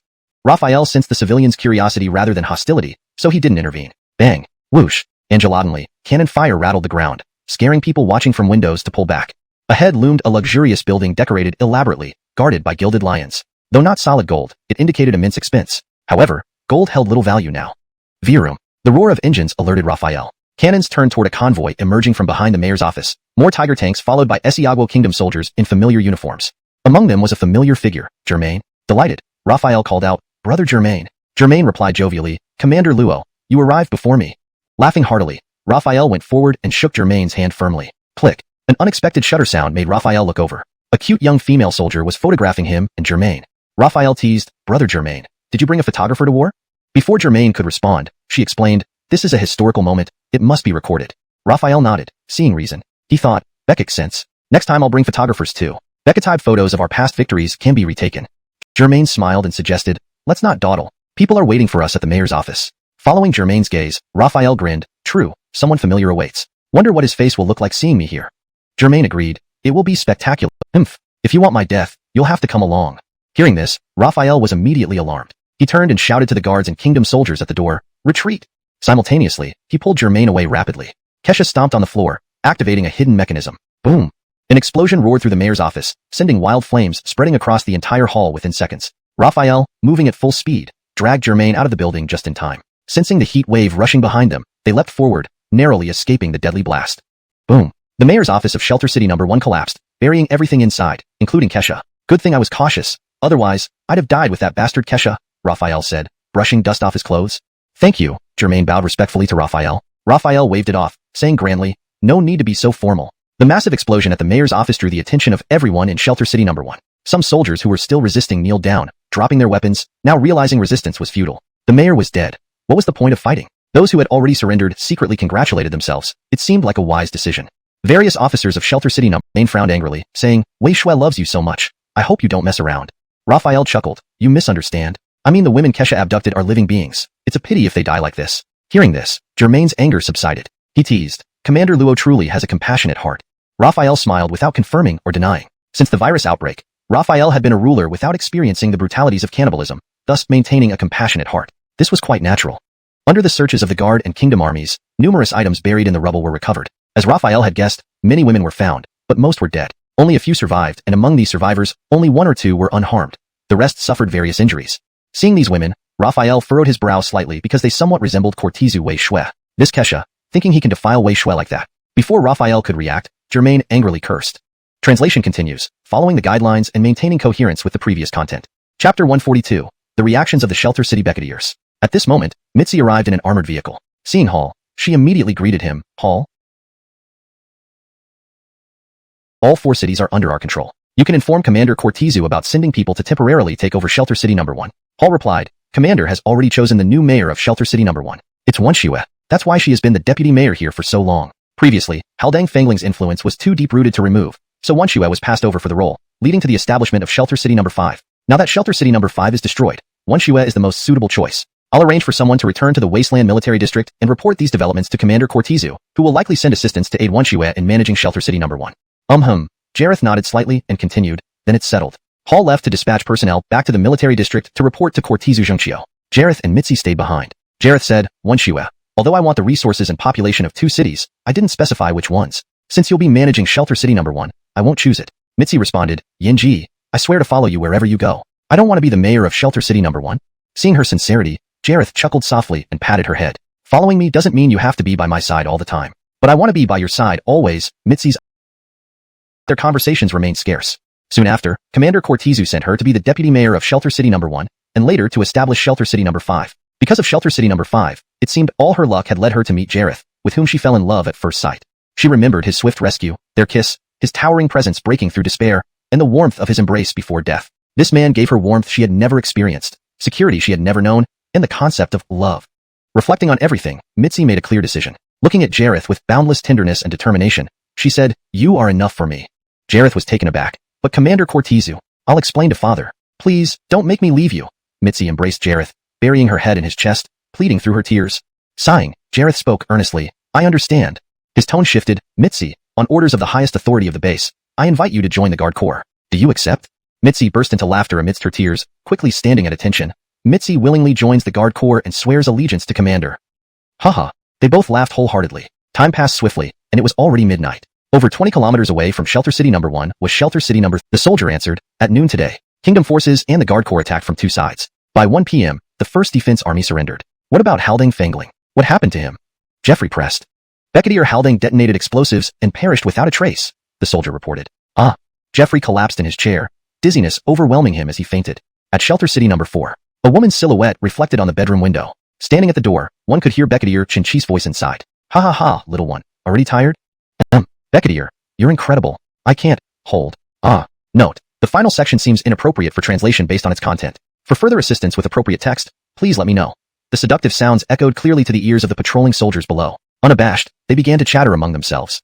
One of them tut-tutted, shaking his head and saying, "Another pretty boy has been drained dry." Another chimed in, "Judging by those sounds, I reckon she won't last more than 3 rounds. 3 rounds? I doubt he'd even survive 2. But I have to admit, our mayor is quite a beauty. It's just that her muscles are a bit too toned." As they conversed, the people inside the room had finished their business. The door creaked open, and Becketier Tracy emerged wearing the patrolling soldier fell to his knees in fright, begging, "Please, spare my life, Becketier's sister." Whoosh! Tracy leaped from the second floor, landing before the soldier. She gently lifted him up, caressed his cheek, and drew close to sniff deeply. It seemed as though she had reached a peak of ecstasy. Regaining her composure, she stared at the soldier with a wicked smile. "Actually, you're already on my list." Hearing this, terror filled the soldier's eyes, and uncontrollable tears streamed down his face. "Wah, please, spare my life, Becketier's sister," he sobbed pitifully. But Tracy had no intention of letting him go. Wrapping her arms around him, she led him back upstairs. "Report." Just then, someone rushed in to report. Tracy turned to the messenger and said, "Speak." The messenger immediately reported, "Report, Becketier's sister, Shelter City number 1 has been captured." Grabbing the messenger by the collar, she stared into his eyes and demanded, "Say that again." "Re-report, Becketier's sister, Shelter City number 1 has indeed been captured." The messenger stammered nervously. Tracy released him, looking left and right, then asked, "What about Kesha? What happened to him?" "Becketier Haldane is dead," the messenger replied. Sigh. Tracy took a deep breath, hands clasped behind his back, staring at the wall in thought. He then turned and said, "Since Kesha is dead and Shelter City number 1 has fallen, we only have one option." He looked at the officer and ordered, "Send someone immediately to Shelter Cities number 3 and number 4. Instruct Dom and Tracy to bring their troops to Shelter City number 2 tonight. Tell them I can ensure they retain their positions and power." Chapter 143, Plans Can't Keep Up with Changes. Under the dim moonlight, number 1 Shelter City, after a fierce battle, now seemed very calm. Fires were lit on the square in front of the Becketier's residence, and soldiers gathered around them, chatting, eating their own food, and recuperating from the fatigue of the day's battle. Raphael sat on the steps, with only he being able to see the blue light screen that hovered before him. There were no production options, only basic base information was displayed. He cast his gaze toward the line showing the number of guardsmen. Guardsmen, 2,723 of 3,000. This battle had cost 277 guardsmen. Although they were bioengineered humans, they were still his men. Raphael held a can of beer in his hand, picked up from the ruins of the mayor's residence. He pulled the tab, raised the beer towards the bright moon, and said, "To you all." Then, the man who rarely drank gulped down the entire can. The bitter taste was like the current human environment, while the faint sweetness after swallowing hinted at the revival of human civilization. In a daze, dawn broke, and daylight arrived. People woke from their sleep. Raphael, leaning against the wall with last night's beer can still in hand, blinked and slowly opened his eyes. Another day had begun. Standing up and stretching, he noticed the guardsmen already lined up neatly. Beketrigo walked up to Raphael and asked, "Brother Haldane, are we marching out to other shelter cities today?" Though speed is crucial, securing the rear is equally important. "We must first calm down the residents of number 1 Shelter City and reorganize our remaining forces to avoid an unresisted attack by zombies when the Guard Army and Kingdom Army leave," Raphael replied. "That's correct. Number 1 Shelter City has over 100,000 people. We cannot conquer Kesha and then ignore them. We need to reorganize the defense so Commander Luo and I can march to the other 3 shelter cities without worries," Germain added, agreeing with Raphael as he approached. His arrival caught Raphael and Beketrigo's attention. Raphael greeted him with a smile. "Brother Xia." Xia nodded and smiled back, saying, "Commander just informed me that Beketisi will temporarily serve as mayor of number 1 Shelter City, and I'll leave behind 1,000 Kingdom Army troops to help her re-establish defenses, greater than 50% of its former strength.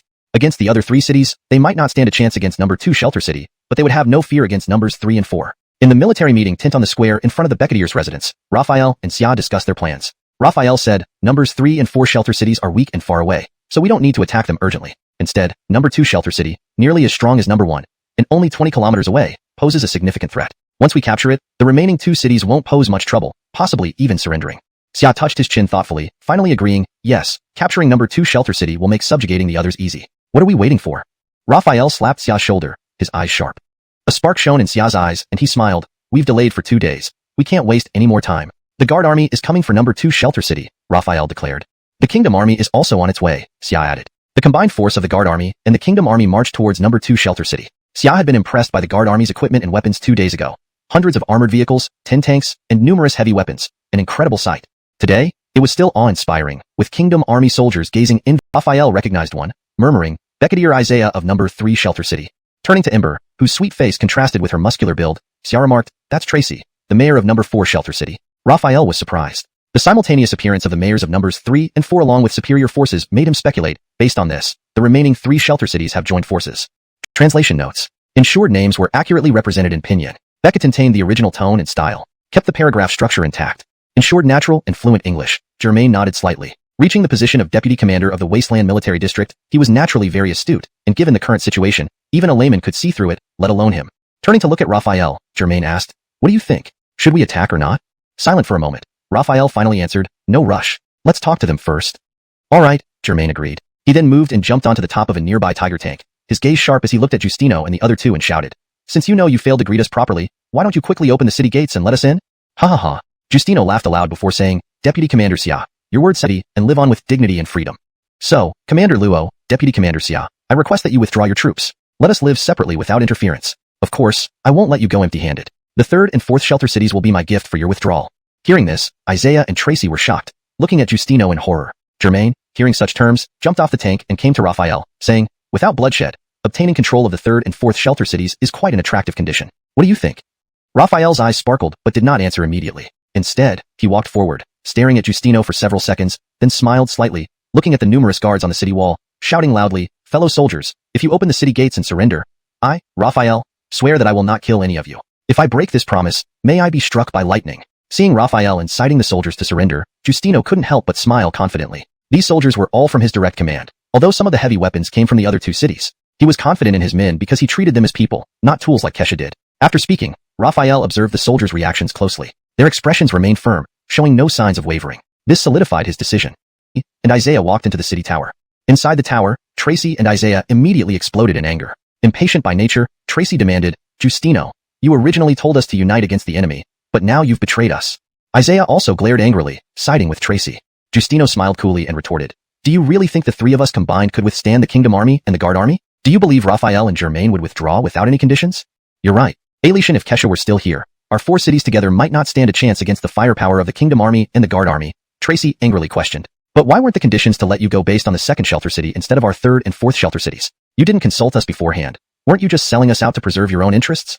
Chapter 144, Capture Shelter City Number 4. Facing Tracy's accusation, Justino's expression remained calm as ever, as if nothing could ruffle his composed demeanor. He responded indifferently, "Preserving Shelter City Number 2 is the wisest choice. The walls of Shelter City Number 2 are sufficiently high and strong. In contrast, the walls of Shelter Cities Number 3 and Number 4 are too low. Combining forces in Shelter City Number 2 will provide the strongest defense." Additionally, the silence stretched on. As the situation was already laid out so bluntly, Isaiah still hadn't spoken. Tracy's frustration turned toward him. "Isaiah, you're the city lord of Shelter City Number 3. Say something." "AI." Isaiah sighed, shaking his head slightly at Tracy before continuing, "Currently, Justino is right. Preserving Shelter City Number 2 is the best option. Regarding the position of City Lord or Vice City Lord, they're essentially the same." Isaiah's words clearly showed his stance. Tracy's fury intensified even further. Pointing at Isaiah, she yelled, "Isaiah, as a City Lord, don't you have any backbone? Would you willingly submit to others?" "Bah." Facing Tracy's tirade, Isaiah only replied calmly, "That night when I learned that Shelter City Number 1 had been breached and Kesha had died, I already considered surrendering without resistance. After all, being alive is what matters. Now, not only am I alive, but I'm even a Vice City Lord. That exceeds my expectations. Why not?" Tracy stopped her shouting abruptly, realizing that she had felt similarly upon hearing about Shelter City Number 1's fall and Kesha's death. If they had surrendered then, their situation would be far worse now. Perhaps not even Vice City Lords but the lowest ranking officials. Being Vice City Lords now was actually quite favorable. Her anger stemmed primarily from the fact that she and Justino were once equals as City Lords, commanding their respective cities. Now, becoming a Vice City Lord made her subordinate to Justino, lower in rank and having to take orders from him. Moreover, Justino hadn't suffered any losses but had gained control over their forces. This imbalance troubled her deeply. Adding to that, Justino had not consulted her beforehand, leaving her feeling outmaneuvered. How could she not react this way? However, with Isaiah already siding with Justino, her rage subsided helplessly. She sighed and waved her hand. Forget it. Though unspoken, both Justino and Isaiah could tell that Tracy had conceded. Justino smiled calmly and said, "Welcome you both to Dusk City." Tracy and Isaiah were surprised to learn that Justino had even planned a new city name, indicating he had prepared well in advance. His apparent simplicity belied a sharp mind. Isaiah took the lead, bowing. "Greetings, City Lord." Tracy reluctantly echoed, "City Lord." Justino smiled and continued, "We're all family now, so no need for formalities. Would either of you like to write letters or use tokens? Or perhaps send trusted aides to assist Raphael and Germain in capturing Shelter Cities Number 3 and Number 4, where you've left some troops?" Tracy and Isaiah, the guards, and the Kingdom Army changed direction and withdrew. The oppressive atmosphere that had hung over the area dissipated. Tracy and Isaiah breathed sighs of relief. Justino smiled faintly and gestured for the soldiers on the wall to stand down, keeping only the regular number on guard. Watching the departing forces, Justino muttered softly, "Raphael, very interesting." Eastward from Shelter City Number 2, about 17 to 18 kilometers away, stood another city. Its walls were only 3 meters high, built mostly from red bricks or blue bricks, with the rest constructed using ancient rammed earth techniques, a simple yet effective method. Parts particularly prone to attack were reinforced with concrete. At the city gate, under the watchtower, armed soldiers patrolled vigilantly, guarding all directions. Undulatingly, dust clouds appeared in the distance, accompanied by the roar of engines and the rhythmic footsteps of marching troops. The soldiers instantly grew alarmed and triggered the alarm. The piercing sirens quickly spread throughout the city. Troops rushed to support the perimeter, filling the walls below the watchtower with armed men. Tension gripped them tightly as they clutched their guns, as if holding on to their last lifeline. As they watched, a unit emerged from the dust, silhouetted against the twilight, resembling heavenly soldiers descending. An officer observed through binoculars and was startled again, who understood and stepped forward. On the wall, everyone was startled as someone emerged from the ranks below, drawing their attention. Joaquin pulled out the exquisite dagger that Raphael had received from Justino and held it high, ensuring everyone on the wall could see it. Angular enough, once the dagger appeared, most soldiers' eyes were drawn to it, especially the officers, whose eyes widened in surprise. Yes, it's the City Lord's dagger, said a tall, somewhat handsome officer. That's right, it's the City Lord's dagger, said another officer with a well-built physique and sharp features. After confirming everyone saw the dagger, Joaquin spoke up. You didn't see wrongly. This is your City Lord, Tracy's personal dagger, and her token. Her intention is clear. Shelter City No. 4 now belongs to the Protectorate Army and Kingdom Army. Open the gates quickly. The defenders exchanged glances, initially terrified, but soon turning to overwhelming relief. Direct surrender meant no fighting, which in turn meant no deaths, a truly heaven-sent outcome. After all, nothing was more important to them than survival. The tall and handsome officers looked at each other before immediately ordering, "Open the gates." The gates slowly creaked open. Having achieved their purpose, Joaquin didn't immediately withdraw but added, "The handsome officer scratched his head. I came close, lasting a week, but needing help walking due to weak legs." What? Remy Biao looked bewildered, unsure what they meant, but he didn't care much, seeing the weapon collection complete. He waved vigorously and shouted, "Deputy Commander Xia, Commander Luo, danger is eliminated. We can enter the city."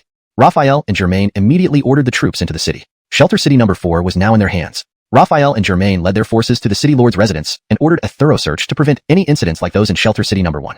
The search turned up no hidden explosives but found several virtuous male citizens. These men looked haggard, pale-lipped, and so weak they needed help standing, appearing weaker than someone starved for days. Understanding dawned on Remy Biao during the search. He now knew what the officers meant by lasting a week. Raphael thought of Tracy, realizing she was a woman and a strong leader, thus accepting the situation calmly. Ailey Shining had faded into darkness. After handling all potential dangers, Shelter City No. 4 was secure. In the grand hall of the City Lord's residence, Raphael took a large bite of compressed food and gulped down some water. After a day of hard work, Mr. Luo finally sat down for a meal. Next to him, Germain also ate heartily. They were men and soldiers, no need for formalities. It was over 30 kilometers away from Shelter City No. 4. If traveling by foot, it would take more than 10 hours. However, with all Guard Army personnel mechanized, they could reach their destination in less than 3 hours. Raphael's eyes swept across all the Guard Army soldiers, then fell on Germain standing atop the city wall. He nodded slightly before retracting his gaze and gave the order, "Set out." All the Guard Army soldiers quickly boarded the armored vehicles as engines roared to life. The wheels churned up dust as they headed toward Shelter City No. 3. 2 hours passed swiftly. Rat-a-tat-tat. The machine guns mounted on the tanks fired over 100 bullets in half a minute, instantly turning dozens of zombies, blocking the path into sieves. Standing on top of the tank, Raphael frowned upon seeing the zombie corpses. This was already the 16th batch of zombies, with each batch numbering between dozens to 100 heads, almost as if they were organized. He picked up the radio and pressed the button. "This is Raphael, calling Joaquin. How far are we from Shelter City No. 3? Over." Shortly after, Joaquin's voice came through the radio. "This is Joaquin. According to our calculations, we have traveled 24 kilometers in 2 hours. We are currently less than 7 kilometers away from Shelter City No. 3. Over." 7 kilometers? Raphael mumbled, then pressed the transmit button again. "Carl, 2 kilometers first to assess the situation." The engines rumbled, tracks and wheels rolling forward. 2 kilometers wasn't far. Even at a slow pace, it only took 7 minutes for the convoy to cover the distance. The vehicle slowed to a halt, and Raphael surveyed the surroundings. The area had a relatively open view, offering no place to hide potential dangers. After observing for several seconds, still not spotting Carl, Raphael's heart grew heavy with worry. As he considered whether to advance further, Vroom. The sound of an engine roared. It wasn't a car but a motorcycle engine coming from the front. He turned his gaze forward, seeing a familiar figure riding a motorcycle speeding toward them. Raphael felt a surge of relief, but it quickly turned to alarm as he noticed the horde of zombies following Carl. There were about 200 to 300 of them, including 2 level 1 strength zombies. "Bekachine gunners, prepare." In the urgency, Raphael gave the order. His arm rose high, and as Carl entered the group's vicinity, he swung it down forcefully. Fire! Rat-a-tat-tat. The 5 leading tanks' machine guns spat out blazing tongues of fire, raining bullets on the pursuing horde. These were heavy machine guns, reducing ordinary zombies to mere scraps and easily piercing the fat bodies of the level 1 strength zombies. In no time, over 200 zombies lay dead. Raphael then turned to Carl's, pounding in fear. Under their watchful eyes, a nearly 8-foot-tall proto-level 2 strength zombie with rippling muscles lifted another enormous rock and hurled it at them. Boom! The wall shuddered again, cracks appearing where the rock struck. At the same time, a gigantic, nearly 3-meter-tall level 2 strength zombie stood up among the dense crowd of zombies. Under the eyes of the terrified humans of Shelter City Number 3, the level 2 strength zombie began striding towards them, crashing through anything in its path. The bullets were fired in unison towards the level 2 strength zombie, yet the ordinary bullets that couldn't penetrate even a level 1 strength zombie's fat had no chance against this beast. They merely ricocheted off with metallic clinks, barely slowing it down. Seeing the level 2 strength zombie about to charge through, despair washed over everyone. The defenders of Shelter City Number 3 could already picture the city wall shattering under its assault, the flood of zombies rushing in for a frenzied slaughter, turning Shelter City Number 3 into a dead town.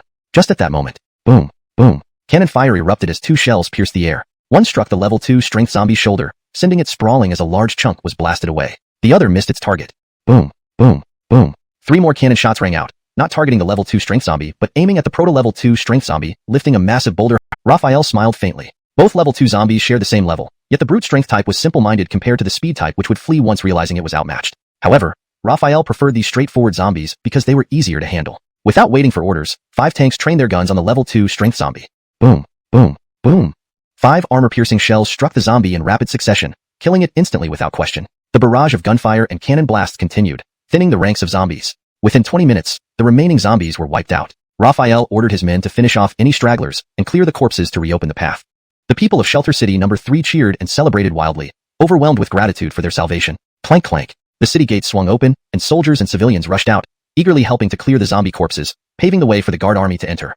A short, round-faced officer hurried to Raphael, his face filled with respect. On behalf of all the soldiers and residents of Shelter City Number 3, I thank you for saving us.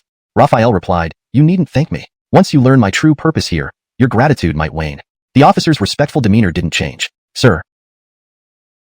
However, fortunately, the armored vehicles and tanks had built-in clocks that adjusted automatically. Alien without the sun, Raphael could still tell the exact time.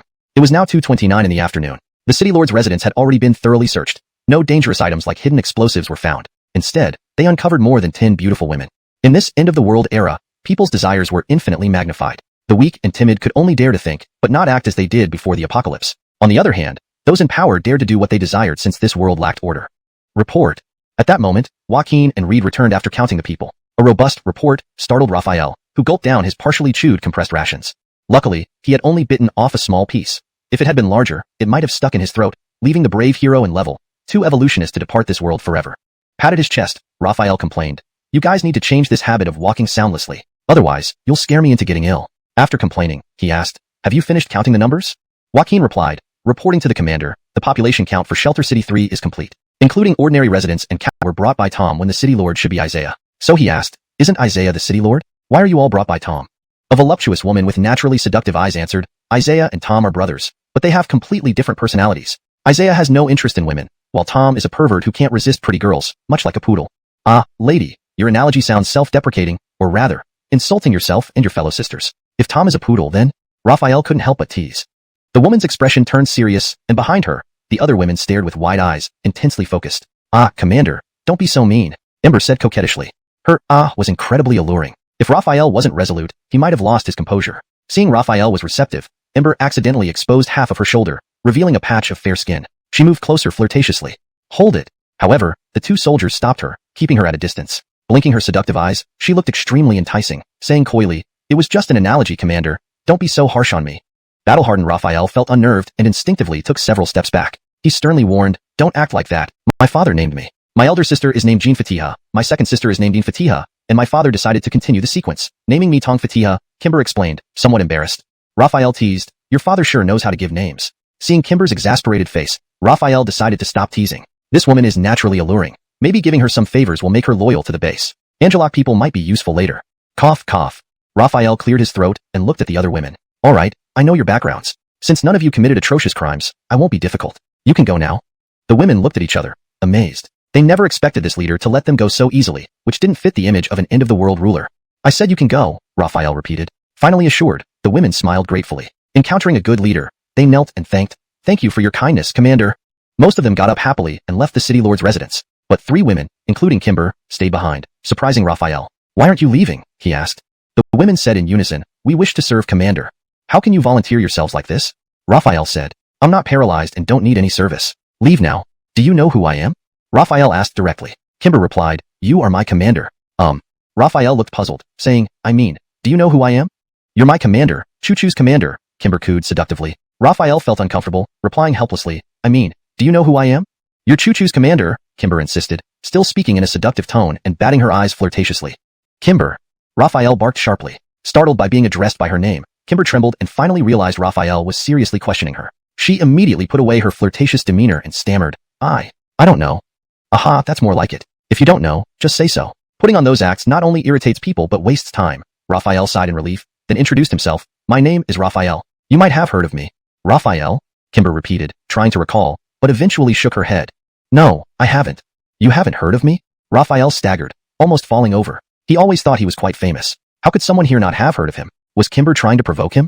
But that didn't make sense. Kimber was a powerless woman. Why would she dare to play tricks on him? After some thought, Raphael figure, 15,000. Kimber was puzzled, unsure what this number meant. Under her gaze, Raphael explained, 15,000 is the population of the base. 15,000 people? Kimber was astonished. Her Xuanhuan city had fewer than 7,000 residents, yet this base had 15,000. That must be an incredibly powerful force. She nervously asked, Why are you telling me this, Commander? Raphael said, Because I want to invite you to join the base. Are you willing? Kimber looked incredulous, almost thinking she had misheard. The supreme ruler of a massive force with 15,000 residents was personally inviting her to join, treating her as an individual rather than an object to be taken or discarded at will. At that moment, Raphael restored a long-lost sense of respect within her. Hashtag Chapter 147, Zombie Siege, Part 1. Stop standing there dumbfounded. You haven't answered my question yet, Raphael said, noticing Kimber's startled expression. Kimber snapped back to reality, her eyes immediately turning moist. Since the virus outbreak, she had only survived by relying on various men, who treated her as an object, showing no respect at all. But now, this powerful man before her, whom she could only look up to and wish to attach herself to like an object, gave her respect.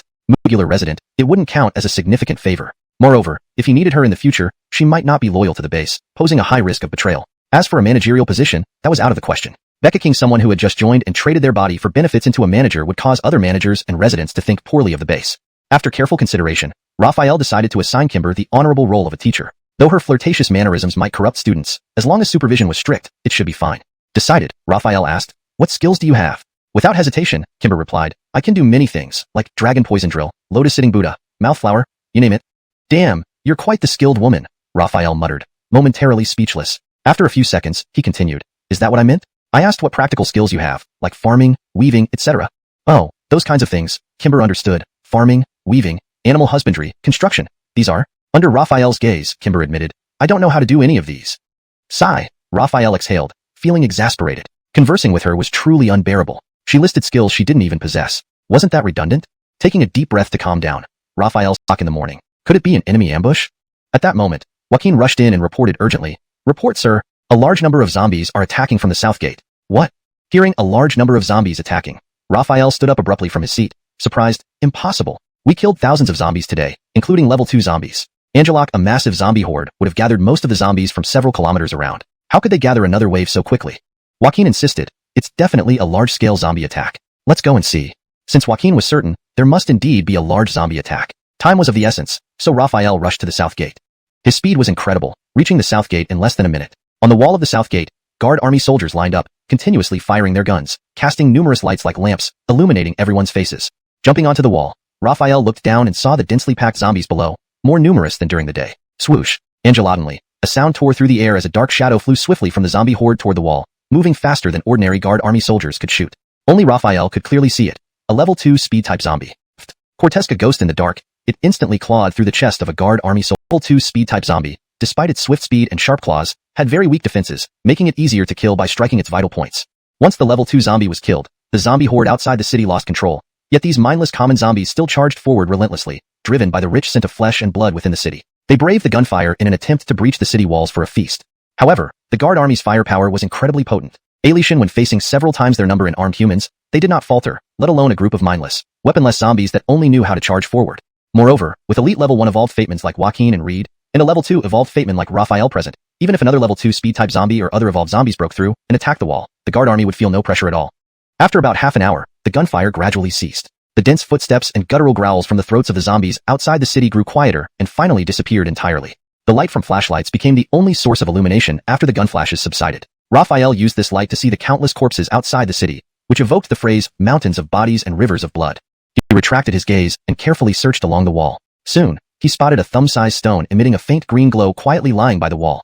It was a level 2 evolutions. I've noticed that large-scale zombie attacks always involve a level 2 zombie. A level 2 strength-type zombie can be dealt with using rocket launchers, but a level 2 speed-type zombie poses a significant threat. To prevent unnecessary losses, it's necessary to leave a level 2 evolved fateman here. Raphael stroked his chin, looking at the level 2 evolution crystal in his hand. After some thought, he made a decision. He immediately called out, "Come in." Tap tap tap. As soon as he spoke, a guard army soldier jogged in and stopped before him, saying, "Sir." Raphael instructed, "Go get Joaquin." The soldier responded, "Yes, sir," saluted, and left the city lord's beckonshin to find Joaquin. Shortly after, Joaquin arrived. Walking up to Raphael, he asked, "Sir, you wanted to see me?" Raphael nodded slightly and directly handed the level 2 evolution crystal and quasi-level 2 evolution crystal to Joaquin, saying, "Eat them." Without questioning, Joaquin took the 2 crystals and swallowed them immediately. A surge of life energy exploded within him, reinforcing every cell in his body. Under Raphael's watchful eye, his skin turned pale, then began to peel off, revealing new skin underneath.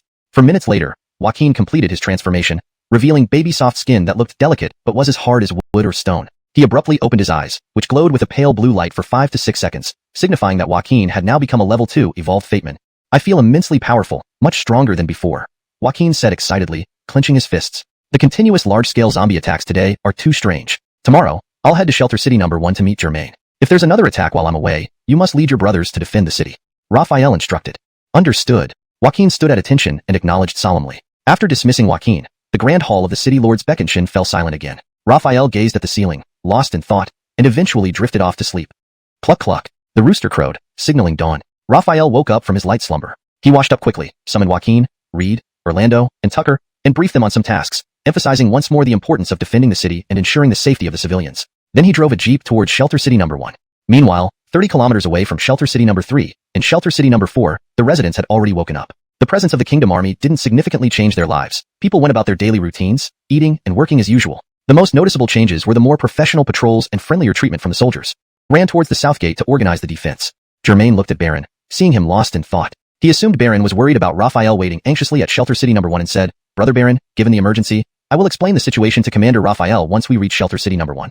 Commander is reasonable and wouldn't blame me for this. However, it seems that zombies have been unusually active these past couple of days." Baron waved his hand and replied. "Unusually active? What do you mean?"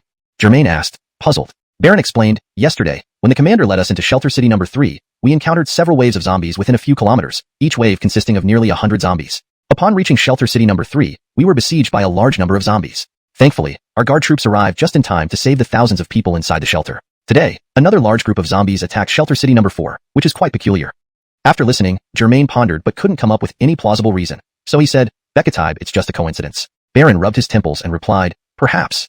Given the ongoing zombie siege, Germain, as deputy commander and the highest-ranking officer on the battlefield, couldn't afford to stay idle. Seeing that Baron had stopped talking, he walked towards the south gate and said, "If Brother Baron is willing, you can accompany me to the south gate." Baron naturally did not refuse, responded with Angelor, and followed quickly. Elation before reaching the south gate, they could hear gunfire. It seemed the battle had already begun. Germain quickened his pace, using his evolved speed to rush forward. Baron also burst into his top speed, though clearly slower than Germain. He was surprised because this deputy commander had never revealed his evolution level, but now it was obvious he surpassed the peak of level 1. Is Deputy Commander Xia a level 2 evolved? Baron speculated silently. They arrived at the south gate swiftly. The Kingdom Army soldiers, upon seeing Germain, were suddenly invigorated, their morale significantly boosted. Judging by the scale, this time the attacking zombies indeed number over 10,000. Germain observed the terrifying zombies outside the city and commented.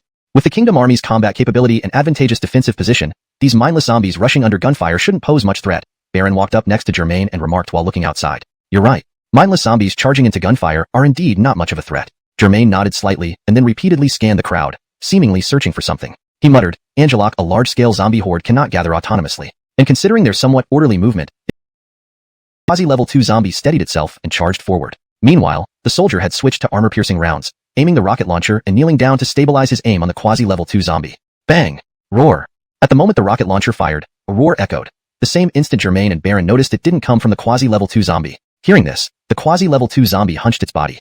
Swoosh! This sudden action made the armor-piercing round miss its target. Germain's brow twitched slightly. He drew the military knife from his waist. Under his watch, the quasi-level 2 zombie straightened up, grabbing a smaller zombie with glowing red eyes and flinging it like a javelin. Level 2 speed zombie. Germain's pupils constricted as he drew his military knife, muscles tensing up, locking his gaze on the flying level 2 speed zombie. Baron swiftly drew his gun, aimed, and fired. 15 bullets from a full clip all aimed at the level 2 speed zombie. However, it moved as if propelled mid-air, dodging every single bullet. The level 2 speed zombie approached rapidly, spreading its sharp claws, aiming directly at a Kingdom Army soldier, preparing to fire the rocket launcher. Chapter 149, Zombie Siege, Part 3. A level 2 speed zombie loomed rapidly in the eyes of the soldier carrying a rocket launcher, its sharp claws about to pierce his head. In an instant, Germain realizing that Baron didn't know this. The base hadn't encountered a large-scale zombie siege yet, and during the campaign at Zombie Town, the level 2 zombies he faced were all strength types, with brute force and invulnerability, knowing only how to charge forward fearlessly. Moreover, when Raphael led the expedition to Fate City, Baron stayed behind at the base, so he didn't learn about the encounter with level 2 speed zombies along the way through Zombie Town. Now you do, Germain chuckled and continued. They just retreated. We should wait another 2 or 3 hours before moving out. It would be safer. Under the gloomy rainy weather, everyone felt a bit melancholic, including Raphael. He drove the off-road vehicle swiftly down the road, calculating that he should reach Shelter City number 1 in about half an hour. Looking out the window, he saw stray zombies wandering around. Hearing the car, they immediately chased after it, but the vehicle's speed was too fast, leaving them far behind in no time, continuing their aimless wanderings. Raphael glanced at the rearview mirror, seeing a few chasing zombies. He shook his head inwardly. Even after their souls were extinguished, their bodies still suffered. Returning his gaze to the front, he frowned as he noticed a group of zombies blocking the road ahead, numbering perhaps dozens. Facing away initially, they turned at the sound of the car and pounced toward it with wild gestures. Fate! Raphael finally saw the city walls. Strangely, there was no sign of a large-scale zombie siege. Raphael breathed a sigh of relief and drove close to the city gate. Getting out, he shouted up to the guards on the wall. I'm Raphael. Open the city gates quickly. Who's Raphael? The guards exchanged puzzled looks. Bekatiba survivor coming to join us, one guard suggested. Yes, we've received over a dozen groups of survivors recently, some with more than 200 people, another guard added. Yes, apparently their settlement was attacked by zombies. Out of 5,000, only 200 survived. Enough, let's open the gate first and bring him in. Looks like he has a car, which means food supplies inside. Click click. The city gate slowly lifted, stopping at a height where the off-road vehicle could enter. The guards waved for Raphael to come in quickly. Driving into the city without pausing at the gate, Raphael was stopped by a tall and a short soldier. The shorter one barked, "Get out of the car." Raphael furrowed his brow, observing the two soldiers. They wore neither the uniforms nor the combat gear of the kingdom's army. They were likely prisoners turned soldiers, or new recruits from the civilians by Lois. Blocking him must mean they didn't recognize him. While being unrecognized was understandable, the harsh tone of the short soldier really irked Raphael. Didn't you hear me? Gibby, I'll let you go. Seeing Raphael standing motionless without any change in expression, the short soldier assumed Raphael was scared stiff, displaying a look of utter arrogance. Quick, kneel. Seeing Raphael still unmoving, the short soldier jabbed the gun at Raphael's head. Looking for death. Hold it. Just as Raphael was about to lash out, a voice interrupted. The short soldier immediately stopped, and Raphael turned to see a medium-built man with a square face running towards them urgently. He ran up to Raphael, kicked the short soldier away with his foot, and then bent down saying, "Commander Raphael, they are all newly recruited soldiers who have never met you. They were disrespectful, but I will surely discipline them properly. Please forgive them, Commander." The short soldier was instantly stunned. Although he didn't know who Raphael was, the square-faced man was his superior. Seeing his boss humbly addressing this man as commander, he knew this must be someone important, at least someone he couldn't provoke. Recalling how he had just pointed a gun at this person and even threatened to make him kneel and kowtow 30 times, fear immediately gripped him. Crawling on all fours to Raphael, he began banging his head on the ground, pleading for mercy. "I failed to recognize you, Commander. Please forgive me." Raphael's eyes still held a glacial coldness, and his heart's urge to kill hadn't diminished. Raphael slowly drove the off-road vehicle through the streets of Shelter City number 1, observing the busy civilians and patrolling soldiers. Engelatedly, he saw a crowd blocking the road ahead. Without honking, he got out of the car and squeezed through the crowd. He saw a woman in her 30s clutching an old jute bag tightly, sitting on the ground. In front of her stood a soldier with a gun, looking arrogant. "Didn't you hear me? Hand it over or I'll shoot," the soldier yelled. "I didn't mean to bump into you. This is my family's daily ration. My child is waiting for me to cook," Ember pleaded, clinging to the bag. "I don't care. Hand it over." Unsuccessful in intimidation, the soldier reached for the bag. The woman clung tenaciously, and although the soldier managed to drag her along with the bag, he couldn't wrestle it from her grasp. "Cortesteljean, we're neighbors. There's no need for this. It was just an accident. No harm done. Why take her food?" "Yes, remember how kind you used to be? How could you change so quickly after getting a gun?" Voices of persuasion came from the crowd. "Fatemf." Soldier Zhang disdainfully glanced at the crowd. "Neighbors? That was before. Now I have a gun. Do you know what a gun represents?" Raising his gun for everyone to see, he declared, "A gun is power, and power demands obedience from commoners like you." Mrs. Ongilan offended power. Confiscating her daily ration is light punishment. Pointing the gun at Mrs. Ongilan, he barked, "Hand it over or else. You've only been a soldier for 2 days. Have you forgotten how those without guns were oppressed? Now you oppress us." Mrs. Ongilan gritted her teeth. "Try taking my ration. Dream on. Die, you bitch." Soldier Zhang swung the gun, but toward Mrs. Ongilan. No one dared intervene. Mrs. Ongilan shielded the bag with her body, enduring the blows on her back instead of her vital areas. "Stop." Raphael couldn't watch any longer. He moved swiftly, blocking the soldier and kicking him away. Soldier Zhang clutched his stomach in pain. Raphael helped Mrs. Ongilan up. "Go home and cook for your child." "Young man, run. These soldiers stick together. With their guns, you can't stand against them.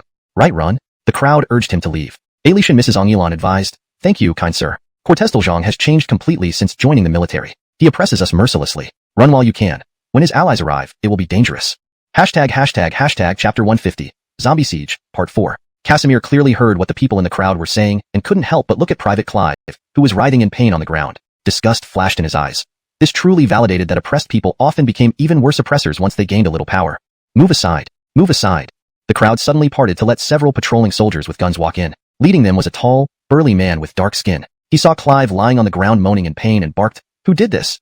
The crowd remained silent. Not a single person responded. Seeing no one answer, the dark-skinned soldier threatened, "If no one speaks up, everyone here will be taken back for individual questioning."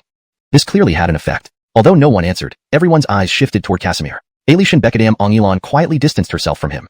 Following the crowd's gaze, the dark-skinned soldier turned to Casimir, sizing him up. He thought, "I've met most of the officers in the military, but I don't recognize this person. Yet, his attire and demeanor don't match those of an ordinary civilian. Could he be one of the Kingdom Army officers? But why isn't he in uniform? Bekatib, I should ask first?" Pointing at Clive on the ground, the dark-skinned soldier asked calmly, "Did you do this?" Casimir didn't hesitate and admitted outright, "Yes, it was me." Seeing Casimir so readily confess without any fear, the dark-skinned soldier felt even more uncertain. He had only recently joined the military due to the new city lord expanding the troops. With his height and strength, plus some know-how, he managed to become a patrol captain. If this person was really from the Kingdom Army, offending him would be disastrous. His tone softened as he asked, "Beckety, I inquire your name, sir?" "Oh, you don't recognize me? Looks like you're a new recruit, though you seem more reasonable than others." Hearing the respectful tone, Casimir's irritation eased. Not everyone became overbearing after gaining power. He replied, "My name is Casimir." "Casimir?" The dark-skinned soldier searched his memory but found no record of this person. "Are you one of the Kingdom Army officials?" "Ha, I'm not from the Kingdom Army. I'm here today." "Wait." The dark-skinned soldier interrupted sharply. "You're not from the Kingdom Army and you just arrived today?" Casimir quickly reined in his response, realizing the sudden shift in tone. It seemed the earlier civility was due to uncertainty about his identity. Now that he knew Casimir wasn't from the Kingdom Army and was a newcomer, the dark-skinned soldier appeared ready to act. "Indeed, I'm not from the Kingdom Army, and I just entered the city today," Casimir replied calmly. "Fatemf." The dark-skinned soldier's expression turned hostile. "A new outsider dares to assault an enforcer? Brink, you should focus on sustaining humanity instead of thinking of ways to oppress each other. Truly hopeless." Disgusted, Casimir threw the flattened gun aside and headed towards the city center. Closer to the center, the security improved significantly, with Kingdom Army soldiers replacing local patrols. Recognizing Casimir, they greeted him respectfully, "Commander Casimir." Taking deep breaths to calm himself, Casimir smiled and asked, "Where is City Lord Cortizu?" A soldier replied, "The City Lord is at the command post." Finding out Myra's location, Casimir walked straight to the temporary command post. The guard saluted, "Commander Casimir, is City Lord Cortizu inside?" Casimir asked. "He's discussing matters with other commanders. Shall I inform him of your arrival?" Casimir nodded. "Thank you. No problem." Shortly, Myra rushed out, hugging Casimir with surprise. "How come you didn't let anyone notify me? I could have prepared a welcome." Casimir chuckled, "Shelter Cities 3 and 4 have been secured, and the guards need to remain there, so I didn't send word. By the way, I had Loaro call Germain for a meeting at Shelter City 1 today. They haven't arrived yet?" "Germain?" Myra shook her head. "No, since you're here, they'll likely arrive soon." "That makes sense," Casimir agreed. "Anyway, you were discussing things. Carry on. I won't delay you." "On my way here, I saw new recruits using their firearms to oppress civilians. If this issue isn't resolved, it could pose a serious xuanhuan." Asterisk further revised translation asterisk. Raphael said, "I think military proficiency is important, and so are military rules and discipline. On my way here, I saw new recruits using their firearms to oppress civilians. If this issue isn't resolved, it could become a significant risk." Note, the word xuanhuan, hidden danger or potential risk, has been translated as risk for better readability in English. Myra asked skeptically, "Brother Halden, did you see new recruits oppressing civilians just now?" "Yes, on my way here." Raphael recounted everything he had witnessed. Myra frowned slightly, then looked at the officers present and demanded, "Didn't you say these new recruits were all poor civilians who pledged not to abuse their power or commit atrocities?" The officer with wire-rimmed glasses adjusted his spectacles and replied, "That's correct. We've never seen new recruits bully civilians, and they've only been in the army for a few days. How could they dare to do such things?" "No one would dare to oppress civilians in front of you." Raphael looked at the officer with wire-rimmed glasses and said, "If you don't believe me, try putting on civilian clothes and take a walk through the outer residential areas. See if your supposedly poor civilian-born recruits will oppress ordinary residents." "I didn't plan to resolve all problems during my tenure, but there are just too many issues." Myra chuckled bitterly and waved her hand, continuing, "Enough about that. Right, Brother Halden, it's been less than 2 days. How did you manage to secure the other shelters so quickly?" "More precisely, we only took Shelter Cities 3 and 4, Raphael explained. "Only Shelter Cities 3 and 4? What about Shelter City 2? Myra asked curiously. As for Shelter City 2, Raphael recounted the events of Shelter City 2 to Myra. These 3 guys were indeed vigilant, combining forces in Shelter City 2. After hearing Raphael's account, Myra remarked, "Father used to say Justino was smart. I doubted it before, but now I believe it. He didn't lose any troops and captured 2 cities worth of forces. Justino is the biggest beneficiary this time." Time passed unnoticed as they conversed. Report. A guard from outside rushed in and said, "Deputy Commander Xia and Guard Commander Baron are waiting outside to meet Commander Raphael." Finally, they're here. Raphael stood up joyfully and headed for the tent entrance, with Myra closely following. Outside, they saw Germain and Baron immediately. Baron saluted and said, "Sir." Raphael nodded slightly and turned his gaze to Germain. What? Jermaine, Baron, and Aurelia were all shocked. 2 major zombie sieges occurring within such a short time frame, especially targeting the same city, was incredibly rare. So rare they had never encountered it. At first, I couldn't figure out why the zombies would attack the same city twice in quick succession, so I dismissed it as a coincidence. But now, hearing that Shelter City number 4 faced a large-scale zombie siege this morning, and considering you mentioned encountering numerous zombie groups on your way here, and the same happened when I headed to Shelter City number 3, if this were just coincidences, they're far too improbable. It almost feels like these events are orchestrated. Raphael's words caused Aurelia, Jermaine, and Baron to fall into deep contemplation because indeed, the string of coincidences seemed almost too deliberate. Seeing their silence, Raphael analyzed further. Moreover, the zombie swarms targeted weakly defended cities like Shelter Cities number 3 and number 4. Without us, those 2 cities would have become playgrounds for zombies. After several moments of silence, Jermaine finally spoke up. From my understanding, once zombies reach near level 2, they gain some self-awareness and limited intelligence. However, this only manifests in basic emotions or simple decisions like fear or excitement. And even level 2 zombies can only command lower-level zombies. Free zones, and Shelter City number 1 had more population individually than smaller settlements, but collectively, the total population of small settlements was even larger. If these scattered small settlements were overrun by zombies, the overall strength of the zombie horde would skyrocket, potentially leading to the downfall of major strongholds like bases and wasteland military zones. At this point, not only Raphael but Aurelia, Jermaine, and Baron were looks of deep concern. Report. Just then, a guard outside rushed in and addressed Aurelia, City Lord. A group of over 300 survivors has come seeking refuge at the gate. I understand. Aurelia waved her hand and turned to the others. In the past few days, over a dozen groups of survivors have sought refuge here, reportedly due to zombie attacks on their settlements. Dozens? Jermaine exclaimed. Could level 3 zombies be attacking other small human settlements? His words were followed by an overwhelming sense of crisis that enveloped the 4 of them, plunging them into silence. Hiss. After a long silence, Raphael took a deep breath. He was an optimist and a fighter who refused to yield. Since arriving in this world, he believed that if life handed him lemons, he should make lemonade. Facing level 3 zombies, he declared, if they come, we face them. If water comes, we build dikes. To survive in this apocalypse is to create hope from despair. From fleeing from common zombies to wielding weapons against them. From struggling with ordinary firearms against level 1, agreeing with Jermaine. You're right. Let's hold off on attacking Shelter City number 2, for now until things stabilize. Agreed, Jermaine responded. Now comes the issue of dividing the spoils. According to our initial plan, I would take 2 cities out of 4 conquered. But since we've only captured 3, Raphael smiled, intentionally leaving the sentence unfinished, but his meaning was clear. This translation maintains the original paragraph structure and line breaks while ensuring natural, fluent English with no grammatical errors. The tone and style of the novel are preserved, and character names are correctly romanized. Jermaine smiled and said, I understand your meaning, but this is not something I can decide on my own. Commander Cortezu needs to make the final call. How about you come back with me to the Wasteland Military Zone and discuss it face-to-face with him? Face-to-face discussion isn't necessary. You could write a letter to Commander Cortezu and explain everything in it. Raphael directly declined Jermaine's suggestion, considering safety concerns. The Wasteland Military Zone was their territory, and although they were allies, with the risk of rebellion in the 4 cities almost eliminated, there was no guarantee that Drake wouldn't turn against them. Of course, Raphael was confident that he could escape even from the Wasteland Military Zone, but caution was always wise. Being the deputy commander, Jermaine was undoubtedly intelligent and understood Raphael's concern. Without pointing out, a reply was expected. Raphael stepped forward, looking at the letter in Jermaine's hand and smiled. Commander Cortezu replied? Yes, Jermaine handed over the letter while saying, Commander said that the distribution of benefits will follow the previous agreement. You get 2 cities, and we just need 1, specifically Shelter City number 1. Opening the letter, Raphael saw that Drake indeed wrote. The conditions remain as previously agreed upon. Shelter Cities number 3 and number 4 belong to the base, while Shelter City number 1 belongs to the military zone. Shelter City number 1 had a population of 140,000, whereas Shelter Cities number 3 and number 4 together had around 130,000. Although the numbers seemed similar, Shelter City number 1 still had substantial military forces, unlike Shelter Cities number 3 and number 4, which had nearly all their forces depleted and required significant external reinforcements to guard. With the current zombie activity, the Kingdom Army needed to concentrate its forces for security reasons. Therefore, this arrangement was highly beneficial to the Wasteland Military Zone. Raphael frowned slightly and said, this distribution works, but with zombies rampant, the Guardian Army needs to defend Shelter City number 3. If the Kingdom Army withdraws from Shelter City number 4, it will lose its defense, leaving it vulnerable to zombies. Cities number 3 and number 4 now belong to us. Pausing, Raphael continued, given the active zombies, for safety, we should prioritize relocating the population. The Kingdom Army has agreed to leave 2,000 troops in Shelter City number 4 until all the residents are safely relocated. Thus, we'll start by moving the population of Shelter City number 4. This translation maintains the original paragraph structure and line breaks while ensuring natural, fluent English with no grammatical errors. The tone and style of the novel are preserved, and character names are correctly romanized. The storyline and logic are coherent with the previous content. Chapter 152, Zombie Siege, Part 6. Ailey Sherion present nodded in agreement. As guards, they had no choice but to concur. Azariah, Raphael called out. Upon hearing his name, Azariah straightened up and listened intently for Raphael's next command. You're a level 2 evolved. I'm entrusting you with this evacuation. Take 1,000 troops back to the base and switch the armored vehicles to medium trucks. Move all residents of Shelter City number 4 back to the base as quickly as possible, Raphael ordered. Yes, Azariah replied. Raphael then turned to Reed and said, "Take 5 tanks ahead to shelter city number 4. You'll work with Azariah to escort the civilians back to the base. 3 zombies with intelligence far surpassing level 2 zombies, capable of analyzing situations and directing lower-level zombies to attack weaker human settlements." Therefore, Raphael felt it necessary to make plans after settling matters at shelter cities number 3 and number 4, especially to counter the strategy of level 3 zombies, which resembled guerrilla warfare. For instance, persuading smaller factions to join the base would not only boost the population but also protect them. If all these people joined, the base could reach 500,000 inhabitants, allowing it to upgrade to a level 4 base.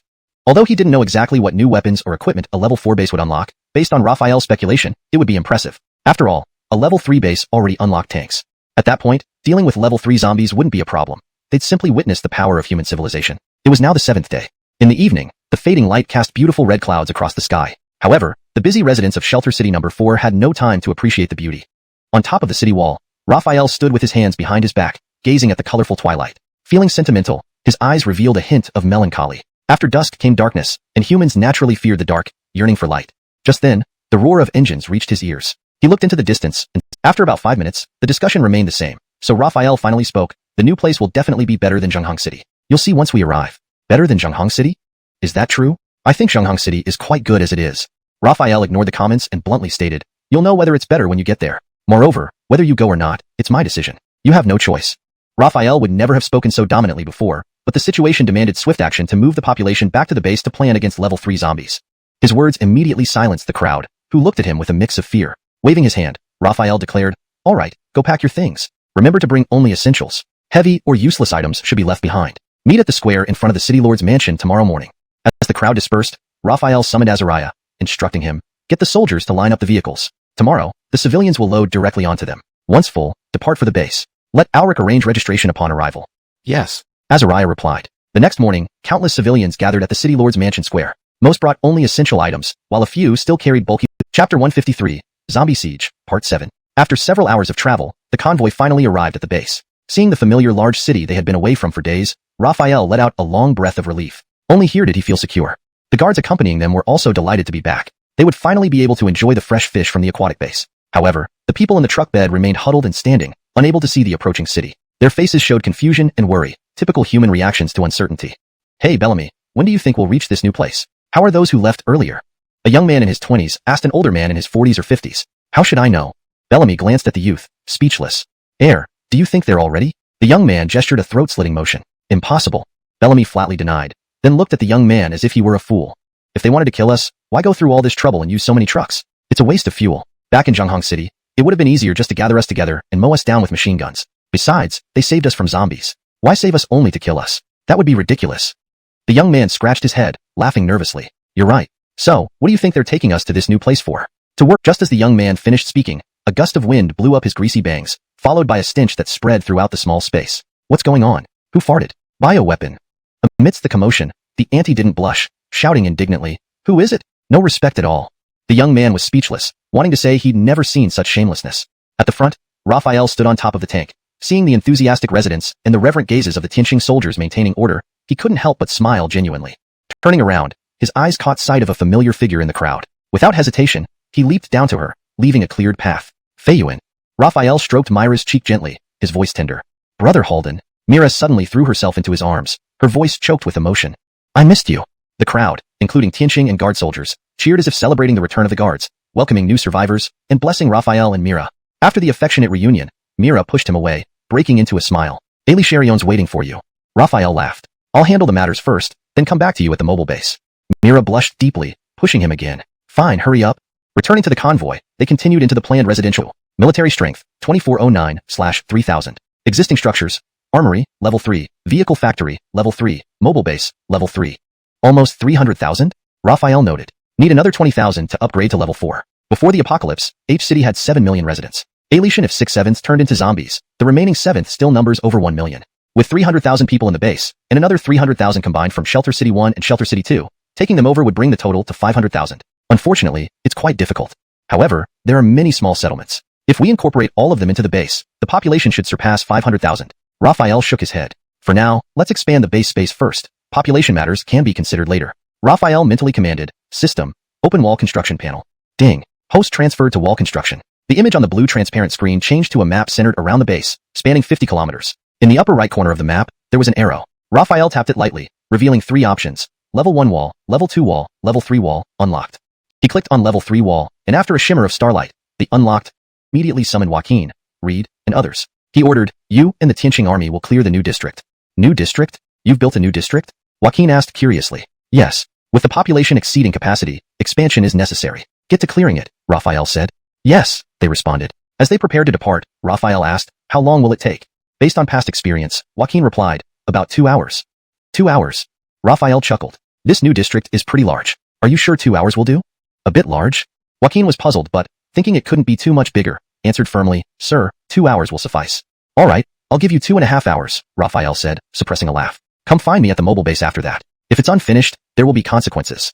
Seeing Raphael's smirk, Joaquin felt uneasy and glanced at Reed, who avoided eye contact, silently saying, "You said 2.5 hours, not me." "Yes." Joaquin stubbornly agreed. Joaquin and Reed led the guards and Tianqing army into the new district. Looking around, Joaquin wondered, "There's no wall. Where's the new district?" "Here, look yourself." Reed handed him a telescope. Joaquin took it, puzzled, as Reed nodded toward the front. Through the telescope, it had been drizzling since dusk, a steady mist that continued into the evening. Angelic weather naturally obscured the stars and moon. Inside the mobile base, lights were on. Raphael had just taken a hot shower and changed into clean, comfortable pajamas. Upon entering his bedroom, he saw the alluring mirror and couldn't help but feel overheated. Looks like he would have to take another shower later. Reporting to the commander, Sandra Joaquin requests an audience. At this moment, a guard's voice came from outside the mobile base. Raphael looked helpless and complained, "Why do people always interrupt at critical moments?" Mira noticed Raphael's discomfort, smiled slightly, and said, "Go ahead." AI. Raphael sighed in frustration, walking out of the bedroom while muttering, "We need some rules. No one should come to me after 8 p.m. unless it's urgent." Downstairs, Raphael sat down, calmed himself, cleared his throat, and said, "Come in." Gotcha. The door of the mobile base opened, and Joaquin stepped into view. His hair was wet from the rain, and his clothes were slightly damp. Under Raphael's gaze, Joaquin approached, saluted, and reported, "Commander, all hidden dangers in the new district have been eliminated." Raphael nodded, deliberately asking despite knowing the answer, "Didn't you say 2 hours? Why is it only finished now?" Placements. For example, the old outer city wall only had a southern gate. Now, he planned to add gates on the eastern and western sides and upgrade the wall to level 3. As for the new outer city wall, which also had only a southern gate, it made sense to add gates on the eastern and western sides to avoid long detours if enemies attacked from the north. Then there was the road planning for the new district. Unlike the small old district, where residents could walk easily between work and home, the new 15 by 15 square kilometer area required thorough road planning. Otherwise, residents might have to leave before dawn and return after dusk if they relied only on foot. Therefore, he needed well-planned roads and could use buses as public transportation tools without worrying about fuel. Alternatively, combining residential and working areas could be convenient for residents and facilitate the transport of goods to storage warehouses. Either way, good road infrastructure was essential. Isn't there an old saying? To get rich, first build roads.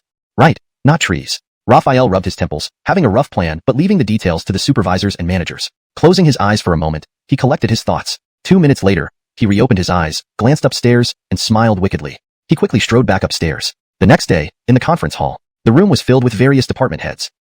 Finn diligently noted down the instructions, nodding. Understood. Raphael turned to Arlen. Arlen, you'll assist Finn in constructing the new district. Yes, Commander. And Alric, coordinate the workforce. Remember, newly arrived residents must be actively engaged, not idle. Also, classify them by professional skills. Understood. With major points covered, Raphael then shifted his focus to the remaining heads. We've covered the new district. Now, share any issues within your departments. Resolve what can be resolved immediately. Otherwise, take time to address them. The heads fell silent, contemplating their respective challenges. After a minute, Dr. Gerald, the hospital director, raised his hand. Commander, I? Speak up, Raphael encouraged. Dr. Gerald finally spoke up confidently. The hospital was built when the inner city was first established. Its scale is too small, with only 36 rooms. It barely sufficed before when there were fewer people, but now, with hundreds of thousands of residents, it's often the case that patients requiring hospitalization can't find a bed.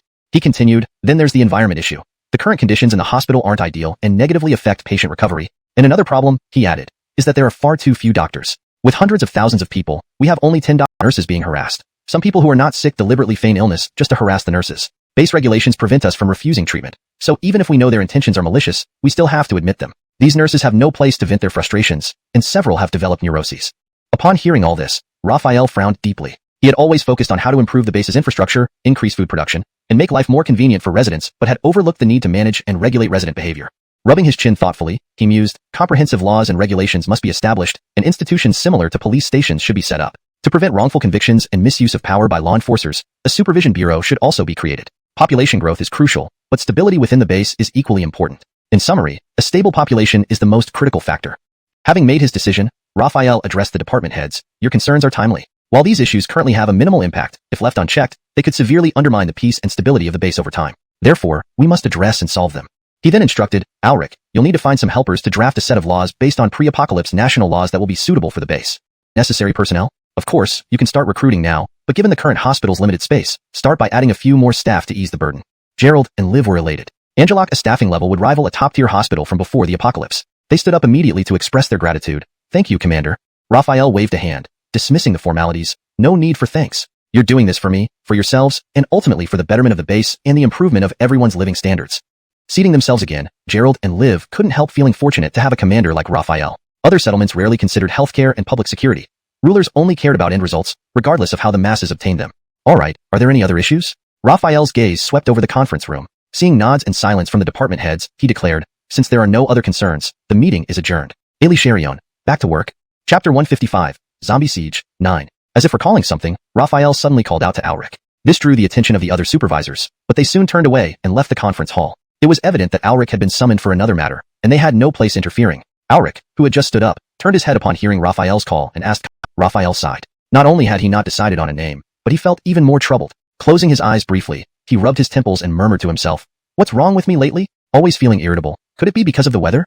Shaking his head, he left the conference hall. The next morning, after breakfast, Raphael headed to the new district. It was still raining steadily. The new district was bustling with activity, as Tianqing army soldiers patrolled and residents cleared debris.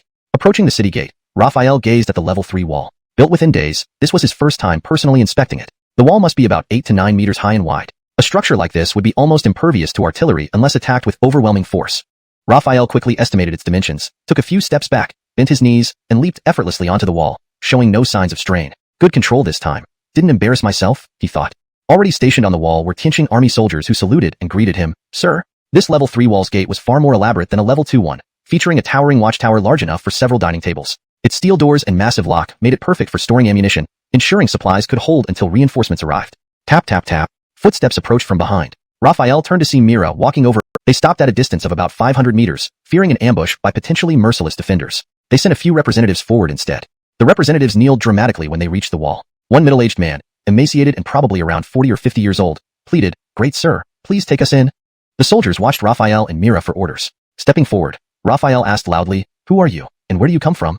The pleading stopped abruptly. The gaunt middle-aged man looked up, recognizing Raphael's authority. He tearfully answered, Sir, our shelter was overrun by zombies. Many perished. Only these 2,000 to 3,000 of us survived. Please take us in.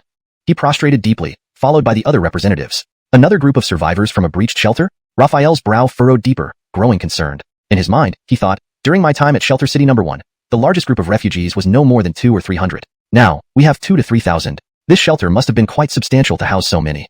Taking a deep breath and looking at the dark sky, Raphael made up his mind. We must accelerate the persuasion plan. Lowering his gaze, he called down, Get up, bring your companions here. We will collect your weapons next, and if you comply, you'll be allowed in. Raphael descended from the city wall to the ground. Immediately, the thousands of survivors knelt and bowed their heads, expressing heartfelt gratitude. Thank you, sir, for accepting us.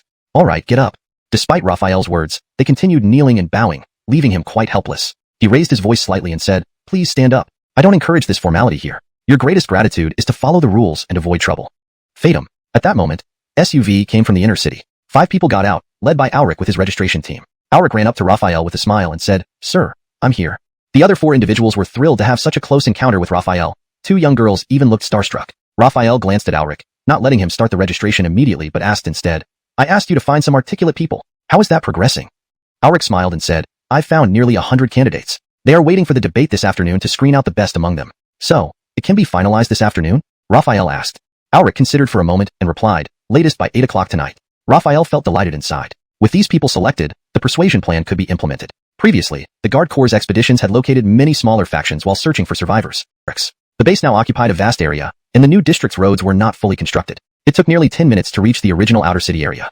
Feeling the vehicle's bumpiness, Raphael had some thoughts. The mobile base and military zone in the inner city were not centrally located but closer to the north. This meant they couldn't calculate distances based on radius. If the south gate was attacked, the Guard Corps would have to travel from the northern end, covering over 10 kilometers. However, if the mobile base, military zone, and Guard Corps barracks were moved to the city center, support distances to all directions would be halved, greatly improving efficiency. We need Finji to plan a central area for the entire city. The main buildings in this area should be the mobile base, military zone, and barracks. Raphael's muttered words caught Myra's attention. She listened intently and nodded continuously. When he stopped, she spoke up, You're right. We need a central area, and I have a suggestion. Oh. Raphael's curiosity was piqued. What's your suggestion? Mira looked at Raphael and said, my suggestion is to divide the Tianqing army into 3 battalions, each stationed near one of the 3 city gates. This way, they can defend immediately against attacks without needing to mobilize troops from afar. Raphael nodded in agreement, saying firmly, that's a great idea and can be implemented. Mira smiled but then frowned again. Raphael glanced at her, in another exclusively for military meetings located within the guard camp. Casimir intended to convene in the latter. Yes, sir. Azariah saluted again, and proceeded to carry out the order. Casimir and Mira went ahead to the military conference hall. The military conference hall was smaller than the general one but had better soundproofing. However, this was mostly unnecessary in the guard camp, as there was no need to worry about guards eavesdropping. Casimir took his seat at the head of the table, and Mira quickly found her place as well. After waiting about 5 minutes, the door opened again, and Azariah, Harrison, and others entered one by one, finding their seats. Casimir's gaze swept the room. Ailey Sherion, who needed to be there, was present. He began, there might already be level 3 zombies among us. Based on intelligence, these zombies possess high levels of intelligence and will target human settlements with weak military defenses to boost their overall strength. This is extremely disadvantageous for us humans. If small settlements are entirely overrun by zombies, their overall strength will drastically increase. Then it will be the turn of Shelter City number 1, Shelter City number 2, and even our base. Therefore, we cannot sit idle and must take action.